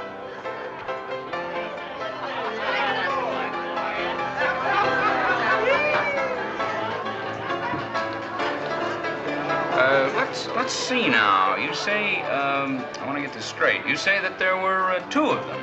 That's right. Those two are inseparable. Two of the best hands they ever had. Well, hello. My name is Alexander Pendleton. I'm the proprietor of this establishment. I don't believe I've had the pleasure of seeing you in here before. No, I think not. My name is Ben Cartwright. I've just been complimenting your bartender on the excellence of his drinks. Well, that's very kind of you. Why don't we go down to the end of the bar? It'll be quieter, more comfortable. Fine. Over in the corner's better. Thanks. You say your name is Pendleton? Yes, Alexander Pendleton. Would you care for another drink? Well, thank you. Bartender? Yes, sir. A real squash this time. For the road.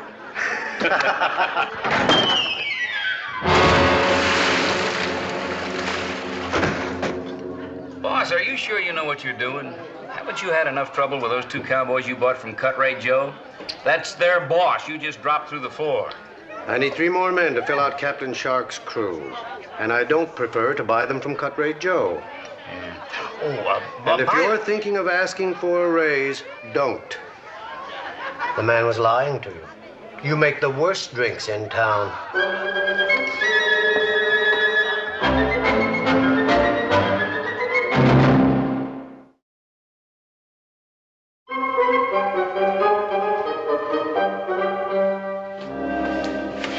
Boss, I'm getting worried. They've been going over an hour. Yeah. Well, I'll tell you one thing, Little Joe. If we don't hear from Hop Sing or Paul One the next 15 minutes, I'm just about ready to go down there and tear this dang Barbary Coast apart board for board.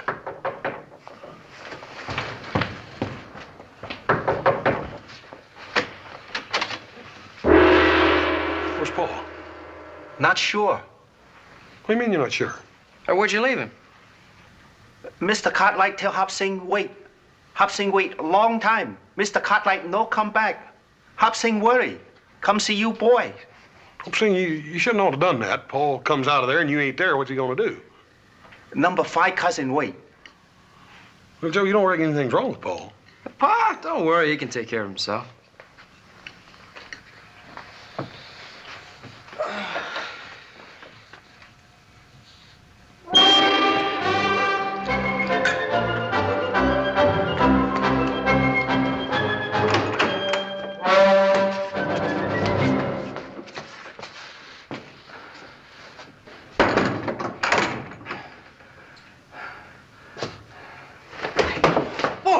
Mr. Cartwright. Ham?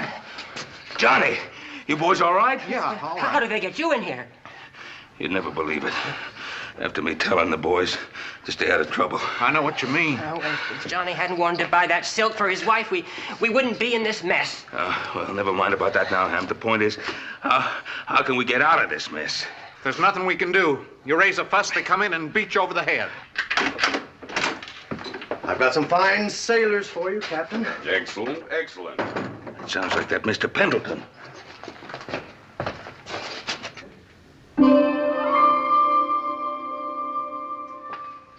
Well, you promised me 6. There are only 3. You've got to give me time. I need those men. My ship sails at midnight. Mr. Pendleton. Excuse me. I want to make a deal with you. A deal, Mr. Cartwright?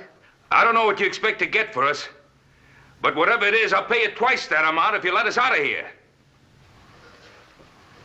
Twice? Fair enough? Oh, no, you don't. A contract is a contract. You agreed to give me 6 men. So I did. An interesting offer, Mr. Cartwright, but due to circumstances beyond my control... 3 times the going price. A contract is a contract if you want my business in the future. As you say, a contract is a contract. Good. The one who's talking, he isn't drunk.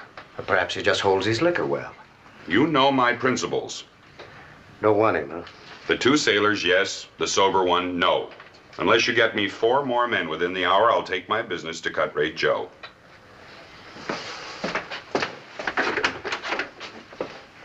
All right, boys, come get them. Mr. Cartwright, I feel pretty low down about all this. Oh, John, it's my fault for not keeping us all together.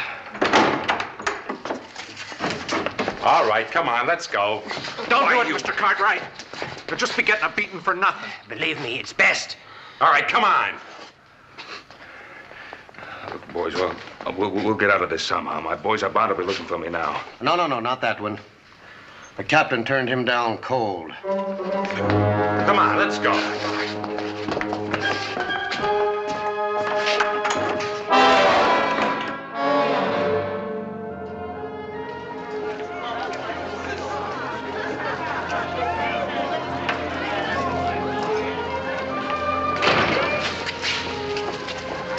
Have any luck? Not a dud burn bit. Unless I'm getting worried. Yeah, me too. I'm getting just about ready to tear this dad blame town apart. Come on, little Joe.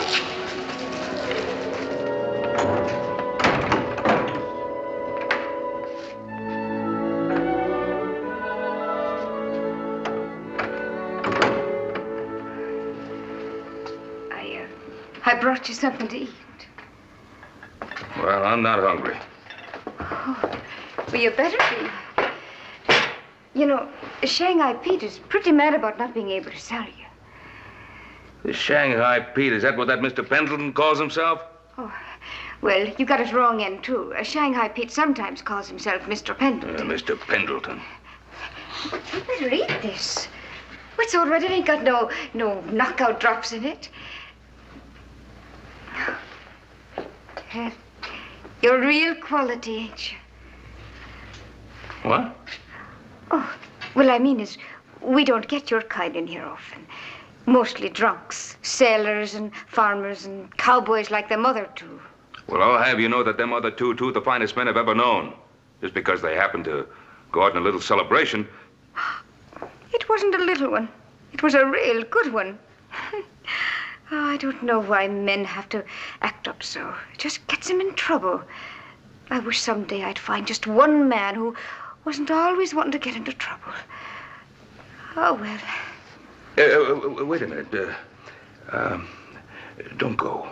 What? Why not? Sit down. What's your name? Kathleen. Kathleen. Well, that's a right pretty name. I think so. Your name is Ben Cartwright, ain't it? Kathleen, tell me, what's a nice girl like you doing in a place like this? Ain't that funny? So many men have asked me the same question. And I've given it a lot of thought. And I think the reason is I like the money. Well, you're certainly an honest sort. You think so, really? Oh, yeah. Why are you surprised? Well, I don't know. Sometimes, you can't just trust everybody. Well, Kathleen, I trust you. Oh, I was sort of hoping you would.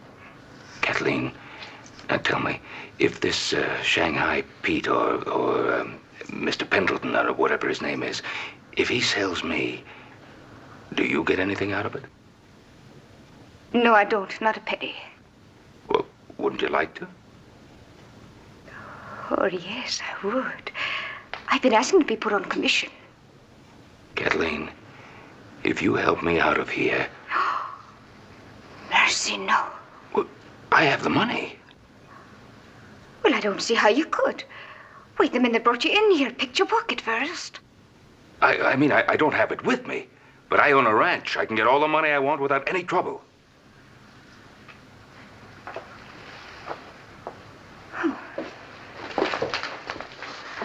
How much? If you help me get out of here and tell me where I can find the other two men, $500. $500? $500. You wouldn't back out. Oh, I give you my word. The money's at my hotel. If you help me get out of here, you get the $500. You know something, Mr. Cartwright? What? I was thinking about getting you out of here the minute I came in. You'll help me then, Kathleen.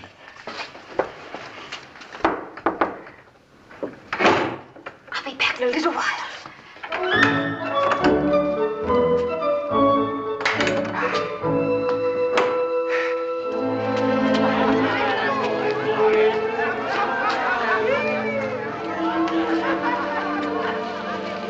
God burn it, Joe, this ain't no good. I know. Ain't getting us no place. Look, you're going down to the corner. See if Hop Sing knows anything new. If he doesn't come on back, and the two of us will take this place apart. That's what we should have done in the first place. My temper's on a short fuse, Joe. I can just feel it. Well, you're not alone, brother. Hurry up.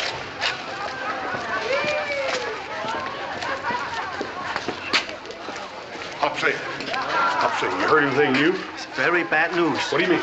Number 5 cousin, he see Mr. Ben go in saloon. No see Mr. Ben come out. What saloon? That one, on other corner. Hop Sing, are you right sure? Very sure. Have more bad news. Number 6 cousin, he work on dock. He say ship short-handed, no can sail. Ship now ready.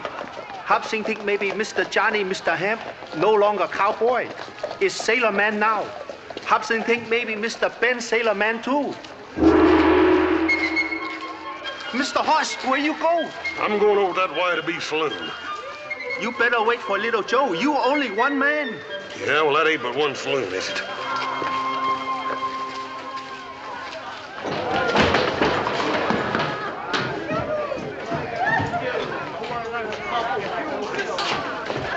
Mister, I want me some information. I want it straight, and I want it quick. Now, mister, you better get to talking. Otherwise, I'm gonna twist your diesel pipe out. My pa was seen coming into this saloon, and he wasn't seen coming out. Now, where is he? You two better just stand right where you are. Otherwise, you're gonna be waking up with somebody tapping you in the face with a spade. Now, mister. I'm looking for Ben Cartwright and 2 of my best friends. Here, what's going on here? What is this? Mister, you're gonna find out what it is if I don't get me some information and quick. Well, now, is this any way to get it? This is a respectable establishment, son. I'm the proprietor, Alexander Pendleton. Have I had the pleasure of seeing you in here before? Don't make no difference whether you have or not. I want me some answers. Now, son, please try to calm yourself down. What is it you want? I want my pa. His name's Ben Cartwright and 2 of his ranch hands. Then why all the shouting? I talked to Mr. Cartwright just a short time ago. Told him where he could find his men. Mister, are you telling me the truth? Now, why would I have any reason to lie to you? Won't you please put that thing away? I have a reputation to maintain here. That's better. Don't you forget, I can draw it out again right quick. Laddie Buck, I'm only trying to help you. Do you want to hear about your father or not? I reckon I did get a little too excited. But dad burn it, I've been worried plumb sick. Well, now, why don't you try to calm yourself down? Everything's all right. Here. Why don't we come down here at the end of the bar? What's quiet? Relax. Have a drink. Bartender? What do you have? Well, I'll have a beer if it's all the same to you, sir. Down the hatch. Yes.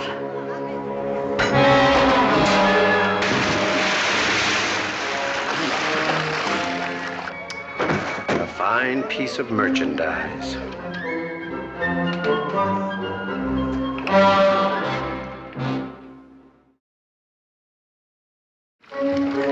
Here, matey. Let me give you a hand. Oh, well, thank you, matey. I can't swim. Now, this is going to be real interesting, ain't it? I got a funny feeling like you're standing down here waiting for me to fall down through that hole in the floor. No. I'm getting a stranger feeling that I ain't the only member of my family that's been down through that hole tonight. No. Oh, no. You seen a man with gray hair and dark eyes and a deep voice? I can't remember. You better start remembering, Buster, because I'm a cowboy. I ain't no sailor. And I like dry land. There's one way I can get it that I can think of, and that's holding you under till you drink all the water in this bay. You starting to remember? Yeah, that's real good. You just took the first step to establish the basis of a friendship between me and you. Now, where's my paw?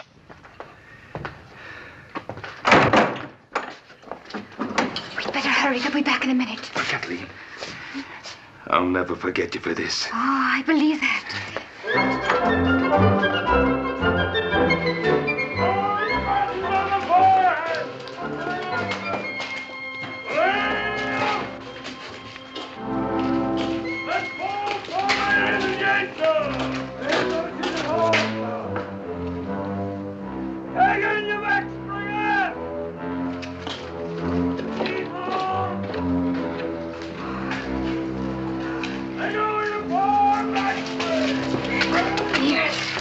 You're a friend of mine. Remember, you promised to help me find my men. Oh, you're fine.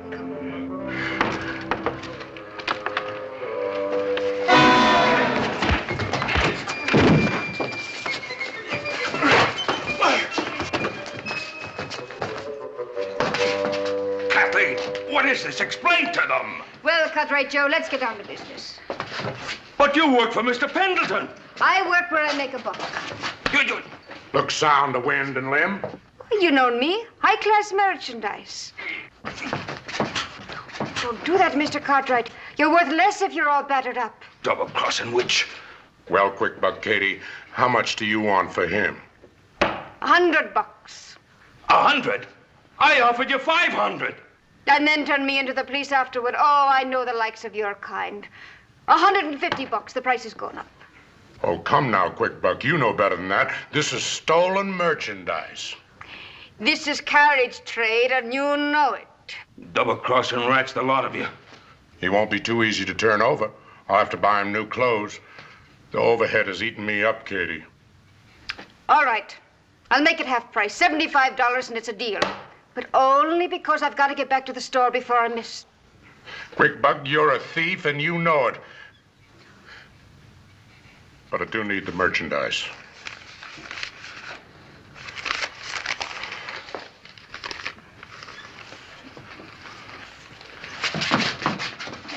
Oh, quiet, Mr. Cartwright, quiet. You'll see your crew. That's what you want, ain't it? See you later, Cartwright. Have a pleasant trip, Mr. Cartwright. All right, boys, let's see what we can do with it. Across the door. Nobody come in this room but Quick Buck Kate. What she brought Cartwright is supper.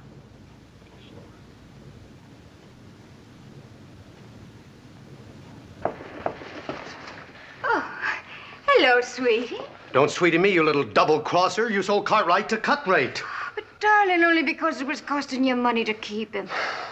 All that good food. And especially if you couldn't sell him quick. Now, don't do that. I wouldn't cheat you, sweetheart, now would I? I'm not so sure. Oh, little Katie wouldn't hold out on Shanghai Pete. Here you are. See?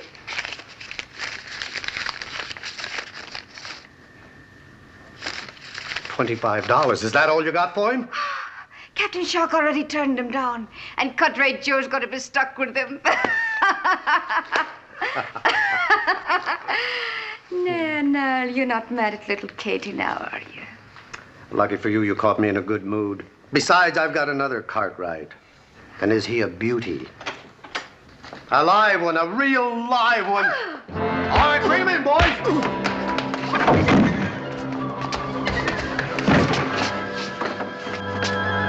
I don't see my paw. Where is he? Now, wait a minute, laddie. Wait a minute. Your dad isn't here. Where's my paw? Now, listen. Cartwright. I'm a lover, not a fighter.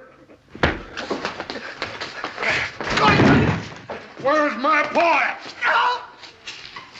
Hop Sing! 你個大哥啊，佢走就走吧，開始好耐嘅，等我一名出嚟，我等佢走嚟。Relax. Now what happened? Mr. Hoss, he go in saloon. Long time no come out. Hop Sing go in saloon, no see Mr. Hoss. Something happened, Mr. Hoss, too. What saloon? Forget it.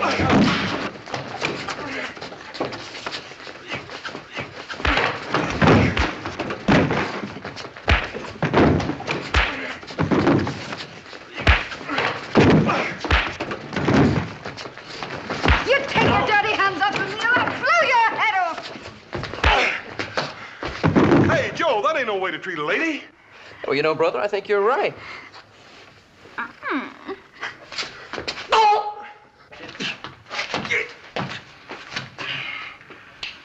As I told you, I've seen this man before and turned him down. Not at this price, Captain.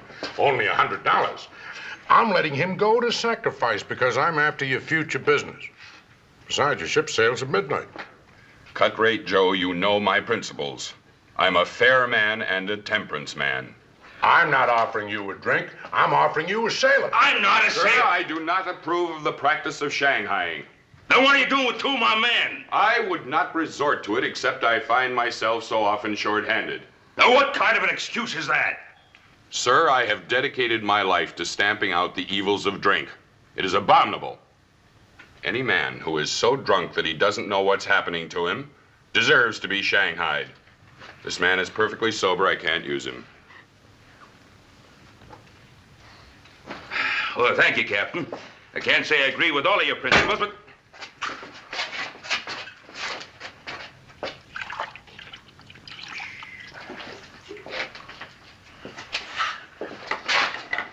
Take a smell, Captain.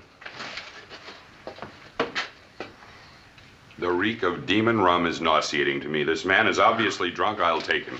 All right, boys.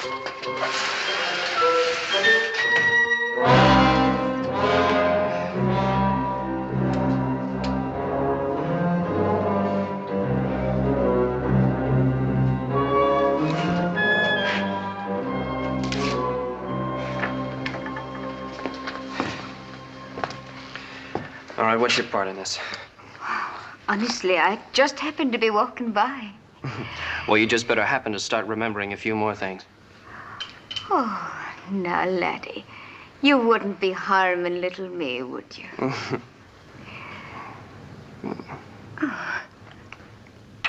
That's such a beautiful arm. It'd be a shame to tear it off. Oh. Start talking. I don't know what you want to know. We want to know about a man named Ben Cartwright. Oh, I don't know. I sold him. Sold him? Where? To Cartwright's Road. Down the street in Embarcadero Alley. You sold our Paul? Yes. How much did you get for him? Oh, Horse, for Pete's sake, who cares how much you got for him? Let's get down to this Cut Ray Joe's before Pa and the boys are on their way to China. Let me get my hat.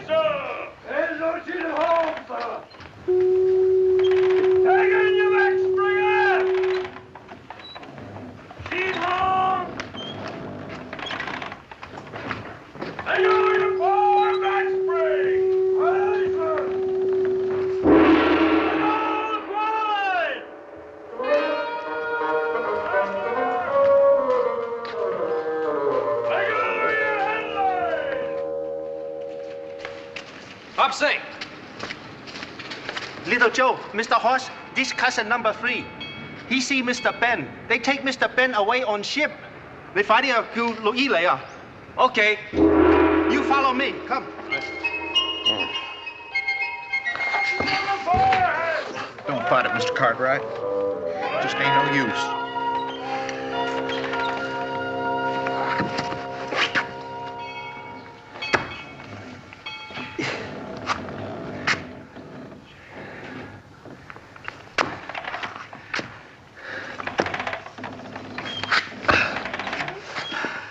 Johnny hadn't wanted to buy some silk for his wife, he wouldn't be in this mess.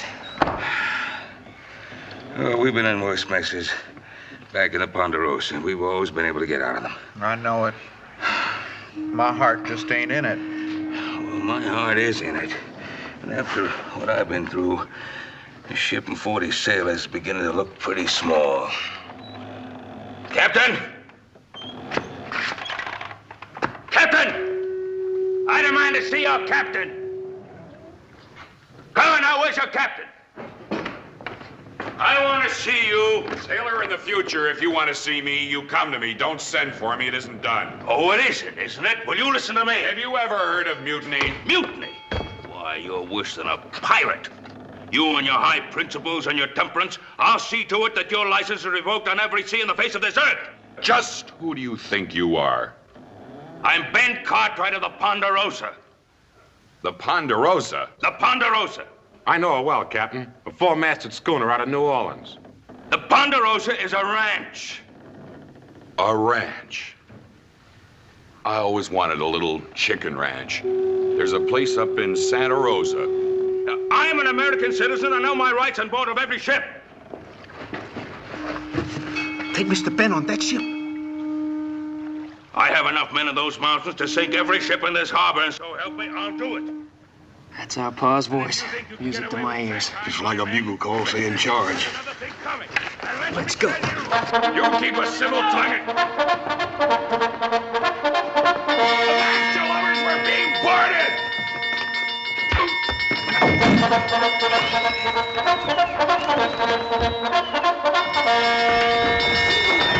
Hey, Paul, where you been hiding? Huh? Where you been hiding? Hang on, all away, Humphrey!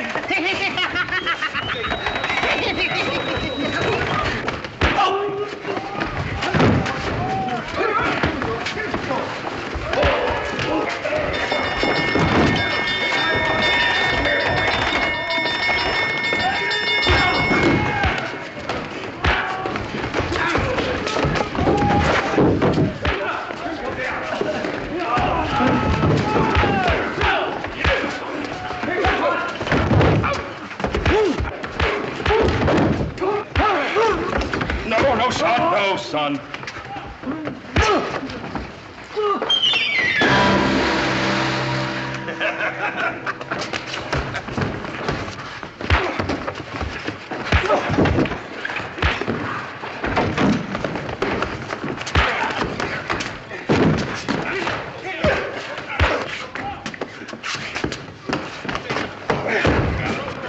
Oh, I thought I told you to stay out of trouble.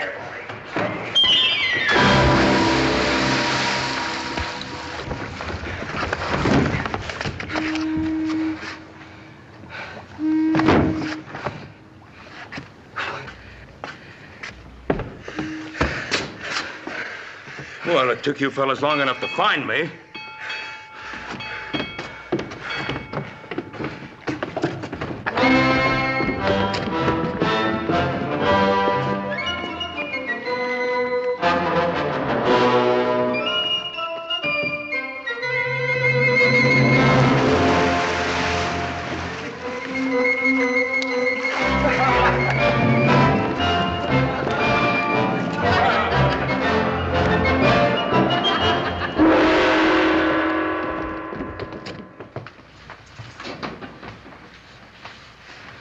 Here, son. Thanks, Bob.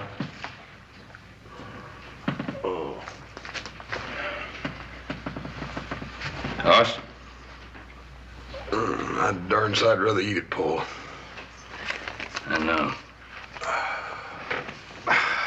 Paul, how much that little red-headed gal get for you? I wouldn't tell him, Pa. If she did get enough, we might want to sell you back. If she didn't get enough, you wouldn't want to admit it, would you? Very funny. Come in. Hi. Here are your clothes, Mr. Cartwright. Oh, how'd you get them? He had a little business left to finish with Cut-Rate Joe. Yes, I see that. You know what that little weasel was doing? He's going back into business. Second-hand clothes. He was trying to sell our outfits. Come in.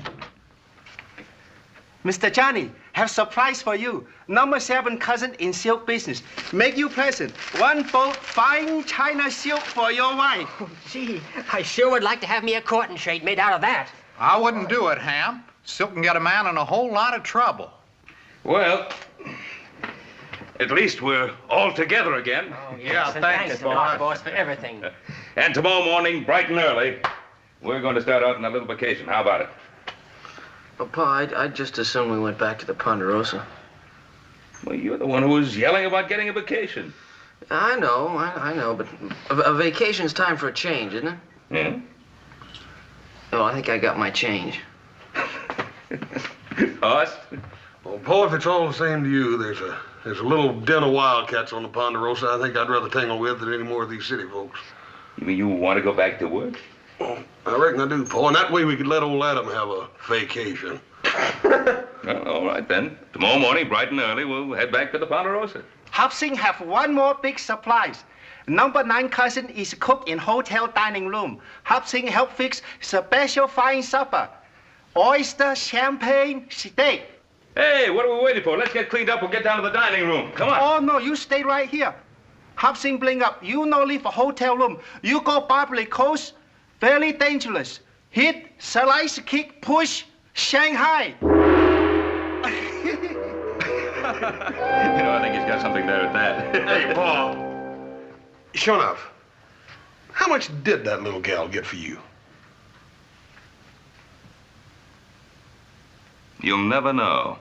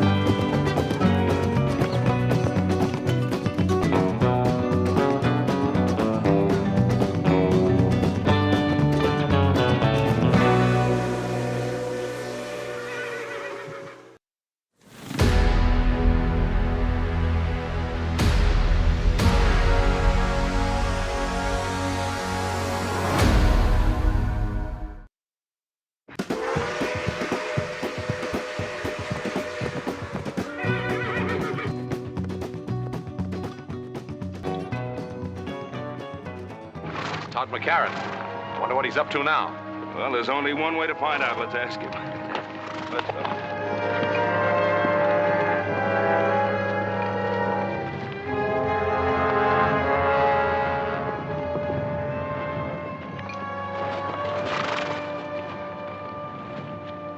Why the surveying, Todd? Any law against surveying my own property line? Never any doubt in our mind about its location? Well, maybe there will be in the mind of the new owner. Oh, you mean your father's selling out? Not my father, me. To Len Keith. Len Keith? I thought he only bought mining property. That's what he thinks this could be. Todd, we have a water rights agreement with your father in the use of this stream. If Keith uses it for mining, it'll poison out some of our best bottom land. Seems that's your worry, Ben, not mine. Now, just a minute. Let go. You Cartwrights have shoved us around for the last 20 years. You're a liar. Wait a minute. Better ways to settle this. As I see it, it's already been settled.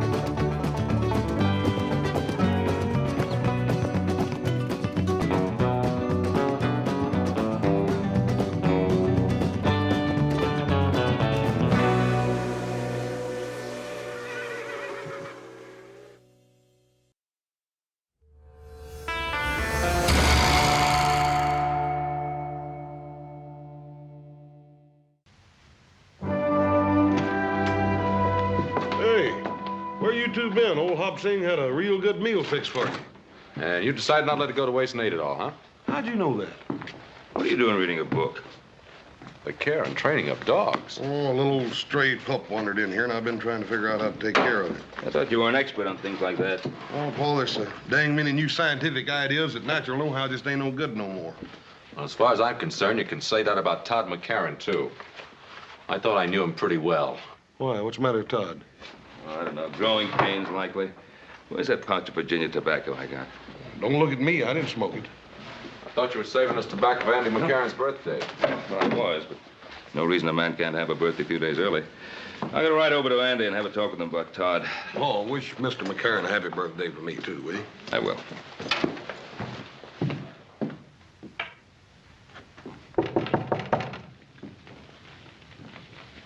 Who is it? It's Ben, Andy. Oh, come on in, Ben. The door's not locked. Doggone, it's good to see you. Oh, doggone, good to see you too, Andy. Been a long time. It has that. How you feeling? Oh, I'm practically stuck to this chair, but what's the difference? Good to see you. Brought you some of that good southern tobacco. Take the bite out of your pipe. Thanks, Ben. Hey, smells good. This fire of yours feels good. Ran into Todd today. Yeah? I turned the running of things over to him. I had to face up to it. I'm just not up to handling things anymore. Todd was saying you're thinking some of selling out. You know how kids are. Always trying to get ahead fast, but I figure when it comes to selling, he'll want to stay on this land as much as I do. Well, I hope you're right, Andy. I guess I got a little upset when he told me he was thinking of selling out to Len Keith. Well, I'd be surprised if he mentioned any other name. He's so sweet on Len Keith's daughter that, well, he doesn't know his own name half the time. She's a fine girl. Todd seemed pretty determined to sell. That he is. Ben, you have boys your own. A man's got to let his son grow up, even if he doesn't always agree with him. Oh, you're right there. I was just thinking that if Keith ever did start mining operations on your property, it would foul up the water in that stream to where it would poison half the cattle on my range. Oh, it won't come to that, Ben. I've got cattle of my own using that stream. Well, we're getting older, Andy. We are that. I remember when you brought your family here. I figured that plan to share the water in that stream would outlast both our lifetimes. It's the truth, so did I.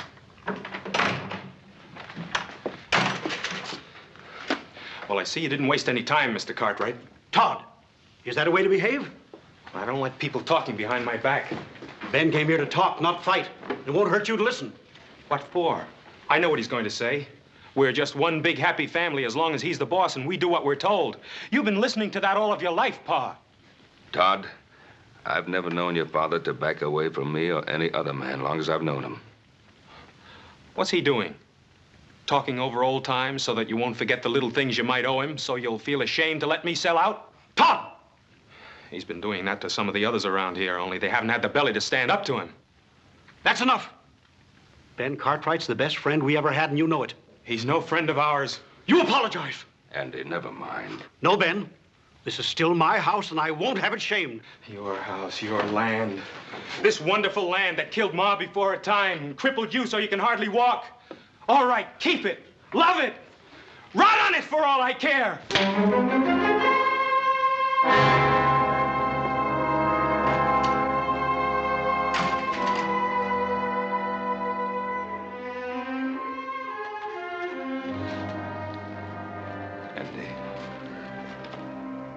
I'm afraid I'll have to apologize to you myself, Ben. I figured that if I come by, it might help.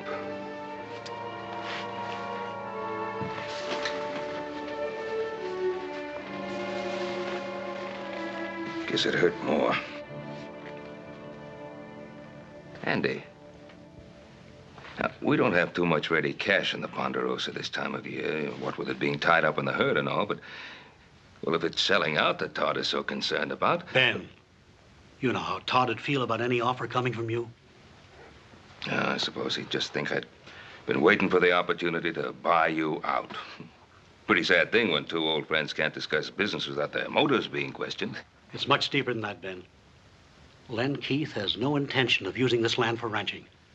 He's offered Todd a partnership. He's got the boy all fired up with ideas of becoming another silver baron. Andy, do you believe deep down in your heart that there's any chance of silver on this land? No, Ben, no more than you do. No. But Len Keith is a mining man, and he thinks there may be silver, and he's got the boy thinking it, too. Well, doesn't Todd realize that Keith is just speculating? That's what he always does. Buys up as much land as he can possibly get a hold of in the hopes that some of it'll pay off. Ruins the land. He's ruined much more than land, Ben. He's ruined many men with him on his way up. And this time, it could be my son. Wouldn't want that to happen, Andy, any more than you do. Thank you, Ben.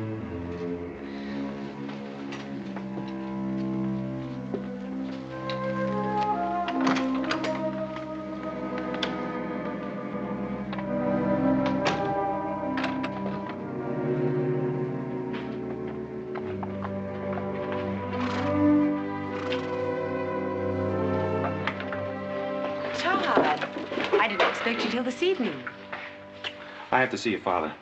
Is something wrong? Yes. Hello, Todd. How's my future son-in-law? Disgusted, if you want to know the truth. Oh, well, come on in and tell me about it. Maybe I can help you. What is it? Mr. Keith, I can't sell out to you. Oh, why not? Does your father feel that I didn't offer you enough for the property? Oh, it's not that. He made a water rights agreement with Ben Cartwright 20 years ago. I see. The Cartwrights, eh? What's the matter with them? They feel that we're going to muddy up their pretty little stream? It's getting to be you can't make a move in this country without Ben Cartwright's permission. Well, I suppose you can't blame a man for looking out after his own interests. What about my interests? Mine and Virginia's. Where are we going to get the money to get married? Todd, you know money isn't important to me as long as we're together. My mother felt that way. She died when she was 26 years old, helping my father try to make something of this land. Todd, I can always find a job for you in one of my mining companies. A man has to make it on his own, Mr. Keith. You ought to know that. It's what you did, isn't it? I certainly did. That's the way I like to hear you talk. Now, don't worry about it. I'm sure we can get your father to see it our way. Not if Ben Cartwright's doing his thinking for him, we won't. But the Cartwrights have always seemed like reasonable people to me. You just know them in a social way, Virginia. You've never dealt with them on a business level. Don't worry. I'm not going to let Ben Cartwright stand in the way of the happiness of my two children.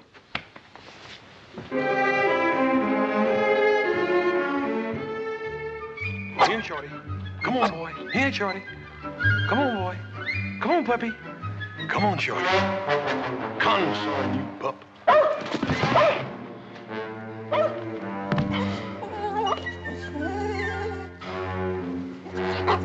Nice puppy. Come on, puppy. Come on.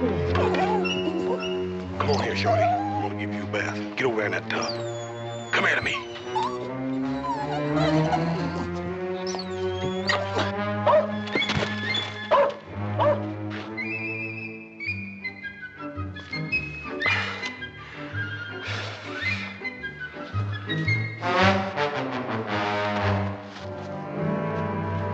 Get a bath whether you want it or not. Come on here, pup. Come here to me. Come here, pup. Here, Shorty. Come on. Nice puppy. Nice puppy. Come on, fella.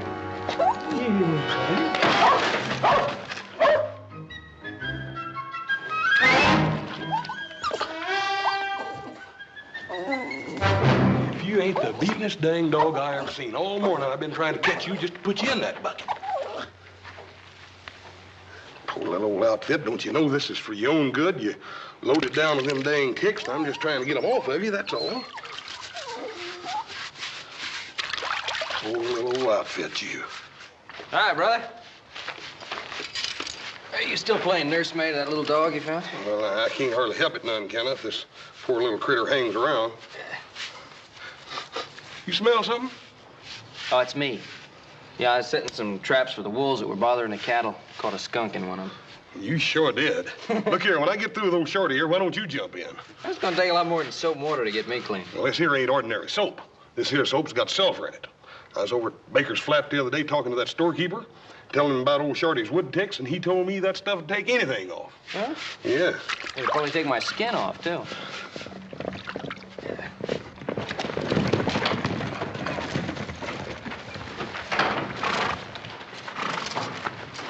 Hi, Pa. You talked to Andy? Yeah. Oh, Andy is going to honor that water agreement we have with him, just as I thought he would.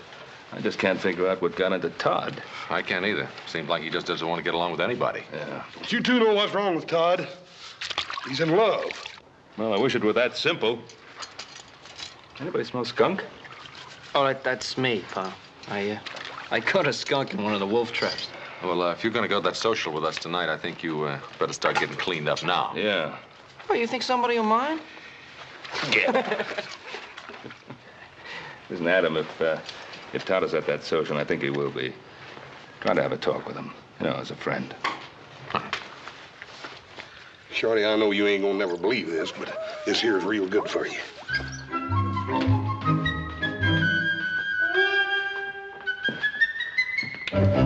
Hey, now. If looks have anything to do with it, we sure gonna have us a time tonight, ain't we? Yeah, but you just remember what I told you. You stand on your own feet, not the ladies. Oh, you're a good one to be giving advice about the ladies. Went with Jenya Keith for 3 years, and now old Todd's marrying her. Well, I guess I just never got around to asking her. He sure is a slow worker, ain't he, Paul? 3 years. You through with that brush? Expecting somebody? No.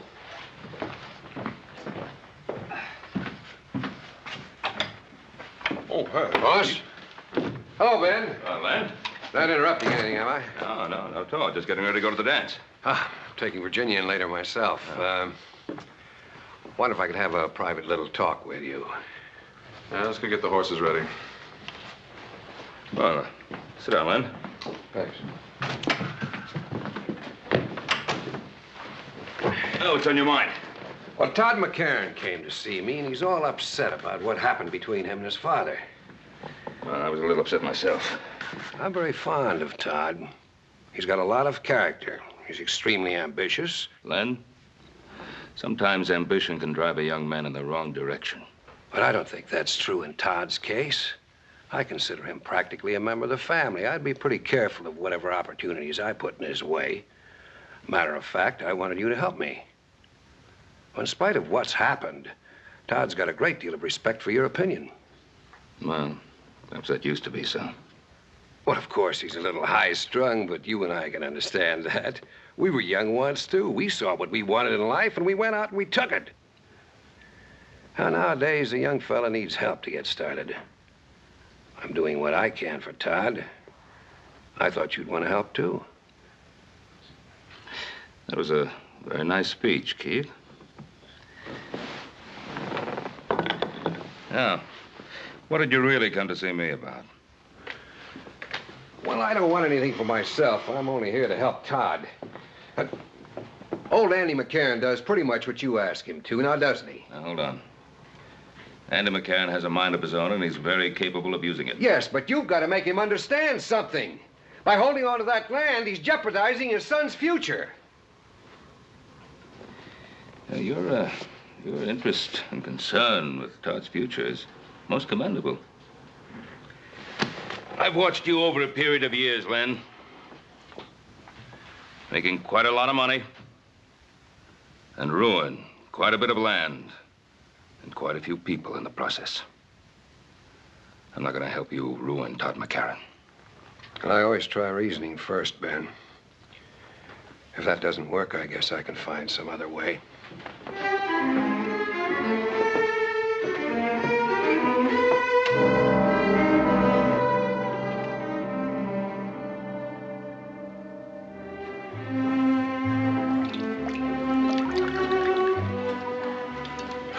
Boys?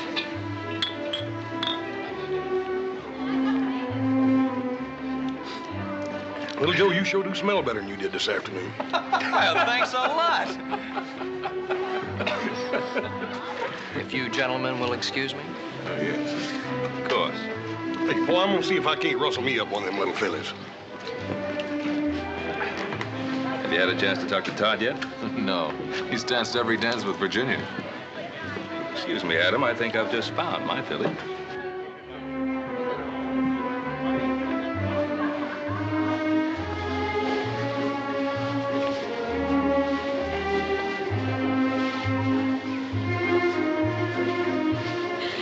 Oh, Todd, you danced my feet off. Well, I wouldn't want to do that. I can't spare any of you. Oh. How about some more punch? I'd love it. Adam, you're not dancing. I'm having too much fun watching you two. You look very beautiful tonight, Virginia. Well, thank you. I'm glad you approve of my future wife. Ah, you're lucky you proposed to her when you did. When are you two getting married? When your father decides to let me run my own business. Todd, that was a rather unpleasant thing to say. Well, now, he didn't mean anything by it. Didn't I? Todd, let's dance. Yes, I think that's a good idea. Don't turn your back on me, Cartwright. Now, look, if you're set on starting a fight, this isn't the place for it. Oh, I think it is. Todd! Dad, Mr. Cartwright, stop. They're fighting.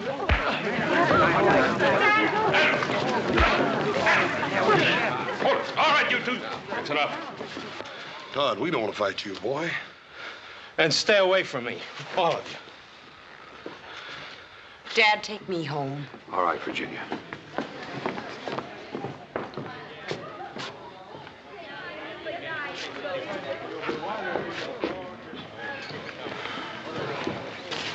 Come on, forget it, Adam. Well, let's have a little music.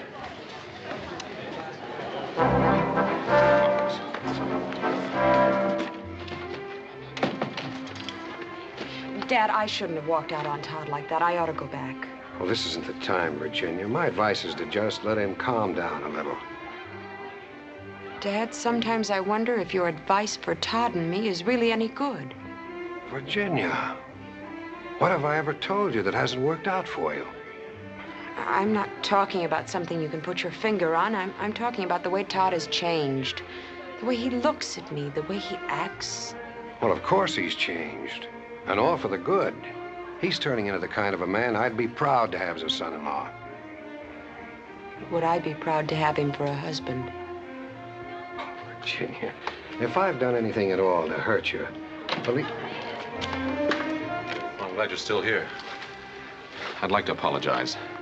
It wasn't your fault, Adam. Well, I'm glad you feel that way. I don't think there's anything to be gained by discussing it any further. Let's go on home. Dad, I'd like to talk to Adam. Not tonight, honey.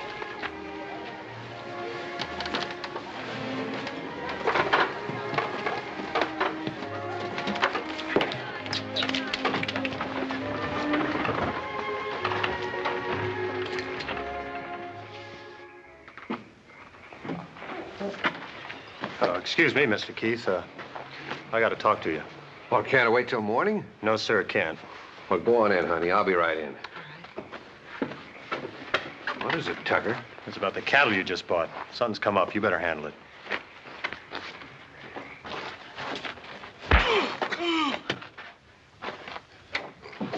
That's enough, Roy. After what he done, he could have poisoned half the men in your mine with them diseased cows. Where's the beef now? I put him up in the North Corral. I figure tomorrow I'll have him killed and buried. Tim along with him if I had my way. Take him outside, Roy. And Roy, not a word about this to anybody. I suppose he claimed he didn't know the cattle were sick. What do you think? He probably rustled them 20 head to begin with. All of them diseased, huh? Well, you can't have one cow with Texas fever without them all getting it. They're crawling with ticks. In other words, you put those sick cattle in with a healthy herd. It spreads like wildfire. I see.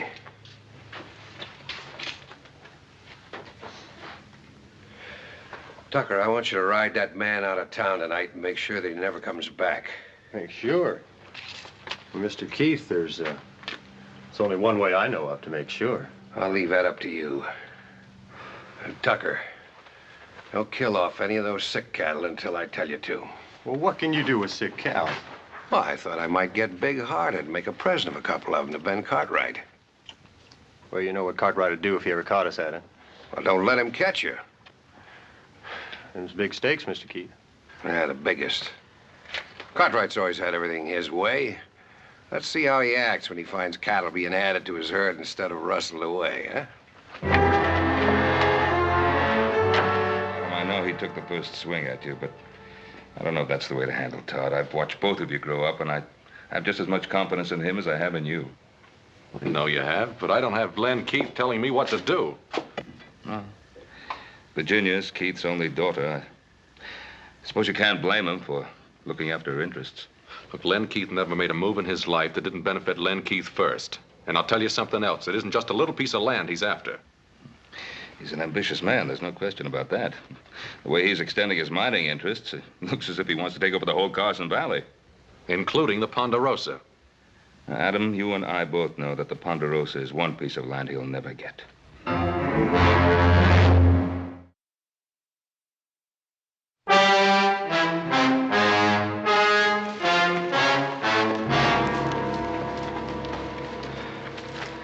Dead, boy. Looks like Texas fever. Texas fever? Yes, sir. Well, we bought Texas cattle before. They've always been clean. You check the other stock? A few more heads showed signs of sickness. We cut them out of the herd. Probably have to destroy them. There's no probably about it. That tick fever plague could kill every head. Not only in our range, it'd kill every herd in the territory. Poor critters, they don't even know what ails them. Get out of here.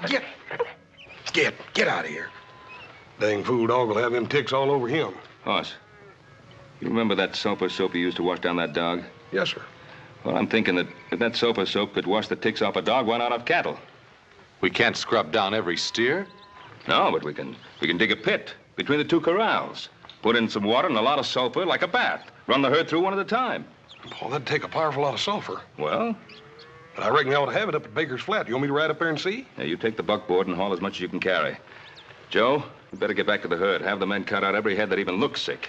Right, Pa. Adam, you and me better get started digging those pits. They're up to something. Nothing they can do but start killing cows. Yeah, maybe. We better stick with them and make sure.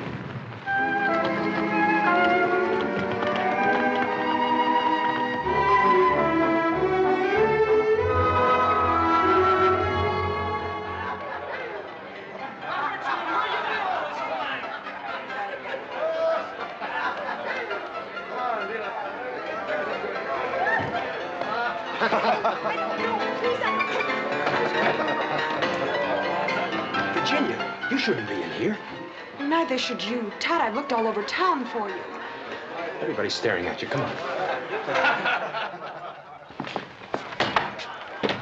Todd, what's happened to us? This just isn't like you, that fight with Adam and... What are you doing? Taking sides with the Cartwrights like everybody else in this country? Sides? What sides, Todd? Don't you see what they're doing to us? Your father made me a good offer on that land. 3 times as much as it was worth. Well, if I knew it was going to mean this much trouble, I'm sorry he did. That's easy to say, but it's not so easy to live with. Virginia, I want to amount to something. I want you to be proud of me, the way you are of your father. Todd, I'm proud of the man I fell in love with. A ranching man trying to build something for the future, his and mine. Now, if he starts hitting people and getting drunk the first time things don't go his way, well, I'll still love him because I can't help myself. But I won't be proud of him for it. I've had enough speeches, Virginia. Please go on, honey. I'll see you after a while.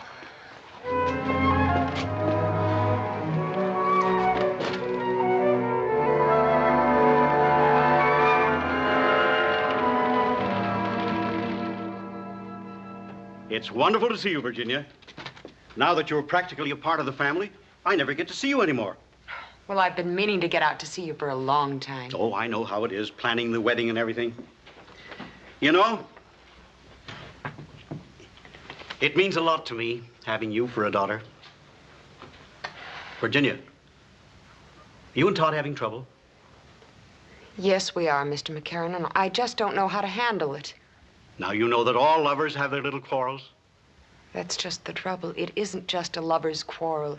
It's something that involves you and my father and a lot of things I just don't understand. Oh, so that's it. It's about Todd selling this place, isn't it? Why shouldn't he sell it? Why should such a simple little business transaction stir up so much trouble? It isn't a simple thing, Virginia. It involves 2 different ways of looking at life. It involves the Cartwrights, too, doesn't it? Well, that's not the point I want to make.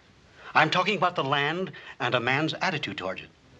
Now, is this something to be torn up and cast aside? Or is it a place with a future? I mean a home for you and Todd and the children. I told Todd that's all I wanted. I wish my father could see it the way you do, but he never will. It's Todd that we must both be concerned about. Now we must have faith in him and believe that he will do the right thing. You're right. And I do have faith in Todd.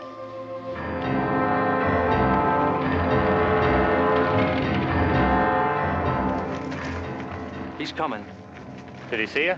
I circled around. He's got that buckboard loaded down with bags of sulfur powder. What for? Don't know. I asked the storekeeper at Baker Flat.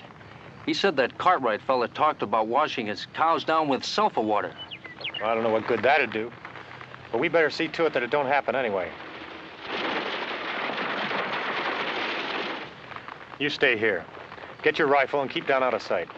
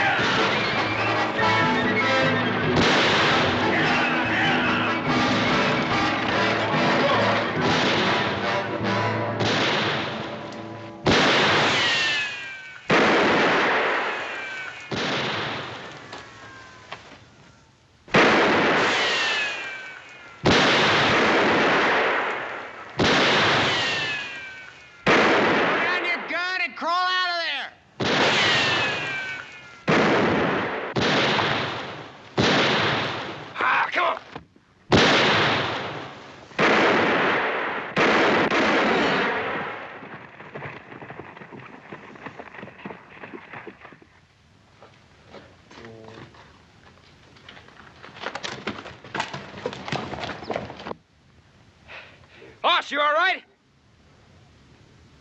Yeah. I reckon I am now.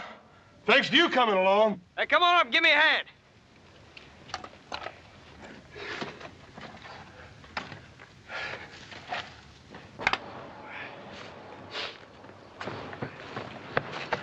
I was rounding up some strays and I heard the shots. Figured I'd better check on it. Looks to me like I've seen that fella before, have you? Yeah, I think he works for one of the mining camps. We better get that sulfur in. There's 2 more cows flopped over dead. They're not from the Ponderosa. Them sick cows ain't ours? No, looks like it's not. There's gonna be a lot of sick ones from our place, though. Let's get him in. I'll get his horse. I tell you, Roy's dead. Did they see you? Well, yeah, but they couldn't recognize me. I can't take any chances. You saddle up my horse and get back to the bunkhouse and stay there. Keep out of sight. Dad, your supper's getting cold. Well, I'm sorry, honey. Something's come up. I've got to go into town. But, Dad, do you have to go right now? I've got to. It's important. I just heard that a plague of Texas fever has hit the cattle around here. I've got to warn Todd and the other ranchers. I'll be right back. Come on here.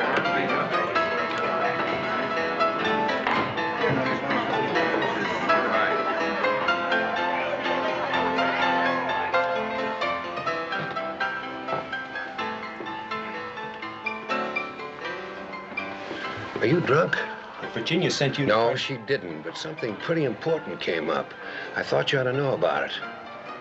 You want a drink? No, now listen to me, will you? I just heard that the plague's infected every head of beef on the Ponderosa. Plague? Texas fever. Cartwrights are working right now to try to save every head they can before anybody finds out about it. Texas fever? How did it get started? Well, who's the only outfit around here who trails in Texas cattle? The Cartwrights. That's just what I figured. A thing like this could be pretty dangerous, couldn't it? It could kill every head of cattle in Carson Valley. Is there any way of stopping it? One way. Kill the sick stock. There's no other way of protecting ourselves? None that I know of. Unless we kill off all the Cartwright's cattle. Oh, they never stand still for that. No, I guess not. They showed that pretty plain. What do you mean? Well, a couple of my boys went up there yesterday, see how bad it was and try to help them out, and the Cartwright shot one of them down. Shot him? Why? Well, that's pretty obvious, isn't it? They're trying to keep word of the plague from spreading. Does the sheriff know about the shooting? The sheriff? What good would that do? He's afraid of the Cartwrights just like everybody else around here is. Yeah. Well, not me. I'm not gonna stand by and watch my cattle die like flies. Listen, don't do anything foolish. You can't stand up to the Cartwrights all alone. I won't have to, not this time. No cattleman's gonna stand by and watch his herds die off. Cartwright or no Cartwright. Well, if enough of the other ranchers went in with you to stand up against... They'll go in. I'll see to that.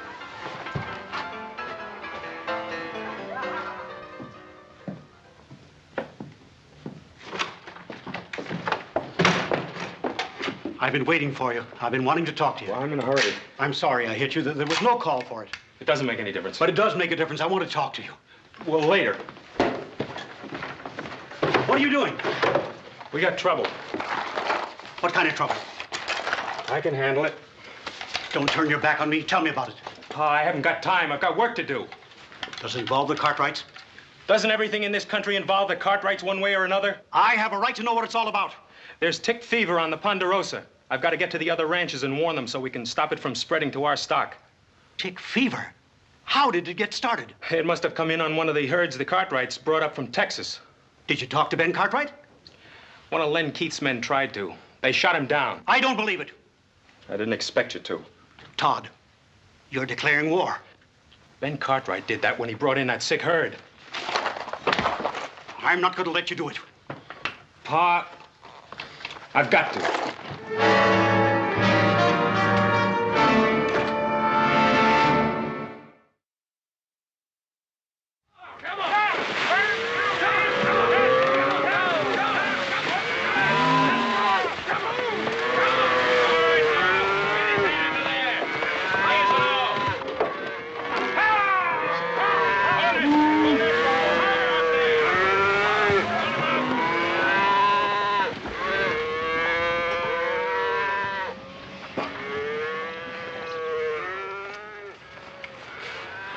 This is that bushwhacker's horse we brought back.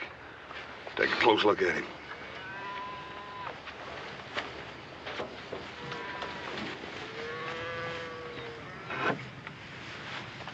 Got ticks all over him. This horse was with tick-infested beef before he got here. And that dead man could have told us how this plague got here. Yeah. You find out who he was? Well, he had a letter on him addressed to a Roy Wilkins. Yeah, don't forget there was another man with him. Adam, maybe you'd better get to Virginia City. See if you can track this other man down. If you can, bring him out here. Toss. Clean them up, huh? Come on, let's get back. Yeah. All right, Frank. Set and throw again. That's time to, Roy! Hello!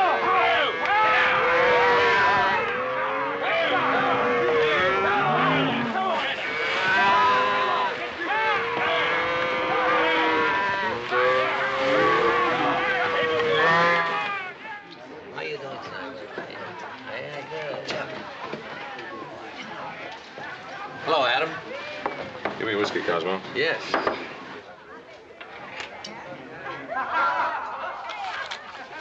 Deal me out. It's getting late. I'll give you a chance to get even later. Something on your mind?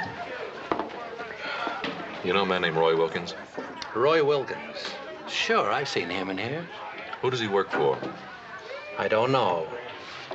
Hasn't been around here very long. As a matter of fact, the only times I've ever seen him, he's always been with a fellow named Tucker. Tucker? Works for Len Keith. Len Keith.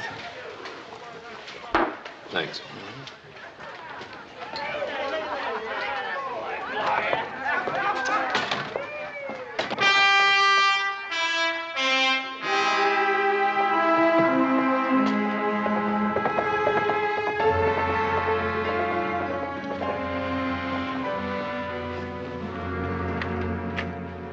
Adam, I thought it was my father. Evening, Jenny.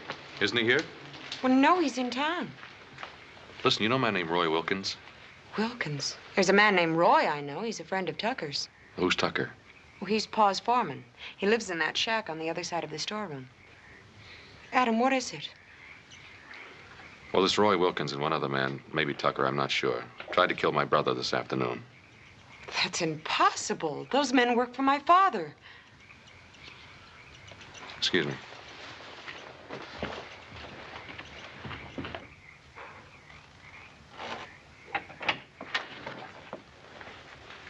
Hello, Tucker. You're one of them Cartwrights, ain't you? That's right. You know a man named Roy Wilkins? What do you want here, Cartwright? I want the man who was with Wilkins when they tried to ambush my brother. I don't know anything about it. Then you wouldn't mind coming back to town with me and telling that to the sheriff, huh? No. I wouldn't mind.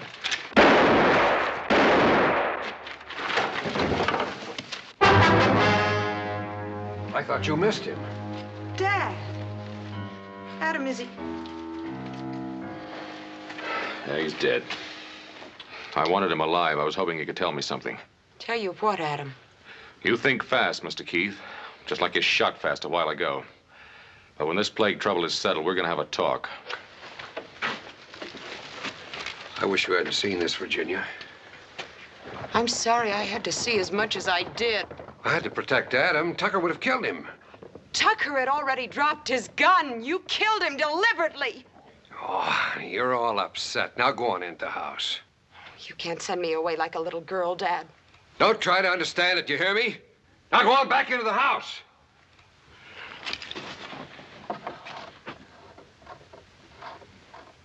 Now, I'm right, and you all know it. If it was one of us had a sick herd on the range, the Cartwrights would be the first to yell, burn him out. That ain't so. Yes, it is. Cartwright should have killed off his whole herd without us having to meet and talk about doing it for him. You can't expect him to kill off healthy beef. Who's to say what's healthy and what's not? Now, the Ponderosa's rich. It's got timber and enough money to restock its range. Most of us live on the beef we raise each year.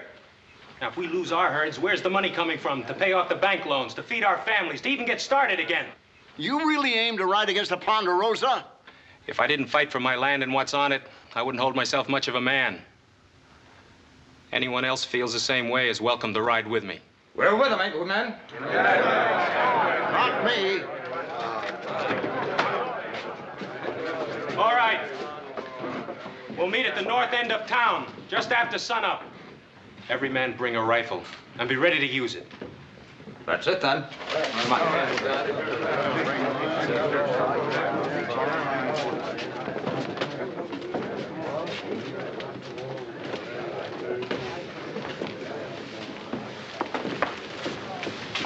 Todd, what are they going to do? Well, the Cartwright cattle are diseased. They're a danger to the whole range.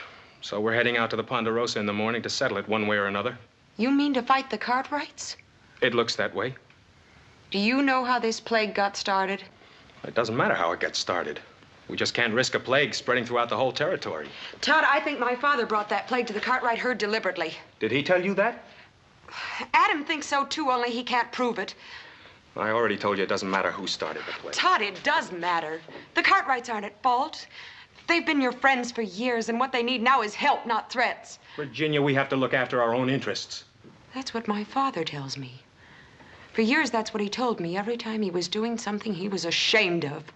You're beginning to sound just like him. I know what I have to do. Yes, you do. But don't pretend it's to help those poor ranchers. It's just a fast way to make Todd McCarran a big man. Virginia, I don't like what you're saying. Then stop this before it goes any further. It's too late now.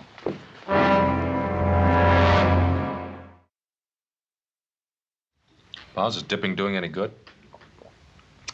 It's funny, I was just thinking about that. I certainly hope so. You know what our cash situation is?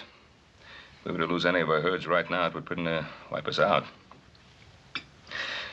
Ride on out and see how the boys are doing with that herd in the North Quarter. I'll give Hoss and Little Joe a hand with the other herd.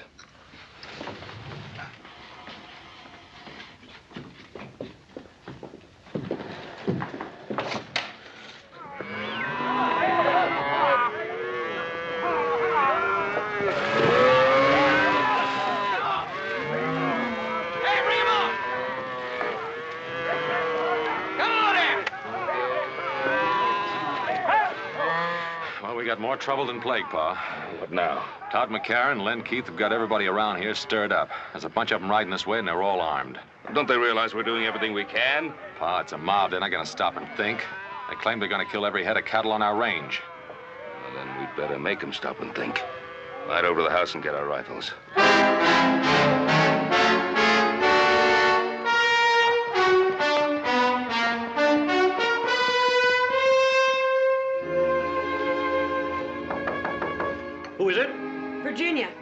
Come in, Virginia. Well, what are you doing away out here, lass? Mr. McCarran, you've got to do something. Todd... What's he up to? He didn't come home last night. They're riding on the Ponderosa, Mr. McCarran. Todd is leading them. You've got to stop him. Stop him? How can I? He's a grown man. He's got to make his own decisions. Mr. McCarran, I have no place else to turn. I love Todd. I thought you loved him, too. Unless you do something, we're both going to lose him. An old man like me. How can I help him now? Now is the time that counts, Mr. McCarran. Now is when he needs your help more than any other time in his life.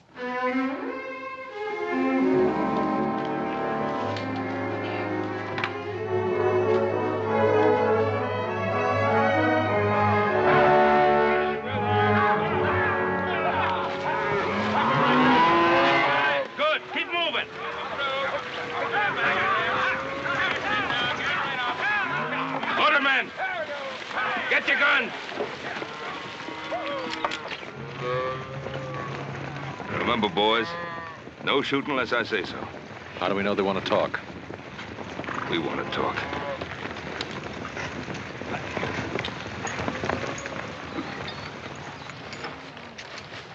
Morning, Todd. You suddenly become a rancher, Mr. Keith? I don't owe you any explanations, Cartwright. You're the one to do the explaining, Ben. You brought the Texas cattle in. There are no ticks on the ones we dipped. You want to ride in peaceful and see, you're welcome. Seeing a lot of wet cows don't mean they won't all fall over tomorrow. No, it doesn't. But if any of them come down with the fever, I'll kill every head that gets it. That may be too late, even if you do what you say. You doubting my pa's word, mister? Easy, Hoss. You men try to take over my herd, you know there's going to be fighting. Men on both sides. Men we've known a long time. Could get hurt. Maybe even get killed. That'll be on your head, Cartwright. Now get out of the way. Todd, you know better than trying to bluff me down. This is no bluff. Don't anybody else move.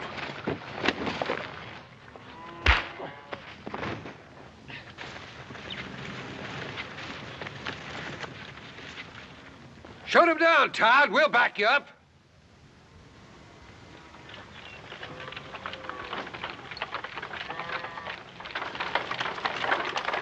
Todd, stop it! You stay out of this, McCarran. Keep away, Pa.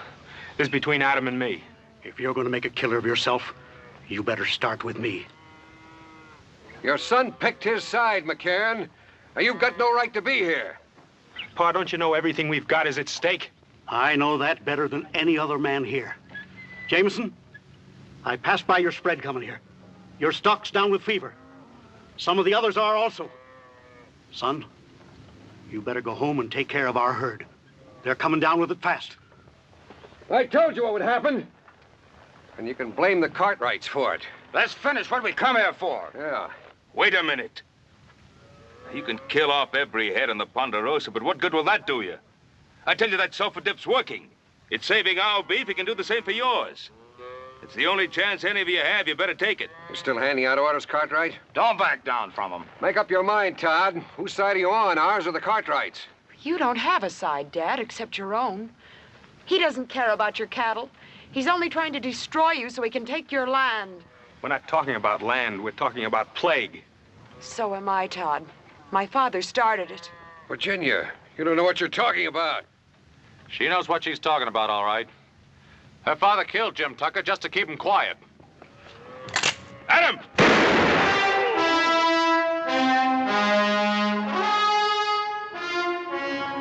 Dad. Virginia,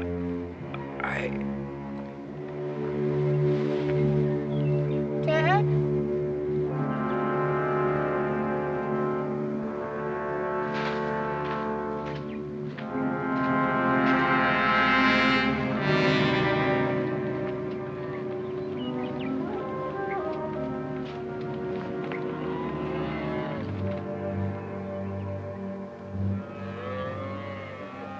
That offer still goes. Bring your healthy cattle over here and we'll run them through that sulfur dip. Does that go for the McCarran family too, Ben? Of course it does. If it's all right with you, Todd.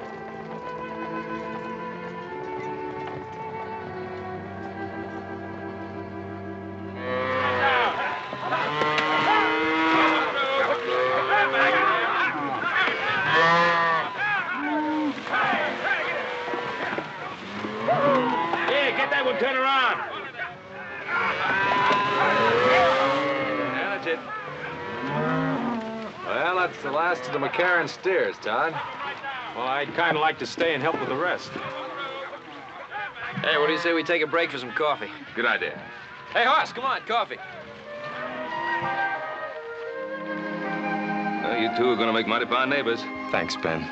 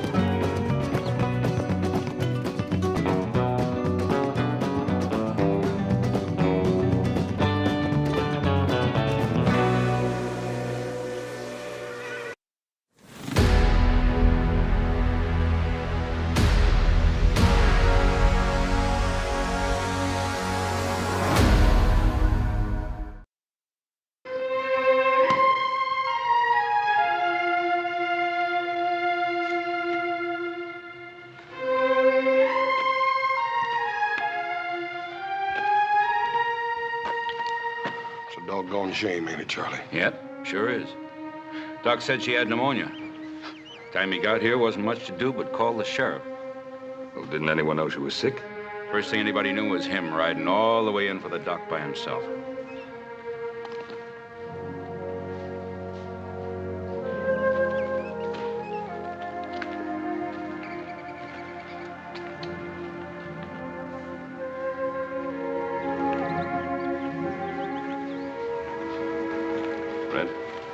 Boy have any relatives? Not a soul, Ben, except an uncle back east, and the boy's father, of course. Well, where's the little fella gonna stay?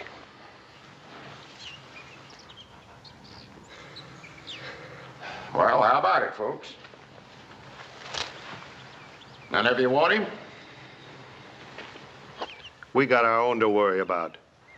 Well, I guess I could put him up in one of the cells till his uncle can come get him.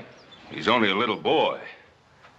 He's all alone now. He needs a home and affection. He's tainted, that kid. Bad stock, the whole tree goes rotten sooner or later. I don't want him around my home. Come on, Sarah. Well, I can't stay here all day, Ben. Sheriff, send for the boy's uncle. I'll keep the boy with me on the Ponderosa. All right. He's all yours, Ben.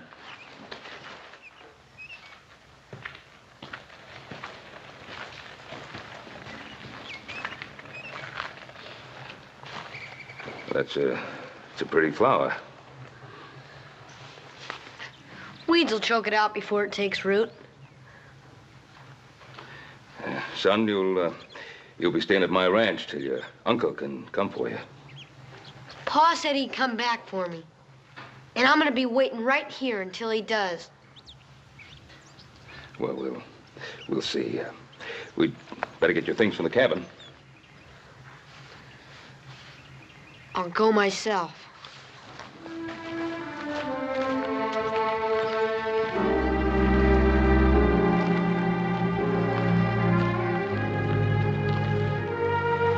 Us. There's a lot of hate piled up inside that boy. Yes, sir.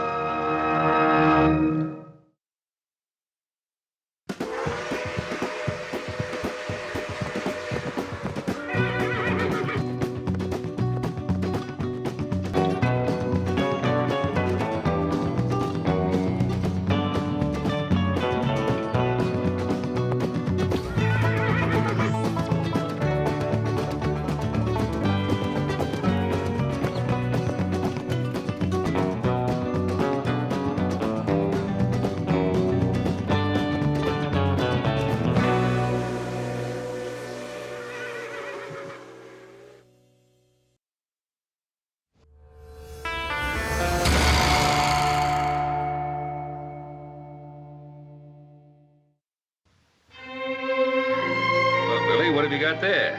It's nothing. What is it, a secret? It's nothing.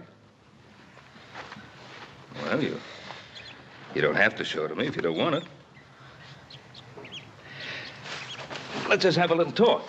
Mr. Cartwright, look, you've let me sleep here and you've let me eat here. All right, thanks. But I can do chores. I can help Now, with hold on there. You don't have to pay me back. We're friends. I want you to trust me. Well, there's no one else left, son. There is two. My paw. Do you know where your paw is? Why he went away? He had to go away. My ma said so. My pa promised he'd be coming back, though. Well, you know, Billy, sometimes we promise things and we mean to keep the promise, but, well, something happens and we can't. My pa promised he'd be coming back, and I'm gonna be waiting here until he does. He doesn't tell lies.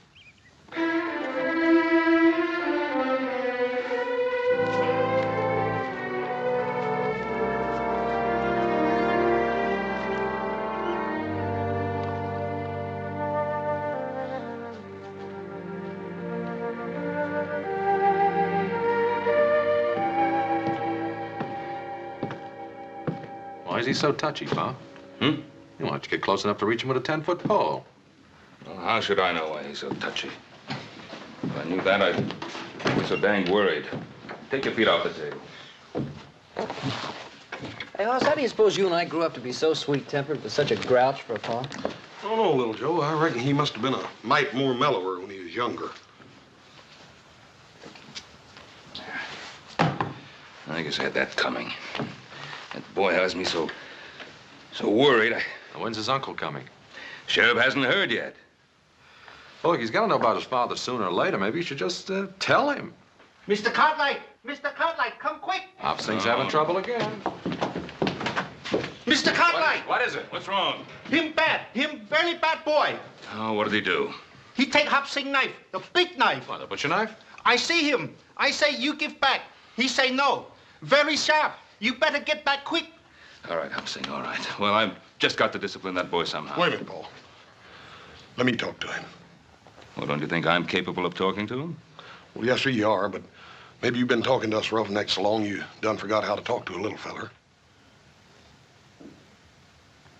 No. Maybe you're right. Go ahead. Hoss. Yes, sir? Be careful of that knife.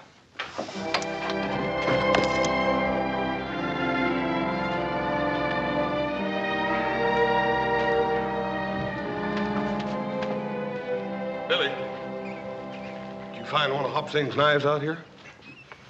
I didn't find it. I took it. Oh.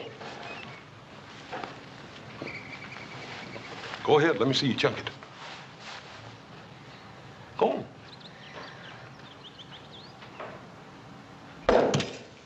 Hey, that ain't bad. It's hard to throw. Well, I don't wonder. Come here, let me show you something. See, this here knife's got a thick edge here on the back and a thin edge here on the front. Sure. That's the cutting edge. That's right. You see, this knife here was made for carving up meat, not throwing, not like an Injun's knife. I didn't want it to throw. I wanted it to whittle. Hey, how'd you like to have this one?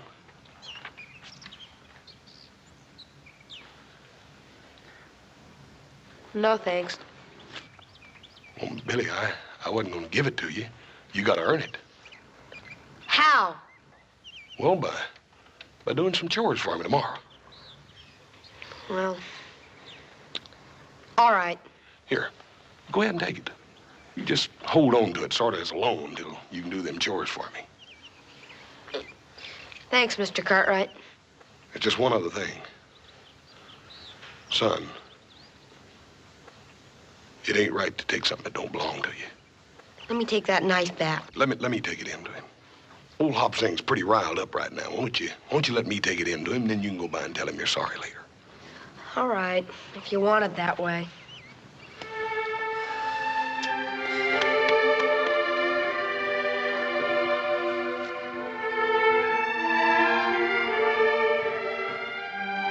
Sing.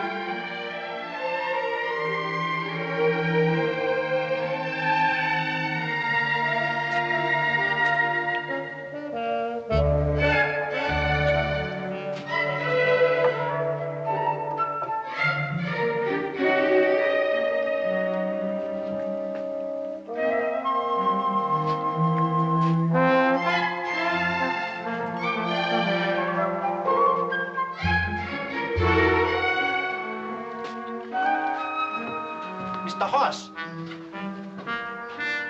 what happened to little boy? What you doing in Hop Sing kitchen? I just brung your knife back, Hop Sing. That's so? The little boy take knife. The big boy take the donut. Bad boy. Very bad boy. I got some real important things to be doing, Hop Sing. I'll see you.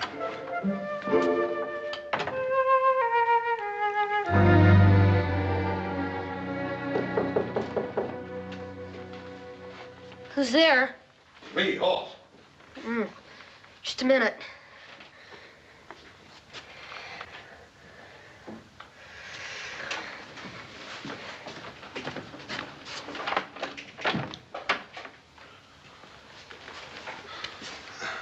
I sort of thought I'd come up and show you some real fancy whittling. Well, I'm sort of busy now, Mr. Cartwright.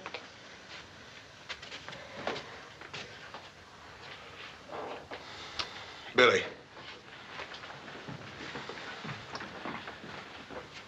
Where'd you cut yourself, feller? What do you mean? Bill. Don't you think it's about time me and you quit playing around like a couple of puppy dogs? Don't know when they're fighting for real or just funning. Let me see it.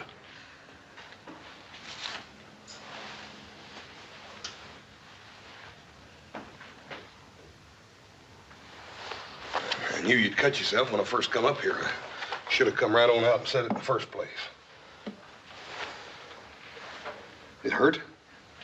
Nah. Yeah, I got some medicine here for it.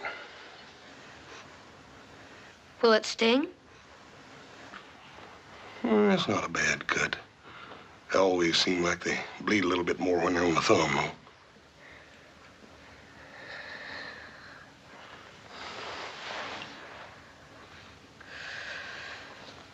Here's your knife back, Mr. Cartwright.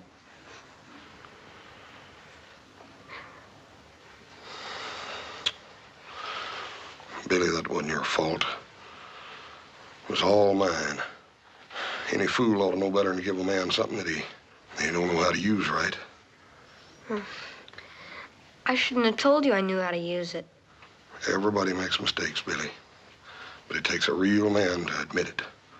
You go ahead and use that knife till I learn you how to use it. Gee, thanks, Mr. Cartwright. Hoss. If that thumb don't get to feeling better, you let me hear, you know?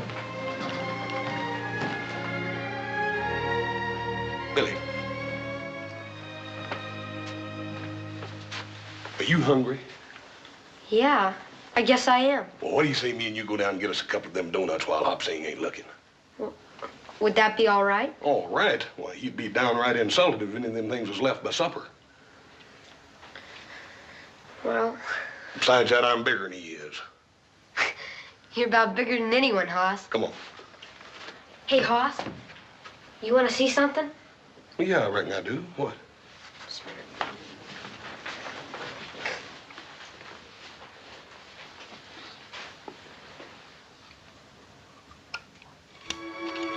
It's a picture of my ma and pa. Has Ellen and Vance on the back.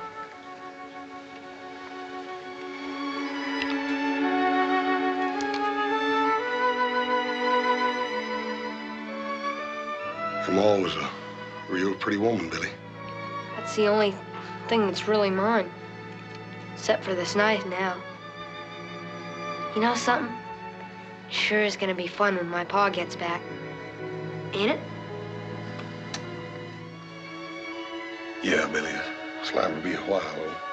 I can wait. Come on.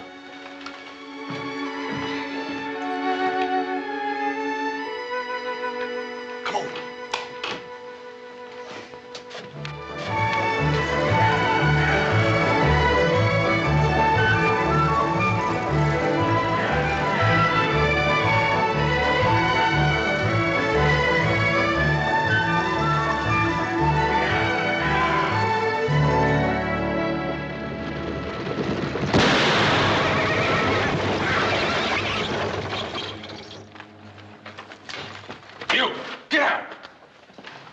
on out, Vance. It's safe now. I said get out! See if he's got something I can use on this iron. I can barely walk. You old fool. You've come too far to play games.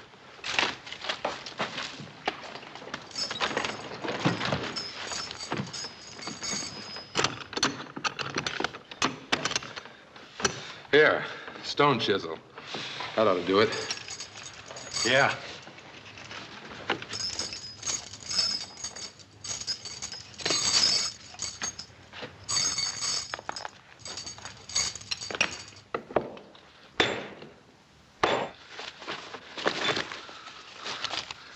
Look at this.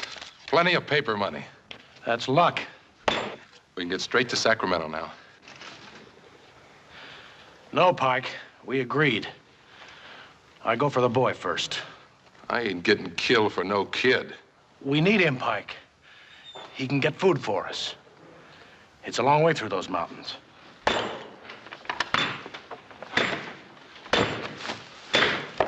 You wouldn't try and lose me, would you, Vance? You know these mountains and I don't. How do I know you'll come back for me? You keep the money here with you. All right. I'll give you 48 hours. If you're not back, I go on without you. No money goes with me. I'll be back. Sure you will. Now, you better get that thing off your leg while I get us a change of clothes. Then you and me will find me a place to wait for 48 hours.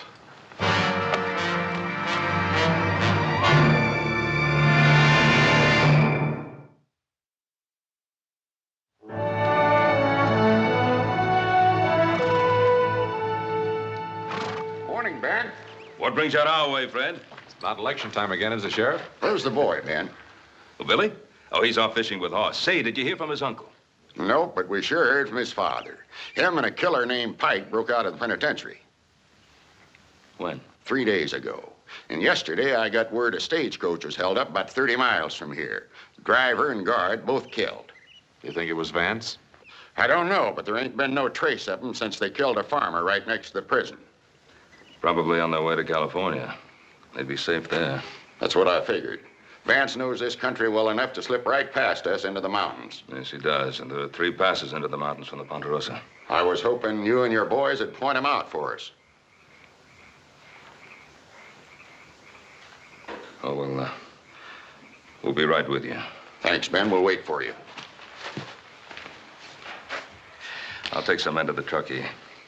Adam, you and Joe will have to take the sheriff all the way to the Donner Gap. I'll take a couple of days. Hoss better look after the boy. I'll get back here as fast as I can. Tell Hop Sing to rustle up some food. Right, Pa.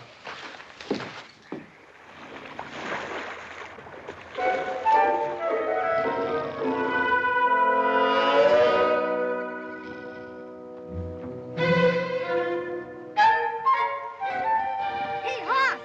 Hoss! Got me another one, Hoss! Look. Best fisherman west of the Mississippi. Ha!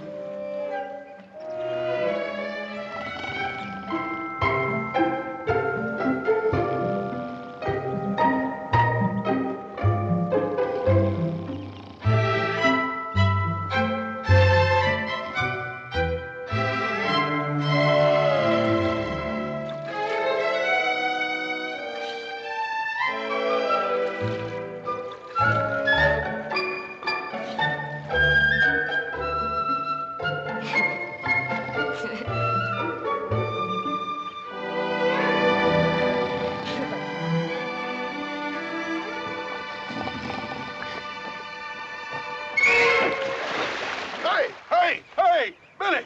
Billy, I done caught the biggest dang fish in the world. Hey, what are you laughing about? I got a real fish here. Not one of them puny little outfits like you got over there. Ow. Hear what I done caught.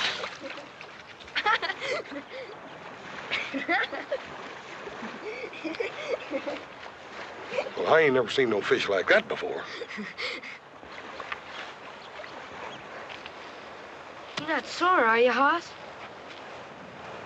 Pistol, you know I ain't sore at you. I told you I'd catch something, didn't I? Even with my eyes shut. Now, I'll tell you what else I'm gonna do. I'm gonna throw you out there with the rest of them things. 1, 2, and 3.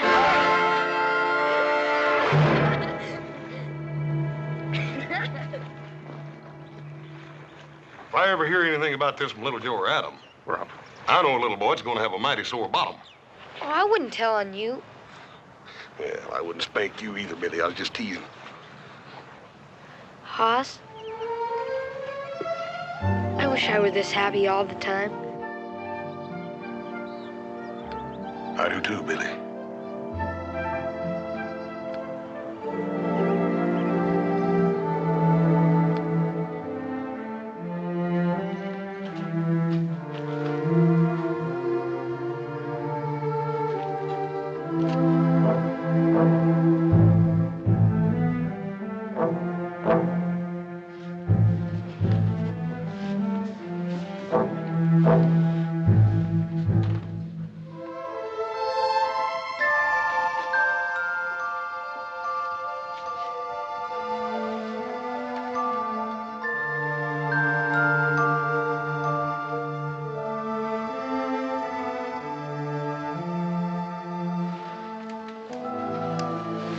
Billy. Billy? Hello, son. Pa, I'll come back for you, just like I promised I would. I knew you would, Pa. I just knew it. Easy, boy. We can't talk much. I need your help, son. Sure, Pa. Do you think you can keep a secret? Just between the two of us? Yeah, but there's something I gotta tell you. About your mom? I know. I heard before I got here. I couldn't help it, Pa. I know. Listen. You gotta pretend you ain't seen me. You mustn't tell nobody, here? This is what I want you to do. Tomorrow night, I want you to make sure everybody's asleep. Make real sure. And get some food. Now, do you remember the cave on the back hill up Spider Creek that you and me found? You mean our secret cave? That's right. I want you to bring the food to me there. In a couple of days, you and me are going to California. California? I can't stay no more. Pa? You didn't tell me where you were all that time. Son, I kept my promise, didn't I? Like I said I would. You sure did, Pa. Trust me, son. I'll tell you everything later. Pa?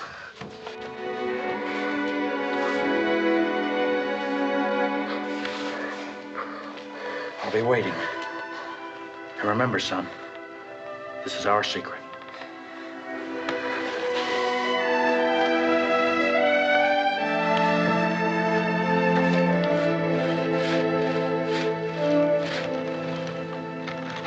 Hey, Billy, come on out. We got company.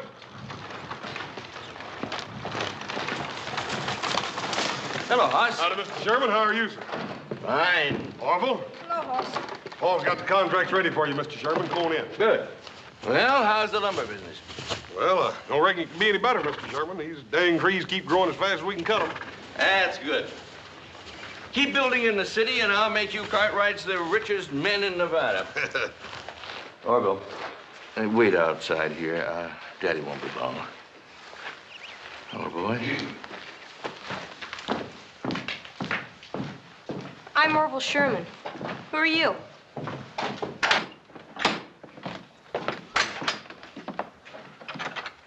Over here at the desk. Sheriff must have sworn in a dozen extra deputies just to help find that boy's father.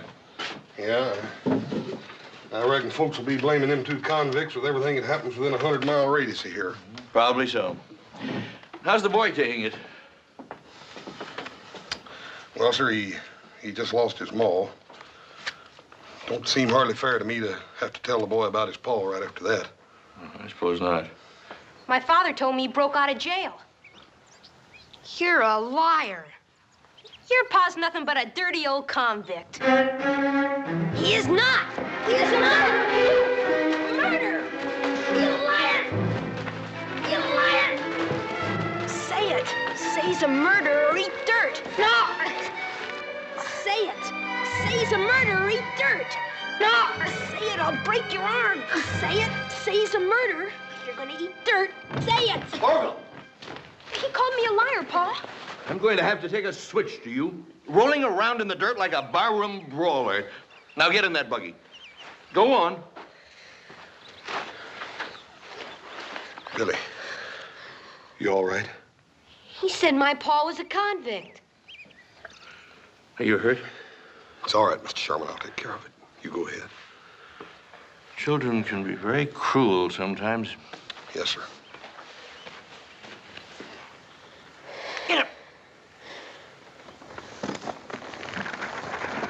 He said my pa was a murderer. And that he'd escaped from prison. Billy, it's true. I should have told you a long time ago. They think he might be coming this way.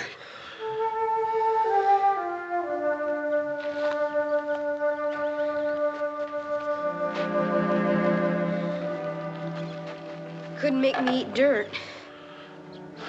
You're proud of that, ain't you?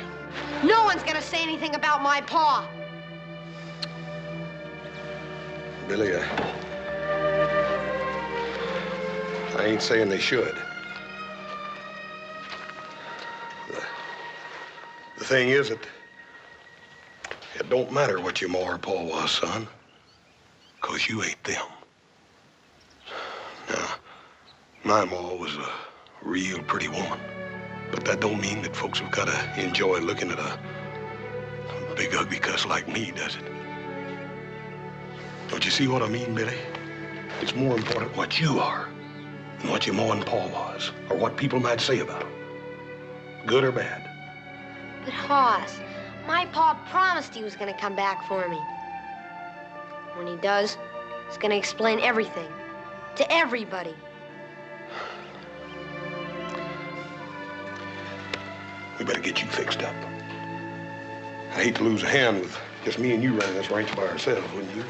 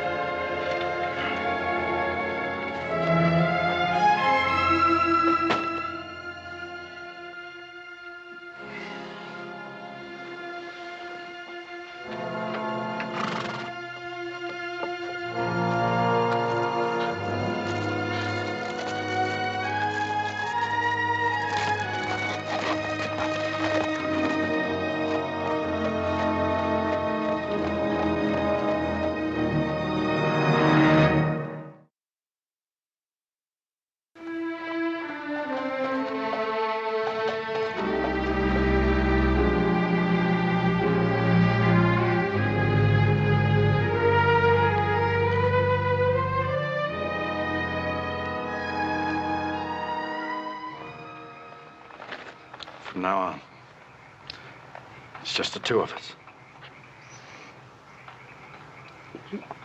We haven't got any friends? Folks ain't interested in you and me, son. They never was, and they ain't never gonna be. Nobody? Nobody. Pa?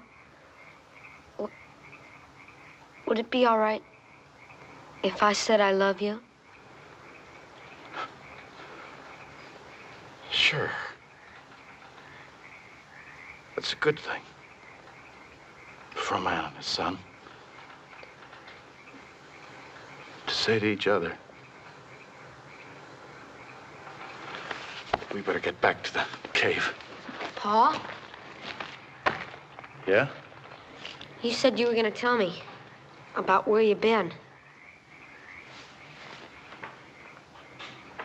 You don't know?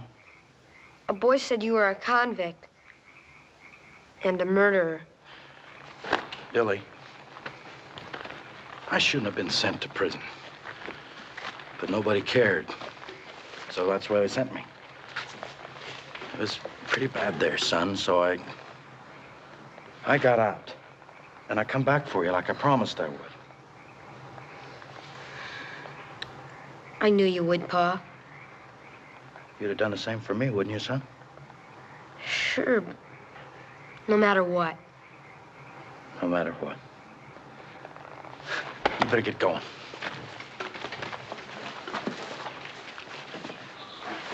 Pa, do you have to go back to that cave? Yeah, but maybe by tomorrow night, we'll have enough food so we can go to California. Now, you hurry. I don't want no one to find you gone. Be back tomorrow, Pa.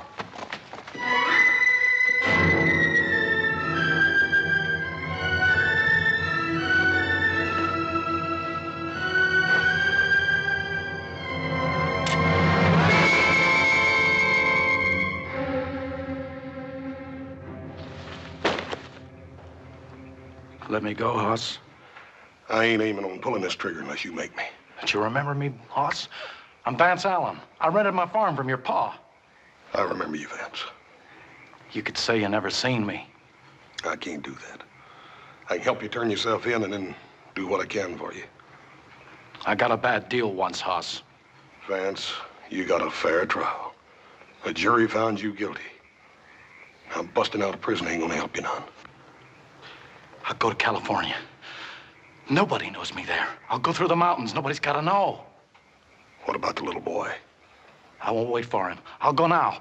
I'll send for him later. He brought you that food, didn't he? Yeah, he's a good boy. You could tell him, Hoss. He'd understand. Vance, it just ain't no good. Come on, let's go. Can't you understand? They kept me in a cage like an animal. I had to get up when they say, eat when they say, sleep when they say, work when they say. I can't go back! Vance.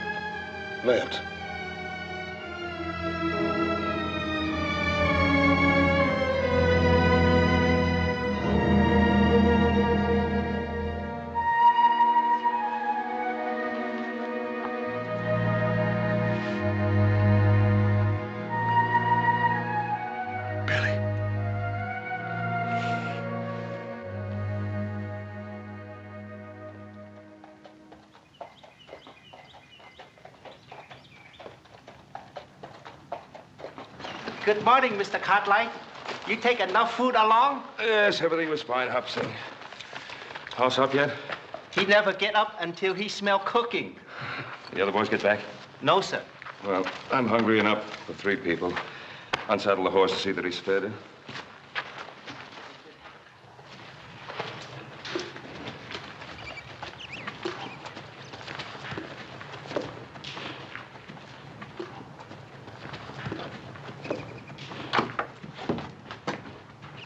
I thought you were upstairs asleep. What are you doing up?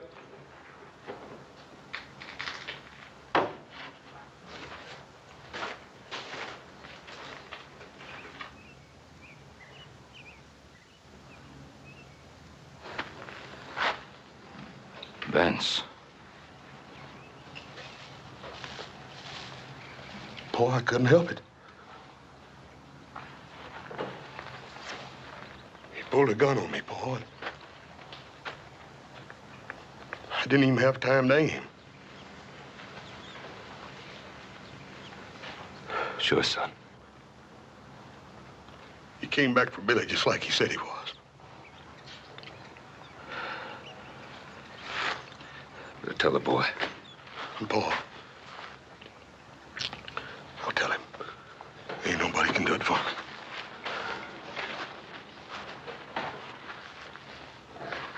Billy? Billy.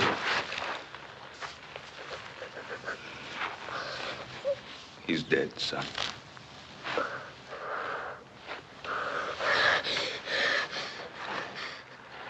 It's your horse. Sorry, Billy. I'm terrible sorry. You said you were my friend. You knew he was coming back for me. You killed him. Billy, he didn't leave me no choice. I'm terrible sorry, Billy. I'd do anything to bring your Paul back to you, but I can't. I'm sorry. I hate you, Aunt. I hate you. I hate you. Kill my Pa. I hate you. You killed him. I'm sorry, Billy. I'm terrible sorry. I hate you. Stop it, Billy.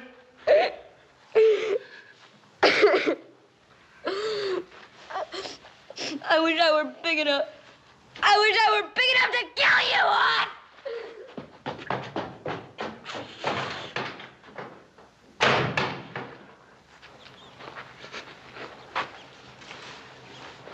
Hoss, it's not your fault. Leave me alone, Paul.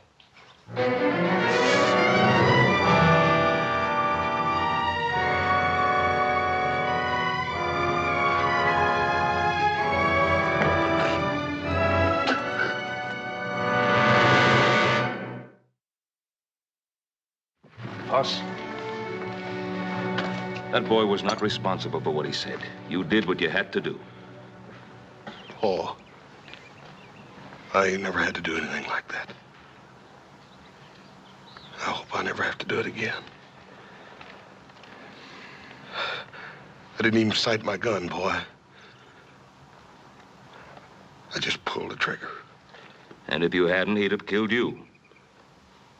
If I hadn't have butted in, he never would have drawed on me, Paul. Hoss, Vance was a fugitive from justice.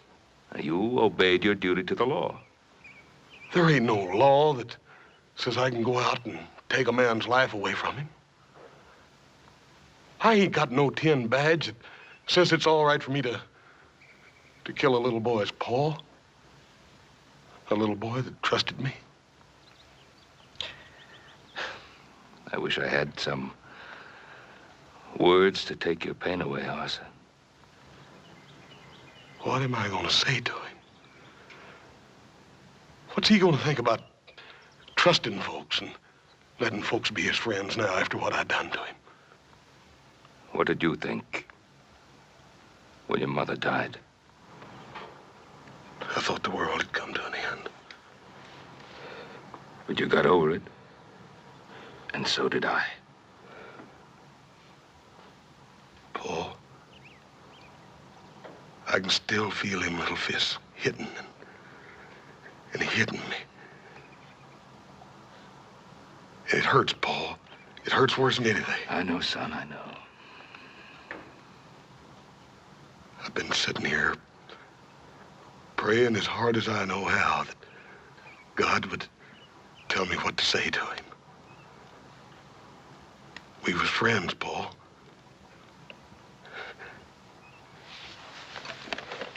I killed his papa with that.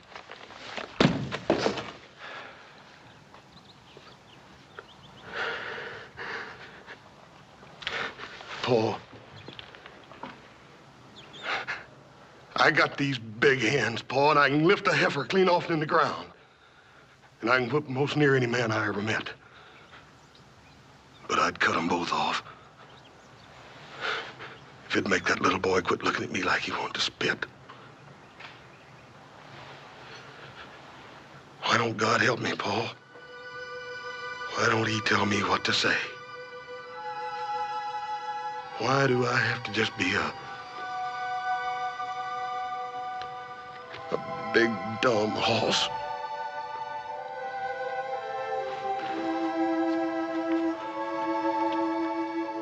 There's nothing you can say. He'll have to understand by himself.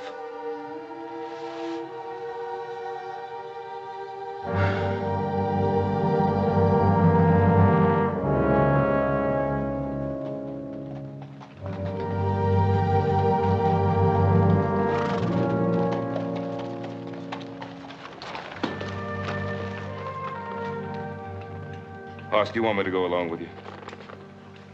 No, thank you, Paul. All right, I'll go on ahead. I'll try to find Adam and little Joe. What about the boy? He's gonna come along with me.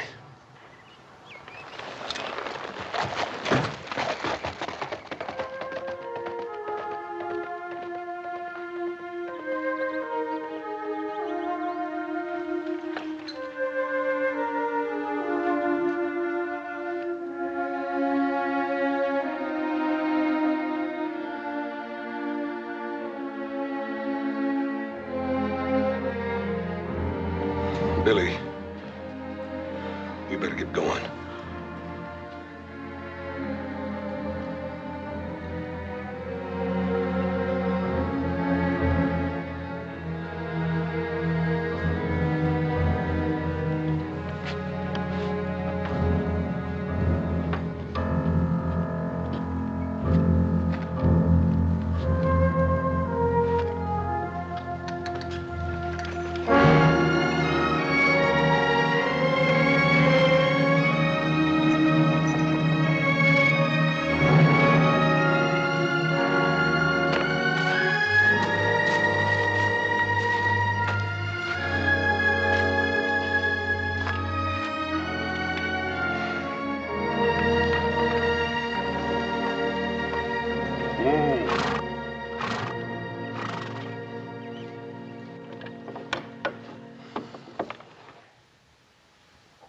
I reckon we ought to let these old ponies rest here a minute.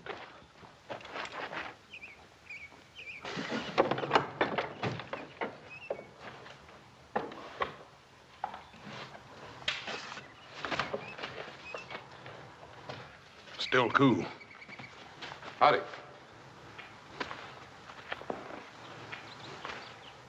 Sure, I'm glad to find you, mister. Near dying of thirst. What happened? My horse broke his leg last night. I must have got lost.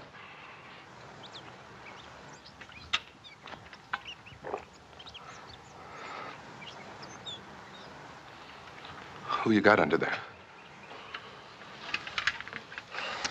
It's Vance Allen. He's one of the two escaped convicts the sheriff's looking for. What about the other one? I don't know. Well, you sure are lucky, mister. You just found me. I'll try anything. Now put your hands in the air. You, kid, keep your mouth shut. Mister, sheriff's got every man in this country looking for you. You ain't got a chance. Oh, you're wrong. I've got every chance now. I've got all this and you to show me through the mountains instead of Vance Allen. That's where you got it wrong. I ain't helping you. Oh, you're gonna help me, all right. Or I'll kill the kid right here. You what? I ain't no pushover like Vance Allen. Now, what's it gonna be? The kid? Or are you gonna show me through those mountains?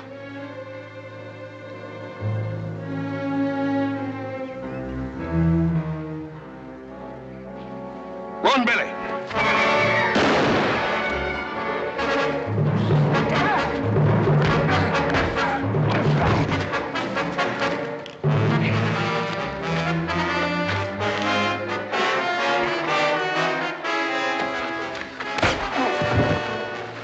You're the one I need now. It may take me a while to convince you, but you'll show me through those mountains, won't you?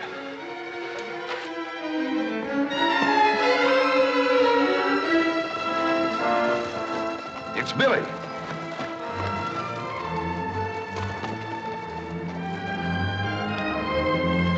Well, Billy, what are you doing out here? Where's Hoss?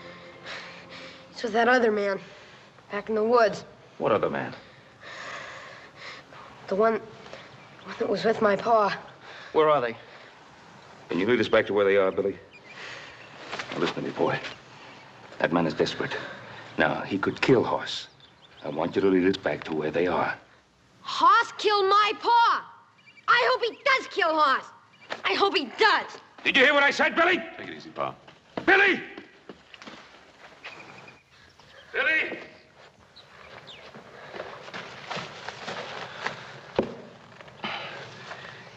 Billy Huss is my son. And to you, he's big and tough. But he's my boy. Now, I know how you felt about your father. You loved him, no matter what he did. And he loved you. And that's a good thing between a father and a son. Now, Billy, that's the way it is between me and my boy. No matter what you think of him, I love Hoss, Billy. He's my son. Now, you understand how I feel? Well, I'm begging you to save his life, Billy. You're the only one who can. I'll show you. That man, he's beating her.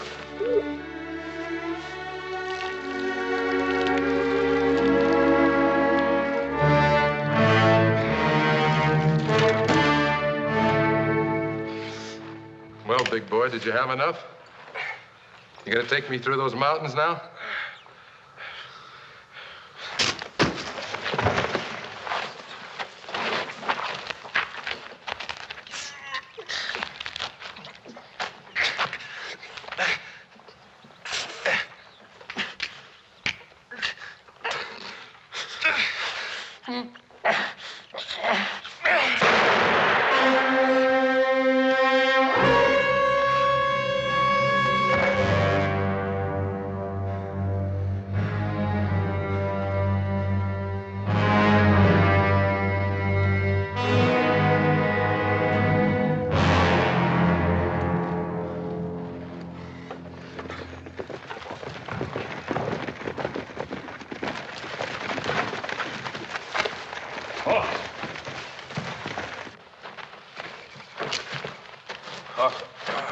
Hoss.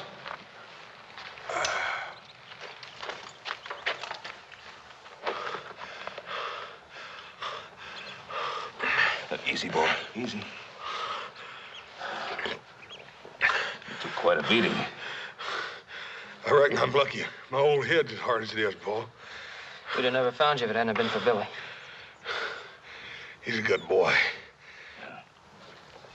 He's gone. We better go after him. Wait. Let me go.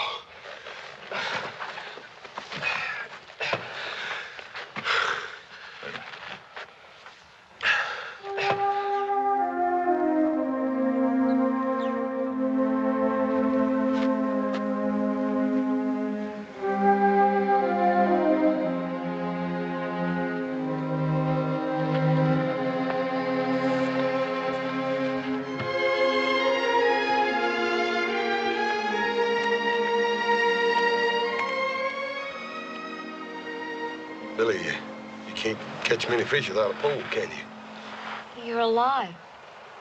Yep, I'm alive, Bill. My father. He was like that man, wasn't he? Boy, I reckon he had a little mean streak in him, Billy, but lots of folks do. Billy, your papa loved you, son. But he did come back for me, didn't he? You bet he did. Can I go back to the ranch? Until my uncle comes? Come on.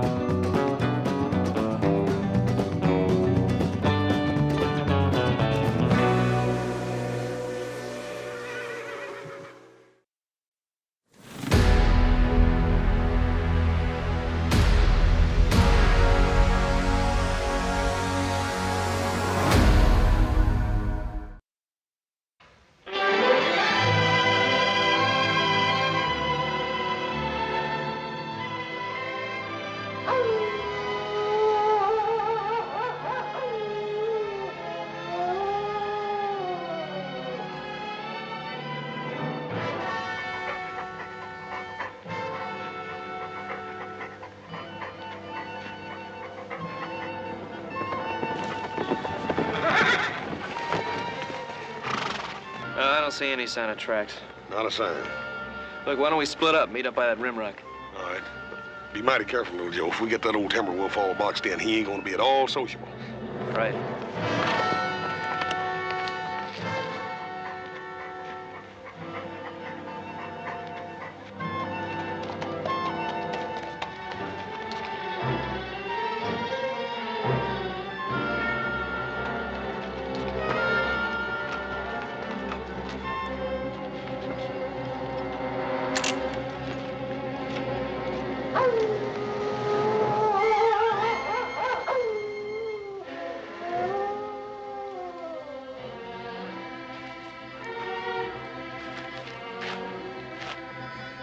Hey. Hey, wait a minute! Hey, wait a minute!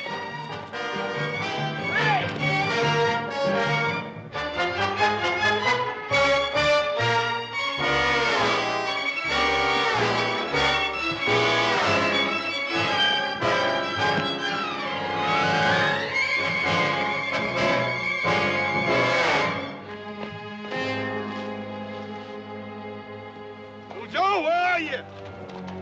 Down here, horse!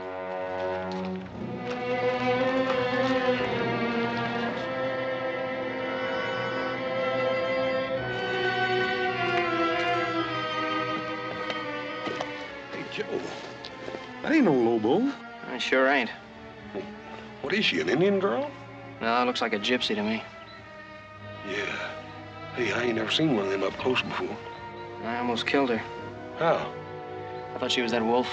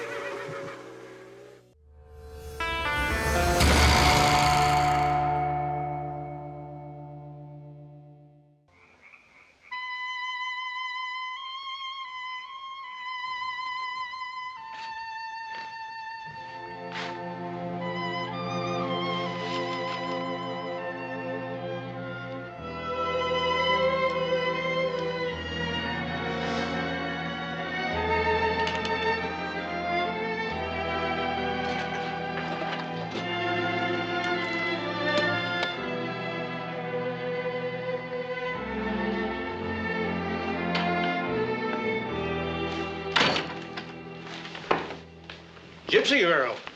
Well, we were aware of that, Doctor. Is she going to be all right? Can't hurt a gypsy. They're built to endure. I don't know, Doc. She looked like she was pretty well shook up to me. Oh, she'll come out of it all right. Just give her a day in bed and then send her on her way. Yeah, well, where's that? Wherever her people are. We don't exactly know where her people are, Doctor. Oh? Well, soon she's on her feet, you'd best turn her over to the sheriff in Virginia City. Oh, what for? She didn't do anything. She will, boy. She will. Just give her a chance. She's a gypsy, isn't she? Is that as bad as being an Indian? Sometimes it's worse. Well, evening, Ben. Little Joe, pause. Good night, Doc. Good night, Doc. He doesn't care much for gypsies, does he?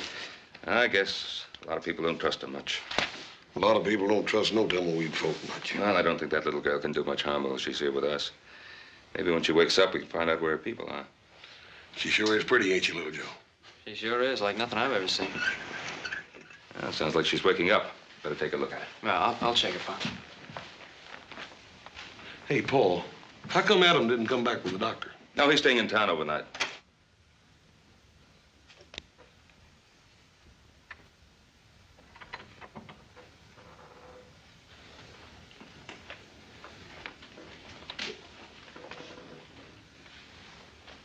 Go away. I won't hurt you. Where is this place? It's the Ponderosa, Nevada. How's your head? Go away. It's cold.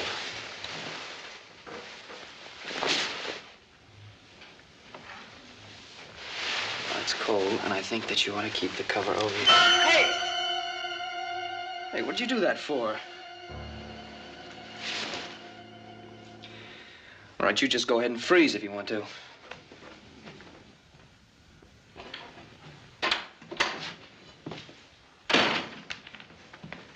Well? How is she? Well, gypsies are supposed to be mean. She's doing fine. What'd you do to your hand? She bit me. She bit you? Uh-huh. Well, listen, little Joe. If a gypsy's bite's anything like a polecat, you're in trouble. If you start foaming at the mouth... Yeah, I know. Drink plenty of Jamaica ginger. Why did she bite you? I don't know. Say anything about her folks? Or what happened to her? No, nothing. I'll talk to the girl in the morning. I wouldn't get too close to her.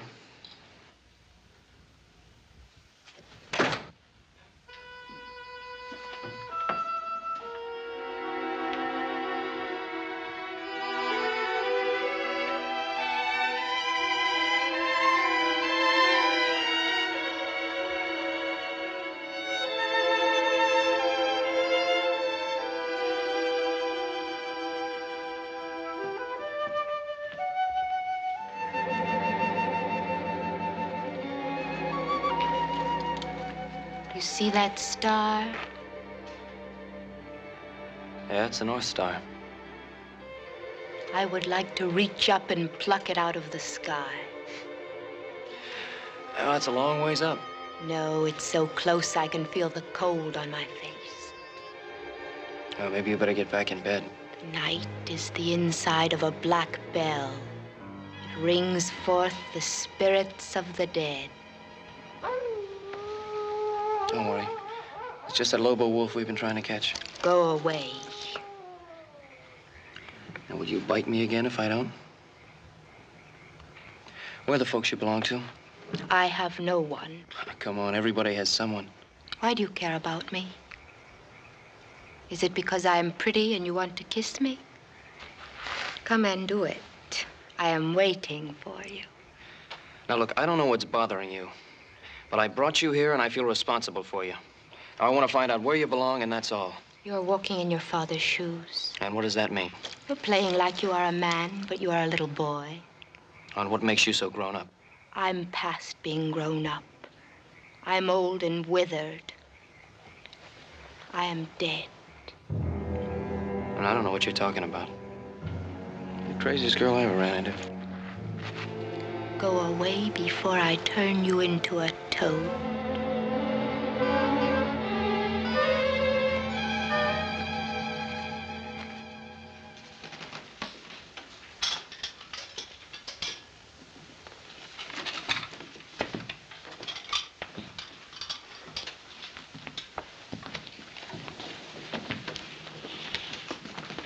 You don't have to eat crumbs, young lady. Have a decent breakfast if you want it. I don't need your food. Well, you are welcome to it if you should need it. My name is Ben Cartwright. You are a rich man, then, Cartwright. Well, I do have much to be grateful for. I would have to steal to have so much. Well, there are other ways. Tell me, what were you doing out there all alone? Howling at the moon. Well, I suppose that is respectable for young wolves, but not for young ladies. Where are your people? Why do you want to know? Would you invite them to eat with you?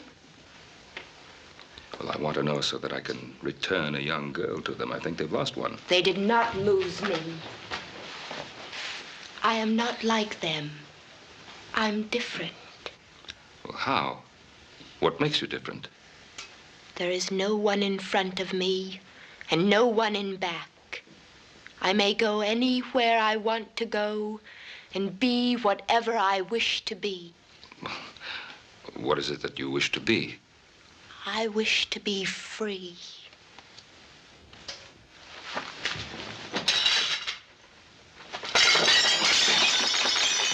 I do not like your house.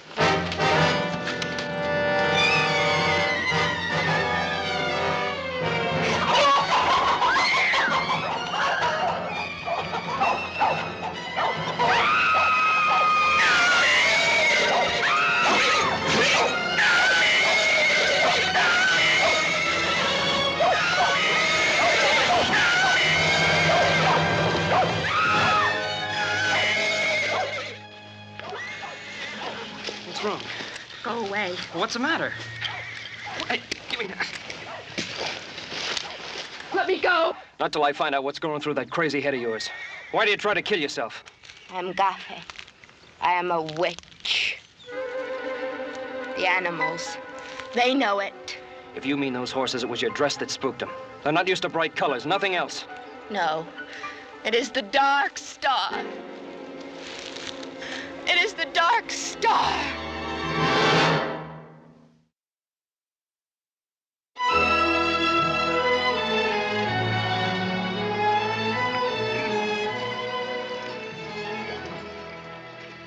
Look there, boy. It looks like them gypsies are going to make camp right here on the Ponderosa. They probably come to pick up a young friend. How'd they know she was here? Well, doctor. Imagine it's all over Virginia City by now. They did not come for me. Now, look, young lady, I don't know what problems you may have had with your people before, but don't you think it's time to straighten them out now? You do not understand. No. I guess you're right, I don't. I have 3 sons and no daughters. I always found women a mite harder to understand than men. They're more sensitive. And... Now, look, I'll forget about those dishes if you'll come along now and give things another try. No. Well, those are your people. You belong with them. No. All right. If Muhammad won't go to the mountain.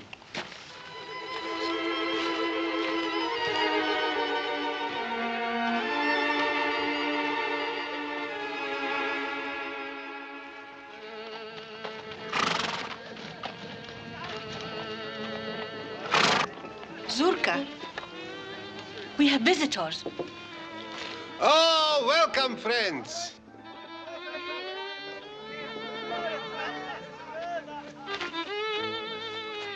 I, Zurka, welcome you. I should be welcoming you. My name is Ben Cartwright. My son, Hoss. This is the Ponderosa, Cartwright land. If you don't mind my asking, how did you get through our fence line? Oh, it is in need of repair. Fences are always in need of repair. I presume you came to pick up the girl. The girl? Yes, we found her half dead in the timber country. Gypsy girl. You are Barosan, my brother. You're a great man, I can see it. I'm sure that you will let my people stay on your beautiful land until the dark sky clears. We are heading across the mountains in the place where the Mustangs run wild. What about the girl? She's no longer one of us. She's Gafe, a bringer of misfortune. She's a child. Oh, the devil is fond of children. You mean to say that poor little girl, you think she's bewitched? We know it, Barosan. You left her here to die. We left her behind us. Oh, she's a human being. She's not an animal. And we have laws in this country governing responsibility. We stay away from the law, and the law stays away from us. Well, maybe you won't be able to do that this time. Well, I'll think it over, Barosan. You will let us stay, huh? On one condition. That you take the girl and go when the weather clears. I can promise you that we will go. But now, Barosan, when we are here, maybe we can do some business. We have fine horses to sell. Well, we buy our horses in Virginia City. But none like the beasts of Roman. Aspero. Backs like iron. Hoofs like the wind. Well, Paul, it can't do no harm to take a look at them. Well...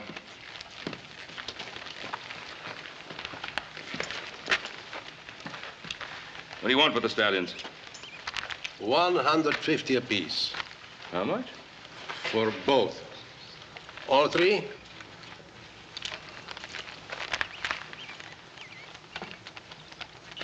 No. They aren't worth half that. Oh, you're a hard man to deal with, Barosan. No, not usually. These horses have been fixed. Oh, the Indians have been known to use similar methods. Their teeth have been bored and filled with birchwood to hide their age. This one's leg's been blistered on this side to balance up with that lame one on the other one, too, Paul. Touch of arsenic in their feet? You insult us. I was right. You're a great man, Barosan, with an eye of a gypsy. I like you. My wife will tell you a fortune for nothing. I'm afraid not. No, but we will talk. You will tell me your life, and I'll tell you my life. Another time. No, tonight. Tonight is All Hallows Eve. It's a big celebration. We'll have a roast pig, and we will dance and drink Kimmel, a lot of Kimmel. You'll join us. I'm afraid not. But you must come. You must bring the pig. You do have a pig, huh? Yes, we have a pig. So bring the pig, and you are welcome. But I'm afraid we're saving our pig for a little celebration of our own. Ah, so don't bring the pig, and you are welcome too. Thanks anyway. Enjoy yourself. And remember what I said about the girl. I expect you to come for her. And stay in good health, Barrison.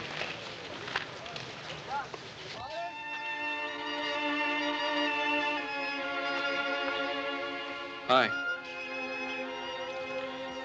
You know, I still don't know your name. Tirza. Why do they call you Little Joe? That's just a nickname. It doesn't mean anything.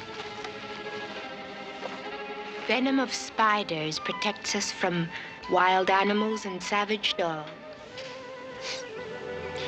Colt 45 will do the same thing. It will not rain tonight. Tirza, what did you mean about the Dark Star? Being a witch. When I was a little girl, I sat by a stream like this. I watched the fish and dreamed that I was one of them, slipping through the warm silence, my silver scales reflecting sunlight. Yeah, when I was a kid, I used to want to be a grizzly. I can be a fish if I want. What are you doing? Digging for wild artichokes. The gophers store them, and I am hungry. You're sure a funny girl.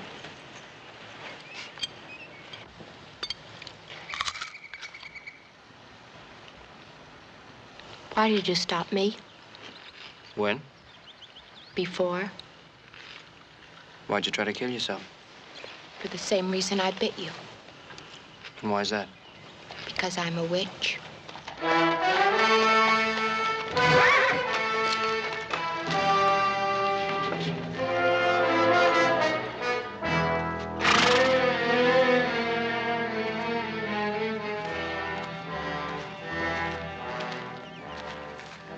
Are you strong, Tirza? Yes, strong and well.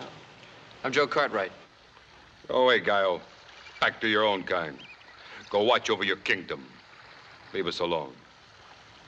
Tirza wants me to leave, then I will. What do you want, Spiro? To see that you are happy. I did not know they left you behind until it was too late. It was the old woman's work.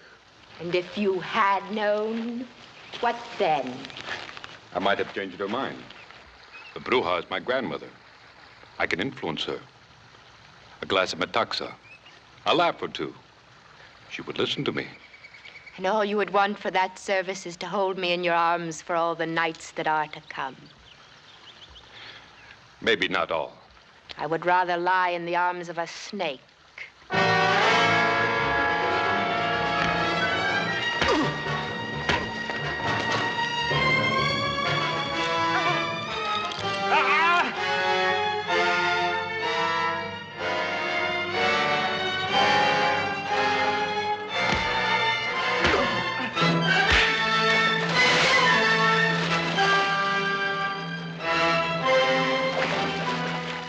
Drop it. I said drop it.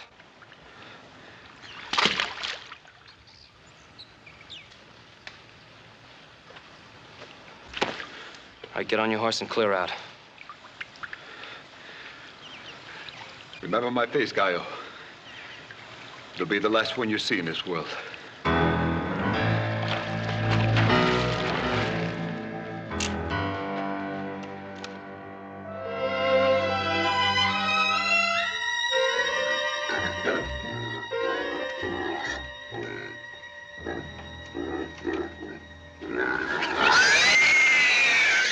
Not only do they think she's bewitched, she thinks so too.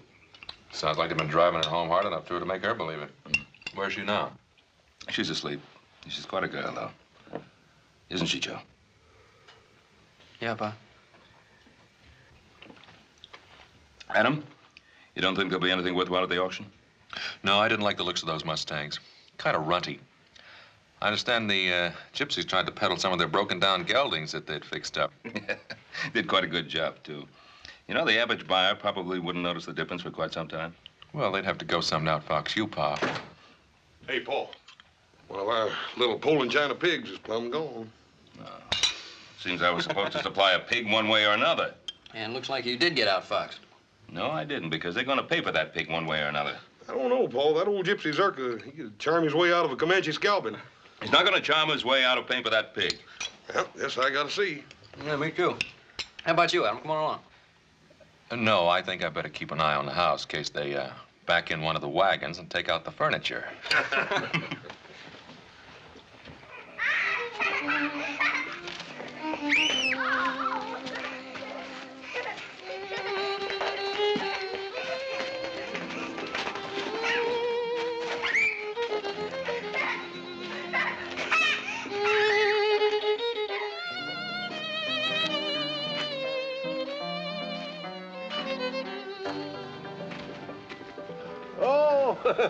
It's a pleasure to have you here, Barrow-san.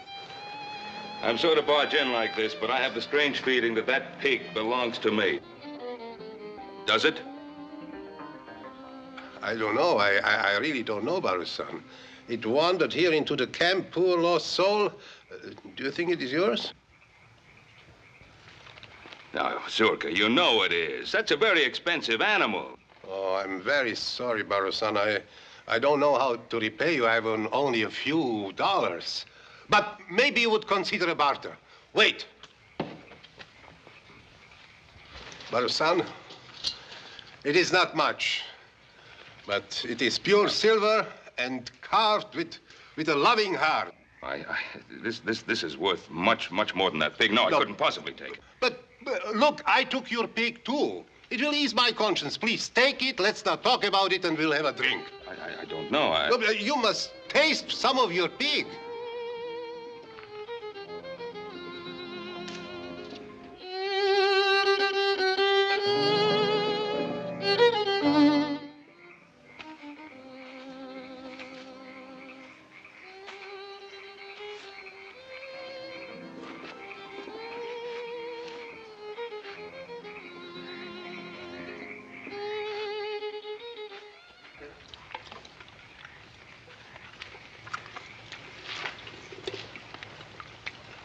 What's that? This is milk, mixed with the blood of an unborn calf. It's a delicacy, horse. It'll give you strength. Yes, sir. Zurka, tell me, why do you think the girl is bewitched? Oh, she was born on a dark star. Her mother died in her efforts. It's very bad. Well, does a mother's death make a child evil? Sometimes. You know, our beliefs are old and strong, and we must live as they tell us. Well, is there nothing in your beliefs about mercy, compassion? Yes, but is it possible to have mercy and compassion for a girl who can turn herself into a wolf?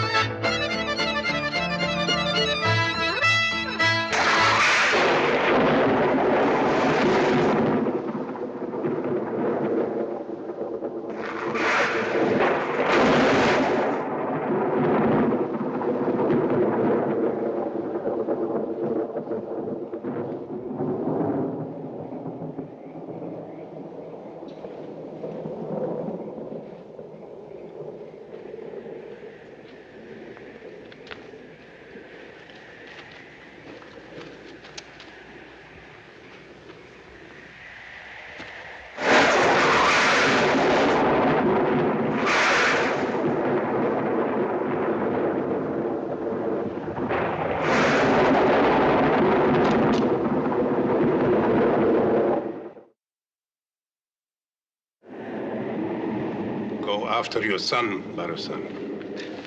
Zurka, I respect your beliefs, but I'm not a man who goes along much with spirits and witches and the like. You know, I've found that the only evil in this world is the humankind. But the evil in man doesn't come from nowhere. It is born in a dark world beyond the world we know, and it's sent here on purpose.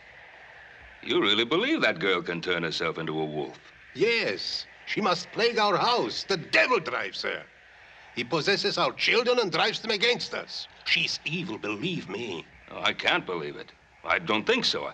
I do think that poor girl is suffering, not from an evil in her, but from some kind of despair and loneliness because her own people rejected her and persecuted her. You're a Gaio, you're a civilized man. The understanding for the devil and his ways is being bred out of you.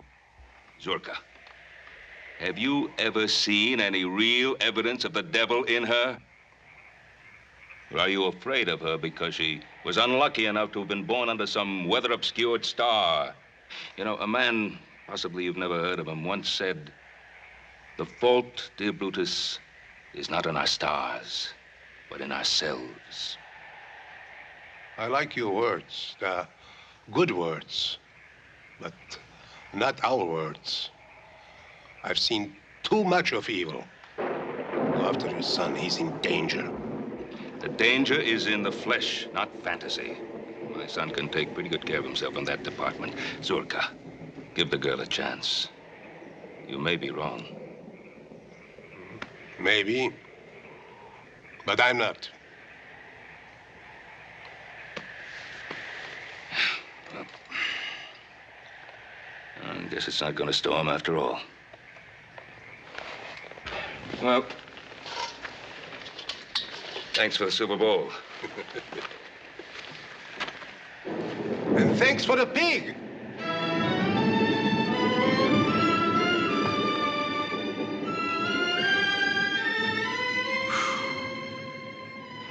You run faster than any buck deer I ever saw. Little Joe, little Joe. Like a black panther from the depths of night, in a dark dream, once I saw my lover steal away. Why'd you come to the camp and dance like that? To frighten them, to see their faces. There's so many things I just can't understand about you. We live in two worlds, little Joe. In my world, there are demons and spirits who eat up living souls like grain and fly about the night in wagons made of smoke. I am one of them. I know it, and my people know it. You listen to me. I don't want you talking that way anymore. You know more of a witch than I am. Somehow they've got you thinking things that just don't make sense. You are a tree. I see you as a tree, so firm, a part of the land, with your roots dug deep into the ground. Your arm is like a branch. I wish I were a tree. I would stand over little children and guard them from harm. Maybe I am not a witch. Maybe I am good to think such thoughts. Of course you're good. I know you are.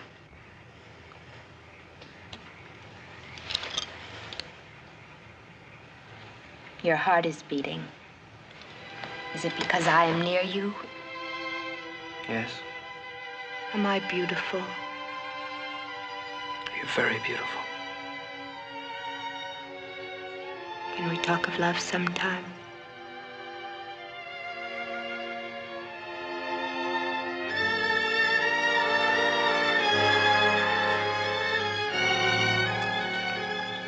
Hold me.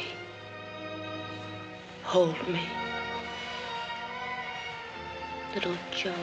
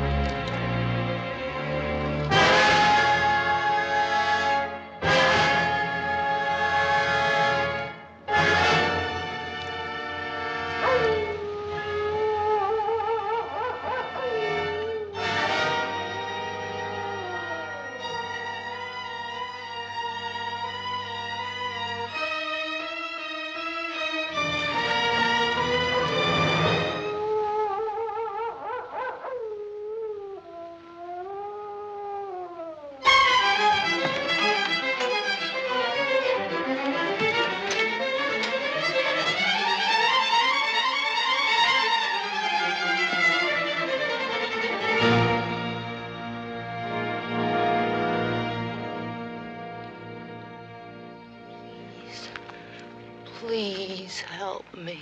You refused our help. You were driven away from our house. The devil is in me. Help me. There is only one way to help you. Do you know what that means? That means pain beyond anything you ever known. Agony that will tear at your mind and sear your soul. I don't care. Even if it would mean my death.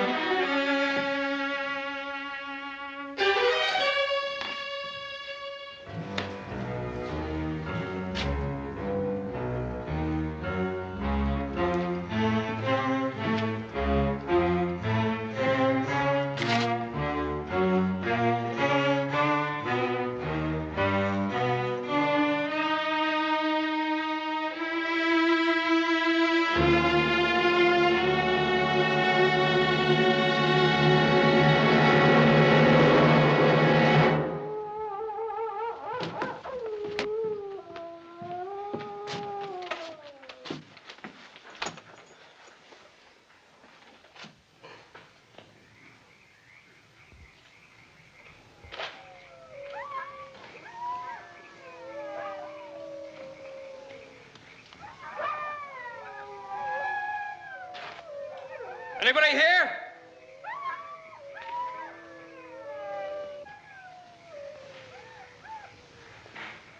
Guile! Where's Tirzah? She's in the mountains. There's nothing you can do for her now, Guile. She is the devil. She has changed herself into a wolf and slaughtered chickens. My people are going to help her. What do you mean, help her? They're going to stake her to the ground and pick at her soul until she screams for mercy. But they will only dig deeper until they have found the rotten spot and scooped it out. And then they will leave her body limp and her mind a useless thing.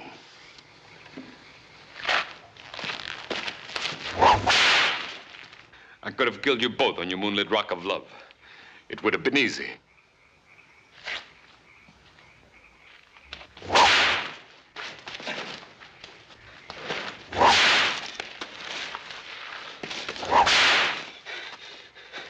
It would have been too easy.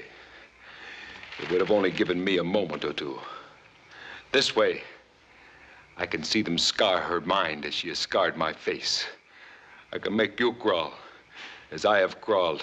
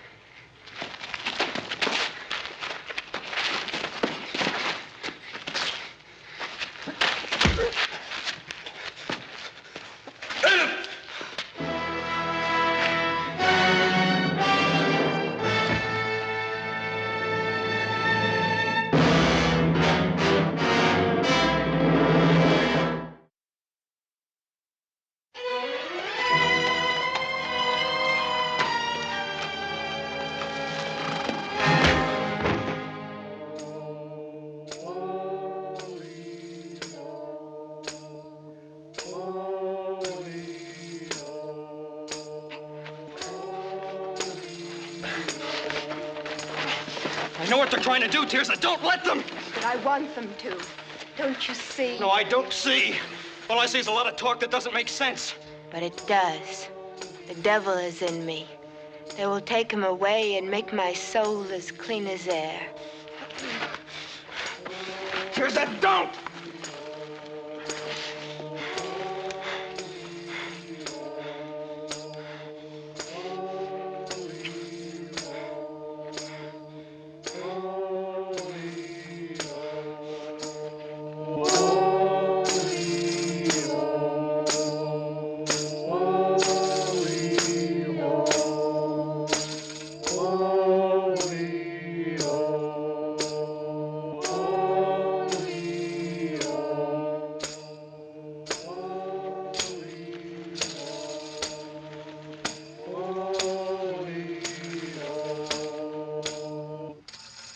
Asmodeus, the Bruja is here. She will drive you back into the world of the dead.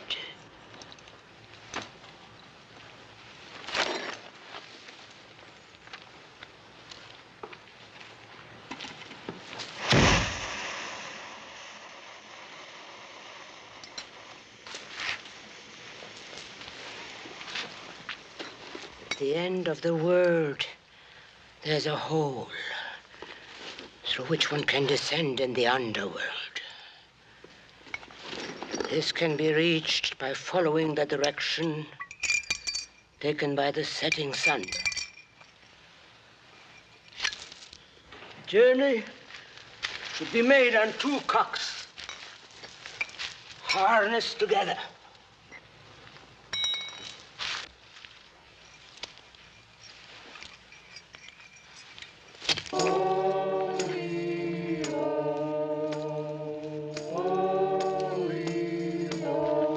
Underworld.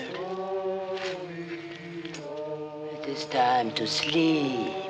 It takes 2 months walking through darkness before one sees a light. It is a cavernous passage guarded by 9 white dogs. The passage leads directly to the castle of the Black Man-Eating Emperor. The castle is in that flagon. And when it bursts, he shall be released from the soul of this girl. What's your name? Tirza, How old are you? 19. How long has the devil been in you? How long? Since my birth. Why does he possess you? Tell me, tell me. Oh, I can't breathe. I can't breathe. What is the devil's name? I don't know. What is his name? Asmodeus. Asmodeus. Can you see him now? No. I want you to see him. See his goat's face and fiery eyes, the hairy, twisted body, and the cloven hoof. Blood, bones, claws, hoofs, horns. Can you see him now? No.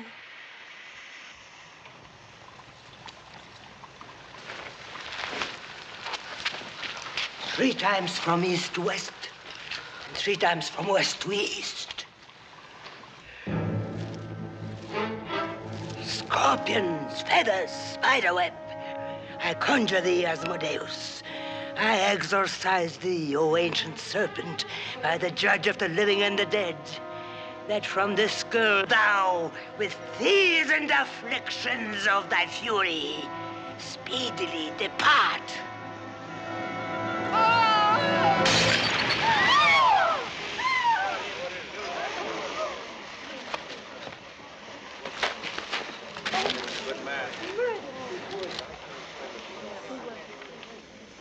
Little Joe, I am free.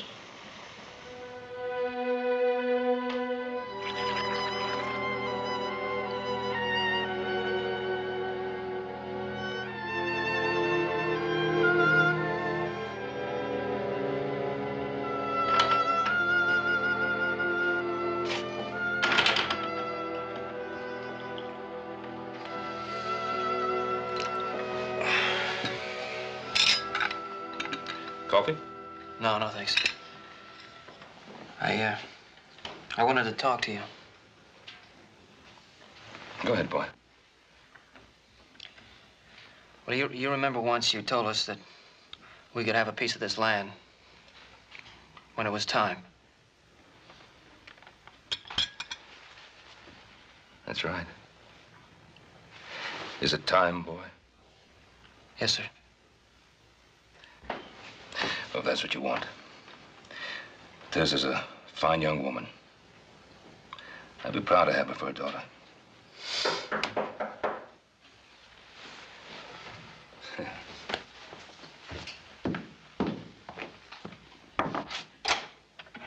Zurka, come in, please. Well, Barrosan, the sky clears, so we are on our way as I promised. It was a good land, and we are grateful for the hospitality.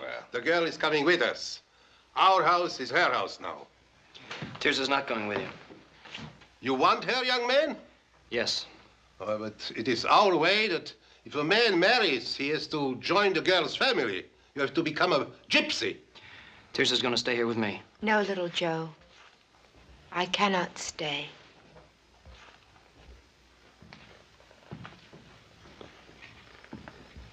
What do you mean you can't stay? Remember the fish in the stream? I wanted to be one of them. I am one of them now. I've waited so long to see love in their eyes instead of fear and hate. It is in my heart to go. Tirza, you can't go. Do you understand I love you more than anything in my life? You are a tree, Joe, not a fish. You must stand tall and watch over this land that is yours.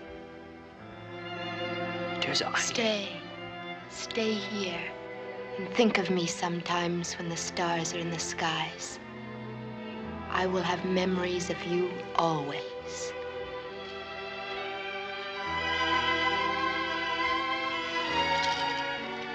Goodbye, little Joe.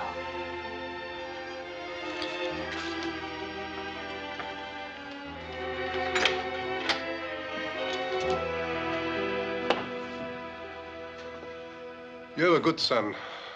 I always wished to have a son like this. So many times I tried to make a son of Spiro. Yes, I'm sorry about Spiro. He's better off in the land of the Mulos. He'll find peace and judgment for his sins. Then you know what he was trying to do. Yes. We found a wolf's paw on his body. It was still wet with blood. It was our mistake. You know, Zurka, sometimes it's possible to see the devil when you're looking for the devil. Our mistake was that we didn't see the devil in Spiro. Maybe so. Goodbye, my brother, and may you have a long life.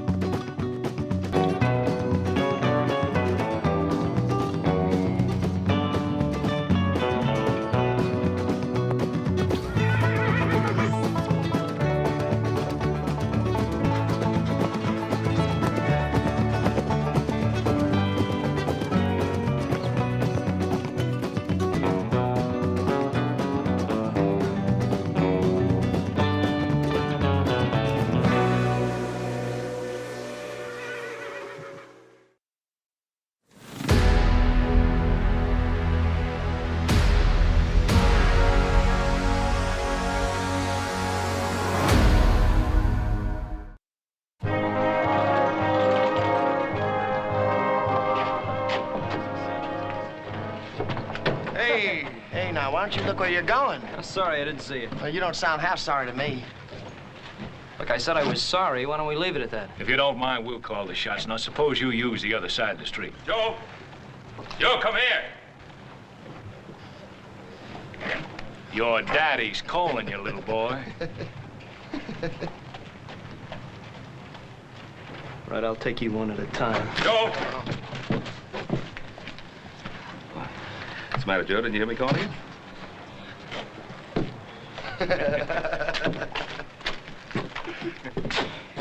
You see what they were trying to do? Yes, I saw what they were trying to do. I also saw the half-dozen men across the street ready to back them up. Yeah, well, I don't care how many there are. Look, what's got into this town? You can't walk down the street anymore. We're just gonna stand by and let them get away with it. Now, look, do you think that walking into a trap they've deliberately set for you and getting your head broken is going to stop them?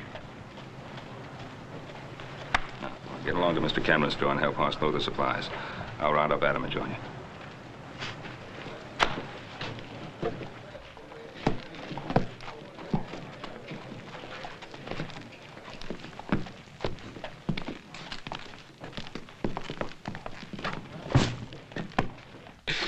Now, Cameron, what's your answer? You know my answer. I won't back down for you or Sam Bryant or any of the gang. Well, now, that's just plumb too bad. No.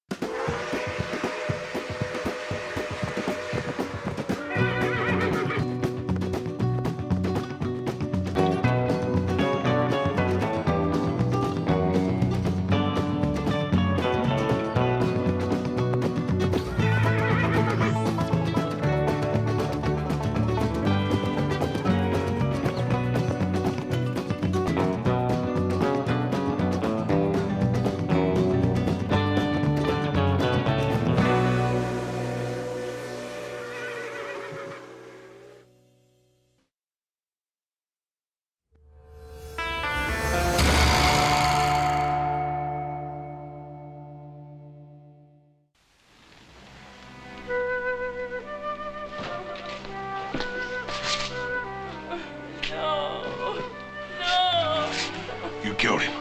Now, whatever make you say a thing like that? Joe, what's happening?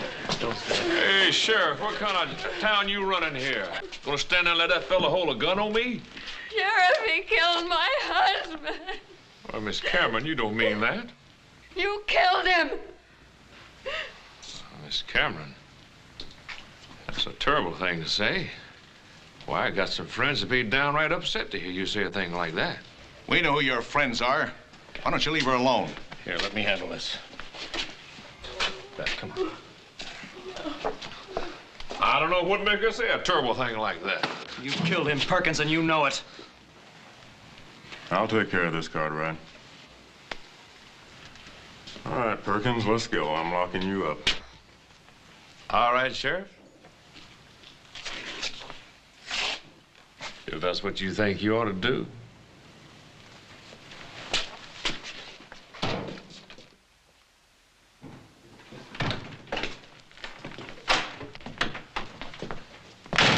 Nice, neat place you got here, Sheriff. Real nice. Yes, sir, you keep it up real nice.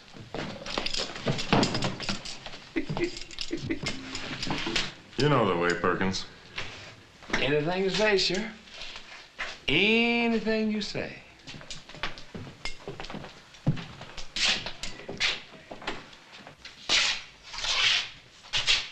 Right in there, Perkins.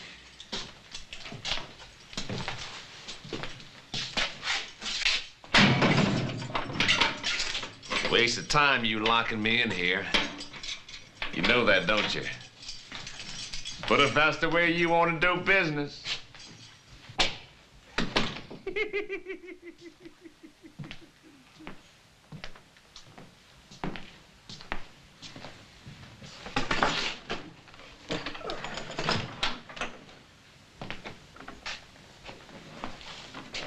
Howdy, Sheriff.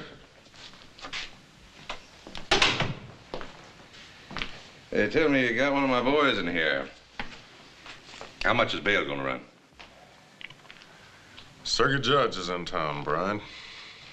I ain't setting no bail. That's a judge's job. Well, I suppose the judge has got to earn his money, too. That you, Sam? Sure is, Farmer. They treating you good? Just fine, Sam. Just fine as can be. They don't treat you right. You just let your old friend Sam Bryant know, you hear?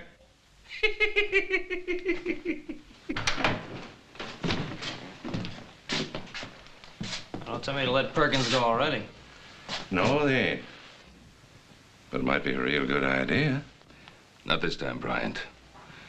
Judge Scribner's in town. He says he'll hold a hearing on Farmer Perkins down at Town Hall just as soon as he can get there. You know something?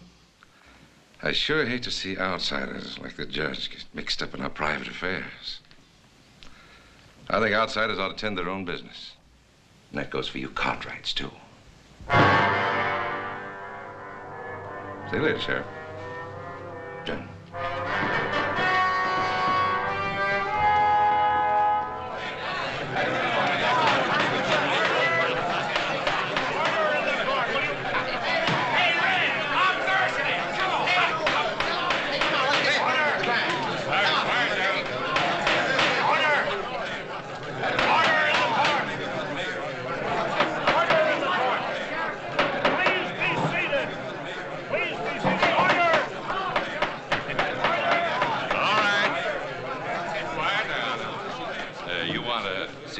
Perkins get a fair hearing now, don't you? Well, sure. All right, now sit down, everybody. Go right ahead, Your Honor. Are the witnesses present? Two of them are right here, Your Honor. Your Honor, before you start, I think you should know these two didn't say a thing. Are you acting as lawyer for Mr. Perkins?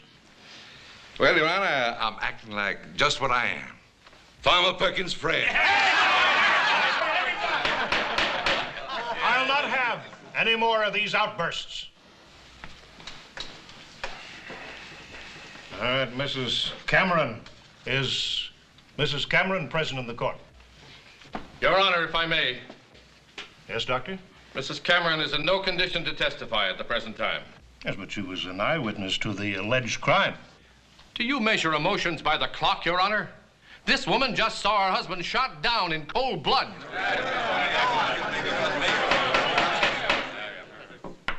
Doctor, you please resist passing judgment.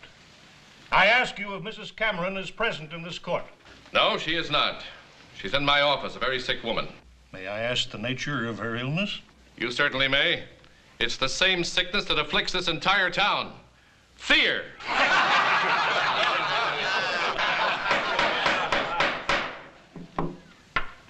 Can we now hear from the other witnesses? Well, sure, we're all witnesses, everyone here. Hey, that's right. Hey, I'll be witness for you anytime, Farmer. Order. Hey, Your Honor. These here are my character witnesses. Best money can buy.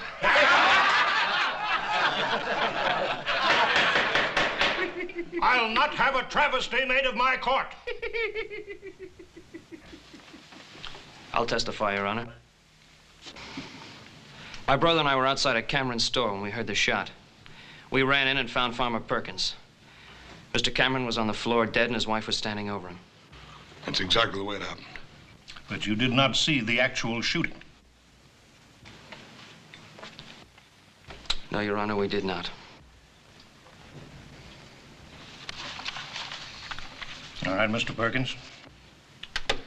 Well, now, Your Honor, my good friends here, the Cartwright boys, they've already said all I know. It was the same thing with me, exactly. I heard a shot. I ran in, and that was poor Mr. Cameron.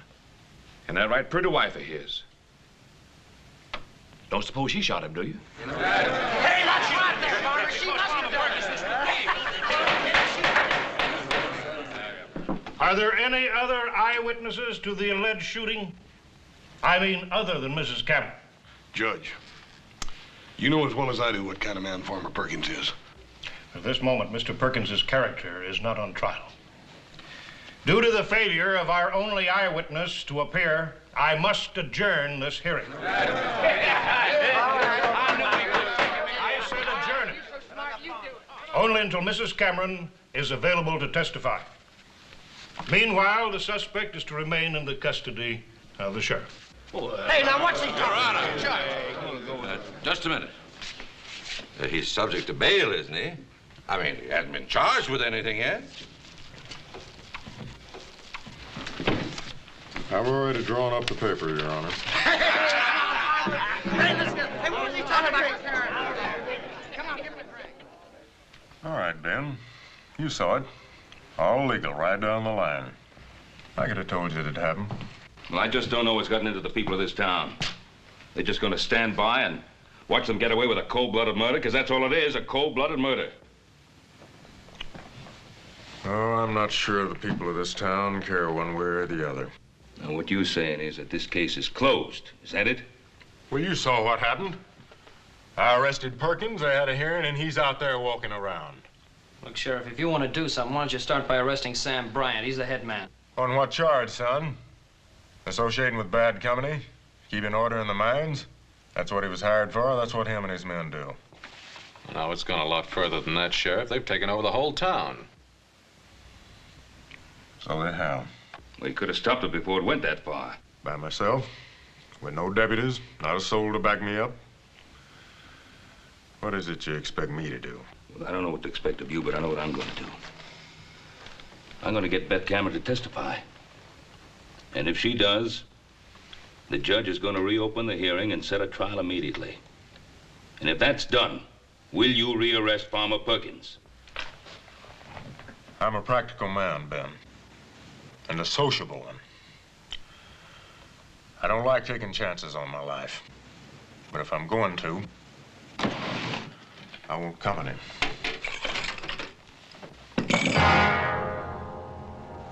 Now, I got the right to swear in deputies.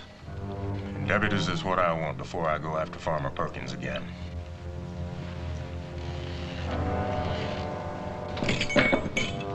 Now, you made the complaint, Ben. Now, I've offered the same chance to half the people in this town.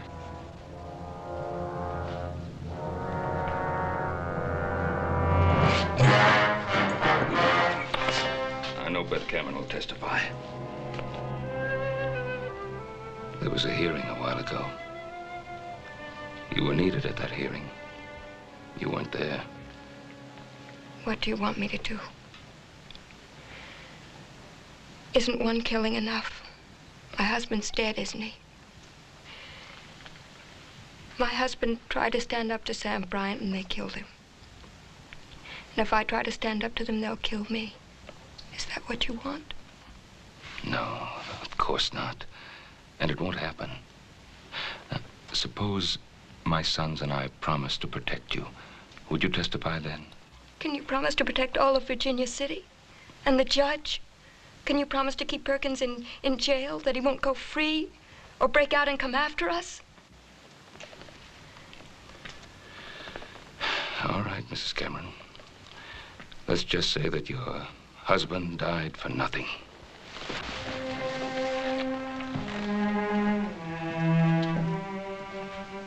Ben, wait. Please, help me. Now, Judge Scribner will be in town for a few more hours only. He says he'll hold a trial if he can have witnesses. Will you come for me, Ben? You can depend on that, Mrs. Cameron. All right, if you're so smart, you do it. Come on. Come on, you take it. Come on, big strong man. Come on, wait, come on. Okay, go. Come on there. Come on there, Jim. Come on, man. Come on there. Take him. Come on, go get him. Go get him. Put him down there. That's it, Jim. You got him. You got him. That's it, boy. I ain't never lost him. Well, you just run out of luck. Oh, go on, Farmer. You can take him. Come on, show him. Come on now. Come on, go get out. Come on, Farmer. Come on, Farmer. Come on, take him. Take him there. Come on. All right, boys, leave them right where they are. Now, you wouldn't want to spoil all the fun, would you, boys? The trial's going to resume at 1 o'clock. Trial? Again? That judge sure is a glutton for punishment, ain't he, boys? Yeah, wait. What trial are you talking about? That trial's It's over. all right, boys. Don't get excited. We're going to have a repeat performance. Come on down to the courthouse with me. Yeah, don't worry. Don't worry, Farmer. We're all with you. boy. We're with you, Farmer. Take care now.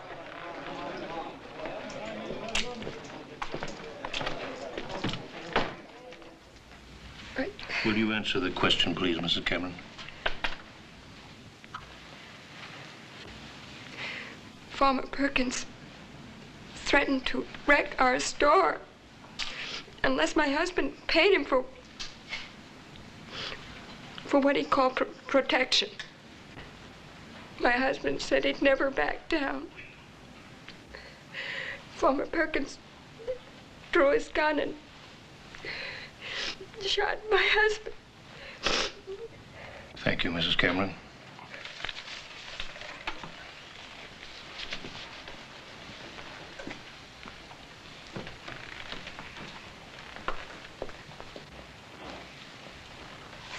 The defendant will please rise.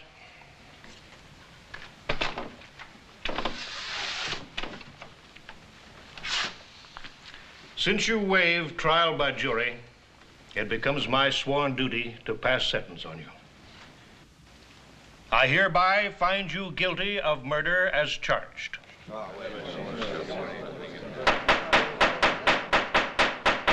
Mr. Perkins, I sentence you to hang by the neck until dead. The execution is to take place in the yard of the town jail tomorrow at dawn. This case is closed.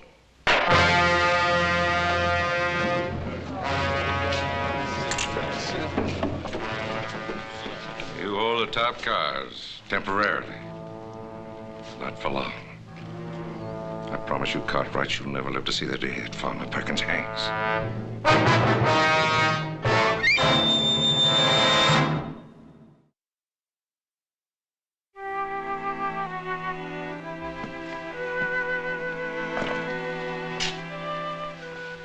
I've never seen a jail cell before. Well, this isn't a cell, Mrs. Cameron. This is the sheriff's room. Do I have to spend the night here? Yeah, I'm afraid so, ma'am. See, we haven't got enough men to watch your house, and Pa thought you'd be a lot safer in protective custody. What are they doing? Can't have a hanging without a gallows, ma'am. Killings and beatings and now a hanging. Won't we ever have a decent town to live in? That's what we're trying to get, Mrs. Cameron. You have to believe that.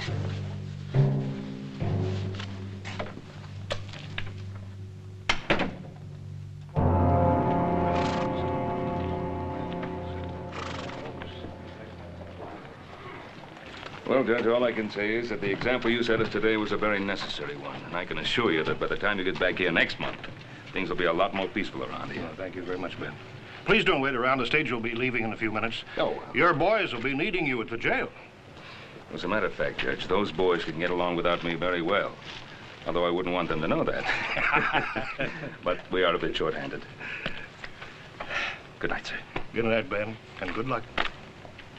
Yeah.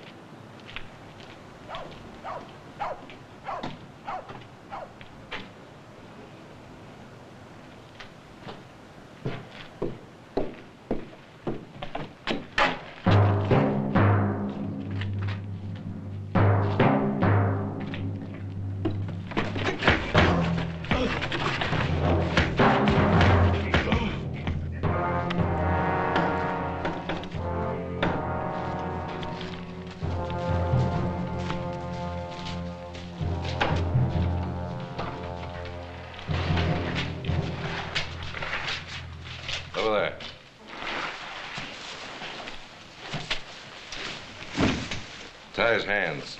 Keep an eye on it. Norton, take a couple of the boys and circulate around out there. Let me know if you hear anything. Right, Sam. That's all, boys. Game's over. Got some writing to do.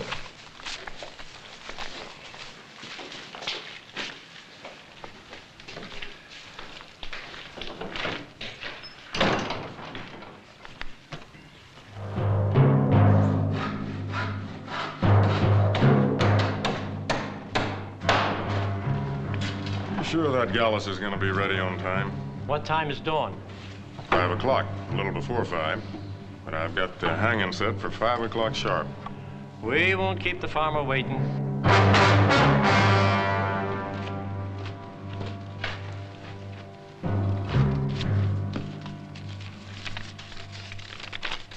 What is it, Sheriff? What's the matter?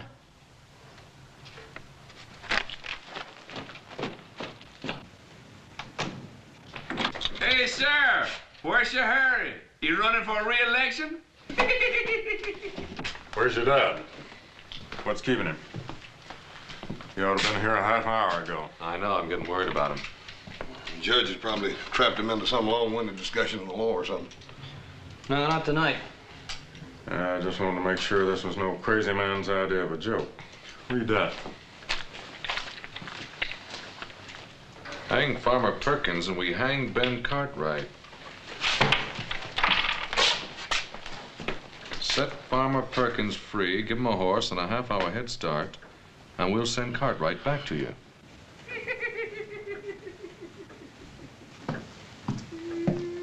Shut up, Perkins. You'll still hang. Or will he? Now, I don't want to rub it in, but you boys got us into this. Now, if you've got any suggestions for getting us out. Have you? Just this. Before you three go off half-cocked, let me give you a little advice. There's only one sensible way to get out of this mess. What's that? Let Farmer Perkins go. We don't see it your way, Sheriff. No, we don't. All right. You boys think you're a match for old Sam Bryant? One of the toughest, smartest gunmen that ever shot up a mining camp? Him and his men outnumber us 5 to 1. He's got this whole town in his grip. They're so scared of him. Has he got you scared too, Sheriff? I got just one life, Joe. It's against my principles to bet it wildly. But now, if you boys want to play games with your father's life as the prize, you got the authority. Now, let's see if you can come up with a practical plan. We got 6 hours. We ought to be able to come up with something. Like what? Like a search. Search every house till we find Pa. How do you know he's in town? Maybe they've got him hid in a mine or someplace. Besides, we got neither the time or the men for a search. Sheriff, let me ask you something. What would happen if we went right ahead with the preparation for the hanging just like nothing happened?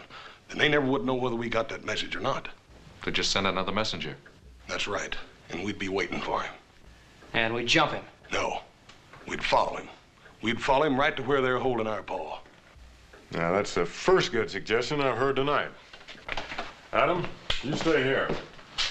I'll take the boys, stake them out so we can keep an eye on anybody that might come around. Let's go.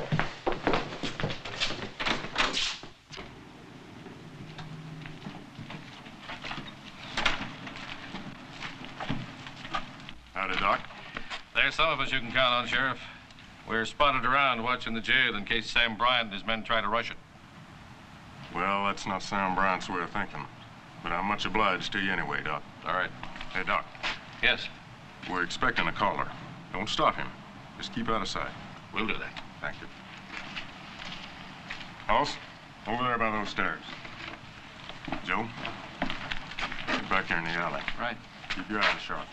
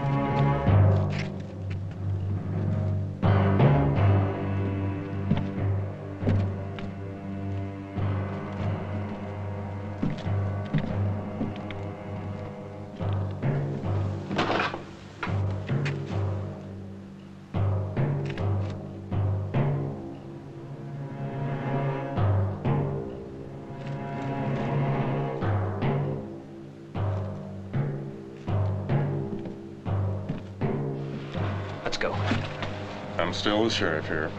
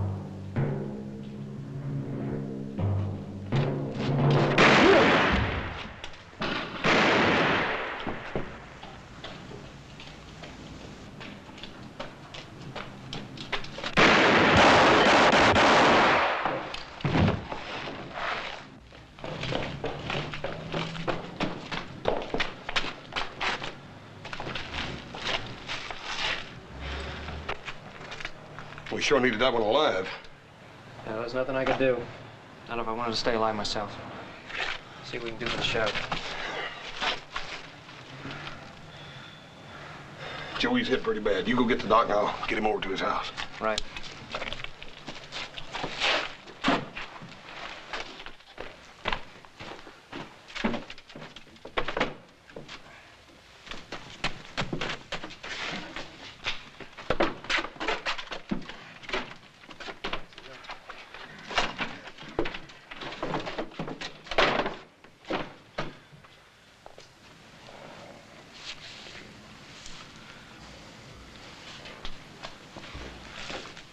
What's happened? What was that shooting going on out there?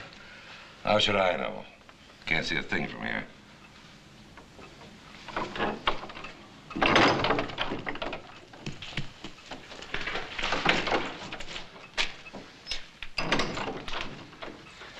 It was Allen. They shot him down. He got the sheriff. How far away? They didn't see you come here. No, they didn't see me. Sam, why don't we give it up? They got guns guarding that jail. I'm giving up nothing. I'm getting Farmer Perkins out of that jail. And I'll still be running this town. I like the way you talk, Sam. I'm with you. You can count on me. Good boy.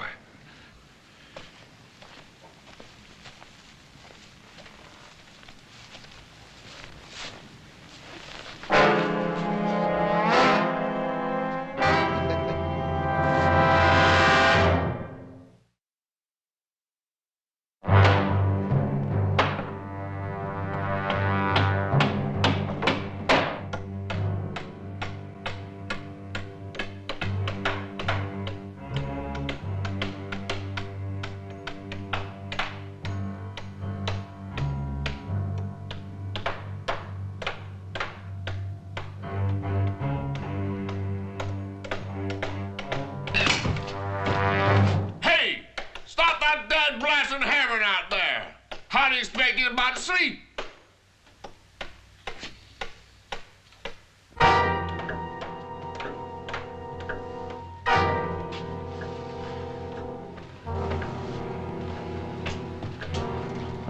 Sure hope the sheriff makes it. Doctor's doing everything he can for him, Adam. Besides, it's our Paul we ought to be worried about. Well, we've already tried one scheme, and all we did was kill the messenger that might have led us back to him. You talk like we might as well give up. What are you figuring on doing? Just sitting there? Well, now, if you've got any ideas, I'd like to hear them. Well, I'm with the horse. We got to do something. Well, just exactly what? Well, we could at least go around to the saloons and see if we couldn't pick up something. Look, Sam Bryant's got his spies all over the place. You'll only pick up what he wants you to pick up. You sure think he's smart, don't you? Yes, I do, because he is.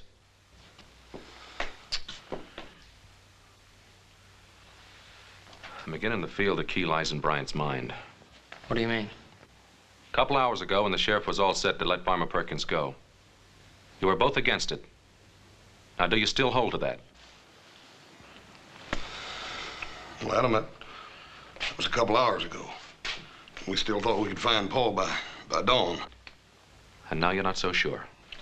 Well, you're not making it any easier the way you're going about it. Look, all I asked was if you're still intent on hanging Farmer Perkins.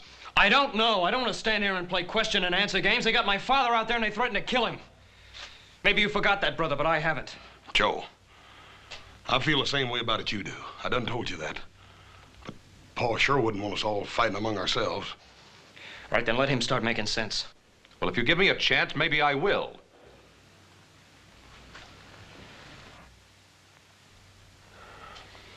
Now, look at it this way. What would Bryant do if, say, come dawn, we simply went ahead and hung Farmer Perkins? Regardless of what Sam Bryant said he'd do to our pa. Regardless. Now, what would you do if you were wrong, Adam? Would you go out to my father's grave and say, "I'm sorry, Pa, I made a big mistake"? Joe, he's my father, too. Adam, I sure hope you're right in your thinking. Because I don't like the sound of it any more than Joe does. Look, if we let Farmer Perkins go, then Sam Bryant has proved that you can get away with murder in this town. And he'll have no qualms about going ahead and hanging Pa anyway. You still haven't told me how we're going to get Pa away from him. On the other hand, we go ahead and hang Farmer Perkins, and we show that we punish murderers. And Sam Bryant will see that his only chance is to let Pa go. Oh, come on, Adam. First you stand there and tell me how smart you think Sam Bryant is, then you say he's going to back down. He's never been afraid of the law in this town. No, but he's never been charged with murder either. And once Sam Bryant knows that he's facing a murder charge, I figure he'll be smart enough to back down. And that's why we got to go ahead and hang Farmer Perkins. I'm sorry, Adam. I can't go along with it. It's too big a gamble. Adam, you go right ahead thinking like that if you want to. But you're going to have to do it alone. We're going to go find Pa. Come on, Joe.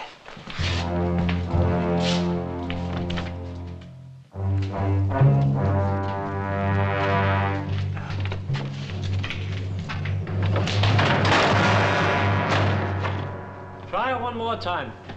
Only shorten the rope a bit. That farmer's a tall one. Don't want his feet to touch bottom.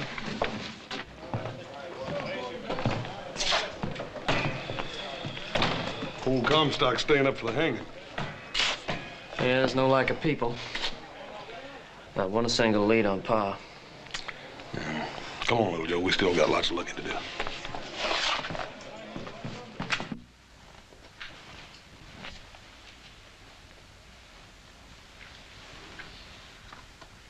What you looking at?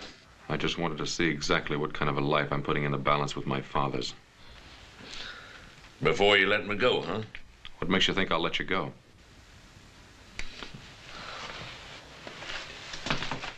You don't worry me none. Brown will get me out of here. He's smart.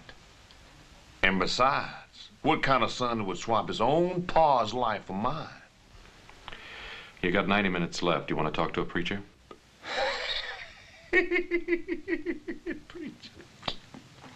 What's so funny? I killed a preacher once. Back in Kansas, I think it was. What for? For preaching at me.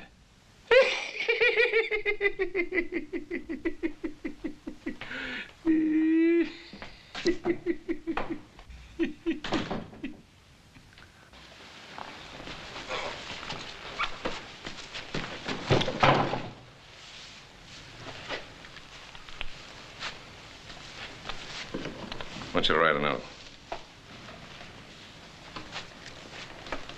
To whom? To your sons. Tell them I'm running out of patience.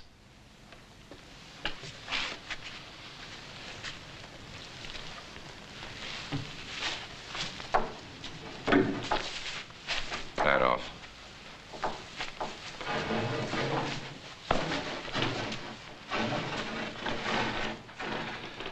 Tell them to let Farmer Perkins go. In 1 hour, their father will be wearing a new necktie.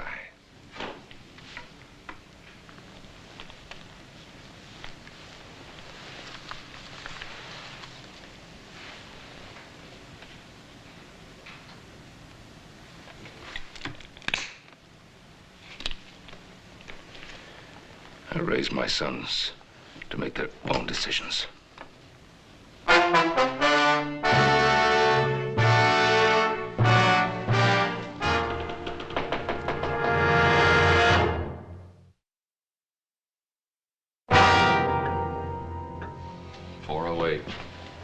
time's run out for looking anymore. Yeah, they've got him out there somewhere. Yeah, if we just knew where. But even if we knew, 3 of us against 10 or more of them. It's a risk I'd be willing to take, Adam, for what we got at stake. All right, so would I. But in a wild gunfight, who'd be sure and get killed? One of Bryant's men would take it out on Pa first. Come on in here. Where you going? Guild Saloon. I'm going to announce exactly where I stand so it'll be sure and get back to Bryant.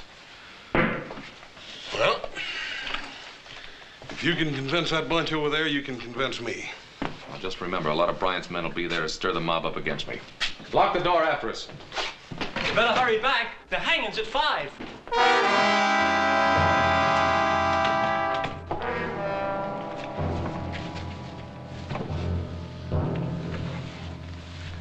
Bring Cartwright over here.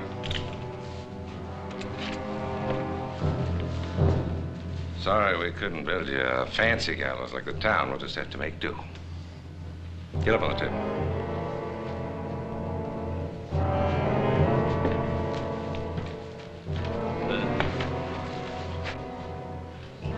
Ain't you gonna wait to see if they hang the farmer? Sure. Just want to see if the noose is high enough. What's the matter with you, Norton? Something bothering you? No, nothing. I'll hang him. I like doing it. Whether they hang my friend Farmer Perkins or not, I'll enjoy it.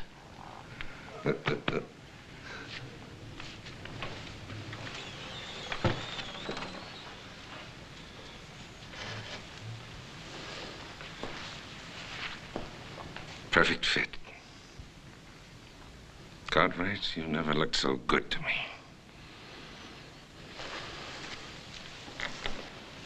Get down.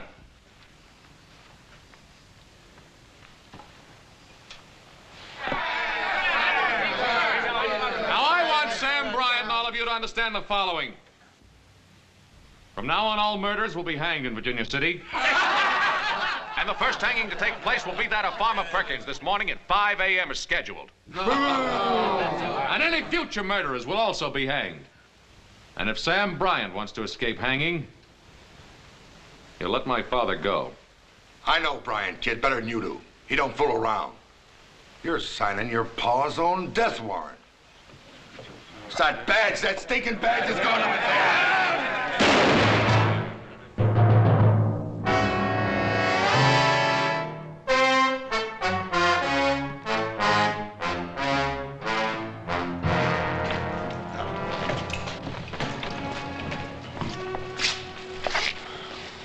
Is it the badge? Is it the law, the principle? It's only part of it. So that's the way Pa would think. Then it's all a matter of your thinking that you know Bryant's mind. That you can outbluff him in this little poker game you're playing. Yeah, I guess it comes down to that. But Adam, it's Paul's life you're gambling with. What if you lose? Don't you think I thought of that?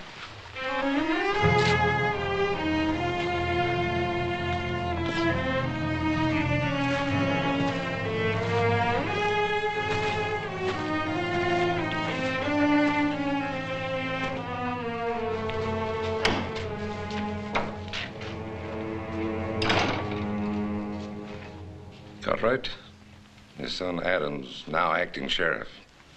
Says he's going to go ahead and hang Farmer Perkins regardless. And then leaving it up to me whether or not you swing. Good. Good for him. He's bluffing. You think so? You know how stubborn we Cartwrights can be, if we want to be. Yeah, stubborn, but not stupid. Still time to write him a note. Bring him to his senses. Why? He's doing exactly what I'd do. Then hang. Then you'll hang. Because that'd be the last straw this town would need to bring it to its senses. Tell me, Bryant, how do you think it'll feel to hang? In about 30 minutes, you're going to find out, Cartwright. Remember, that's my rope over there. 30 minutes.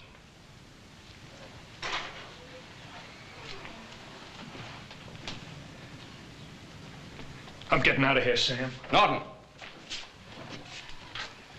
You make another move toward that door, I'll kill you. No, you won't, Sam. You ain't got the guts to do your own killing. And don't you do it for him, McNeil. One shot, and that'll bring a crowd running in here. And you'll be the one that's gonna hang for killing me, not him. No, I stick by Sam and he sticks by me. He's sticking by the farmer, ain't he? Well, he ain't gonna let the farmer hang, is he? I don't know, McNeil. Why don't you wait and see? And when you find out, you come and let me know. I'll be around.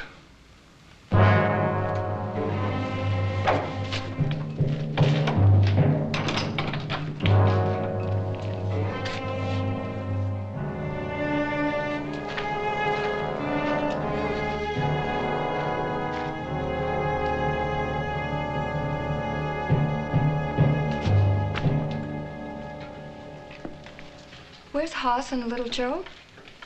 They're outside watching things. Adam, I know what it's like to lose someone.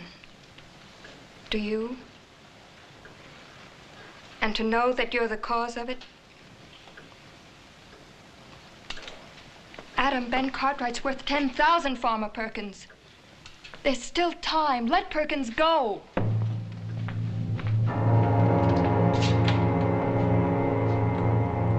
Come on, get up.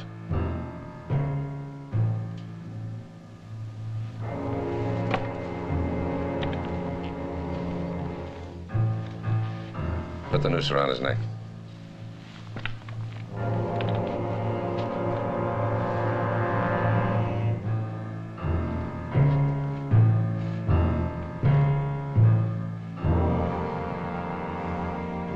All right, get down.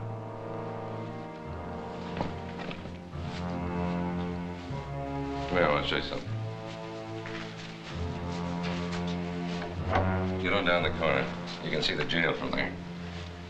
Now, when they turn Perkins loose, come on back here and let me know. What difference does it make? We're gonna hang Cartwright anyway, ain't we? Just get down there and let me know. Okay, I just want to be in on the fun, that's all.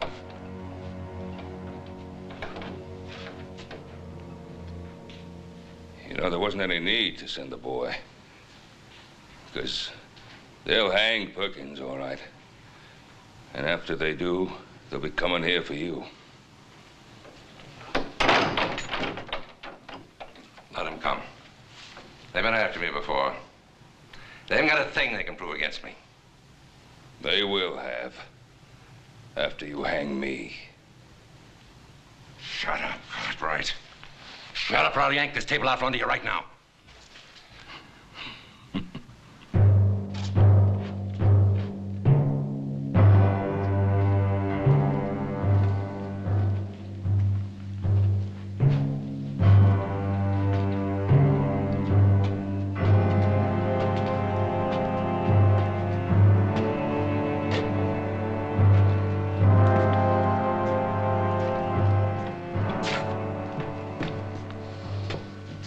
Never go through with it.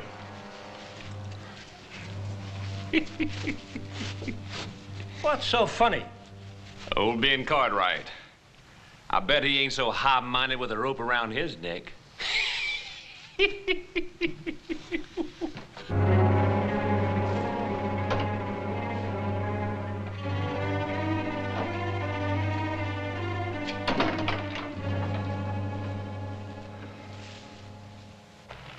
Let go of me! Come on, let go! Let go of me! Good boy. Move, boy. Let go of me!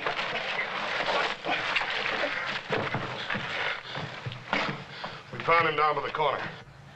It's McNeil, one of Bryant's men. What'd you do with my pa? Where is he? It's 5 o'clock.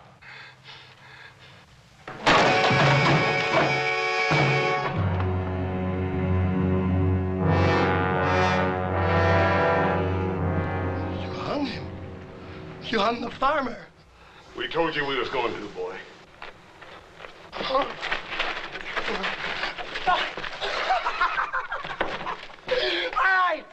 right, you are know where your pa is? I'll tell you where he is. He's down at the old stable, hanging on the end of a rope. You thought you'd back Sam Bryant down. Well, you go down there and see. Oh, Joe, no. Come on, stay.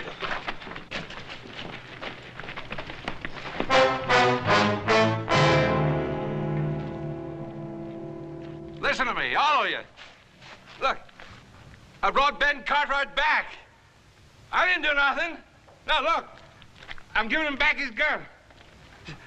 You done right hanging Farmer Perkins. You turned yellow. You let the farmer down. You're just like Norton said you was. You let other people do your killing for you.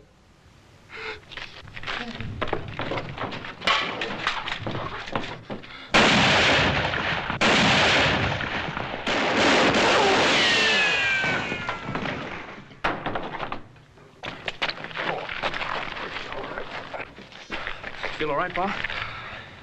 Yeah, I'm all right. Fine. You know something? You boys look awful good to me.